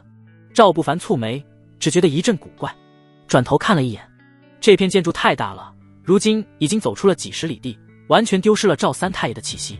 翻找过几个偏殿，朝着倒塌了一半的主殿走去。主殿内的法宝明显更多，也更强，不过有些法宝看起来像是有些损伤了。赵不凡也不挑，不管是损坏的还是没有损坏的，一概照单全收。只是主殿之上古怪地矗立着一尊泥雕，泥雕看起来是一个人形模样，可五官却并不清晰，身高与常人无异。泥雕上布满了密密麻麻的裂痕，看起来像是时间久远，外表的泥土无法承受风吹日晒，裂开了。可奇怪，很奇怪，赵不凡站在大殿门口，目光在这片倒塌了一半的大殿与这泥雕上扫视。这片建筑明显是远古一个庞大的宗门所建，每一片建筑内都有不少偏殿与主殿，这些偏殿与主殿的材质都很特殊，不管是木头还是石头，都蕴含着灵气。主殿都倒塌了一大半，可这主殿中间的泥雕却只是有些皲裂。而且方才接近这泥雕的时候，赵不凡隐隐感觉自己好像是被人注视着，一瞬间汗毛倒竖，只是片刻，那种感觉就消失了，就像是错觉一样。收起心思，赵不凡多看了那泥雕一眼，快速朝着其他倒塌的建筑走去，暂时先远离泥雕。总觉得这泥雕很邪性，脚步刚刚迈出，身侧轰然传出一阵磅礴的杀意。轰！两道苍老的身影一拳一脚轰然冲出，磅礴的力量震得大殿一阵晃动，就连殿中心的那泥雕也在这一刻剧烈颤动起来。侧身，赵不凡看着逐渐靠近的两道身影，唇角翘起，他们果然忍不住。没有多余的声音，赵不凡猛地转身，手掌扬起，无上剑意化作长剑，轰然劈出。轰隆隆！啊！真龙霸气与无上剑意融合，咆哮着直冲那一拳一脚，澎湃的力量豁然炸裂。力量混乱，李成与王腾骤然被轰飞，直接撞进了方才的主殿，踉跄了几步才勉强站定。两双苍老的眼眸对视一眼，眼眸中都是震撼。他们一直都在隐藏气息，突然出手不敢用尽全力，不然容易打草惊蛇。可饶是如此，他们也用上了5成的力量。5成的力量，两个人加在一起也算是一个地境巅峰的力量了。可他竟然挡住了，甚至还占据了上风，离谱！李成与王腾感受着拳头与脚微微发麻的感觉，脸色很不好看。赵不凡，你当真出乎老夫的预料，可现在没有赵家老三在你身边，你必死无疑。待杀了你，再去解决赵老三那个老东西，这片远古遗迹内的一切也都是我们的。李成咬着牙凝声开口。赵不凡眸光扫过主殿，眼皮子一跳，猛地冲天而起，站在虚空之上。李成与王腾脸色一冷，刚要迈步，却猛地嗅到一股恶臭的味道传来，循着味道看过去，瞳孔骤然收缩。不远处，一尊泥雕上面的裂痕在不断崩碎，一股古老又阴森的气息缓缓溢散开来，咔咔咔清脆的声音在这片寂静的建筑废墟内显得格外毛骨悚然。李成与王腾身子僵硬，嗅着突然出现在身后的那莫名的腥臭气息，还有一股森冷又远古的气息，脸色变得惨白。不祥的气息在这片废墟中荡漾，没有丝毫犹豫，李成与王腾几乎在同一时间抬脚就逃。杀杀杀！诡异的声音顺着耳朵传入脑海。这一刻，两人的身躯蓦地僵硬下来，完全动弹不得。赵不凡脸色紧绷，目光紧盯着那泥雕的方向，钉裂缝中黑漆漆的，什么都看不清。可在赵不凡看过去的一瞬间，一双猩红的眼眸蓦地出现。嗡！只是一瞬间，那猩红的眼眸就彻底消失。踏踏踏，脚步声缓缓地响起。这是一道身上裹着血色裹尸布的身影，裹尸布包裹得严严实实，只露出了一双猩红的眼眸。脚上穿着一双麻布鞋，看起来很古旧了，可每走一步，脚上就会传出清脆的声音。森冷的气息让所有人都一阵头皮发麻。赵不凡全身紧绷，目光死死地盯住这道身影。只是一眨眼间，这道身影就出现在李成与王腾身后。他甚至都没有看到那道身影究竟是怎么出来的。那泥雕已经从中间裂开，中间的空洞展露无遗，紧贴着边缘的位置还有一些暗红色的血迹，看起来像是风化了万载的血迹，已经干涸，甚至出现了一些黑色。邪变，这就是邪变吗？赵不凡的眼眸扫过泥雕，最终落在那道身影上，全身紧绷起来，所有的力量调集起来，随时准备出手。似乎是察觉到了赵不凡的目光，邪变看了赵不凡一眼，那猩红的眼眸怔了一下，竟然闪过一丝迷茫的神色，很快就又恢复了嗜血与麻木。裹尸布像是活了过来，朝着李成与王腾轰然冲去。啊，邪变，是邪变，全力拼了！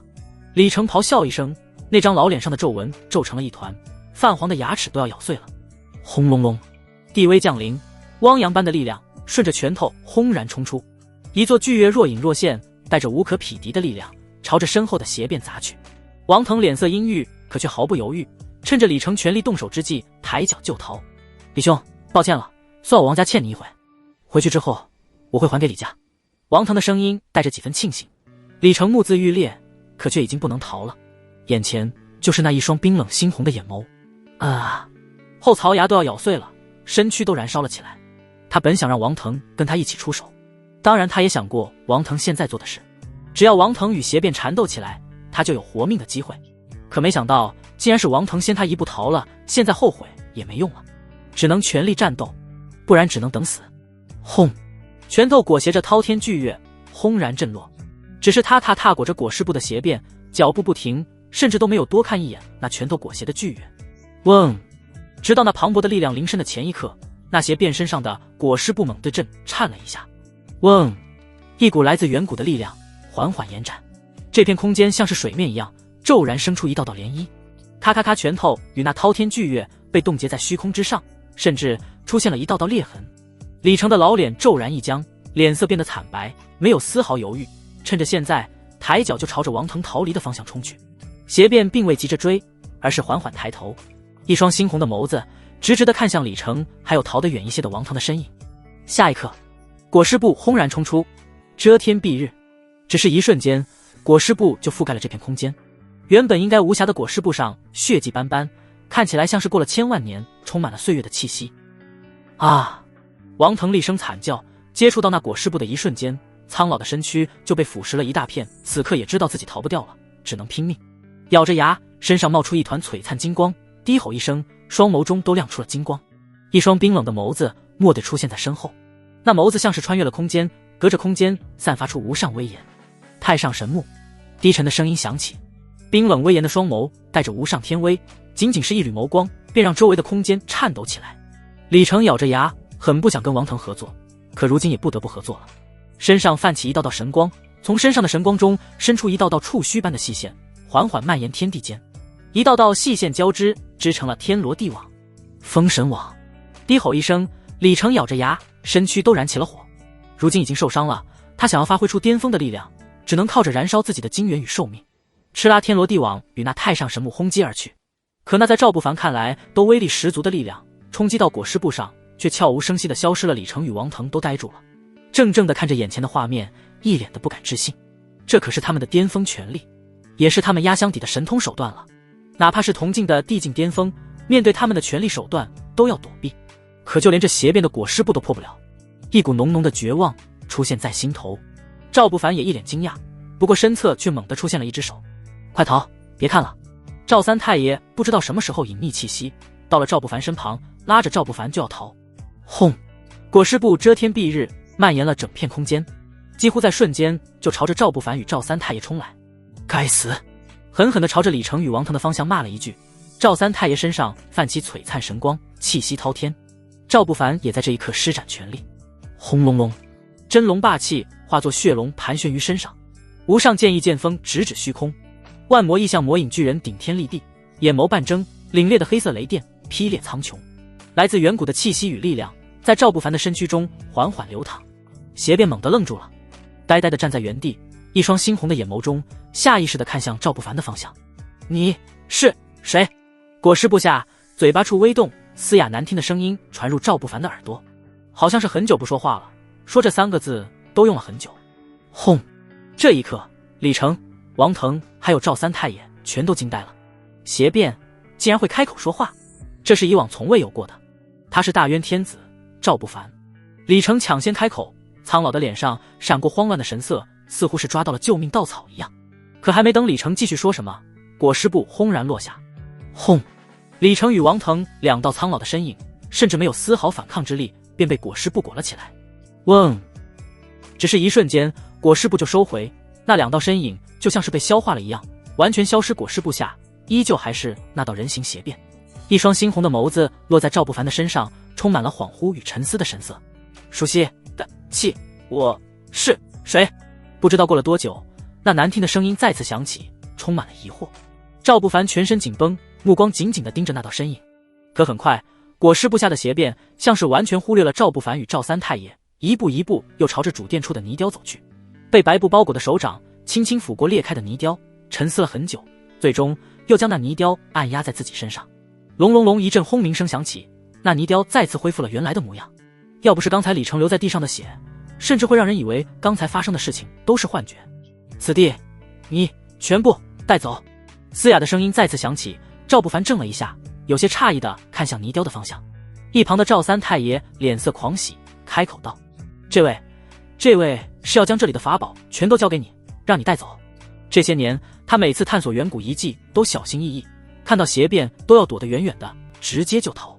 没想到竟然有一天能从邪变手下活命，甚至邪变还主动让他们带走这里的法宝。看向赵不凡的眼神已经充满了复杂。很显然，邪变这样的态度与赵不凡有很大的关系。熟悉的气息应该是赵不凡身上的气息，幸好他选择了与赵不凡修复关系，将赵不凡带来了。要是他自己来此，亦或者邀请其他荒古种族来此，遭遇这个邪变，恐怕难逃与李成、王腾一样的命运。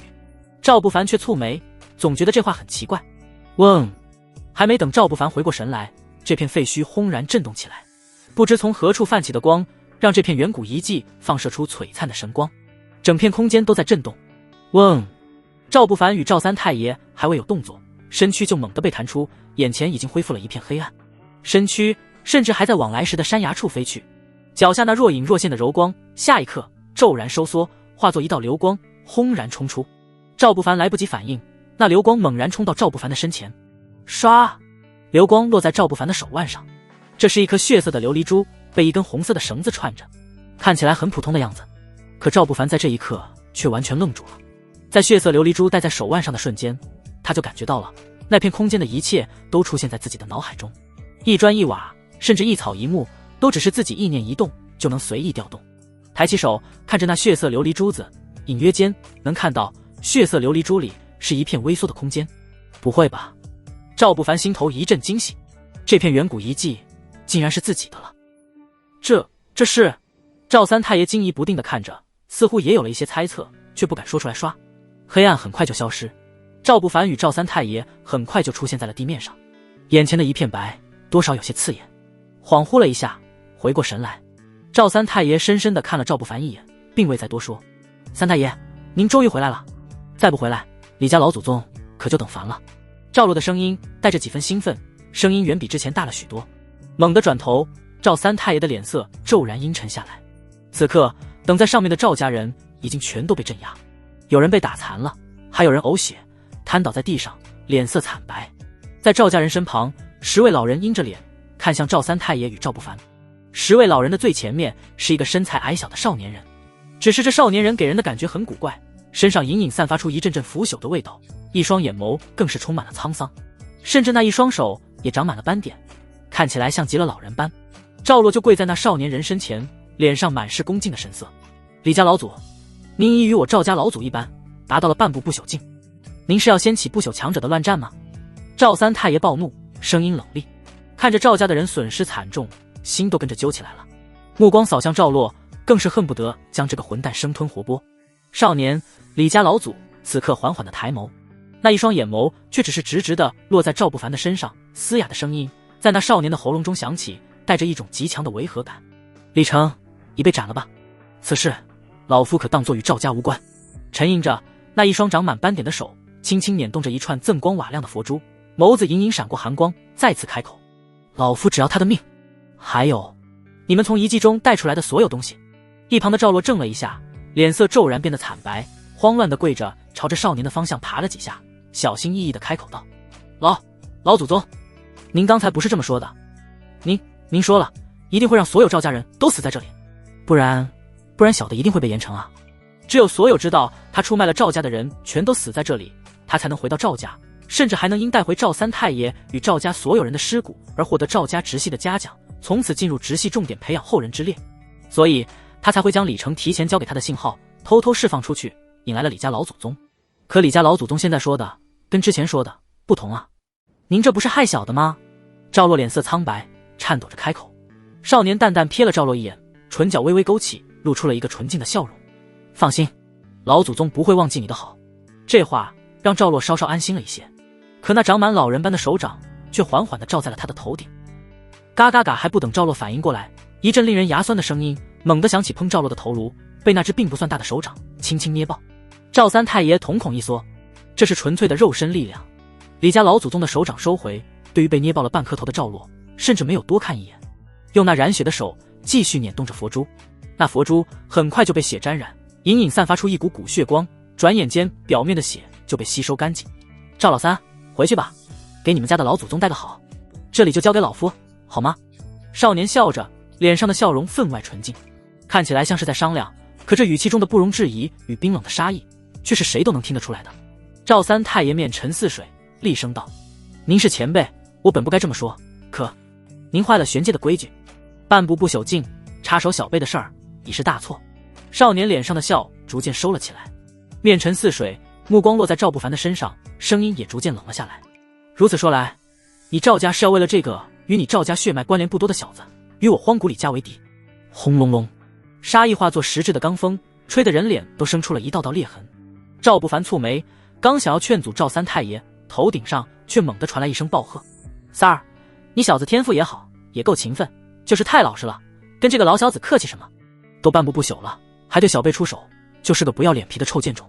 什么荒古李家，都是从那个时代苟活过来的，当了半辈子老鼠，活的时间久点，当真将自己当成什么大人物了？”轰！滔天黑云从远处冲来，刹那间将那罡风吹散。黑云之上，一道魁梧的身影站立在上面，身穿玄色战袍，面容苍老，须发皆白，可身上却绽放出一道道神芒，脸上充斥着嘲讽，看向那少年，眼神更是带着几分鄙睨。“老祖，您出关了！”赵三太爷满脸激动的神色，刚才那一瞬间，他已经准备要葬在这里了。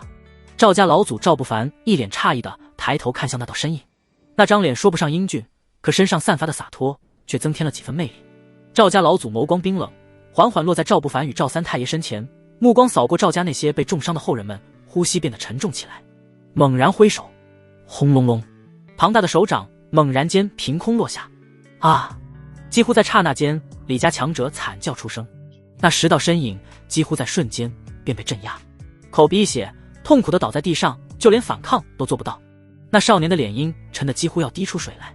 赵家老祖突然出手，他甚至没反应过来。赵玄天，你是一定要与我李家作对，不怕掀起不朽之战？少年怒斥。赵玄天苍老的脸上露出一抹不屑，冷冷的开口道：“李晨，这么多年不见，你还是这么会给自己脸上贴金？你出手镇压我赵家这么多人，老夫只是还以颜色而已。不朽战，你我皆是半步不朽，配得上掀起不朽战？”哈哈哈！爽朗的笑声在天地间响起。李家老祖李晨那张少年的脸上已经没有了那副从容淡然的样子，在赵家老祖赵玄天的嘲讽声中逐渐扭曲狰狞。看着赵玄天这副模样，赵不凡都哑然失笑。尽管对赵家没太多的归属感，可赵不凡倒是有些喜欢赵玄天这位赵家老祖宗了。在笑声彻底结束后，李晨目光变得森冷，寒声道：“赵玄天，老夫此次只要赵不凡那一人，只要你带赵家人退去，便可以当作你没来过。”赵玄天侧目看向赵不凡，沉吟片刻，却朗声笑了起来，手掌从腰间摸了一把，一个木质配饰出现在手中。咻！手掌扬起，木质配饰化作流光，落在赵不凡的手中。小子，带回去给赵天那个混小子。赵不凡一怔，看着那木质配饰，脸色微微一变。这是太祖赵天的，还记得太祖说过，赵家老祖欠他一个承诺，难道是太祖用这个承诺换赵家老祖出山来此？赵玄天咧嘴一笑，手掌摸着下巴不长的白须，开口道：“回去告诉那个混小子，此次老夫只是看这个老小子不顺眼，顺带护住我赵家血脉后人，欠他的那个承诺，让他下次再说。”说到这里，扶着白须的手顿了顿，声音低沉了一些：“还有，若是能回赵家，我可以答应他10个承诺。”赵家老祖宗的承诺很重。赵不凡并没有回答，只是将木质配饰放在怀中。太祖与赵家之间当年发生了什么，赵不凡只是听到了一些只字片语，太祖也并没有多解释。对于这些，赵不凡也不会多打听，更不会替太祖做什么决定。转头，赵玄天的脸冷了下来，挥手，天地轰然阴沉下来。李晨，这么多年了，你还是这么妄自尊大。赵玄天，你还真是自寻死路。哈哈哈！李晨猛然爆笑起来。话音刚刚落下，西方轰然生出一颗通天的巨流，东方虚空之上出现了一双巨大的眼眸，如同神明的眼眸般冷漠淡然，泛起神光。李晨的头顶之上，一道道通天的金线交织，化作通天巨网，2道身影远远的踏空而来。柳家、王家。赵玄天的眼眸冰寒，声音变得凌厉：“老友，好久不见。最近你们荒古赵家走得太快，竟忘了感恩。赵家能走到这里，都因这些年我们这些人在与你们同行，互相扶持。如今既然忘本，也是时候让荒古赵家跌落凡尘了。”柳家老祖宗柳如站在那巨大的垂柳下，周身缭绕着青光。王家老祖宗王虚风面露冷笑，杀意展露无遗，呵呵呵呵。原来如此，你们三家早已串通好了，就是要对我赵家出手了。果真是狼狈为奸的东西。赵玄天咧嘴一笑，丝毫不惧，大手握虚空，一道雷霆轰然落下，化作一道长枪，持握在手中。雷霆缭绕，衣袍猎猎作响，一时间如仙人临尘。你只是一人，对我们三人。赵玄天，你当真还是以前那个疯子？李晨冷笑。只是话音刚落，天地猛然巨震，枪无上剑意冲天而起。赵不凡身上泛起一丝丝来自远古的气息，声音淡淡：“谁说他是一人？”尊者巅峰。那三位老祖对视一眼，一脸惊愕。惊愕之后，猛然狂笑出声：“哈哈，他说什么？莫不是脑子烧坏了？他竟要与我等半步不朽战斗？”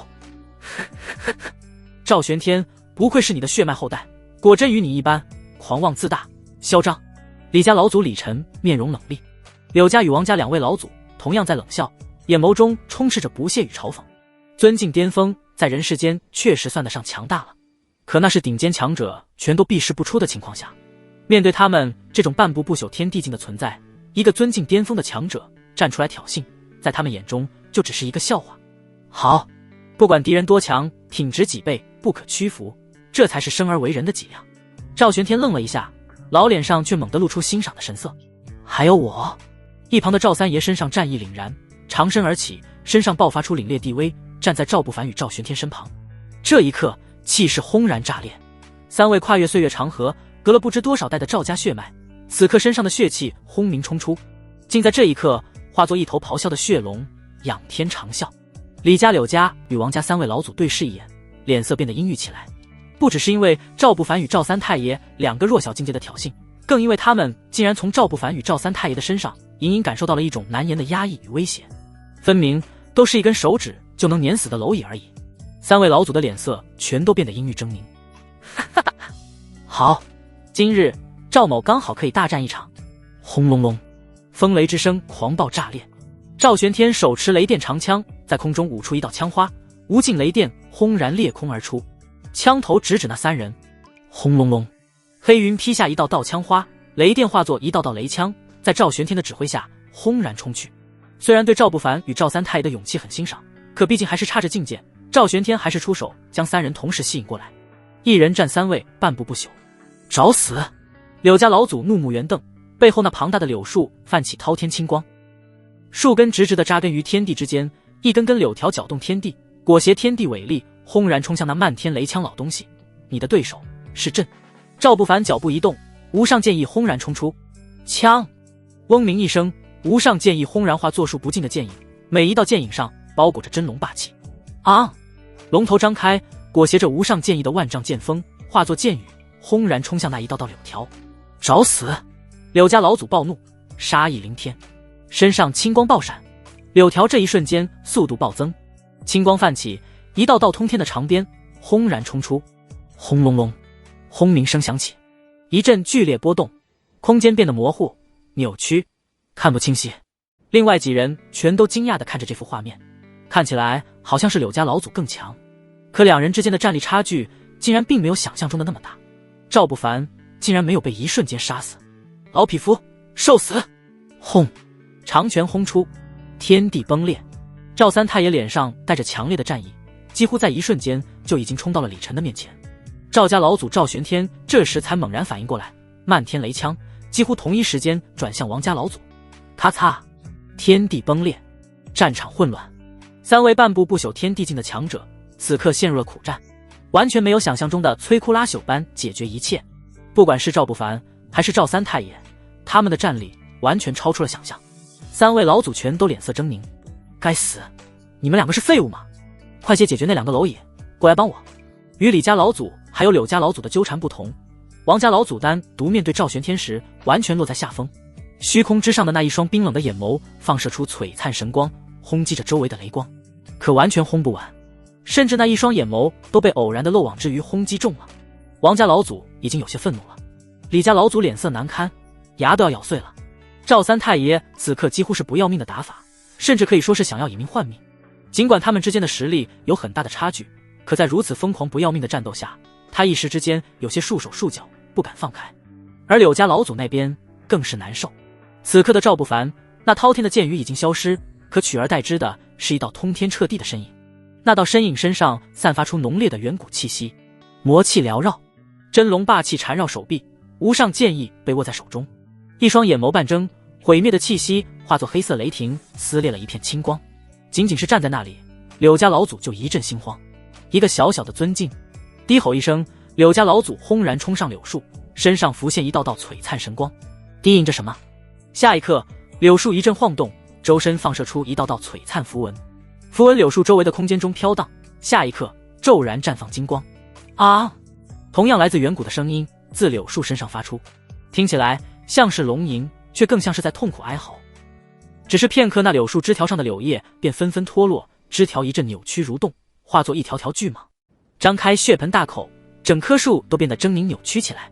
小心，柳家这老小子有两个天生异象，一为天生神柳，另一位漫天蟒灾。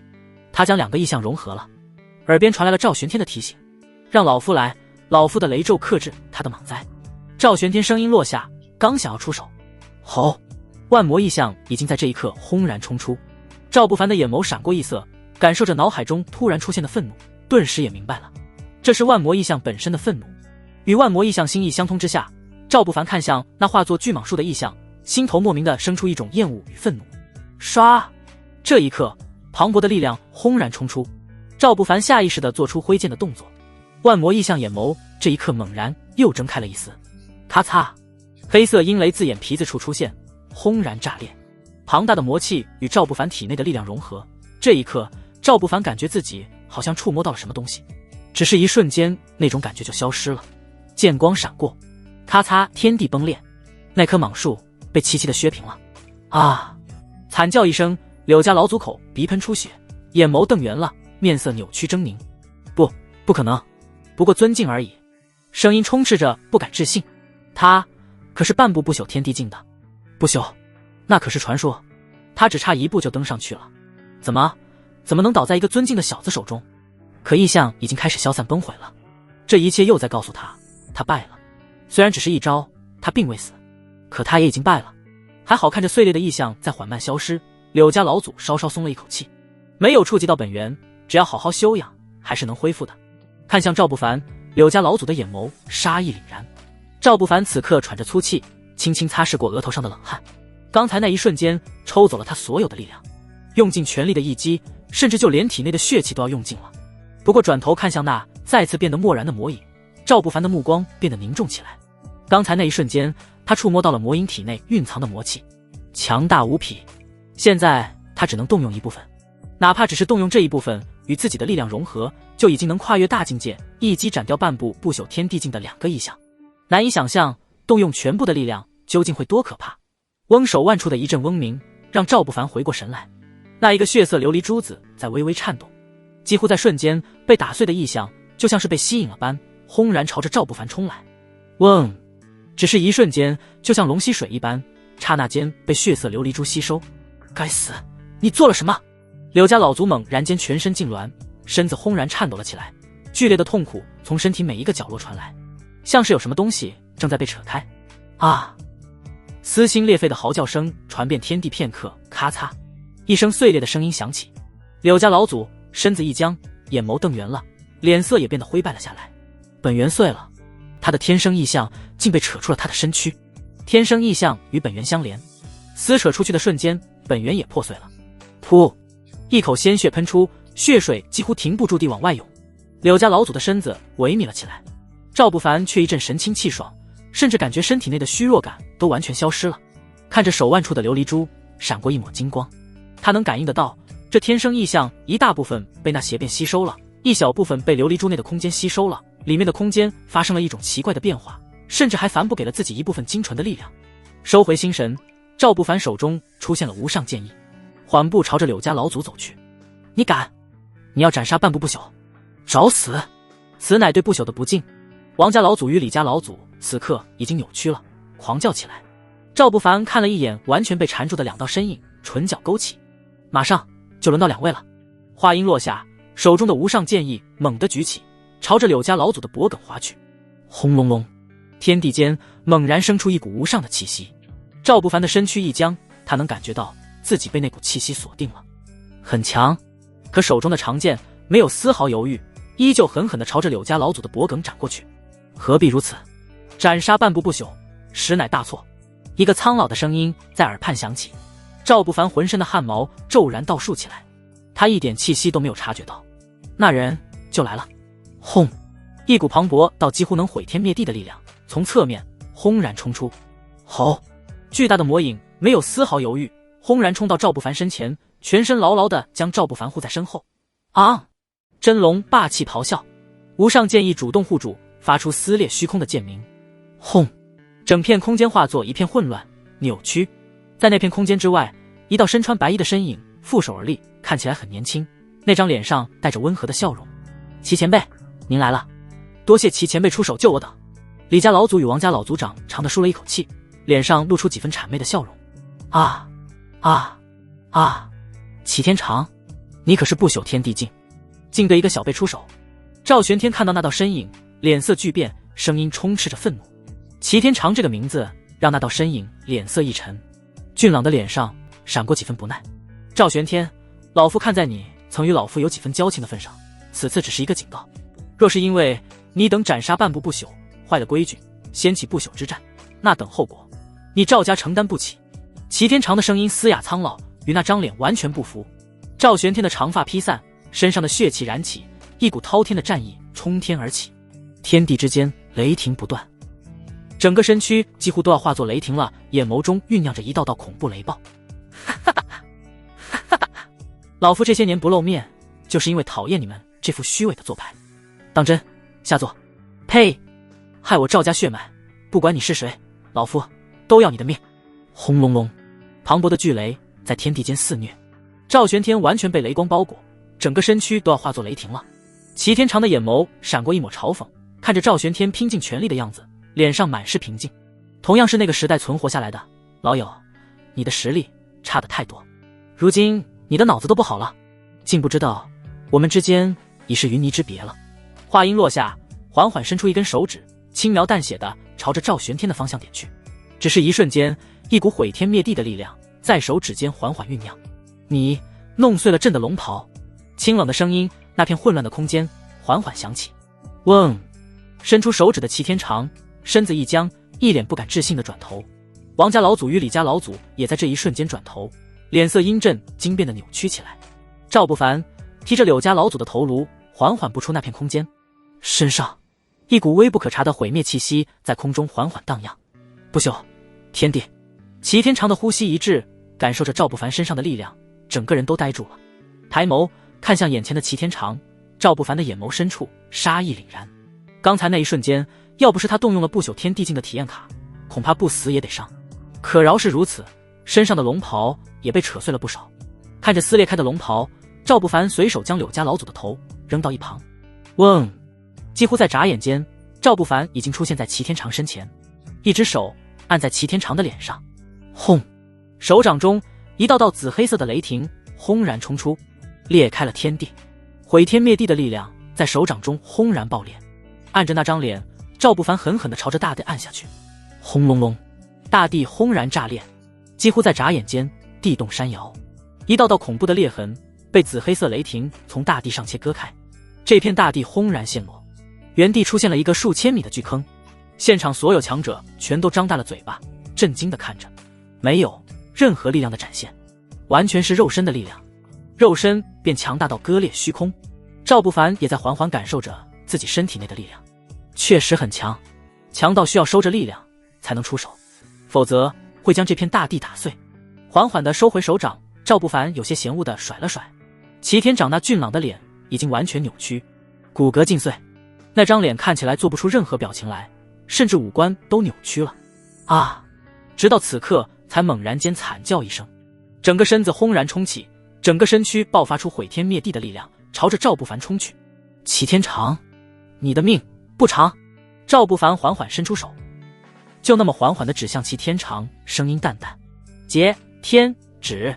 咔嚓，漆黑的裂痕自手指处生出，天地缓缓皲裂，不是漆黑的闪电，而是真实的空间皲裂。心悸的感觉升上心头，齐天长一瞬间生出了退意。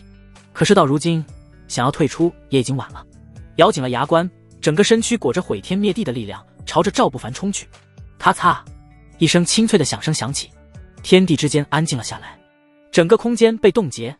齐天长身子僵硬地停在虚空中，片刻，咔咔咔，裂痕在身上生出，黑漆漆的空间连带着他的身躯在一同皲裂。张着嘴，齐天长不敢置信地看向自己的身躯，蓦地仰起头看着赵不凡，一双眸子已经完全失控。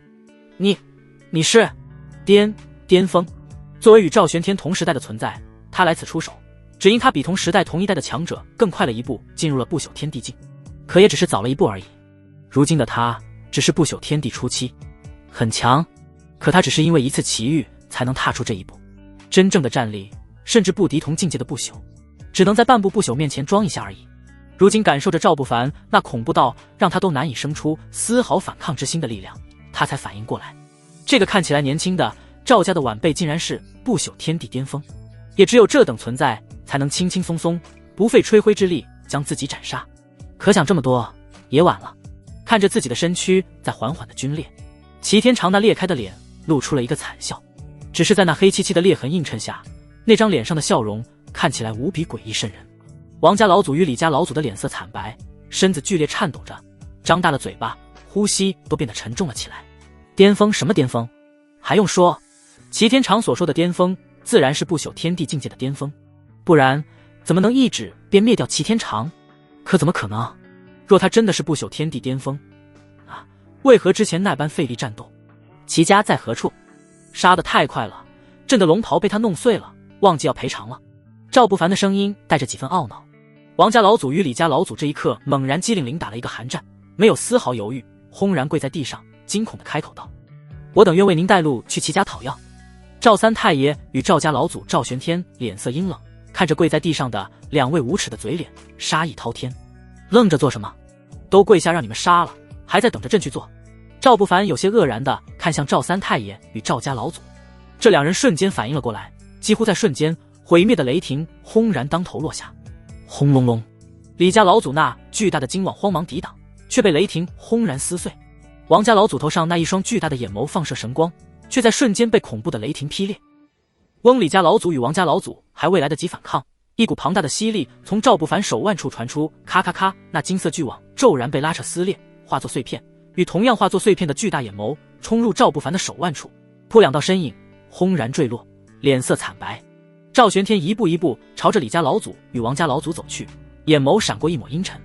都是从那个时代过来的，走到如今也都靠着互相扶持，老夫还是记得你们的情谊的。此话让李家老祖与王家老祖脸上升出一抹希冀的神色，看向赵玄天，眼神之中满是哀求。手中的雷霆长枪猛然冲出，枪出如龙，轰隆隆，恐怖雷霆骤然洞穿了两人的胸膛。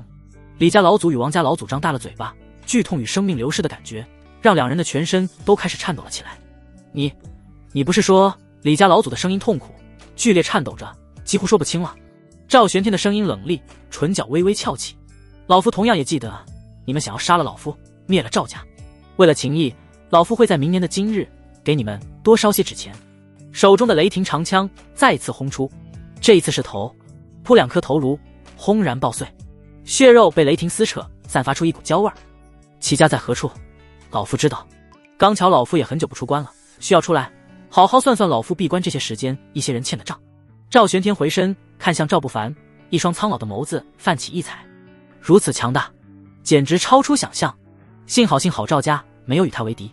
赵不凡缓缓点头，抬脚就朝着赵玄天走去，只是刚走了两步，却蓦地转头，目光扫向远处的虚空，可那个方向什么都没有。奇怪，刚才分明感觉从那个方向似乎有谁在注视自己，怎么片刻回过神来，赵不凡跟着赵玄天冲上虚空。赵三太爷一脸震撼，许久才回过神来，开始为早已躲到远处的赵家后人治疗。没有人看到，在那虚空之上，一道身穿粗布衣、带着斗笠的身影出现。斗笠下那张脸上如同鳞片般的纹路在剧烈跳动着，额头上隐隐有些冷汗，手掌还在微微颤抖着。好险，险些被发现了，好可怕。不过他就是老祖要找的人。没错，玄界浩渺无边，最东边是一片看不到尽头的无尽山脉。此处位置看起来很偏，可灵气却极其充沛，山脉间灵兽跳跃，灵草与灵药随处可见，这是极品的洞天福地。荒古奇家就在这片无尽山脉中。此刻荒古奇家张灯结彩，红毯铺出了山门数十里。此次我齐家神子与李家小公主结亲之后，双双联手，定能在荒古世家中一跃成为领头羊。呵呵，蠢货，什么叫双双联手？分明是李家高攀我齐家。我齐家那位老祖宗可是真正的不朽天地境，是我们齐家提拔李家。周围的声音嘈杂，所有齐家人都在看着这一场盛大的婚礼。李家小公主嫁给齐家神子，荒古李家与荒古齐家联合，这是影响整个玄界格局的大事件。来了很多庆贺之人，还有一些顶级强者，远远的投来注视的目光。齐家的老太爷们全都集结在一起，站在祠堂前，脸上露出温和的笑容。只是目光落在虚空之上李家的那位小公主，还有李家来的强者身上，眼眸深处闪过意味深长的神色。齐家神子与李家小公主联姻，这个决定是齐家老祖齐天长出关之后亲自做的，可目的却并非是要与李家联合。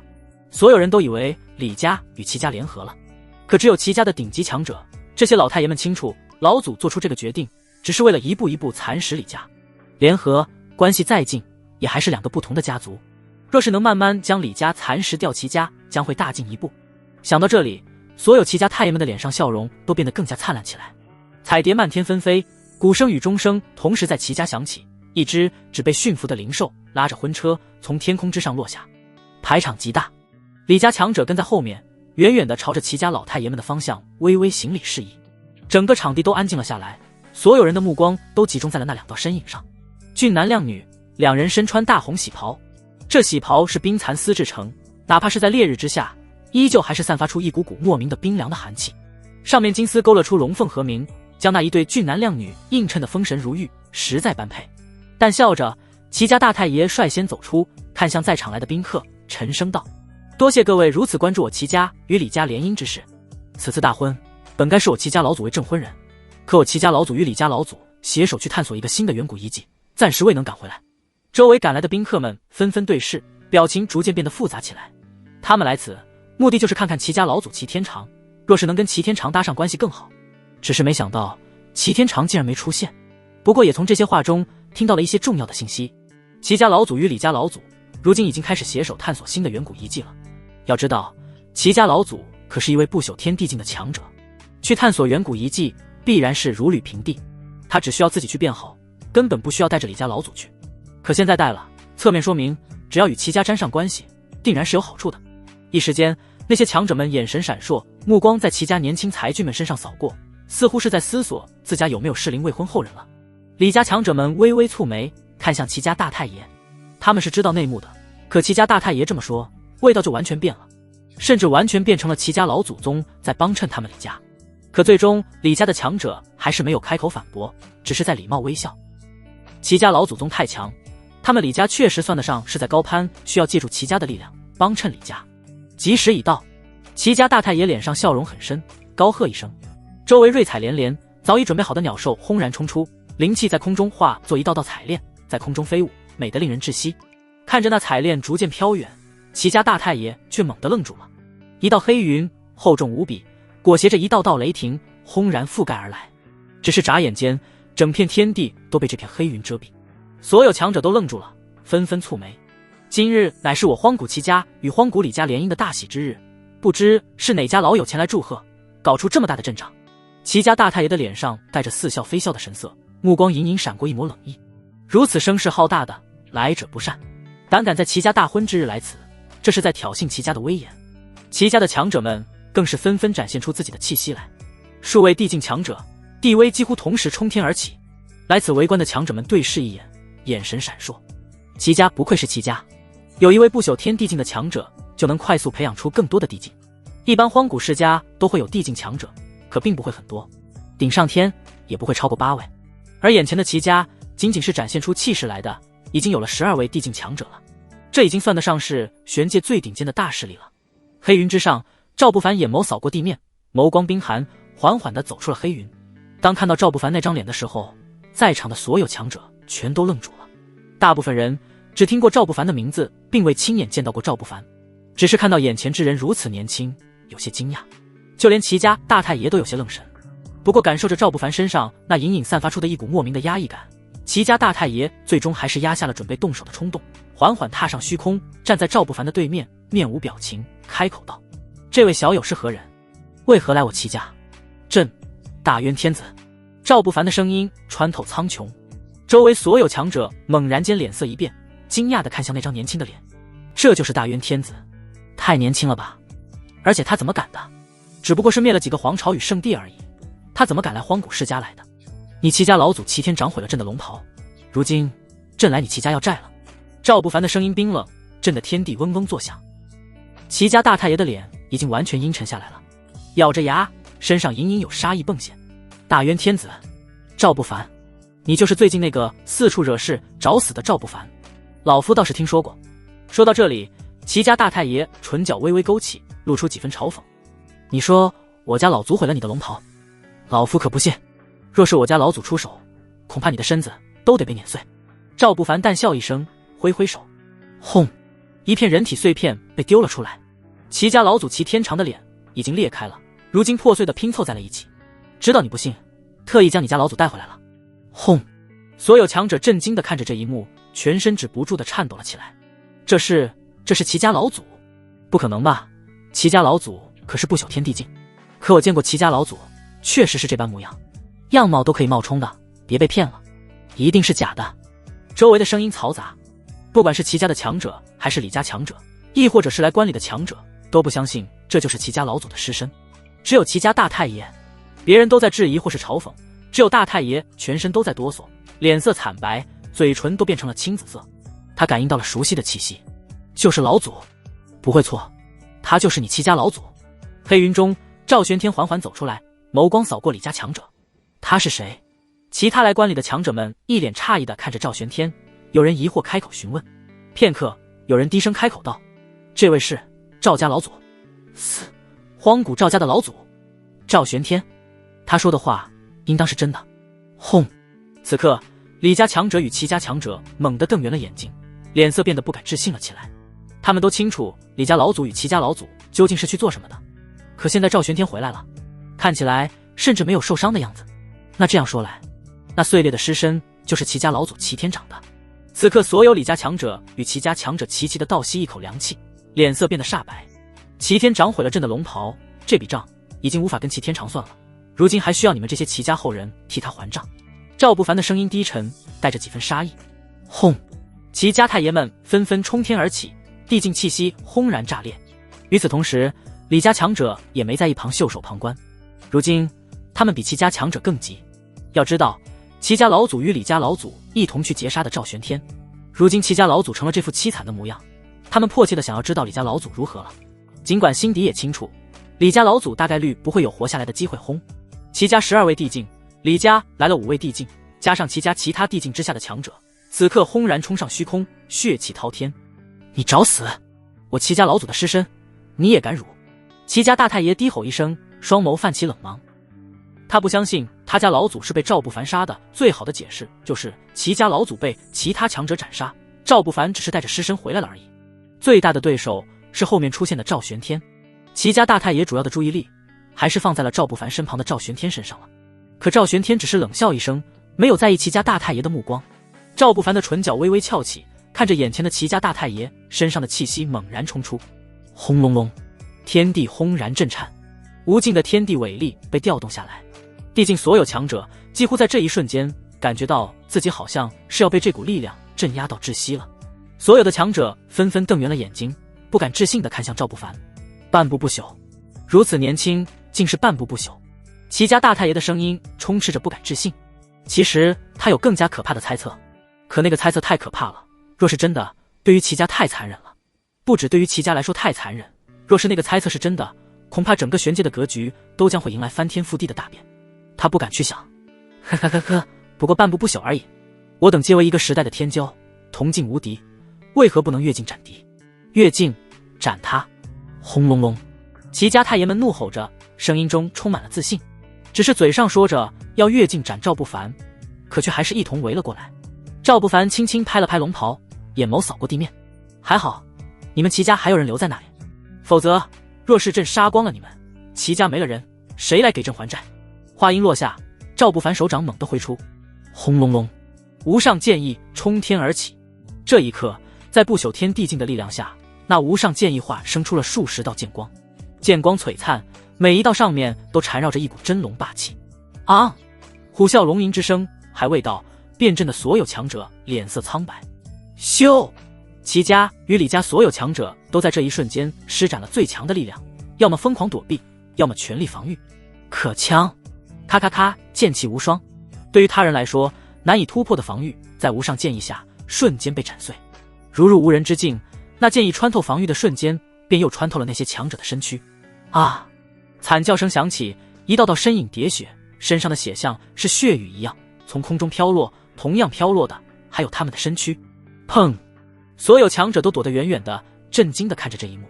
赵不凡站在原地，动都没有多动一下，太强了，生不出一点点反抗的心思。齐家大太爷还在苦苦支撑，他全部的神通手段都施展出来了，逃窜出去了很远，最终却还是被那剑意斩中。此刻全身的血气燃烧起来，不要命的防御着，可那剑意却还是一点点在突破。啊！低吼一声，齐家大太爷手中掐着法诀，全身上下燃起了金色的火焰。寿命，这是燃烧寿命的秘法，能短暂增强万倍的力量。这便是齐家秘术。周围强者们低声开口交流，看向齐家大太爷的眼神中充满了复杂。每个荒古世家都有自己的秘术，燃烧寿命，亦或者本源，换取恢复巅峰，还有万倍力量。只有到了生死危机的时刻才会使用。齐家大太爷在玄界闯荡那么多年，从未施展过一次秘术，如今面对大渊天子赵不凡，竟逼到施展秘术了啊！轰！剑气被击飞出去，金色的火焰将齐家大太爷狰狞的脸映得更加狰狞可怖，上下牙齿磕动了几下。齐家大太爷狞笑着看向赵不凡，淡淡的开口道：“你当真以为你很强？那般攻击，还不是被老夫击退？”赵不凡看着齐家大太爷，沉沉的叹了一口气：“还真是蠢。”手指轻轻挥了挥，轰隆隆，同样的无上剑意骤然间遮天蔽日的出现，数不尽的造型各异的剑此刻悬于赵不凡的身后，只是停留在虚空之上，就裂开了一道道空间裂痕。朕始终想不透，为何总有人会以为朕的力量只有那些。赵不凡的声音平淡，手指再次点了点，轰隆隆，无上剑意化作的滔天剑雨轰然落下。啊！惊恐的吼声只出现了一瞬间，那一道金色的火焰猛然间在虚空之上炸裂，金色的焰雨在天空中飘飞，将天地都照亮了。赵不凡站在那虚空之上，怔怔地看着那片焰雨，很久之后才长长的叹口气。这金色的烟花倒是挺好看，真是想念。穿越到这个世界，赵不凡已经完全适应了这个世界的一切。刚才的那一片焰火让赵不凡恍惚间像是回到了前世。若是喜欢，那便多看看，日后总有时间看更多的烟花。赵玄天的眼眸带着冷意，直直地看向远处的虚空，眼神警惕。那个方向有强者窥视，他全身的汗毛都倒竖起来了，很可怕的气息。赵不凡此刻缓缓转头，看向气息传来的方向，眼眸微微眯起。轰！一阵风雷之声响起，只是瞬间，一道魁梧的身影就出现在赵不凡与赵玄天身前。那道身影身上穿着火红的战甲，身材魁梧壮硕，手持一柄巨斧，那张满脸横肉的脸上却带着几分违和的温和。武家，武天狼。赵玄天一眼就辨认出了对方的身份，脸色变得难看起来。你们武家已经到了那般高度，也要参与这件事中？我赵家是犯了天条？赵玄天的声音很冷，咬着牙，双眸都泛红了。武家可不比荒古世家，虽然为古老的家族，避世不出，对于外界的事情很少会多管，但没有人因此小看武家。传闻武家已经有了2位不朽天地境强者，地面上活下来的那些强者们，不管是齐家的还是李家的，此刻都充满了怨愤与杀意。看到武天狼的到来，像是抓到了救命稻草，用尽全力呼喊：前辈救命，求前辈救我们，快杀了那个贼子，他要灭我满门。武天狼满脸的横肉微微跳动了几下，满脸堆笑，开口道：老有误会，武家无意参与这些事情中。侧过头看向赵不凡，一双眼眸中满是狂热的神色。不过很快脸色就变得正经了起来，沉声道：“还请小友手下留情，不要赶尽杀绝，否则若是惹出不朽天地境的强者来，可能会掀起不朽之战，天地苍生都将受到波及，或许会再现上个时代的灾劫。”武天狼无奈地开口劝阻：“不朽战波及太广，在他看来，赵不凡做的并不算错，可对于那些不朽天地境的强者来说，便不可接受。不朽之间有自己的规则，所有家族之间的争端，不管谁胜，都要手下留情，不能赶尽杀绝。这也是给不朽天地境的强者留下一颗种子，谁也不愿意看到自己的后人被灭绝。若是有人破坏规矩，定然会成为众矢之的。当然，还有另一层，若是赵不凡灭掉了这几个荒古世家，掠夺了他们的资源，大渊未来的成长不可限量。不朽天地境的强者不喜欢自己的地位受到威胁，他们一定会出手。赵不凡唇角勾起，眼眸扫向虚空四面八方，真龙霸气陡然冲出。啊！咆哮声几乎让整个玄界都听得清清楚楚。朕不喜欢给自己留下麻烦，不赶尽杀绝，怎么能叫杀人？声音淡然，带着几分冷意，再次开口：谁若看不惯朕，便在此刻站出来，朕不介意一战，多斩一位不朽。轰隆隆，赵不凡猛地攥拳，黑色暗雷轰然冲出，撕裂了这片虚空奇家上空，一阵安静。不朽天地境强者有不少注视着这里，对于赵不凡那般强硬的话语充满了怒意，可感受着赵不凡身上传来的那股气息，他们却全都安静了下来。强大、古老、神秘、死亡威胁，作为不朽天地境的强者，他们已经无比亲近天的伟力，对于一些东西也有莫名的感应，尤其是死亡，他们已经很久没有感受过死亡了。可如今，他们在赵不凡的身上感受到了那种死亡的威胁，若是他们跳出去，恐怕凶多吉少。武天狼呆呆地看了赵不凡一眼，又看向周围，却也并没有什么惊讶。毕竟赵不凡的气息他也感应到了，强大、古老又神秘的力量让他也感应到了死亡的气息。沉默片刻，让开一步，武天狼淡淡的开口道：请自便。原本还带着几分希望的齐家强者与李家强者，此刻脸色变得惨白，呆呆地站在原地，眼睁睁看着天空上那漫天的箭雨轰然落下，甚至生不出一点点反抗之心。啊！凄厉的惨叫声冲破虚空，还夹杂着一些求饶的声音。我李家与齐家无关啊！您找齐家讨债，不可牵连李家。惨叫声很快就被一阵阵叫骂与痛苦哀嚎的声音压下，只是眨眼间，赤地千里。刚才还辉煌无比的齐家，就在这片刻之间，彻底成了一片废墟，一片空旷的沙漠中。一位盘坐于沙尘中的老僧缓缓地睁开眼眸，那一双眼眸的瞳孔里坐着两尊佛陀神像，让那双眼睛散发出湛湛神光。手中的佛珠停顿了一下，远远地看向东方。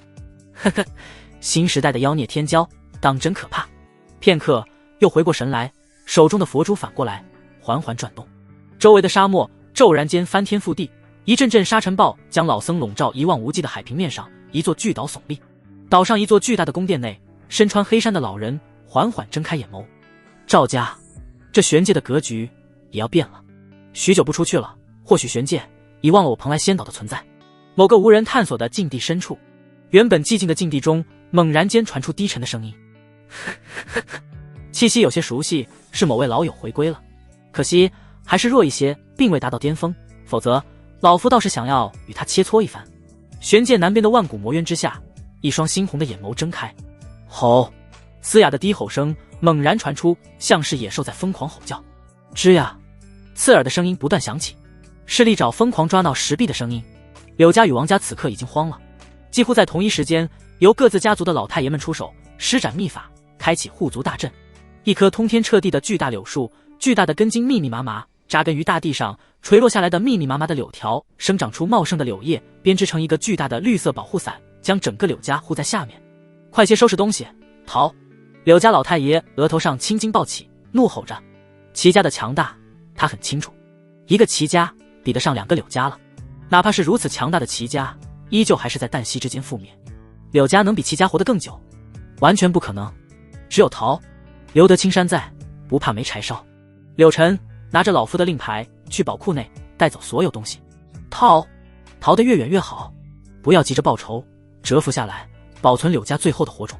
神子柳晨看着出现在手中的令牌，俊逸的脸上闪过愤懑的神色。可他也清楚，柳家如今有大劫临门，他必须带着最后的希望与柳家的火种离开。只有这样，才才能保证柳家不灭。咬着牙，快速冲向柳家宝库王家虚空之上，一双淡漠的眼眸在空中睁开，眼眸中放射着湛湛神光，天地间风卷云涌，虚空之上的光都被这一双眼眸的光芒遮盖，整个王家被那一双眼眸放射出来的光芒覆盖，建筑镀上了一层金光。老太爷们站在最前方，顶尖强者一层一层站在那巨大的眼眸下，全部的力量支撑着头顶上的双眸。而作为王家的天骄，王语嫣此刻美眸垂泪，手掌捏紧了一枚碧绿色的玉佩。嫣儿，你是我王家神女，带着我王家的希望，快逃，不要停留，改头换面，活下来，我王家才能重新卷土重来。王天青老脸上青筋滚动，低吼着，催促着让王语嫣快些逃离。大太爷，王语嫣的呼吸急促，美眸满是血丝。记住，你活着，王家才是活着，不管用什么办法，一定要活下去。王天青很清楚自己将要面对什么。齐家老祖、李家老祖、柳家老祖与王家老祖去狙杀赵家三太爷，引出赵家老祖，要吞掉赵家老祖。可如今四位老祖都未归来，反而是赵家老祖与赵不凡回来了，结局已经很明显了。他们本来还寄希望于那些不朽会出面阻止，可赵不凡却震慑到了那些不朽。哪位不朽都不想因这几个并无利益牵扯的荒古家族与一位不朽天地境的存在生死相向，隐藏起来，不到不朽境，万万不可再现世。王天青的声音在王语嫣的脑海中回荡，恍惚间，王语嫣已经被秘法送出了王家。赵不凡站在李家的废墟之上，抬眸看向远处的通天巨柳与冰冷双眸，唇角微微勾起。解决了齐家之后，将齐家的宝库找出来，拿走了所有宝物，当做齐家老祖齐天长扯碎自己龙袍的赔偿。如今又走了一趟李家，将李家灭了。看了一眼系统空间内那丰厚到令人发指的资源，赵不凡的脸上笑容越来越浓郁。看来柳家与王家都已经知道了他们的结局。赵玄天站在赵不凡的神色苍老的脸上，脸皮微微跳动一下，一股杀意在弥漫。荒古世家、李家、王家、柳家、齐家与赵家都曾是那个时代活下来的人，靠着互相扶持才能走到如今的地步。可没想到，最终竟开始为了资源与地位互相残杀。赵玄天不是嗜杀之人，可却也不是什么心善之人。那四家联合要吞掉赵家，就要做好覆灭的心理准备。一家人当然是要整整齐齐，朕不忍他们骨肉分离，送他们去一家团聚。赵不凡淡笑，抬脚，身后轰然出现了那万魔异象。吼！咆哮声自万魔异象那巨大的魔影口中发出，眼皮微微跳动着，已经睁开了大半。黑色的闪电撕裂空间，蔓延数千里。魔气氤氲，有狂魔的嘶吼在魔气中传出，狂暴的力量遮天蔽日，将天空中的巨大眼眸与巨大的柳树同时笼罩其中。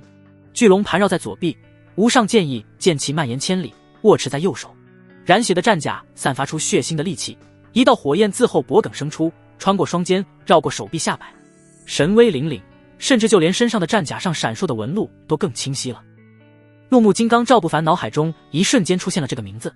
这副形象像极了穿越之前的那个时代神话中的怒目金刚。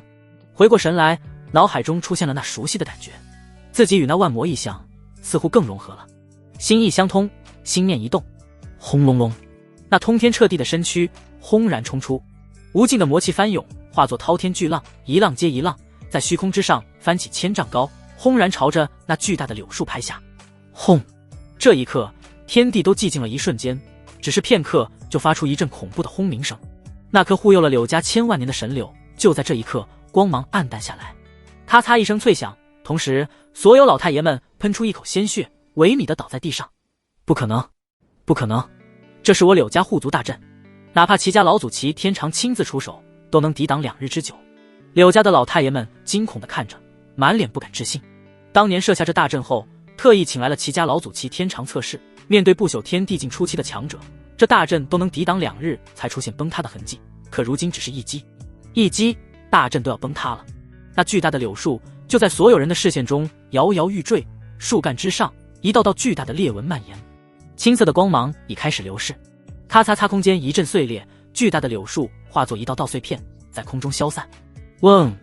赵不凡手腕处的红色琉璃珠再次亮起，巨大的柳树化作的碎片几乎在同一时间被一股狂暴的吸力吸走，化作巨大的龙卷，卷入赵不凡的手腕中。噗！这巨大的神柳是借助天生异象创造的阵法，是所有柳家强者心血与力量共同灌注下的成品，如今被吸收，不只是吸收了这阵法的力量，同样还有所有柳家强者的力量与心血。与此同时，那巨大的魔影只是几个迈步就已经冲到另一个方向巨大的眼眸前。啊！枪！巨龙咆哮出声，真龙霸气在不朽的力量加持下，狂暴到了极点。无上剑意轰然落下，剑气滔天，割裂苍穹。轰隆隆，狂暴的声音响起，王家的护族阵法也在这一瞬间骤然崩塌。那一双眼眸，甚至就连一息都未坚持住，便轰然碎裂。轰隆隆，同样的吸力自赵不凡手腕处发出，眨眼间便吸收了那一双眼眸所有的力量。赵不凡站在虚空之上，那万魔异象已回到身后，举目四顾，霸气无双。荒古四大家族李、王、齐、柳一日之间皆灭。同时，荒古赵家宣布将与大渊达成同盟，未来共同进退。招惹大渊，便是与赵家为敌。举世皆惊。短短几个月的时间，整个大渊从谷底彻底翻了身，甚至比之前声势更加盛大。整个玄界的强者都将目光落在了大渊上。而此刻的赵不凡已经回到了大渊，坐在龙椅之上，听着脑海中的系统提示音。叮咚，狂暴状态持续中，宿主杀疯了。在狂暴状态下，宿主镇杀王家、李家、柳家三位地境太爷，镇杀王家老祖、李家老祖、柳家老祖三位半部不朽天地境强者，镇杀齐家老祖、齐天长不朽天地境强者，覆灭齐家、李家、柳家、王家四个荒古家族，震慑玄界不朽天地境强者。奖励：地境巅峰半部长生境体验卡，6道轮回拳，禁地之气。地境巅峰基础境界已融合，半部长生境体验卡使用后，可随机体验一位远古长生境强者的实力境界与神通手段，使用完成后可得到那位强者的随机神通。6道轮回拳，远古大能留下的神通手段，一拳可打通6道轮回，上穷碧落下黄泉，破除一切防御，无物可挡。禁地之气，已与大渊土地融合，大渊境内升腾起禁地之气，会生长出更多先天灵宝，兽类也会生出灵智，化为灵兽异火妖兽，与洞天福地、天池灵泉、不朽龙脉相结合，1年后即可让大渊跨越皇朝与圣地，成为禁地。注意，请宿主尽快分配资源，提升百姓修为，提升更强的不朽龙脉，否则升级禁地将会有失败的风险。赵不凡眼前一亮，到了如今的实力，他的攻击手段确实有些少了。细数下来，如今用起来威力最大的也就只有无上剑意、截天指、万魔异象、真龙霸气，还有力破万军。这6道轮回拳倒是弥补了攻击手段的不足。至于那禁地之气，更是让赵不凡惊喜，直接跨越皇朝与圣地，成为禁地。叮咚，宿主使用不朽天地体验卡已结束，获得神通天域。天域将一片空间与天地切割，在这片空间内，宿主为天地为规则，一切力量将尊宿主为主，以宿主为中心，方圆1米内为天域范围，范围随宿主实力提升而扩大。赵不凡的眼前再次亮起，这个厉害，几乎可以相当于是在世间创造一个小世界了。不过以自己如今地境的实力，竟然只能控制身体周围1米的范围吗？不过这也够了，只要变得更强，天域控制的范围就会更大，总有一天自己会施展出一个可以囊括天地的天域出来。赵不凡沉沉地呼出一口气，将这些心思全都压在心底，回过神来看向大殿中的朝堂诸臣。此刻的朝堂之上已经完全焕然一新，文武百官已经没有谁在互相攻讦、勾心斗角，所有朝臣唯一的争吵便是关于扩张大渊的势力范围。为此也分成了2派，激进派高喊要将周围的10国全都纳入大渊境内，保守派则是怒骂激进派太保守了，理应步子迈大一些，直接开始征伐皇朝。赵不凡看得实在心烦，拍了拍龙椅，大殿内的声音骤然安静了下来。所有朝臣恭恭敬敬地看向赵不凡，没有一个人再敢发出任何质疑。如今我大渊蒸蒸日上，可终归还是太慢了。即日起封闭大渊，为大渊所有百姓传下功法，分配资源，全力修炼，镇压着大渊，成为新的境地。轰！大殿内文武百官全都惊呆了，呆呆地看着赵不凡，满脸都是恍惚。就连保守派都开始觉得自己太保守了。成为新的境地，他们的陛下不会是在做梦吧？做梦都没这么做的吧？境地是想成为就能成为的吗？文武百官脑海中的念头还没落下，大殿外猛地传来了急促的脚步声。禀，启禀陛下，我大渊各地突然生出奇异光彩，刚刚从各地传来消息，各地不同的地方都发现了灵药。武陵城城外出现灵潭，一位散修喝了一口，便直入踏天境。西岭城生长出灵树，砍柴老汉在树下悟道，一步踏出灵台境。华西城一位书生屡试不忠，悲愤之下欲吃毒蘑菇，可吃下之后身体变化，可吸纳天地灵气。西厂的探子冲进大殿，喋喋不休地将最近大渊各地发生的奇异之事讲述一遍。这是他将刚刚来自各地的消息汇总之后的所有消息。整个大殿都安静了下来，所有朝臣瞪圆了眼睛，好像是想到了什么，突然抬头看向赵不凡。看到赵不凡那张淡然的脸，似乎早已经猜到了，顿时震惊得无以复加。陛下，这不会是……有朝臣小心翼翼地抬头看向赵不凡。赵不凡并未开口，只是淡然下令，即刻开始封锁大渊全域，所有异国外来者赶出大渊，任何人不许进出大渊，违令者诛。声音落下，朝堂之上所有的朝臣全都安静了下来。陛下，赵家呢？有朝臣眼神闪烁，小心翼翼地开口询问。赵不凡眼眸淡然，扫向那个朝臣，轻轻吐出一口气。朕说了，任何人，你可懂？那人的脸色瞬间变得煞白，慌忙跪在地上开口：臣罪该万死，不该乱问。赵不凡冷笑一声，起身便离开，只留下那人在大殿内不断磕头。他太了解这些人了，只要有例外，他们就能通过运作变成那个例外。对于大渊朝堂的重臣来说，伪装成赵家人在大渊进出，简直不要太简单。反正赵家人要来，也不会从境外进入。顶尖强者踏空而来，根本不会过边境，边境守将也挡不住他们。他问这些，就算没有包藏祸心，也存着些其他心思。周围其他朝臣纷纷躲远了一些，生怕跟那个朝臣沾上关系。皇宫宝库，赵天盘膝而坐，缓缓睁开眼眸，口中喃喃道：禁地吗？转头看向那地下通道的方向，却轻笑一声：这小子比老夫有野心，老夫也该放心的去报当年的仇了。有没有我大渊户籍？你有没有大渊户籍？即日起3日内，所有没有大渊户籍者逐出大渊。路南城街边面摊上，柳晨挑起面的手微微颤了一下，目光在不远处那些查问周围百姓们户籍的将士们的身上扫过，很快就收了回来。对面是身材魁梧的中年男子，眉眼之间与柳晨有几分相似，只是气质明显差了很多。那张脸上的肌肤粗糙，还有些伤痕，满是畏畏缩缩的神色，面对柳晨更是不敢对视，头都不敢抬起来太高。你还有你，可是我大渊人，可有大渊户籍？一个身穿战甲的将士缓步站定在桌前。中年男子脸上堆着笑，粗糙的肌肤皱起来，皱纹丛生，拍了拍胸脯开口道：当然是大渊人了，我在这路南城可是扛了10年大包，谁不认识我柳大牛？你也是。将士眼眸狐疑地看向柳晨，虽然眼前这个年轻人与中年人长相有几分相似，可他哪怕是一身洗得发白的衣衫穿在身上，依旧还是有一种鹤立鸡群的独特气质。柳晨放下筷子，淡淡抬头，那张清冷的脸上没有丝毫表情变化。那一瞬间，官兵整个身子都僵硬了一下，他感觉自己好像是被冰冻住了，冷得全身汗毛都倒竖起来。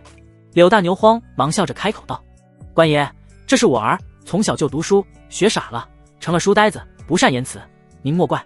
一边说，一边从怀中掏出2个身份木牌。我是路南城西柳镇人，每日来路南城扛大包，刚好带着身份木牌，今日刚好我休息得早，就带他来这吃口面。看了看身份木牌，确认了上面的信息，将士缓缓点头，语气也缓和了很多。最近几天都在查问户籍，出门要都带着身份木牌，省得麻烦。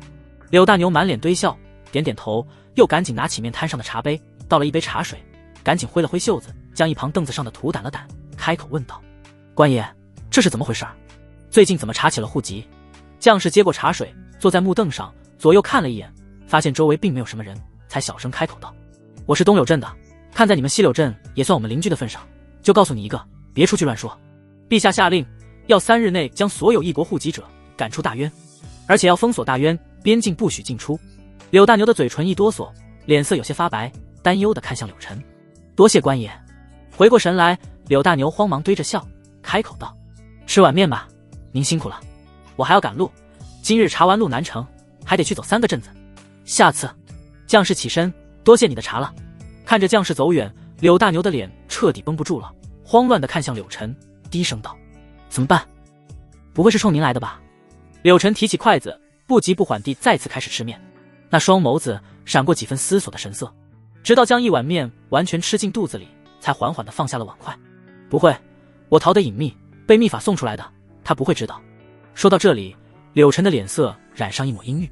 柳家全被屠尽了，更不可能有人出卖我，可现在该怎么办？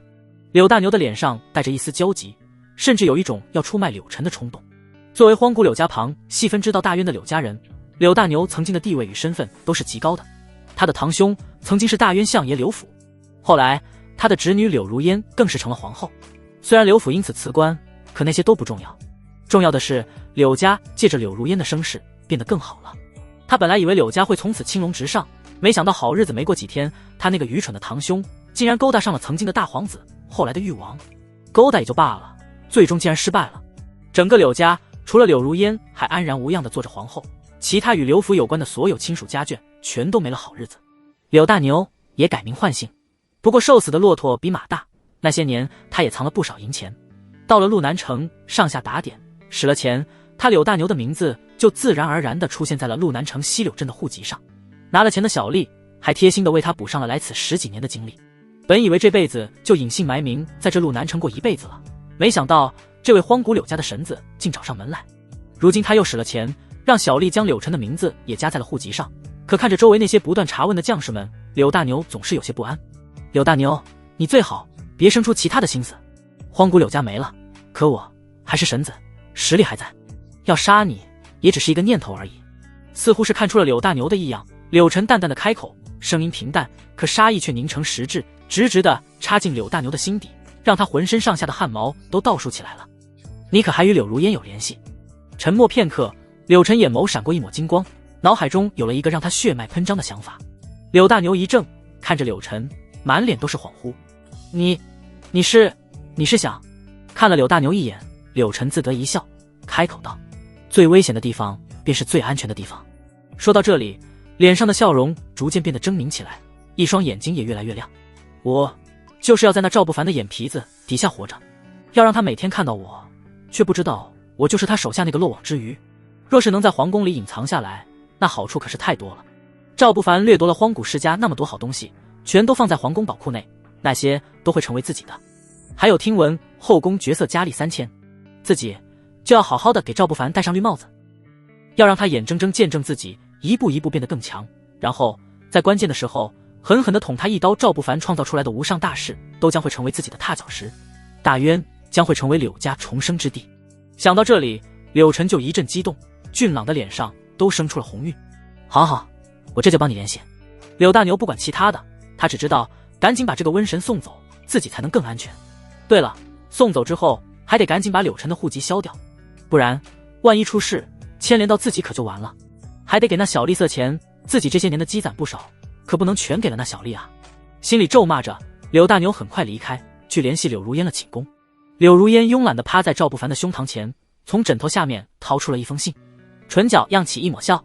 陛下，臣妾此次可立了一个大功，您可要好好奖赏臣妾。赵不凡一怔，撕开信封，看着信封里面的内容，脸色逐渐变得古怪起来。柳家神子要进宫，好，随手将那信封扔到一旁。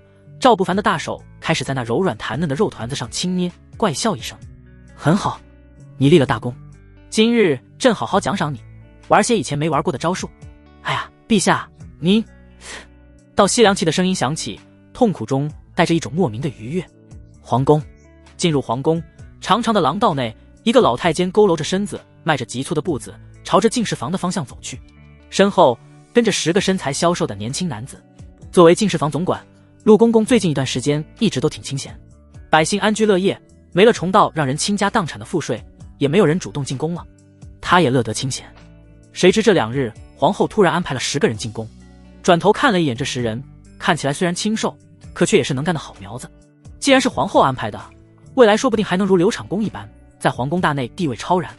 廊道内，一个巨大的轿辇出现，10个太监抬着，轿辇上白色纱帐随风飘荡，一阵嬉笑声传来，隐隐绰绰中，2道身影在上面低声交流着什么。快跪下！陆公公老脸上闪过一抹惊愕，慌忙地跪在地上，弓着身子，脑袋都压了下去。身后的10人有样学样地跪下去，只是其中1人却微微抬着头，脸上闪过一抹隐忍的神色。轿辇停在人前，柳如烟的声音清脆中带着几分高高在上，从轿辇之上传来：陆公公，本宫交代给你的事，你可要用心去办，办得好，重重有赏。陆公公急忙抬起头，又重重地扣下去，开口道：奴才谢皇后娘娘隆恩。淡淡的哼了一声，轿辇缓缓地朝着远处行去。风吹起纱帘，露出了2道妖娆的身影。其中一人身着凤袍，另一人粉红色纱袍轻轻飘荡，一股清香味入鼻，凹凸有致的身躯在轿辇之上分外诱人。柳晨的身子一颤，眼眸随着那轿辇缓缓转移。皇后柳如烟，边上那是皇妃，这便是后宫佳丽吗？那赵不凡吃的可真棒，可以后都是我的了。柳晨朝着那个方向看去，那张清秀俊朗的脸在人群中分外扎眼。他自信以自己的俊朗样貌，还有自己那妖孽的天赋，足以让后宫那些只知道勾心斗角的妇人们臣服在自己身下。咯咯咯咯，银铃般的声音在轿辇上响起，不知道在笑些什么。别看了，快些走吧，那些贵人可不是咱们能看的。陆公公看了柳晨一眼，提醒道：若非是皇后的安排，光是这人盯着皇后与妃嫔看，就得直接砍了头。一行人又朝着进士房走去。轿辇之上，千雪回头过来，娇媚的脸上露出了几分古怪的笑。这柳家神子竟蠢笨至此。柳如烟眼眸泛着几分冷意，淡笑道：从小生在那众星捧月的环境之下，事事顺心顺意，也算不上蠢，只能说是太自以为是，认为天下人都应按照他的心意去做而已。说得好听些是太自以为是，说得难听些简直就是头活猪。荒古柳家都已经被灭了，这个时候他这个神子不赶紧缩起脑袋当个王八，藏远些安静的修炼提升实力，静待机会复仇，却想着什么反其道而行。信中还说什么越危险的地方越安全，甚至还想着盗取大渊宝库内的资源，他就没想过自己是如何坐上这皇后之位的，靠的是出卖父亲，出卖柳家全族。也多亏了这蠢笨之人，让自己在赵不凡又立了宫总归，是能稳住这皇后宝座，顺带还能得到信任，日后再谋大事。美眸收回，柳如烟岔开了话题进士房。陆公公老脸上带着几分温和的笑，指着已经安排好的床榻，开口道：你们谁先来？所有人面面相觑，脸上闪过一抹畏惧的神色。放心，喝下麻沸散，那活就抹了。咱家可是出了名的快刀手，皇后娘娘亲自交代了，咱家定会特殊照顾。陆公公苍老的脸颊上带着一抹笑意，周围几人都在互相推脱，满脸惧意。柳晨眼眸闪了闪，心头也安定了下来，第一个站出来开口道：我来。说着就自顾自地躺在了床榻上。陆公公随手拿起床榻上捆绑手脚的镣铐，只是愣了一下，看着那泛着一抹血光的镣铐，皱眉嘀咕道：奇怪，怎么中了？呵呵，还是太久不亲自动手了，都陌生了。叹着气，直接将镣铐朝着柳晨的四肢烤上去。柳晨的脸色一紧，下意识地躲避了一下。安心，只是担心被割的时候你害怕，胡乱挣扎时不小心割掉其他东西。陆公公安慰道。柳晨紧皱眉头，脸色有些犹豫。这确定是真的安排好了？皇后娘娘亲自吩咐咱家，安心。陆公公再次开口，给了柳晨一个安心的眼神。柳晨咬了咬牙，还是忍着不适与不安，任由陆公公将自己铐起来。陛下驾到！门外突然传来了一声尖锐阴柔的声音。陆公公慌忙跪在地上，周围其他人也赶紧跪了下来。躺在床上的柳晨脸色变得苍白，慌乱的想要挣脱开，却惊恐的发现自己的力量竟然被不知什么东西压制住了。完了，自己不会是露馅了吧？轰！进士房的门打开，赵不凡一身龙袍，龙行虎步走进来。柳晨的脸色苍白，躺在床上挣扎着，心头一阵绝望。陛下万岁万岁万万岁！陆公公微微颤抖着开口。赵不凡点点头，眼眸落在柳晨身上，点了点头，开口道：平身吧，你也免礼，不用起来了。柳晨一怔，茫然了一瞬间，心头却生出一丝意外的惊喜。自己的力量被压制，所以赵不凡也没察觉出来。这么说自己没有露馅，多谢陛下。柳晨攥了攥拳头，掩住眼底的情绪。朕听闻最近来了新人，刚巧刘禅那奴才需要挑选一些人才进西厂，便亲自来此。赵不凡淡淡的开口，这话让柳晨心底稍稍松了一口气，不是冲着自己来的，还好。一旁的刘禅躬身，满脸讨好的讪笑。奴才该死，不过陛下亲自挑选的，过了您的眼，才能算作是我西厂的人才。赵不凡眼眸在人群中扫过，最终落在了躺在床上的柳晨，满意的点点头。朕看他就不错，骨骼惊奇，未来成就定然不可限量。晋升之后直接送入西厂，好好培养。说到这里，还看向刘禅，笑道：未来说不定还能取代你西厂厂工的位置。柳晨心底一阵惊喜，西厂那岂不是更可以自由出入皇宫，行动更方便了？还不谢过陛下隆恩。一旁的陆公公急忙开口提醒。躺在床上的柳晨反应过来，刚要开口，却被赵不凡打断。不用谢恩。今日朕刚好有时间，便在这里亲眼监督净身吧。赵不凡脸上带着温和纯净的笑。柳晨，啊，等等！凄厉的惨叫声从净室房中响起。柳晨从昏沉中悠悠转醒，刚要动弹，却猛地感受到一股撕心裂肺的痛苦从下方传来。啊！身子微微抬起一些，柳晨的脸色蜡黄，额头上青筋爆出，痛苦出声。可也看清楚了下身，空荡荡的，什么都没了。周围的环境也变了，不再是净室房，而是一片昏暗的牢房，墙壁上只有一盏油灯散发出昏暗的光。啊！这一次不是痛苦的声音，而是愤怒的声音。柳晨咬着牙，怒吼着，动用体内压制的力量。啊！暴喝一声，他暴喝了一声，什么都没有发生。柳晨呆呆地伸出手掌，俊朗的脸上闪过一抹恍惚，片刻，脸皮剧烈跳动起来。我的实力，我的本源，我的一切，此刻他的体内空空如也，什么都没有，就连他力量的本源都完全消失了，整个身躯都完全变成了凡人之躯，甚至不如凡人。凡人还有那活儿，他刚割了醒了。柳家神子，柳晨。牢房栏杆外，刘禅打开了房门。赵不凡缓缓地走进了牢房，饶有兴致地看向眼前的柳晨。柳晨的脸皮骤然扭曲，全身剧烈起伏，这一刻，甚至就连下身传来的痛苦都被他刻意忽略掉了。赵不凡，听到自己名字的瞬间，柳晨就彻底明白了，自己在赵不凡眼中完全成了一个小丑，枉自己还在卖力表演，以为能瞒天过海，甚至掠夺走赵不凡现在拥有的一切。赵不凡唇角微微翘起，缓缓往前走了2步。墙壁上散发出昏暗光芒的油灯微微跳动着，灯光将赵不凡的脸庞照亮。为什么？我究竟哪里出了纰漏？是不是我出现在皇宫，泄露了气息？柳晨双眸泛红，嘶哑地怒吼着。赵不凡的脸皮微微一跳，看向柳晨的眼神变得复杂起来。长久之后才叹口气，一脸了然的神色，自言自语：怪不得你一个柳家神子都打动不了柳如烟，如此蠢笨偏执，自以为是，他出卖你也情有可原。赵不凡的自言自语，还有油灯灯光照耀下，那略带嘲讽的脸顿时让柳晨的脸皮扭曲起来。不可能，他不可能出卖我，我可是柳家神子，他可是柳家旁系分支的后人，怎么可能出卖我？暴喝一声，柳晨面色扭曲。呵呵，赵不凡嗤笑一声，只是淡淡的看着柳晨，并未开口解释什么。寂静中，柳晨的脸色在逐渐变得灰败，口中的声音也越来越低。不可能，绝不可能。朕上次去灭柳家就觉得奇怪。赵不凡没有管在喃喃自语的柳晨，而是自顾自的开口：柳家那么大的家族，宝库内资源虽多，可真正的至宝却并没有多少。那时就猜到柳家还有人活下来了，只是没想到你这个活下来的柳家神子竟自投罗网。赵不凡的唇角带着淡笑，缓缓的开口。正在喃喃自语中的柳晨脸色一僵，眼神闪烁起来。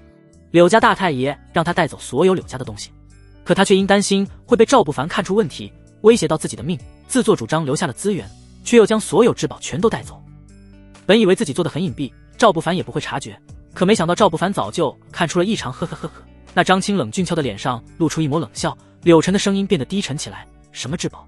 我只是一个被你灭了全家的可怜人而已，背负着血海深仇，蛰伏失败，这又如何？我柳晨不怕死。柳晨额头上青筋暴起，声嘶力竭的吼叫，可声音却逐渐开始变得阴柔尖细起来。赵不凡轻笑一声，点了点头，饶有兴趣地看着柳晨，上下扫视片刻，开口道：可怜人，你当真会给自己镀金？既享受了柳家带来的权力与地位，便也要承担柳家到处惹下的仇。今日交出你藏下的柳家至宝，朕也无以为难于你。赵不凡开口，眼眸直视柳晨。昏黄的灯光下，赵不凡的眼眸中似乎有火焰在跳动，一下两下跳的柳晨心烦意乱，甚至生出了几分恐惧。匹夫无罪，怀璧其罪。赵不凡再次开口，声音轻飘飘的，却让柳晨的心头剧颤。匹夫无罪，怀璧其罪。是啊，如今的他已经被废了，本源都碎了，若是想要修复本源，则需要顶尖的灵药才行。哪个势力愿意给自己？哪怕柳晨自大，偶尔犯蠢，也清楚一点，现在的自己已经是一个废人了。若是拿着那些至宝去那些顶尖势力换，恐怕得到的只有一个结果，那就是死，甚至可能还没有到那些大势力，就会被吃干抹净。废人，自己成了一个废人。留着那些东西对你来说没有好处，倒是不如在朕这里换些金银，去找个小地方安安生生的过一辈子。赵不凡的声音再次响起，柳晨的心神微微动摇了，可最终还是咬着牙，红着眼，怒斥道：赵不凡，你痴心妄想，杀了我，杀了我！看着柳晨，赵不凡叹口气，脸上的表情在昏黄的灯火照耀下显得有些无奈。朕本不想这么做，既然如此，也别怪朕了。刘禅把西厂的刑罚之术全都给柳神子用一遍，想必柳神子见多识广，应当能承受得来。话音落下，门外的西厂探子鱼贯而入，柳晨心头生出一种强烈的不安，却依旧还是在嘴硬：杀了我，杀了我啊！只是片刻间，那声音就变成了凄厉的惨叫声。啊！惨叫声在安静的赵狱中显得格外刺耳。都没有到半炷香的时间，就听到了柳晨那痛苦虚弱的声音：别，我全都交出来。赵不凡一脸的失望，柳家神子怎么只坚持了这么短的时间？柳晨颤抖着将埋在地下的空间包裹挖出来，递到赵不凡面前。赵不凡看着柳晨，眼神充斥着复杂。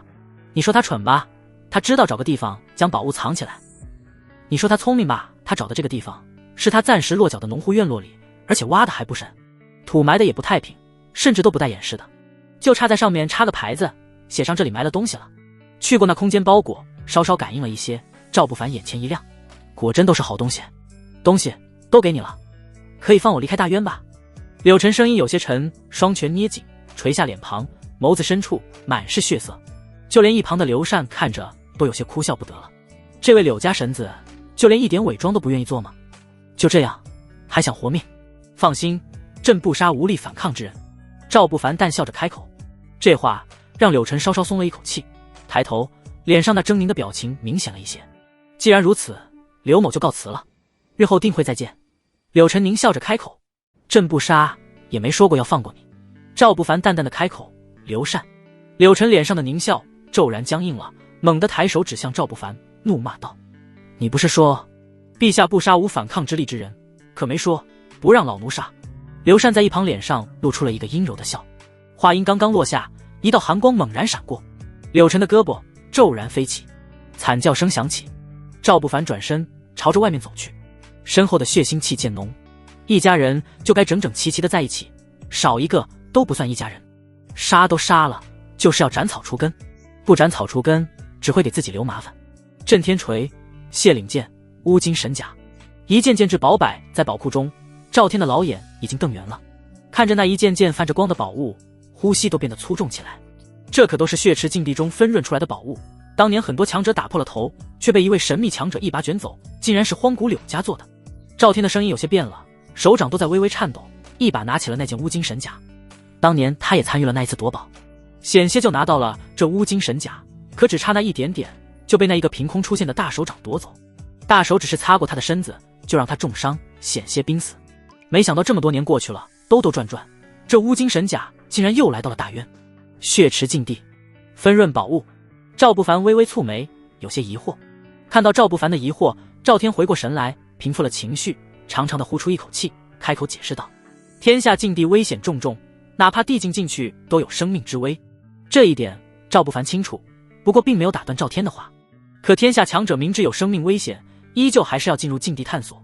只因说到这里，赵天停顿了一下，苍老的眼眸一瞬间闪过金光。禁地内除了危险之外，还有机遇，遍地灵药法宝，每走一步皆是洞天福地。说到这里，轻咳一声，看向地下通道处的方向，开口道：老夫也是没忍住贪欲，进了禁地才挖出了那2件至宝，也险些害得老夫死无葬身之地。说到这里，赵天不知道想到了什么，猛地攥紧了手掌，脸皮跳动了几下，沉默了片刻。赵天回过神来，眼眸逐渐变得凝重起来。禁地皆有可怕的存在入主，掌控那片禁区。有些禁区为了避免禁区外的强者总是去打扰，便每隔一段时间会从禁区内拿出一些法宝与灵药，分润给外面的强者。血池禁地便是最大的那个。玄界强者们也很懂规矩，从不进入血池禁地打扰里面的强者沉睡。这一番解释也让赵不凡了解了这些法宝的由来，也了解了一部分的禁地。这么听起来，禁地更像是一个庞大的势力，亦或者一个强大到极致的存在占据的地盘。自己这大渊若是提升到禁地的层次，也不知道会不会跟那些禁地产生冲突。不过现在想那些还早。将这些东西都收起来，未来我大渊强者定然能用得上。资源放在宝库内，随时可支取。那2件，若我大渊能成为禁地那般的存在，那2件东西便可取出来用了。赵天脸上带着激动的神色，不断地吩咐着：“太祖，您老是要去外面了？”赵不凡皱起眉头，看向赵天。赵天的老脸一僵，脸皮跳动了一下，许久之后才沉下了脸。如今老夫已经活过来了。看了赵不凡一眼，眼眸中满是欣赏与满意。大渊的心地比老夫优秀，大渊也无需再担心，也是时候去解决当年的仇怨了。赵天身躯微颤，手掌捏紧了，眼眸之中杀意不断跳动。当年的仇怨，赵不凡蹙眉。当年是5人一同闯入的禁地，回来的时候只剩了2人。赵天眼眸闪过一抹回忆，脸色逐渐痛苦起来。那时老夫很信任那人，那人却在老夫毫无防备之际给了老夫一击，可惜他没杀了老夫。这么多年，老夫一直都在期待报仇的这一日，如今到时候了。赵天的脸绷紧了，牙齿死死地咬着，声音几乎是从牙缝中蹦出来的。沉默了很久，赵不凡蹙眉道：“他所属的势力很大。”赵天的身躯一紧，脸色闪烁不定。老夫不能拉大渊参与进来，这只是老夫的私仇。赵不凡点点头，看向赵天，开口道：“好。”虽然只是一个字，却也让赵天稍稍放下心来。这大渊便交给你了，老夫相信你定会让大渊更加辉煌。话音落下，赵天一步迈出，已经冲出了宝库，朝着大渊境外冲去。眼看着赵天的身影已经消失，赵不凡唇角微微勾起，脚步迈出。太祖啊，您老是做好了被杀的准备？那可不行，朕的太祖谁敢动，灭他全族。玄界无界山脉，山峦起伏，高耸入云的山峰一座挨着一座，每一座山峰上都灵气氤氲，皆为玄界出了名的洞天福地。可无人敢来此占据这些洞天福地，只因无界山脉被无界剑宗占据。无界剑宗从不自诩圣地宗门，可玄界所有强者都清楚，无界剑宗比圣地要强。几千年前，曾有圣地的老祖看中了无界山脉这片地方，强取豪夺，带着圣地诸多强者，妄图强行赶走无界剑宗。无界剑宗顶尖的强者并未出现，只是出现了一柄遮天蔽日的巨剑，只是一剑扫平了所有圣地强者，又是一剑隔空荡平了整座圣地。从那时起，无界剑宗成了堪比荒古世家的存在。无界山脉中的一草一木皆被无界剑宗掌控，甚至无界山与无界山脉的名字都是无界剑宗起的。哪怕动一下无界山脉中的草木，那人都将会被无界剑宗的剑修们直接杀上门去，动辄灭门。无界山高耸入云，在无界山脉中鹤立鸡群。山巅之上，一片气势恢宏的建筑矗立，青砖绿瓦，林木围住，路面全都是灵石铺陈，就连路边上种植的花草皆散发着氤氲灵气，每一株都能让外面的人抢破头。一眼看上去没有金碧辉煌，却又奢华的令人眼红。赵天一步一步攀着山路，身上的气息每走一步便会强横几分。轰隆隆，浓郁的地威自体内扩散出来。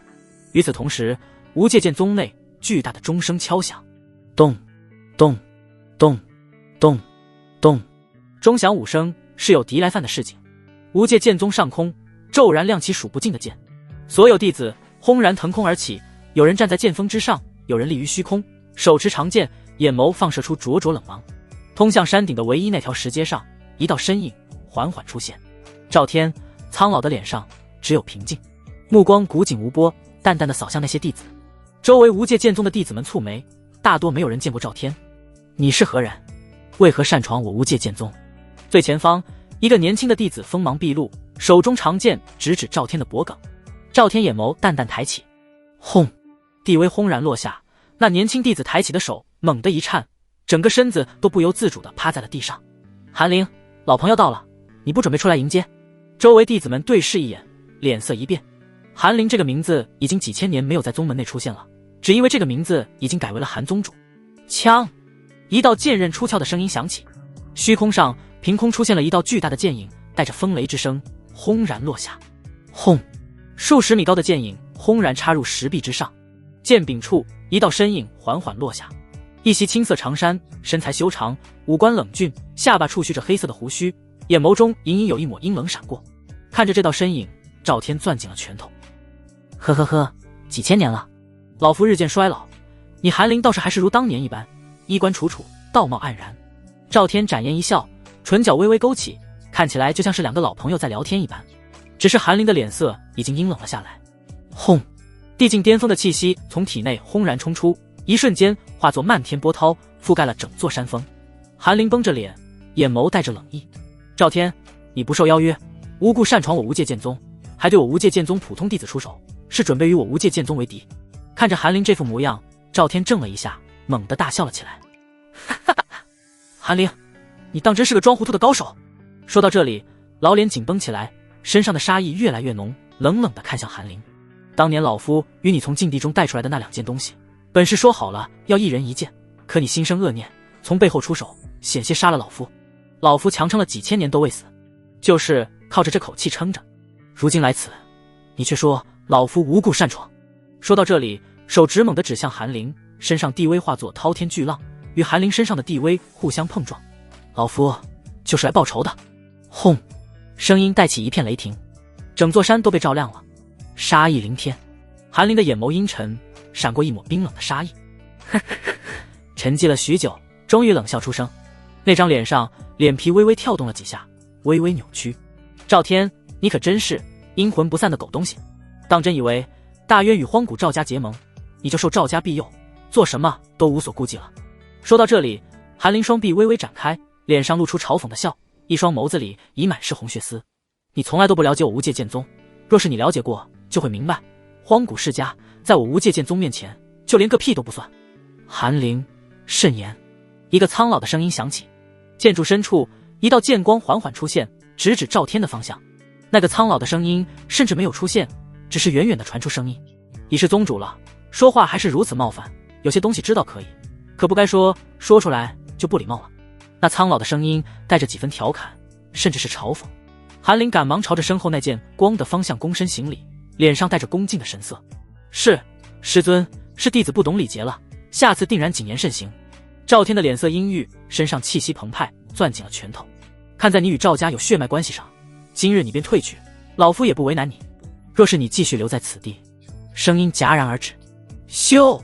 那道璀璨的剑光轰然冲出，眨眼间便猛地冲到赵天身前，剑气控制得极好，距离赵天只有一拳的距离，便猛地停滞下来。当年的事儿就此过去，否则老夫亲自出手将你镇压，恐怕那赵家也不敢说什么。呵呵。赵天脸皮剧烈跳动着，身上轰然爆发出澎湃的力量，一双眼眸战意凛然，当真是蛇鼠一窝。当年老夫还天真的以为剑修心性坚韧，生性纯良，原来都是一窝畜生，找死！那苍老的声音再次响起，停留在赵天鼻尖的那道剑光猛然间璀璨起来，杀意凛然。只是在剑气即将穿过赵天的一瞬间，却猛地颤抖了一下。嗡！这一刻，整个无界剑宗的剑轰然震颤。所有剑，哪怕剑意，都在同一时间失控，冲向虚空。嗡！虚空之上，赵不凡缓缓踏空而来，所有的剑绕在赵不凡的身体周围，化作一道巨龙，剑锋直指无界剑宗。今日是我大渊太祖赵天的私仇，两人之间的私仇，别人插手，可就不礼貌了。朕不喜欢不礼貌的人。赵不凡声音淡淡的，可一股死亡的气息骤然笼罩在所有无界剑宗弟子身上。那与他们心意相通的剑，此刻竟断绝了与他们的所有联系。无上剑意凌驾于所有剑修之上。赵天一怔，老脸颤抖了几下，呼吸都开始急促了几分，强压下心头的担忧与感动，目光冷冷地看向身前已经没了脚下剑气的韩林。轰隆隆，澎湃的气息在大殿内凝聚，那苍老的声音带着几分阴冷。赵不凡，你敢插手，就不怕给大渊带去灭顶之灾？赵不凡直视大殿的方向，手指轻轻捻着身前的那一道璀璨剑气，那是大殿内的那位半步不朽所拥有的剑气，此刻却已经与他没了任何联系，乖巧的任自己拿捏。猛地挥手，枪！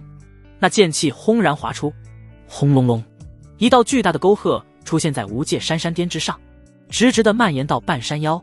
若是再用力一些，整座无界山都要崩了。赵不凡没有回应那老人的话，只是淡淡的开口道：今日我大渊太祖来此报仇，两人之间的私仇，朕也不会插手，希望各位也不要插手。越线者死！轰！漫天剑雨化作滔天巨龙，发出剧烈的嗡鸣声，震得所有无界剑宗的弟子们脸色惨白，强者们更是捂着耳朵，七窍几乎流血。赵不凡，你敢来我无界剑宗撒野？韩林的脸色难看，眼神闪烁不定，心头一阵慌乱。弟子求师尊出手，教训此不懂规矩的小辈。出手！教训！这番话却让大殿内的那位安静了下来，甚至心头一阵恼怒。这个弟子除了给他惹是生非，还能做些什么？赵不凡最近可是在整个玄界出了名，他的实力一直都是一个谜。哪怕如今看着赵不凡只不过地境巅峰的实力，他依旧还是不敢出手。当然，他敢对赵天出手，也是有自己的底气。无界剑宗的底蕴还是很深厚的，他不敢出手，那些底蕴是不介意出手的。那些可是已经进入到不朽的行列了，可沉默了很久。那位猛然间看向身后的方向，那些不朽们竟然没有一个站出来的。一时间，一个可怕的念头在心底升起，沉寂了许久，那苍老的声音才尴尬地开口：此事为私仇。不过韩林毕竟为我无界剑宗宗主，境界超然，已达到地境巅峰，而赵天只是地境初期，若如此对战，哪怕胜了也胜之不武，遭人诟病。不如就此和解，当年的事儿。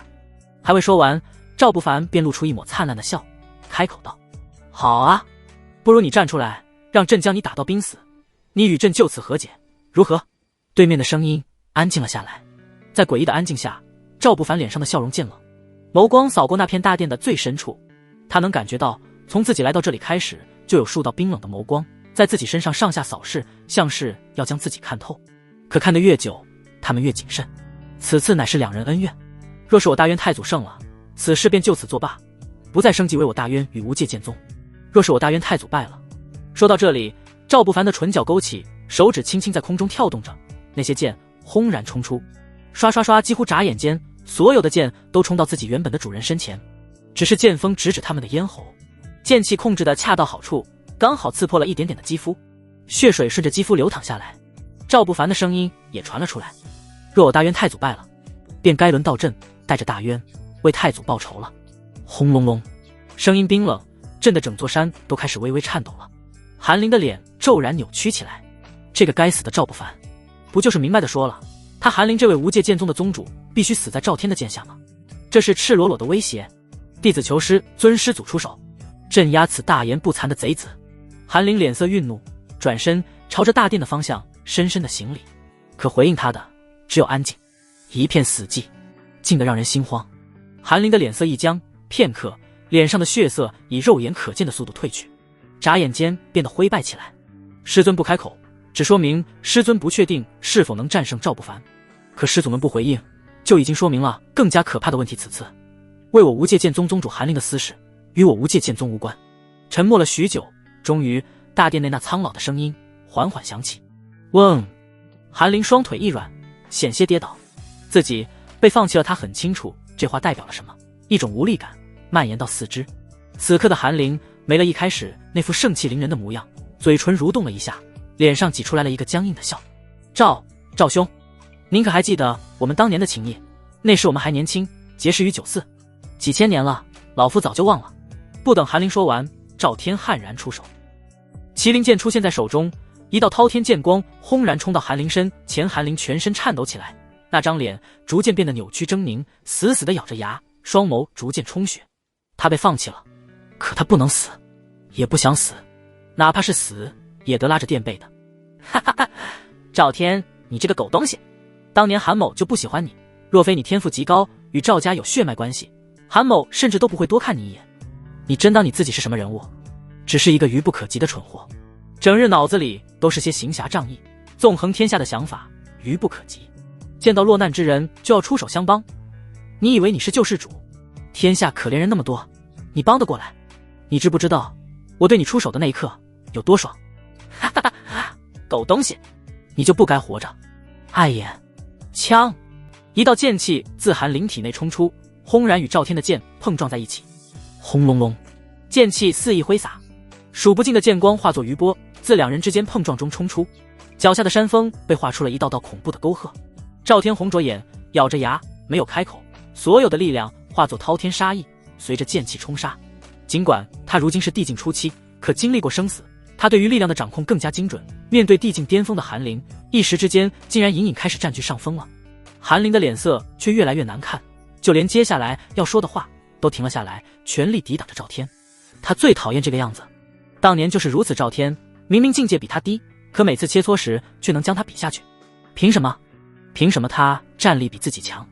为何他守着荒古赵家那么好的血脉，却要放弃自己创造出一个曾鼎盛一时的大渊出来？凭什么他可以称皇称帝，而自己只能是无界剑宗的一个小小弟子？为何每次探索远古遗迹与禁地，他都能那么快找到好东西？甚至现在自己拼了命的努力，靠着师尊的地位，不断往自己身上堆资源，将自己堆到了地境巅峰。可他不过一个地境初期，就能压着自己打，凭什么？自己同样在努力，为何就是比不过他？韩林，忍下来，认输，老夫将你保下来。耳边传来师尊的传音，此次羞辱，日后再报。这话成了压倒骆驼的最后一根稻草。妒火在眼底熊熊燃起，燃烧了韩林全身上下每一寸肌肤，身躯燃起熊熊烈火。轰隆隆，天地一阵轰鸣声响起。韩林在燃烧自己的寿命与本源，整个身躯剧烈颤抖，磅礴的力量轰然冲出，无限接近半步不朽的力量。赵不凡微微蹙眉，强忍着出手的冲动，看向赵天。此刻的赵天手掌捏紧了麒麟剑，那张老脸上容光焕发，双眸中金光闪烁，战意滔天，没有丝毫退意，更没有丝毫惧意。韩灵，就让老夫与你切磋最后一次吧。轰，冲天而起，两道身影几乎化作了无数道幻影数不尽的剑影，在天地之间肆虐，两道身影也在剑影之间穿梭。狂暴的力量扭曲了虚空，所有无界剑宗强者都呆呆地看着眼前这一幕，呼吸变得粗重起来。太强了！不管是燃烧了本源之后的韩灵，还是赵天，他们之间的战力直逼半步不朽。狂暴的力量将天地分割，韩灵的眼眸也越来越亮。打到最后，他已经忘记了一切，甚至就连对赵天的怨念都完全忘了。纯粹的战斗，一股玄之又玄的感觉缓缓在心头升起，好像要抓到了。所有强者似乎都感应到了，不由得看向韩灵。这是要突破半步不朽，若是突破，此次我无界剑宗必胜。周围的无界剑宗强者面露喜色，韩灵呼吸都开始变得急促起来，停顿了片刻。只是顶级强者之间的战斗，片刻便是致命的。这片刻，赵天的麒麟剑已横沉在胸前，双手举起，磅礴的力量化作滔天剑气，沉沉落下。轰隆隆，狂暴的轰鸣声将韩灵的思绪拉回来。抬眸，一只燃烧着火焰的麒麟轰然冲来，灼热的气息几乎近在咫尺。大殿内轰然间响起一声暴喝：够了！轰隆隆，磅礴的气息轰然冲出，一柄滔天巨剑自上而下，似乎是要挡住这一击。赵不凡眼眸微冷，手指扬起，指向大殿的方向。截天指！轰隆隆，天地骤然昏暗，巨大的手指自那云层之上轰然落下。啊！真龙霸气缠绕，带着来自远古的力量，撕裂虚空。枪！两道狂暴的力量碰撞，空间掀起一道道涟漪，传到远处，已掀起巨浪。无界山脉内一阵巨震，数不尽的山峦轰然倒塌，一道道深不见底的裂隙蔓延数千里。大殿内的苍老身影脸上闪过一抹震撼的神色，只是一击，他已经落入下风了。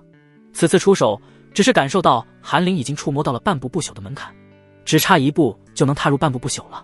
若是之前，他可以放弃韩灵，可如今韩灵已经要半步不朽了，形势就完全不同了。他不能眼睁睁看着韩灵就这样死掉。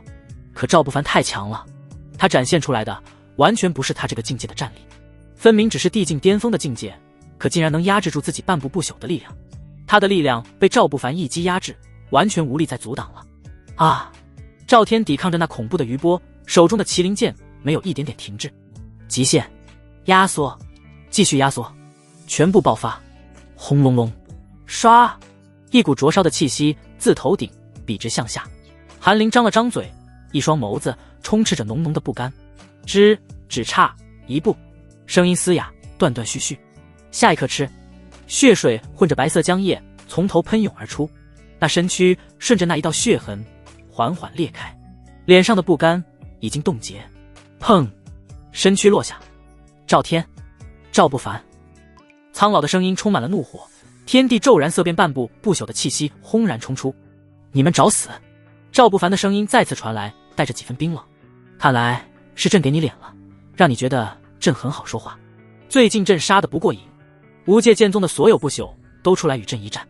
轰隆隆，低沉的声音在天地之间浩荡，天地之间那昏沉的力量轰然被压制下去。殿内的苍老身影脸色骤然一僵，身躯剧烈颤抖了一下，瞬间萎靡下去，一双苍老的眼眸满是震惊的神色。这才是他真正的力量吗？竟然一瞬间压制住了他这个半步不朽的强者。无界剑宗深处，一道略带嘶哑的声音猛然响起：“此事是我无界剑宗错了，不该插手，请小友息怒。我无界剑宗之后会拿出诚意道歉。”轰！所有无界剑宗强者全都瞪圆了眼睛，攥紧了拳头，全身都颤抖了一下。这个声音是那位太师祖的声音，他竟然要认错。一时之间，所有无界剑宗的强者内心似乎有什么东西碎裂了。赵不凡眼眸冷冽，淡淡瞥了一眼宫殿深处，脸上露出几分失望的神色。这表情更是让所有无界剑宗强者呼吸一滞。他是在失望什么？不会是失望没斩杀不朽吧？这荒谬的想法让所有无界剑宗强者都一阵不敢置信。虽然这段时间赵不凡的名字已经响彻了整个玄界，可对于那些传言，无界剑宗的强者很多都是不信的。尤其是他独自一人亲手斩杀不朽天地境的齐家老祖齐天长的事情，这听起来就很离谱。可如今看到自家太师祖的态度，所有强者都吞咽了一下口水，一种荒谬的想法瞬间占据了他们的脑海。不会是真的吧？他真的独自斩杀了不朽？那可是不朽啊！朕就在这里等着，何时拿出诚意来，朕何时离开。赵不凡就站在虚空之上，淡淡的开口。所有强者全都惊呆了，就连从远处投射而来的目光也惊呆了。他竟然堵在无界剑宗山门前，堵得那些不朽不敢出门。也不知沉寂了多长时间，终于一道柔和的金光出现在了虚空之上。那是一枚空间法宝玉佩，放在手中，赵不凡稍稍感应，心头一震。5件极品法宝，还有堪比一个皇朝的资源。且不说里面的东西，光是这空间法宝就是一个品级极高的法宝。剑修这么财大气粗吗？如此，恩怨已了，还望各位老友管束门下弟子。若再有对我大渊有何想法的，朕还会找上门来。话音落下，赵不凡与赵天的身影很快就消失在无界山上。无界剑宗一阵诡异的安静，所有强者都咬紧了牙关，却又无奈地垂下头。大渊边境，一个身穿青灰色书生长衫的中年男子赶着驴车，看着已经戒备森严、完全禁止出入的城门，脸上露出几分无奈的神色，转头看向驴车后面拉着的古朴教撵。江夫子，大渊封国了，可还要进？教撵前的竹帘掀开，露出了一张须发皆白的脸庞，一双眸子里散发着儒雅的气息。微微抬起眼角，看了一眼入口，又微微感应片刻，淡笑道：“天妖的气息已入了大渊，自然要进。老夫守了一辈子规矩，可在天妖这事儿上，老夫可以不守规矩。”声音落下，竹帘放了下来。前面的中年男子咧嘴一笑，牵着驴车的手微微动了动，身子缓缓向前迈动。远处守城的将士们脸色一沉，刚想要上前阻挡，可下一刻，一道白光升起，中年男子连带着驴车往前迈出一步，骤然消失在所有人眼前，就像是从来都没有出现过一样。这一幕让所有守城将士愣了一下，很快就将这件事上报了上去上京城。赵不凡蹙起眉头，刚刚回到皇宫，就感应到有外来者闯入大渊了，而且越来越近。轰！滔天龙气冲天而起，真龙霸气直冲虚空，在不朽龙脉的加持下，恍然间化作一条真正的巨龙，庞大的龙头俯视上京城，一双巨大的眼眸散发着无上威严。上京城街道上，一道身穿粗布衣的身影狼狈逃窜，头上戴的斗笠都残破了，露出了那张布满了纹路、像极了鳞片的脸庞。中年男子牵着驴车，慢悠悠地走在后面，看起来动作很慢，可每走一步都会出现在数十米之外。啊！真龙霸气腾空而起，化作巨龙，俯视上京城的瞬间，中年男子的脚步顿住了，脸上那漫不经心的神色也僵硬了一瞬间，转眼便严肃了起来。江夫子，此次恐怕麻烦了。竹帘缓缓掀起来，抬头看向那头栩栩如生的巨龙，那张苍老的脸上露出了一抹惊诧的神色。不朽龙脉，真龙霸气，老朽8000年未出书院，这世上竟出了如此人物。江夫子的声音带着几分惊喜，又有些感慨。说到这里，看向前方牵着驴的中年男子，淡笑一声：“李石头，老朽就说了，让你要规矩行事，否则迟早要大祸临头。如今你看老朽说中了吧？”牵着驴的李石头满脸严肃，却又无奈地笑了笑，开口道：“江夫子，分明是您要弟子不守规矩的，你就说老朽说的对不对吧？”江夫子脸部红气不喘的爽朗一笑，李石头的脸上满是无奈，点了点头，开口道：“夫子说的都对。”话音落下，一双眼眸落在了前方不远处，同样僵硬在原地不敢动弹的那道身影上。“你已重伤了，跟我们离开，还有一线生机。”李石头的声音传入那道身影耳中。那道身影并未开口，可一张脸上满是敌意，脸上的纹路一阵震颤，像极了鱼鳞剧烈颤动。离开，无视我大渊禁令，擅闯大渊，就想这样离开？可问过朕了。轰！天地气息骤然变得安静下来，这条街道所有声音都消失了，安静的令人头皮发麻。哒哒哒脚步声是这条街道上唯一的声音。赵不凡身着合体的明黄色舞袍，一步一步从街道尽头走来，每走一步，身上的气息就猛地暴涨一层。随着赵不凡的身影出现，街道上躲得远远的百姓们纷纷恭敬行大礼，拜见陛下，陛下万岁万岁万万岁！驴车上的江夫子眼眸闪闪发亮，盯着赵不凡的身影，满脸惊奇。好强大的气息，还未到尽头，他能感觉到赵不凡体内藏着更加可怕的力量，那种令他全身每一寸肌肤都战栗的人不多。眼前的人是一个李石头，满脸严肃，微微躬身，客气行礼，开口道：望道书院弟子李石头，见过大渊天子。哪怕望道书院从不理会凡俗之事，可最近几日他日日在凡俗中度过，赵不凡的名字几乎时时刻刻都在他耳边响起。对于眼前的这位大渊天子，他也了解了一些。狂躁、霸道、狠戾，在他人口中所了解的赵不凡是十足的暴君。面对赵不凡，他眼神带着几分戒备。望道书院，赵不凡微微蹙眉，眼眸深处带着几分疑惑。这个名字很陌生，从未听说过。望道书院乃玄界最特殊的存在。身后传来了赵天的声音。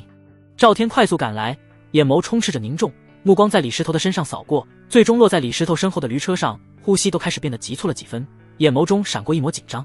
不理世事，不争夺洞天福地，不设权争，更不培养势力，独立于世外。每次出事皆意味着世间巨变。说到这里停顿了下来，赵天看向驴车上的那张苍老的面孔，微微躬身，开口道：敢问车上的可是书院的哪位夫子？呵呵，老朽望道书院江辰。江夫子，竟是江夫子。赵天的脸色再次一变，声音压低，双拳捏紧，全身的肌肉紧绷起来，力量在这一刻完全调动起来，随时准备出手。望道书院最神秘的江夫子，传言中江夫子已无限接近望道书院的那位院长，此刻来我大渊，所谓何事？赵天再次开口。说这么多，赵天只是为了将望道书院与眼前的江夫子的危险告诉给赵不凡。江夫子爽朗一笑，手指微微扬起，指向不远处那道身影，开口道：前些日子老夫下山感悟，却不巧感应到了天妖族的气息，便一直追踪，这才到了大渊。天妖？赵天猛地转头看向那道身影，眼眸深处满是惊骇的神色，竟还存在。赵不凡蹙眉，眼眸升起了更多的疑惑。一个望道书院，现在又出来了个天妖族，那是什么天妖现世，会给人间带来灾劫与祸乱？希望大渊能以大局为重。李石头朗声开口，只是还没有说完，赵不凡就已经走到了那被称为天妖的存在身前，唇角微微勾起，上下打量着这道身影，开口道：跟踪了朕那么长时间，终于还是见到你的真容了。轰！那道身影的身躯一颤，脸上那纹路剧烈颤抖起来，呼吸都有些急促了。他竟然一直都知道自己偷偷在远处跟踪。李石头微微皱眉，驴车上的江夫子古井无波的脸上也露出了几分诧异的神色。你们为何而来？朕不需要知道。我大渊有大渊的规矩，坏了规矩便是你们的不对。赵不凡微微侧头，眼眸间闪过凌厉的神色。这一瞬间，头顶上那真龙霸气化作的滔天巨龙张开巨口，发出低沉的咆哮。啊！天地之间气息逐渐变得混乱，街道上还有些行人，此刻远远地躲着，眼眸中都是敬畏的神色。李石头的脸色逐渐沉寂下来，脸上的书卷气骤然变成了一片战意。果然不愧是外面人人盛传的大渊暴君，够暴躁。远远的有百姓听到了李石头的话，远远的怒骂道：谁敢说我大渊陛下为暴君？分明是贤明之君。没错，自陛下上位之后，整治贪官污吏，征服周围诸多狼子野心的国家，还为我等百姓免除税负，分明是明君。什么书院？他人一两句话便信了，还不如我这百姓明理。我儿都比这书院的人懂事。远处百姓们的声音让李石头脸色变得难看起来，牵着驴缰绳的手也微微捏紧。驴车上的江夫子一脸愕然。赵不凡唇角微微勾起，带着几分讥诮，挥挥袍袖，冷声道：若诛杀犯我大渊的势力，便为暴君；保护我大渊百姓安宁为暴君。那朕做个暴君又能如何？轰！雷声在天地间涌动，一时间江夫子竟也愣了一下。这番话竟让他体内的浩然正气有了一丝颤动。我大渊已禁止所有大渊外强者与势力入境，不管你们是何身份，入了我大渊境内，便是坏了我大渊规矩。李石头咬咬牙，强行压下心头的不忿，沉声道：天妖出世，影响玄界，你应当以大局为。轰！大局！赵不凡手直猛地指向李石头，额头上青筋微微跳动，杀意凛然。你可知，若是你们在我大渊上京城动手，会有多少百姓因你们的大局而亡？又有多少建筑会因你们的大局而倒塌？多少家庭流离失所？大局！吃！远古又磅礴的力量在指尖酝酿。只是一瞬间，李石头的声音戛然而止，整个身躯都僵硬了下来，脸色难看。江夫子眼眸一亮，似乎是看到了什么不可思议的事情般，在赵不凡手指指尖上打量着此事。为老朽的错，是老朽坏了大渊的规矩，这便离开大渊。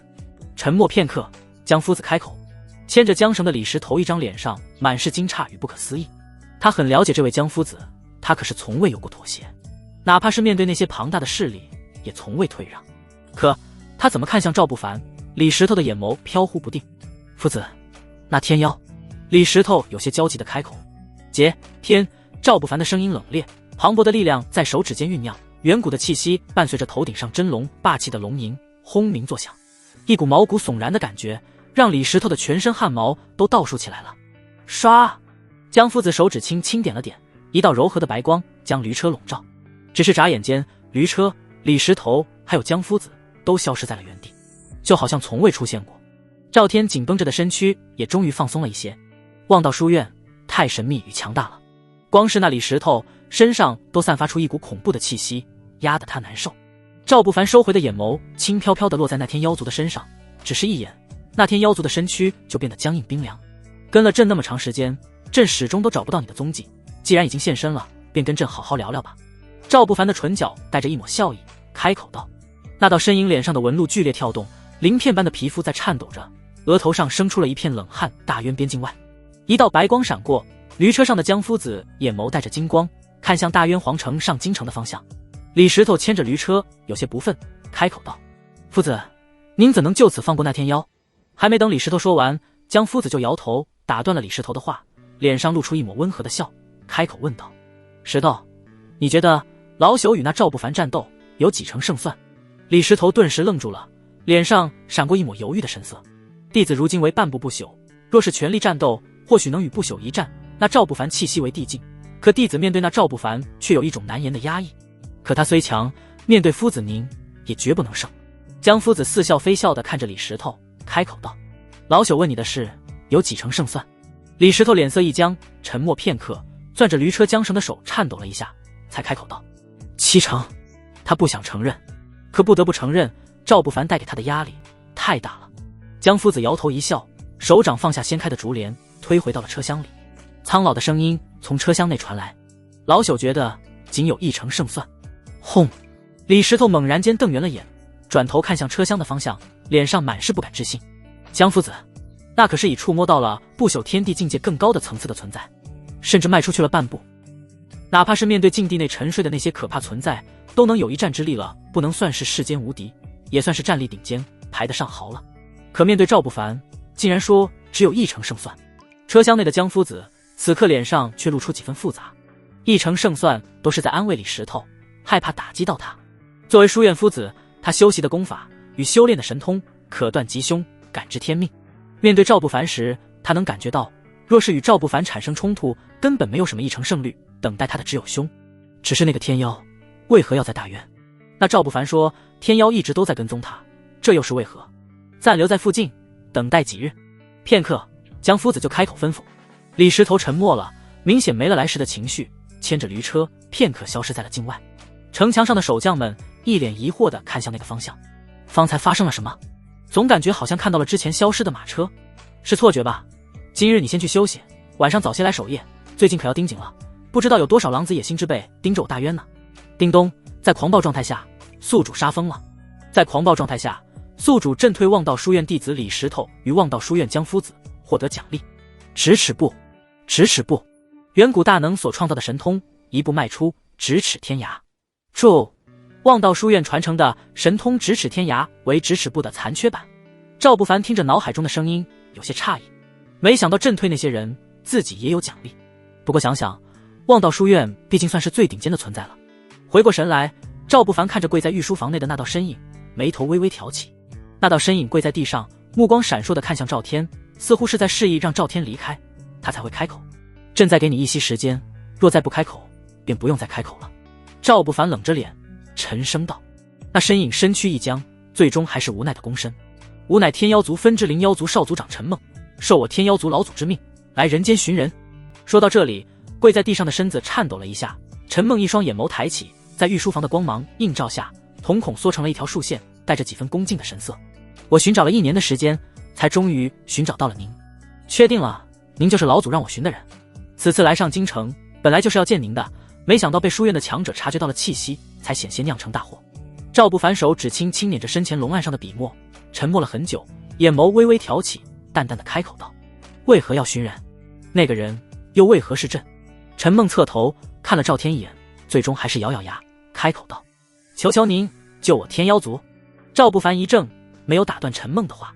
陈梦继续开口道：自万年前天妖族遭遇灭族危机，为了活命必是到了极北之地。极北之地为玄界最危险的地方，危机重重，我天妖族步履维艰。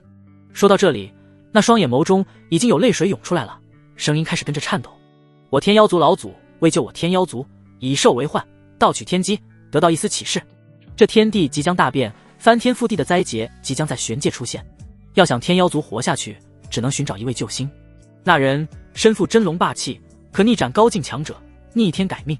赵不凡微微点头，手指敲击着桌面，当当当，声音沉闷，同样敲击在了陈梦的心头，让陈梦一阵心神颤动。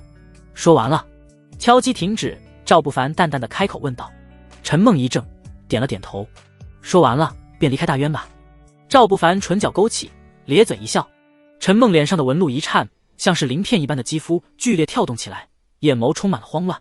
求您帮我天妖族，朕乃是大渊的天子。赵不凡淡笑一声，开口道：你天妖族与我大渊有何关系？朕为何要帮你天妖族？这话顿时让陈梦愣住了，张了张嘴，眼前却突然闪过一道亮光，像是抓住了最后的救命稻草，慌忙的开口道：我天妖族老祖说了，让我找到您之后跟您说，您的出现是打破了玄界这盘棋局的意外，他知道回去的路，也知道破局的路，只要您去见他，一切就都明白了。轰！赵不凡脸色不变，手指捻着龙案上的笔墨，却猛地用力。回去的路是指自己穿越的路吗？那个天妖族老祖竟然连这些都能看到。一旁的赵天微微皱眉，对于这番话他有些听不明白。既然如此，朕便随你走一趟。赵不凡淡淡的开口。赵天的脸色骤然一变，凝重的开口道：天妖现世，必有灾劫，你当真要帮他们？若是如此，定然会成为众矢之的，举世皆敌。赵不凡轻轻挥袍，微微扬起头，脸上的笑容越来越灿烂。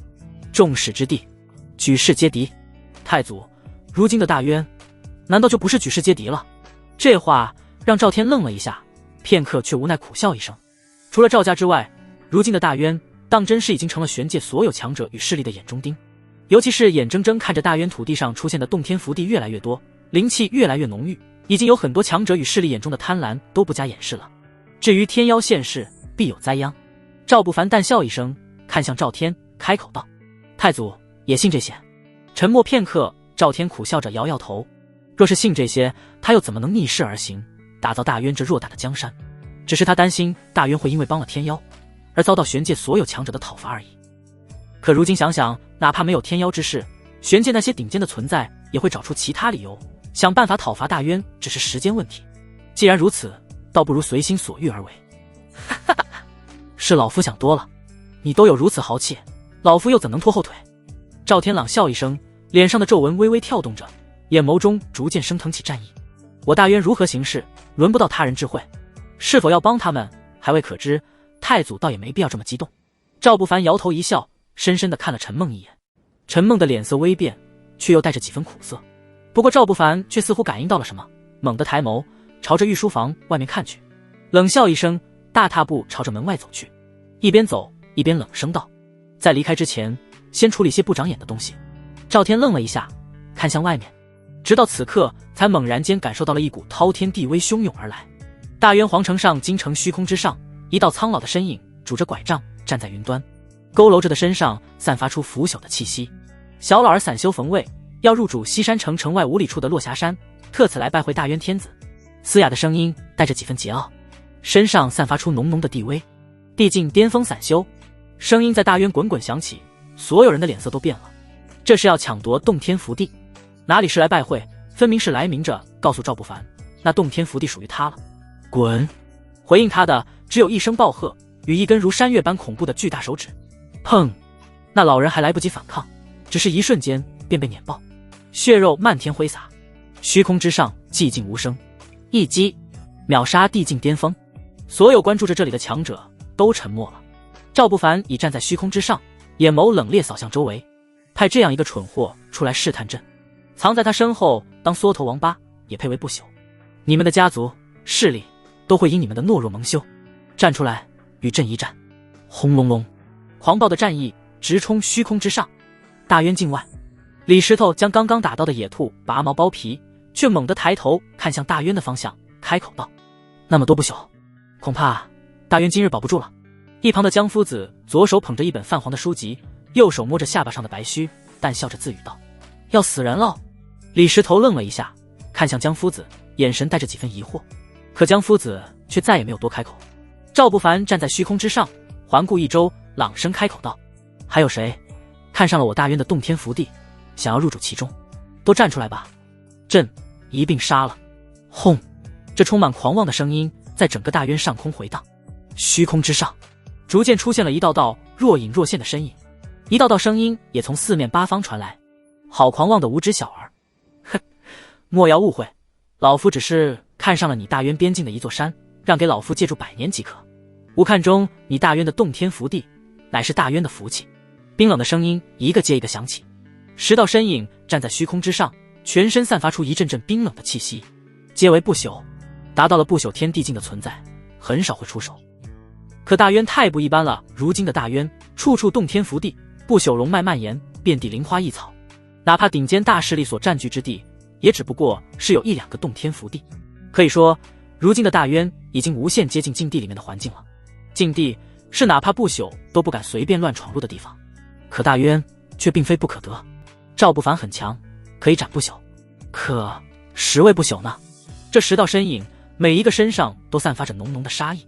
赵不凡唇角勾起，身上的血气与战意交织，真龙霸气冲体而出，与不朽龙脉的力量混合，化作一条滔天巨龙，在空中盘旋咆哮，龙威震天。无界剑宗只来了1位，来都来了，为何不全都来？是怕全都死在朕的手下。赵不凡眼角微微挑起，无上剑意轰然冲出，带着一股远古的力量，轰然冲向正前方的一道身影。这些身影出现的一瞬间，他就已经感应到了一股熟悉的剑气，是无界剑宗的不朽，可也只有一个。那身影面容模糊，可在无上剑意出现的瞬间，身子猛地颤抖了一下。枪！剑光四溢，轰！无上剑意化作的巨剑与一道发出璀璨光芒的长剑碰撞，声音刺耳，几乎在刹那间，无尽的剑气在天地之间肆虐。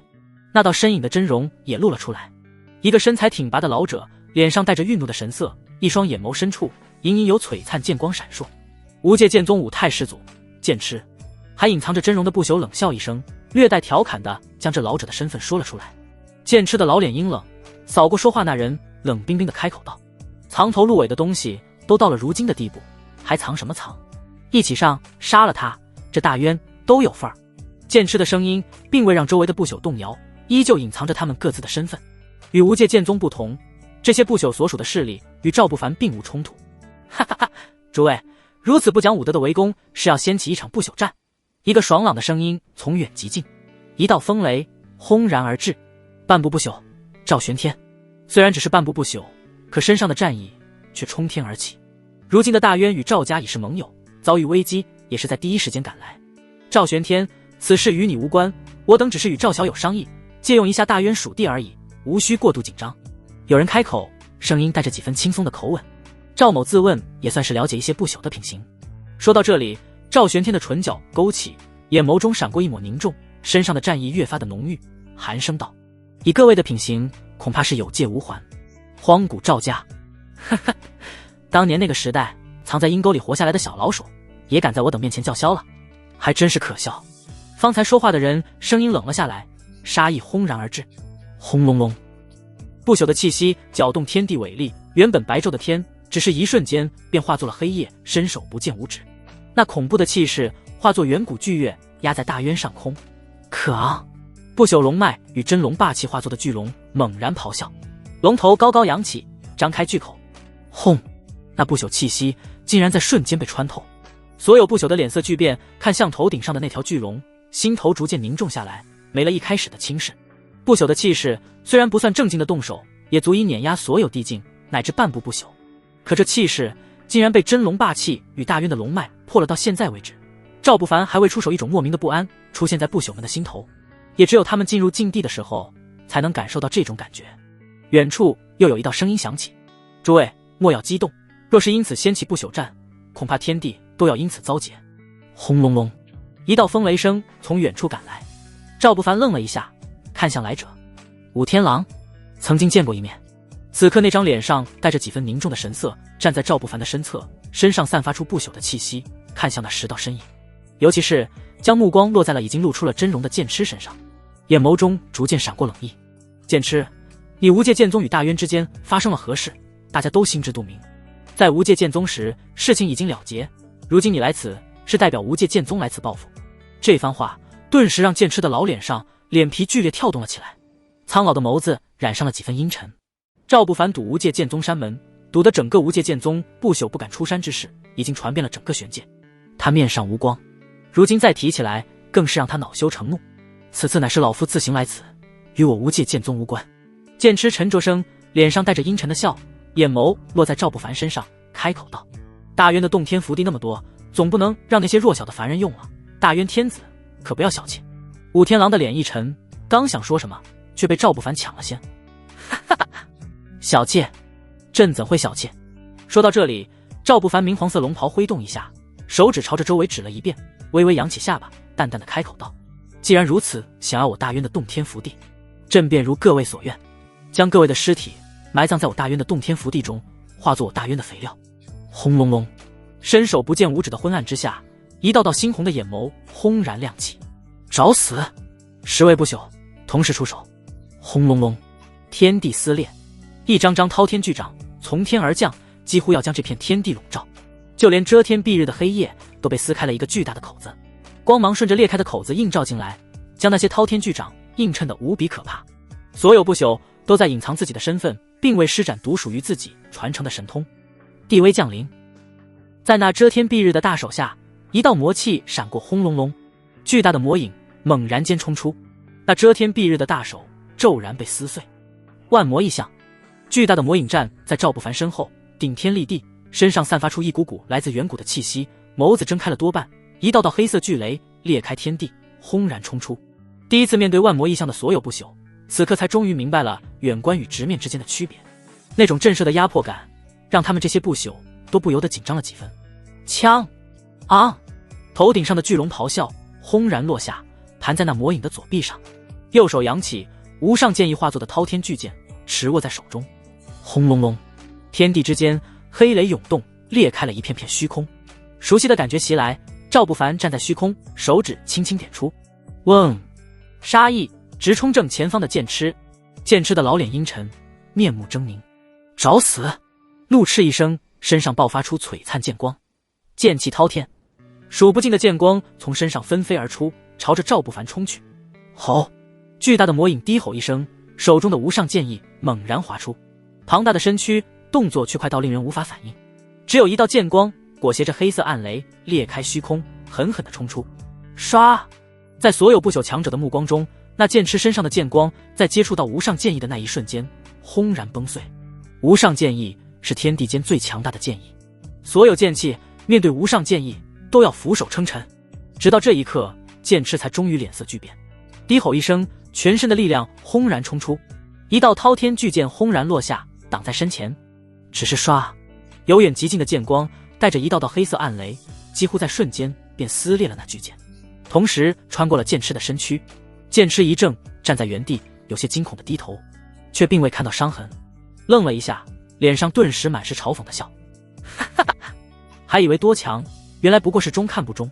声音戛然而止，哧啦一声轻响从身上传来，暗雷在身上出现，从头顶急速蔓延到了下身，一道血痕从头顶出现，血水顺着头顶笔直地流淌下来。剑痴嘴巴僵住，微微颤抖着，手掌朝着前方伸过去，手指伸出朝着赵不凡点去，可再也没有剑气冲出。就这样完了，真是儿戏。剑痴心头生出一种怪诞的念头，可转瞬间眼前便彻底黑了下来。所有人都看到剑痴那苍老的身躯轰然崩裂，被从中间劈开，直直地裂成两截，从空中轰然坠落，精准地坠落在一片洞天福地之上。无界剑宗的一位不朽就这样被斩杀了。只是一招啊！所有不朽身上不由得生出一种寒意，他们的目光闪烁，心头生出了几分退意。此事我等是受了剑痴的蛊惑，有不朽开口。只是赵不凡脸上却露出狞笑，他们这就想退出了。这大渊哪里是他们想来就来想走就走的，若是这样让他们离开了，未来岂不是谁都随便想来就来想走就走？杀鸡儆猴，重要的是要杀鸡。蛊惑若无贪念，谁能蛊惑得了你？既然那么喜欢我大渊的洞天福地，便葬在其中吧。朕已经为各位想好了葬在何处。轰隆隆，巨大的魔影眼眸微微跳动，隐约间眼眸深处似乎镇压着无尽的魔。咆哮声、嘶吼声传遍了天地，无上剑意再次划出。轰隆隆，横斩，这是一道横劈，巨大的剑光转瞬冲出，直直地朝着剩余的9道身影冲去。9个不朽眼眸阴沉下来，这是何等的小瞧他们，是想要一招将他们所有人全都解决掉。找死！这一刻9道身影再也没有藏拙，一道道异象冲天而起，一尊八面佛从天而降，落在其中一道身影身后。那身影也变得清晰，是一位身穿青衣僧袍的老僧，手持禅杖，满脸慈悲神色。苦行僧法源大师，他不是早已消失在玄界了吗？传闻早已圆寂，竟然出现在了大渊。远处虚空上的围观者传来惊呼声，一朵青莲从一人脚下升起，荡起点点涟漪，却在空中掀起巨浪。那人样貌也变得清晰起来，是一个身穿蟒袍的身影，头上戴着王冠，面容威严。这更是让远处虚空上围观的强者们一阵震惊。北燕皇朝的摄政王青莲古王燕离，他竟也来了。那可是传闻早已驾崩了3000年的存在啊！北燕皇朝竟然还有不朽活着，这若是传出去，北燕皇朝将会成为皇朝之首啊！另一个方向，3道身影逐渐清晰，只是这3道身影身上化生出一道清气，骤然生出一尊巨大的法相，身穿道袍，面容和蔼慈悲，眼眸却带着几分威严。这不会是无极道宫的那3位老祖吧？必定是他们3位啊！只有他们3位才能化生出道尊法相。可无极道宫不是早已闭世了吗？那3位怎么又出现了？另外4人则是互相对视一眼，依旧不想暴露自己的身份，并未施展出全部实力。唰！八面佛眼眸半睁，身上骤然生出一道道符文，化作一个巨大的金钟，将剑气挡住。只是金钟在这一刻剧烈震颤，似乎下一刻就要崩溃了。青莲泛起青光，轰然刷过那剑气。道尊法相手捏法诀，弹指一挥，轰！3道异象齐齐出手，方才将那剑光荡平。吼！万魔异象轰然动了，战意滔天，力破万军。赵不凡低吼一声，血气滔天，与那魔影几乎化为一体，两者的力量融合，爆发出恐怖黑雷。弓步冲拳，简简单单的一拳轰然冲出，魔影左臂上的巨龙咆哮，裹挟着黑雷与狂暴的力量，轰然朝着八面佛冲去。咚！一声闷雷响起，那金钟轰然震动，余波泛起一片片涟漪，在空中掀起惊涛骇浪，空间一阵折叠扭曲。八面佛原本那半睁开的眼眸猛然瞪圆了，金钟上一道道裂痕缓缓蔓延。老僧盘膝坐在地上，口中诵念佛偈，可猛地一阵心悸，让老僧下意识地睁开眼眸，只看到一拳带着狂暴的黑雷轰然穿过那防御力堪称无敌的金钟，狠狠地砸在八面佛脸上。轰隆隆，天地一阵轰鸣。老僧愣了片刻，身躯猛地剧颤起来，噗，喷出一口血气。老僧惊恐地看向头顶，八面佛的佛头从佛身上滚落啊！惨叫一声，老僧整个身躯轰然爆出一片片血气，整个承受了异象承受的所有力量，那几乎将天地打碎的无上巨力轰然落在身躯上。噗，体内一阵阵闷响，只是一瞬间，五脏六腑尽碎。轰，身躯化作一道流光，朝着大渊的某处洞天福地狠狠地砸下去。砰，大地动摇，所有强者远远地看着，下意识地吞咽了一下口水。死了，没了丝毫生机。传说中的佛门最强妖孽天才之一，如今的不朽强者苦行僧法源大师就这样死了。朕说话算话。赵不凡脸上带着冷笑，手指缓缓指向那脚踏青莲、身穿蟒袍的身影，说了要将你们葬在洞天福地中，便一定会让你们葬在那里。下一个，你。不朽们一阵寂静，远处观望的强者更是一阵寂静。地境，他真的是地境巅峰吗？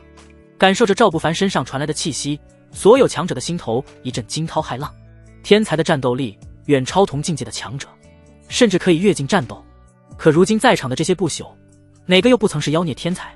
他们同为不朽，可战力已经远超同境的不朽，可如今竟被地境巅峰的赵不凡逆境而上斩杀了。他究竟是个什么怪物？北燕摄政王晏李眼眸微严，却带上了几分低沉。诸位，一起上吧，莫要再自恃身份了，否则我等怕是要真的葬在这里了。轰隆隆，话音落下，脚下青莲迎风招展，天地轰然化作一片无尽的池塘，数不尽的青莲从空中出现，在风中摇曳，每动一下，天地都会剧颤，生出一阵阵巨大的涟漪，狂暴的力量朝着赵不凡轰然落下。与此同时，巨大的道尊法相手中出现了一本书，朝着赵不凡的方向挥去，无尽天地伟力化作一道道锁链，朝着赵不凡的身躯锁去。另外4道身影也在这一刻出手，庞大的手掌化作巨月，朝着赵不凡与魔影笼罩而去。吼！庞大的战意从心底生出，赵不凡与魔影在这一刻无比契合，全身的肌肉都剧烈颤抖了起来，战意凌天。劫！天！指！万剑归宗！力！破！万！军！轰隆隆！天地骤然混沌下来，一片片天地伟力化作的风暴在轰鸣冲击，恐怖的撞击声让这片天地都生出了剧烈的裂痕。赵不凡大开大合，与魔影几乎要融为一体，几乎要战疯了，在围攻之下竟完全不落下风。武天狼拉着赵玄天，并未让赵玄天出手。赵玄天此刻也忘记了反抗，呆呆地看着这一幕，沉寂了许久，苦笑一声：老夫确实没资格出手。他上去，以他的战力，恐怕光是那余波就会让他重伤。武天狼在一旁沉寂了许久，满脸感慨：幸好我劝回了我武家其他不朽，否则此次我武家怕是有灭族之危了。他此次能这么快赶来，只是因为武家某位不朽也想来此瓜分大渊的好处。幸好他提前得到消息，将武家的那位不朽劝了回去，否则武家得罪这样一位怪物，怕是离灭族不远了。皇宫内的赵天与皇宫诸人呆呆地抬头看着天，眼神之中充斥着激动的神色。大渊的天子能战10位不朽，甚至已经斩杀了2位，还与剩余的8位不朽缠斗，都能不落下风，这等无敌之资堪称妖孽啊！天妖族的陈梦那张满是纹路的脸剧烈跳动起来，像是鳞片翻动，呼吸急促，捏紧了拳头，低声道：我天妖族有救了，有救了！虚空之上那8道身影在碰撞，魔影左拳巨龙，右手持无上剑意，独占漫天青莲与无上道尊意象。赵不凡与那8道身影缠斗，互相碰撞间，一道道血痕在空中闪过。那4道隐藏的身影中，已有人受伤了。赵不凡，你只有如此手段吗？若只有如此手段，今日便是你的死期了。摄政王晏离目光闪过阴沉的神色，手掌伸出，轰然化作巨大的龙爪，锋锐的指甲上带着冰冷的血气。4爪金龙自手中出现，啊！轰然间冲出，朝着赵不凡冲去。其他不朽也在这一刻将赵不凡缠住，啊！巨大的龙爪抓下来，虚空中出现了4道深深的裂痕。所有不朽都露出了几分冷冽的笑，看着赵不凡的眼神像是看一个死人。战斗这么长时间，赵不凡只有这几招，他们已经看透了，如今他死定了。笑容还未凝固，却看到赵不凡的唇角勾起，一双眸子蓦地平静下来，缓缓开口：6道轮回拳！轰隆隆，所有不朽的脸色巨变，这是新的招数，赵不凡从未用过的。风雨雷电在拳头处闪过，拳头缓缓划过虚空，天地伟力与一道水流声在拳头上出现。所有不朽猛地僵住了，震惊地看着绕着拳头的那一道水流。水流上，他们能感应到那是无尽的岁月长河。一道道死亡的气息在拳头上出现，又化作生命之力，循环往复，生生不息。所有不朽全都看呆了。可轰隆隆，等他们反应过来的时候，已经晚了。所有不朽只感觉一道水流从体内穿行而过，整个身躯都在这一刻跌落进一片水流中，无尽的幻象在眼前闪过。一阵温暖中，孩童咕咕坠地，张开嘴巴，发出在人世间第一声哭嚎。下一幕，少年盘坐于树下，打坐修炼。岁月荏苒，眨眼间，一个中年人带着家族开始争夺资源、战斗、杀戮。画面转过，已是暮年的老人躺在病榻上，重伤可写人的一生，短暂而又漫长。所有不朽像是抓到了什么，有了明悟，可睁开眼眸，却看到了胸膛前那巨大的空洞。生机随着水流声消失，也逐渐流逝。可噗轰，8道没了生机的身影分着朝着8个不同的方向冲去，直直地坠落在大渊不同的洞天福地中。赵不凡站立于虚空之上，轻轻拂过龙袍，一双眸子睥睨天地，无敌之姿让天地都安静了下来。清冷的声音淡淡响起：我大渊的洞天福地足够多，足够大，埋得下玄界所有不朽。轰隆隆，黑雷撕裂苍穹，无敌之姿。所有看到这幅画面的强者，脑海中只有这4个字：地境巅峰，斩杀10位不朽天地。若是无人阻挡，恐怕将会碾压这个时代。大渊外，李石头坐在一块石头上，怔怔地看向大渊上空那道身影，沉默了很久，没有开口，甚至就连手中的野兔烤到焦糊都没有察觉到。哎呦，糟践好东西啊！江夫子一把夺过李石头手中的烤兔，放在鼻头嗅了嗅，满脸可惜。李石头回过神来，目光落在身前的那一团火堆上，沉默不语。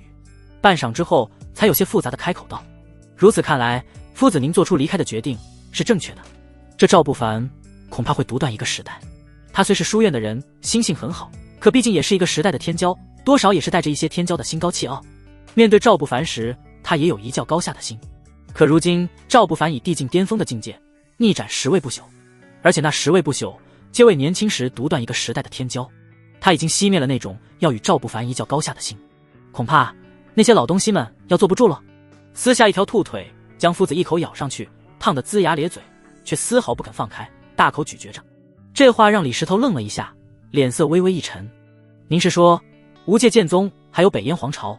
如今无界剑宗的剑痴与北燕皇朝的摄政王被斩杀，埋葬在大渊，定然会引来那2个势力的报复。江夫子沾满油渍的手捡起一块小石头，轻轻砸在李石头的脑袋上，砸得李石头抱头鼠窜。给你起名李石头，你还把脑袋当石头用了？说到这里，江夫子沉沉的叹口气，手中的兔子腿也放在了一旁，抬眸，眼眸朝着远方看去。在目之所及的方向，一道紫气从东方蔓延而来，紫气东来3000里。无极道宫。李石头皱起眉头，一双眸子变得凝重起来。他们怎么能如此？不知礼义廉耻。本就是无极道宫的强者，想要抢夺大渊的洞天福地，还不知廉耻的围攻，如今被打死了，按规矩应当算作是自寻死路。可如今无极道宫这等庞大的存在，竟气势汹汹的来报仇，对于书院中人来说，实在是不可理喻。江夫子盘坐，看着那片浩荡而来的紫气，摇头一笑道：礼义廉耻，那不过是限制凡人的枷锁，他们绝不会留下任何能够威胁到他们的种子，这也是他们重新现世的第一个踏脚石。江夫子眼眸带着一抹无奈，李石头目光微凝，无极道宫已几千年未曾现世了，重新现世是要踩着赵不凡，让天下人知道无极道宫依旧是凌驾于所有势力之上的那个庞大存在吗？如此说来，如此独断一个时代的人物就要在此处折戟。李石头不知道心底是什么滋味，看着站在虚空之上的赵不凡，眼眸复杂。江夫子看了看手中的兔腿，似乎有些索然无味了，随手将兔腿扔到了一旁，微微抬眸，开口道：成长起来的为天骄，半路折戟的只是枯骨而已。说到这里，江夫子不再感叹，而是随手从一旁的书中撕下一页，轻轻折叠。片刻，一个小小的仙鹤活灵活现出现在手心上。江夫子手指捻动几下，一道灵气闪过，那纸折的仙鹤像是活了过来，轻轻扇动翅膀，化作一道流光，朝着虚空之上飞去。苦行僧出现了，恐怕西域佛门也要再现人间。无极道宫如今也出现了，这世间怕是又要掀起一场灾劫了，我书院也要早做准备。还不等李石头询问，江夫子就开口，算是提前解释了他的行为。可惜了赵不凡这等天骄，天妒英才。长叹一声，又坐回到了石头上，目光看向大渊上空。那天地已被浩荡紫气遮蔽，赵不凡看着东来的浩荡紫气，眼眸中闪过一抹异彩。想过会来强的，没想到会来那么强的。一道身穿古朴道袍的身影自那紫气之上踏出，面容苍老清正，单手持着一道拂尘，一头乌黑的长发被道冠束起。所有强者呆呆地看着这道身影，满脸都是茫然。大多强者认不出眼前的老人是谁。老道无极道宫望尘真人。老人站定，脸上面无表情，淡淡的开口：轰隆隆。这一声介绍，震得远处所有的强者都一阵惊悚。无极道宫望尘真人，不会是创建无极道宫的那位的第一位弟子吧？定然是他，除了他，哪里还有其他敢自称望尘真人的？我的天，这位可是传说中的存在。传闻在上个时代就已经是天骄的大人物，竟然活到了现在。大院外的江夫子都诧异的抬头，蹙眉看向那片紫气尽头。这等传奇的存在都坐不住了吗？片刻，嗤笑一声，摇头笑道：无极道宫为了重临人间，确实失了分寸。派这位来，哪怕斩杀了赵不凡，也并不光彩。一旁的李石头脸上带着疑惑：您这话是什么意思？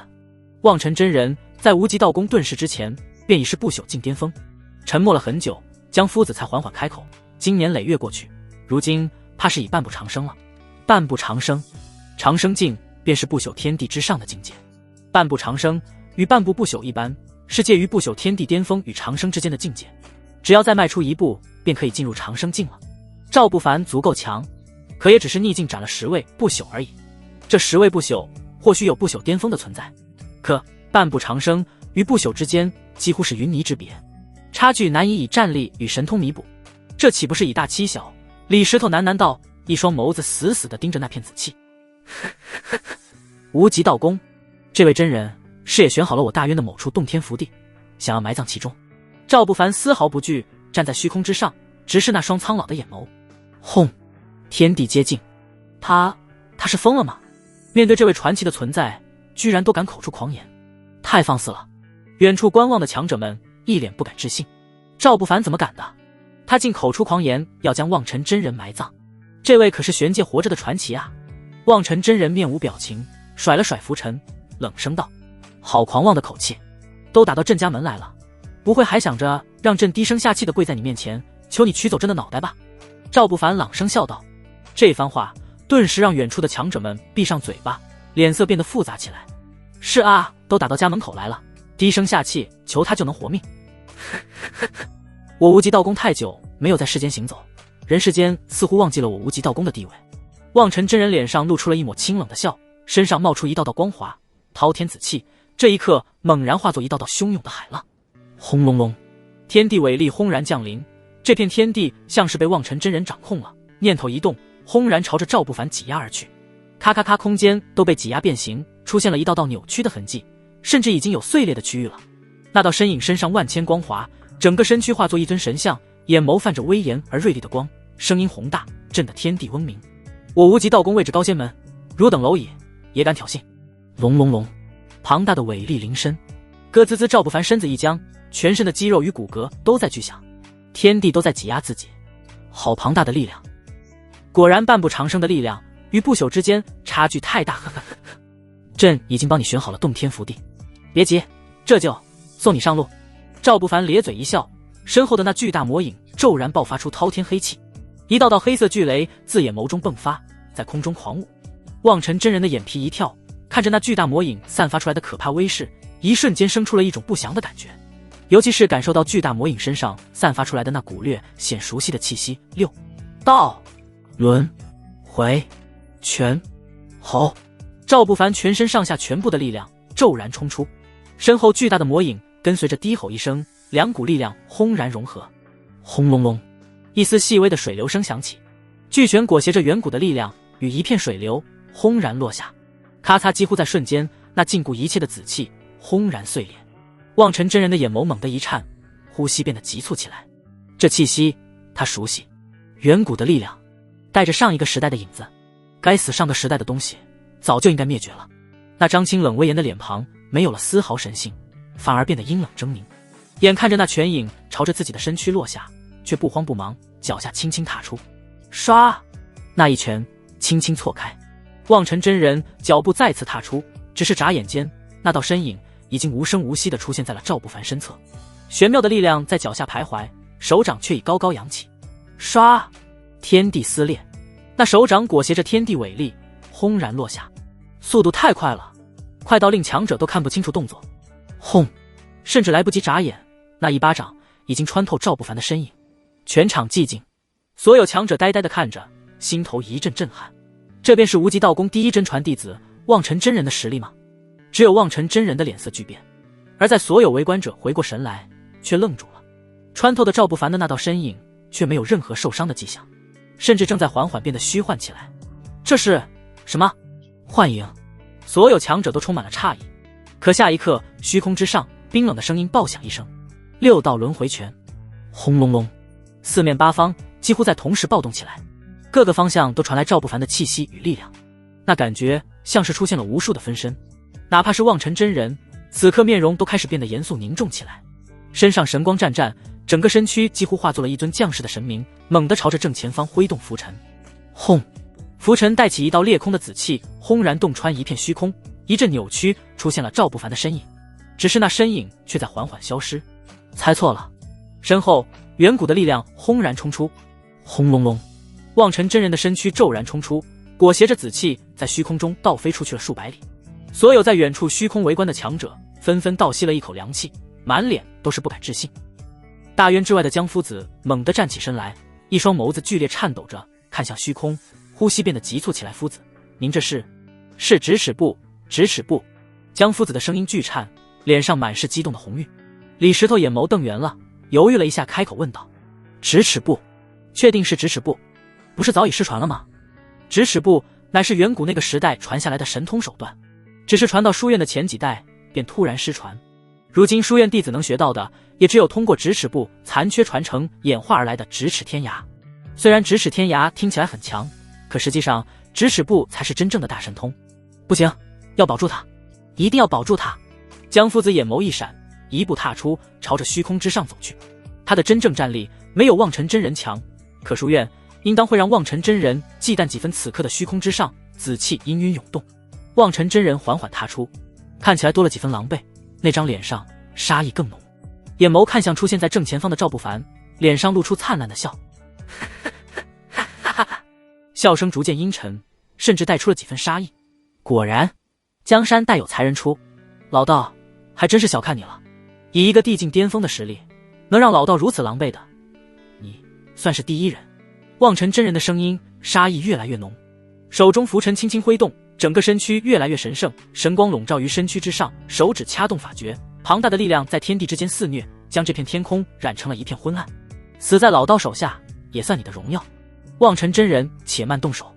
一声低喝响起，一股浩然正气从天而降，割开昏暗的天地，将那庞大的力量抵挡在外。江夫子手持一本泛黄的古书，衣袍绽放出一道道清气。书院，这是书院的。江夫子，竟是江夫子。书院不是从来不管人间世事吗？怎么如今出现了？远处有强者投来好奇的目光。望尘真人的眼眸一正，微微蹙眉，看向江夫子，开口道：江夫子，老道与你书院并无瓜葛，此刻出现是要作何？江夫子微微作揖，脸上露出几分礼节性的笑意，开口道：望尘真人，赵不凡与我书院有旧，此次与无极道宫之间也只是误会，倒也不必要生死相向。误会？呵呵呵呵。望尘真人眼眸泛起杀意，冷冷的开口道：我无极道宫3位弟子死在他手下，这是误会。望尘真人如此大的人物，竟也学会了这种诡辩之术。你只说那3位弟子死在赵不凡手中，可并未说这3位弟子是来强取豪夺不成，被反杀的。李石头的声音不急不缓地响起，此刻才出现在了江夫子身后。住口！怎能如此无礼？江夫子厉喝一声，脸色微变。这种事儿心里清楚可以，可当众戳人心窝子，相当于是撕碎了他的脸。若是再打起来，江夫子自问以自己的实力也只能保住自己的命。赵不凡倒是对这个李石头有了几分改观，人如其名，确实是个石头脑袋，够硬够沉。望尘真人的眼眸逐渐阴沉，杀意越来越浓郁。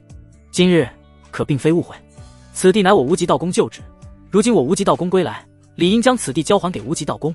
望尘真人的声音很沉，说得很郑重。大渊所占之地，对于整个玄界来说，都算是比较贫瘠的了。无极道宫的旧址，可是曾经那些顶级势力疯狂争夺的地方，灵气充沛。所有强者都知道，这只是望尘真人随口找的理由而已。可没有一人敢多嘴说什么。望尘真人，或许这是个误会，不如我书院做中客，说开了。江夫子再次开口，只是心头越来越沉。还未说完，望尘真人就冷笑一声：今日别说是你江夫子，你们书院院长来，老道也要杀了他。的确不是误会。赵不凡此刻缓缓开口：唇角勾起，一步一步朝着望尘真人走去。每走一步，身上的血气就更旺盛几分。战意滔天，血气与真龙霸气融合，在龙脉的加持下，化作一条真龙，缠在那巨大魔影身上，张开龙口咆哮。各位不要误会，这位望尘真人只是看中了我大渊的洞天福地，想要将自己埋葬其中，仅此而已。朕自会帮他，各位请自便吧。轰隆隆，滔天紫气轰然暴动，天地伟力与滔天紫气混合，化作一道虚影，在望尘真人背后升起。这是一头巨大的青牛，全身肌肉隆起，一双眼眸猩红，喘着粗气，站在虚空之上，宛如一座巨岳。天生异象，八荒青牛。江夫子的眼眸微微一沉，脸色变得凝重起来，好像是自言自语般小声道：“此乃望尘真人天生异象。当年老朽曾亲眼见识过，望尘真人以此异象斩杀了5位同境强者。如今望尘真人已入半步长生境，恐怕这异象更加可怕。”赵不凡知道这是江夫子在提醒自己，淡淡点头，脚步却并未停顿。哞！一声低沉的吼声自那青牛口中发出，轰隆隆，庞大的声波震得人耳膜生疼，天地都掀起了波澜。吼！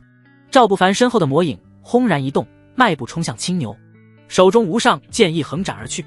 轰隆隆，两道庞大的身影在剧烈颤抖。青牛头顶上巨大的牛角泛起神光，枪猛然间与无上剑意碰撞，一瞬间竟僵持住了。可这却让望尘真人的眼眸冷了下来，他可是半步长生了，半步长生的异象竟只能与一个区区地境的异象打个平手，简直就是耻辱。眼看着赵不凡已走到身前，望尘真人冷笑一声：“你不会以为老夫除了那些神通手段，没有其他防身吧？无极道宫的强者，神通手段极强，可无人见过他们近身动武。”江夫子脸色一沉，低声开口道：“无极道宫传承自远古时代，体术与太极拳皆为基础。”望尘真人眼眸一冷，扫过江夫子，冷哼道：“看来我无极道宫出事之后，该去书院走一遭了。”出事？怕是出不了事了。赵不凡的声音猛然响起，轰隆隆，拳头裹挟着无上巨力，轰然落下。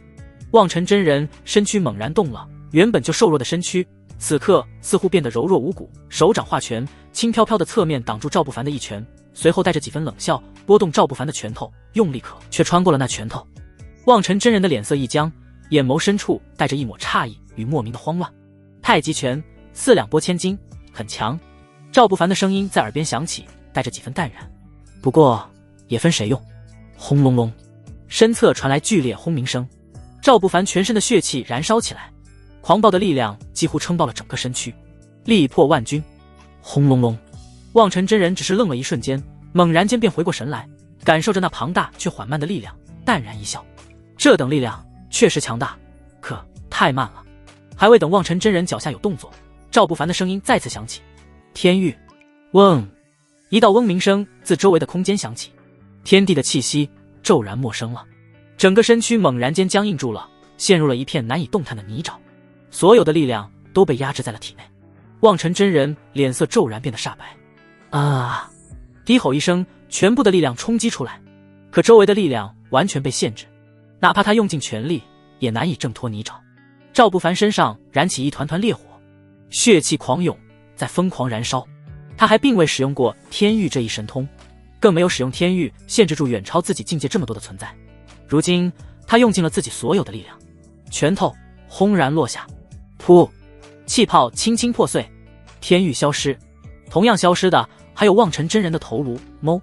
那青牛异象发出一声不甘的怒吼，却骤然间破碎。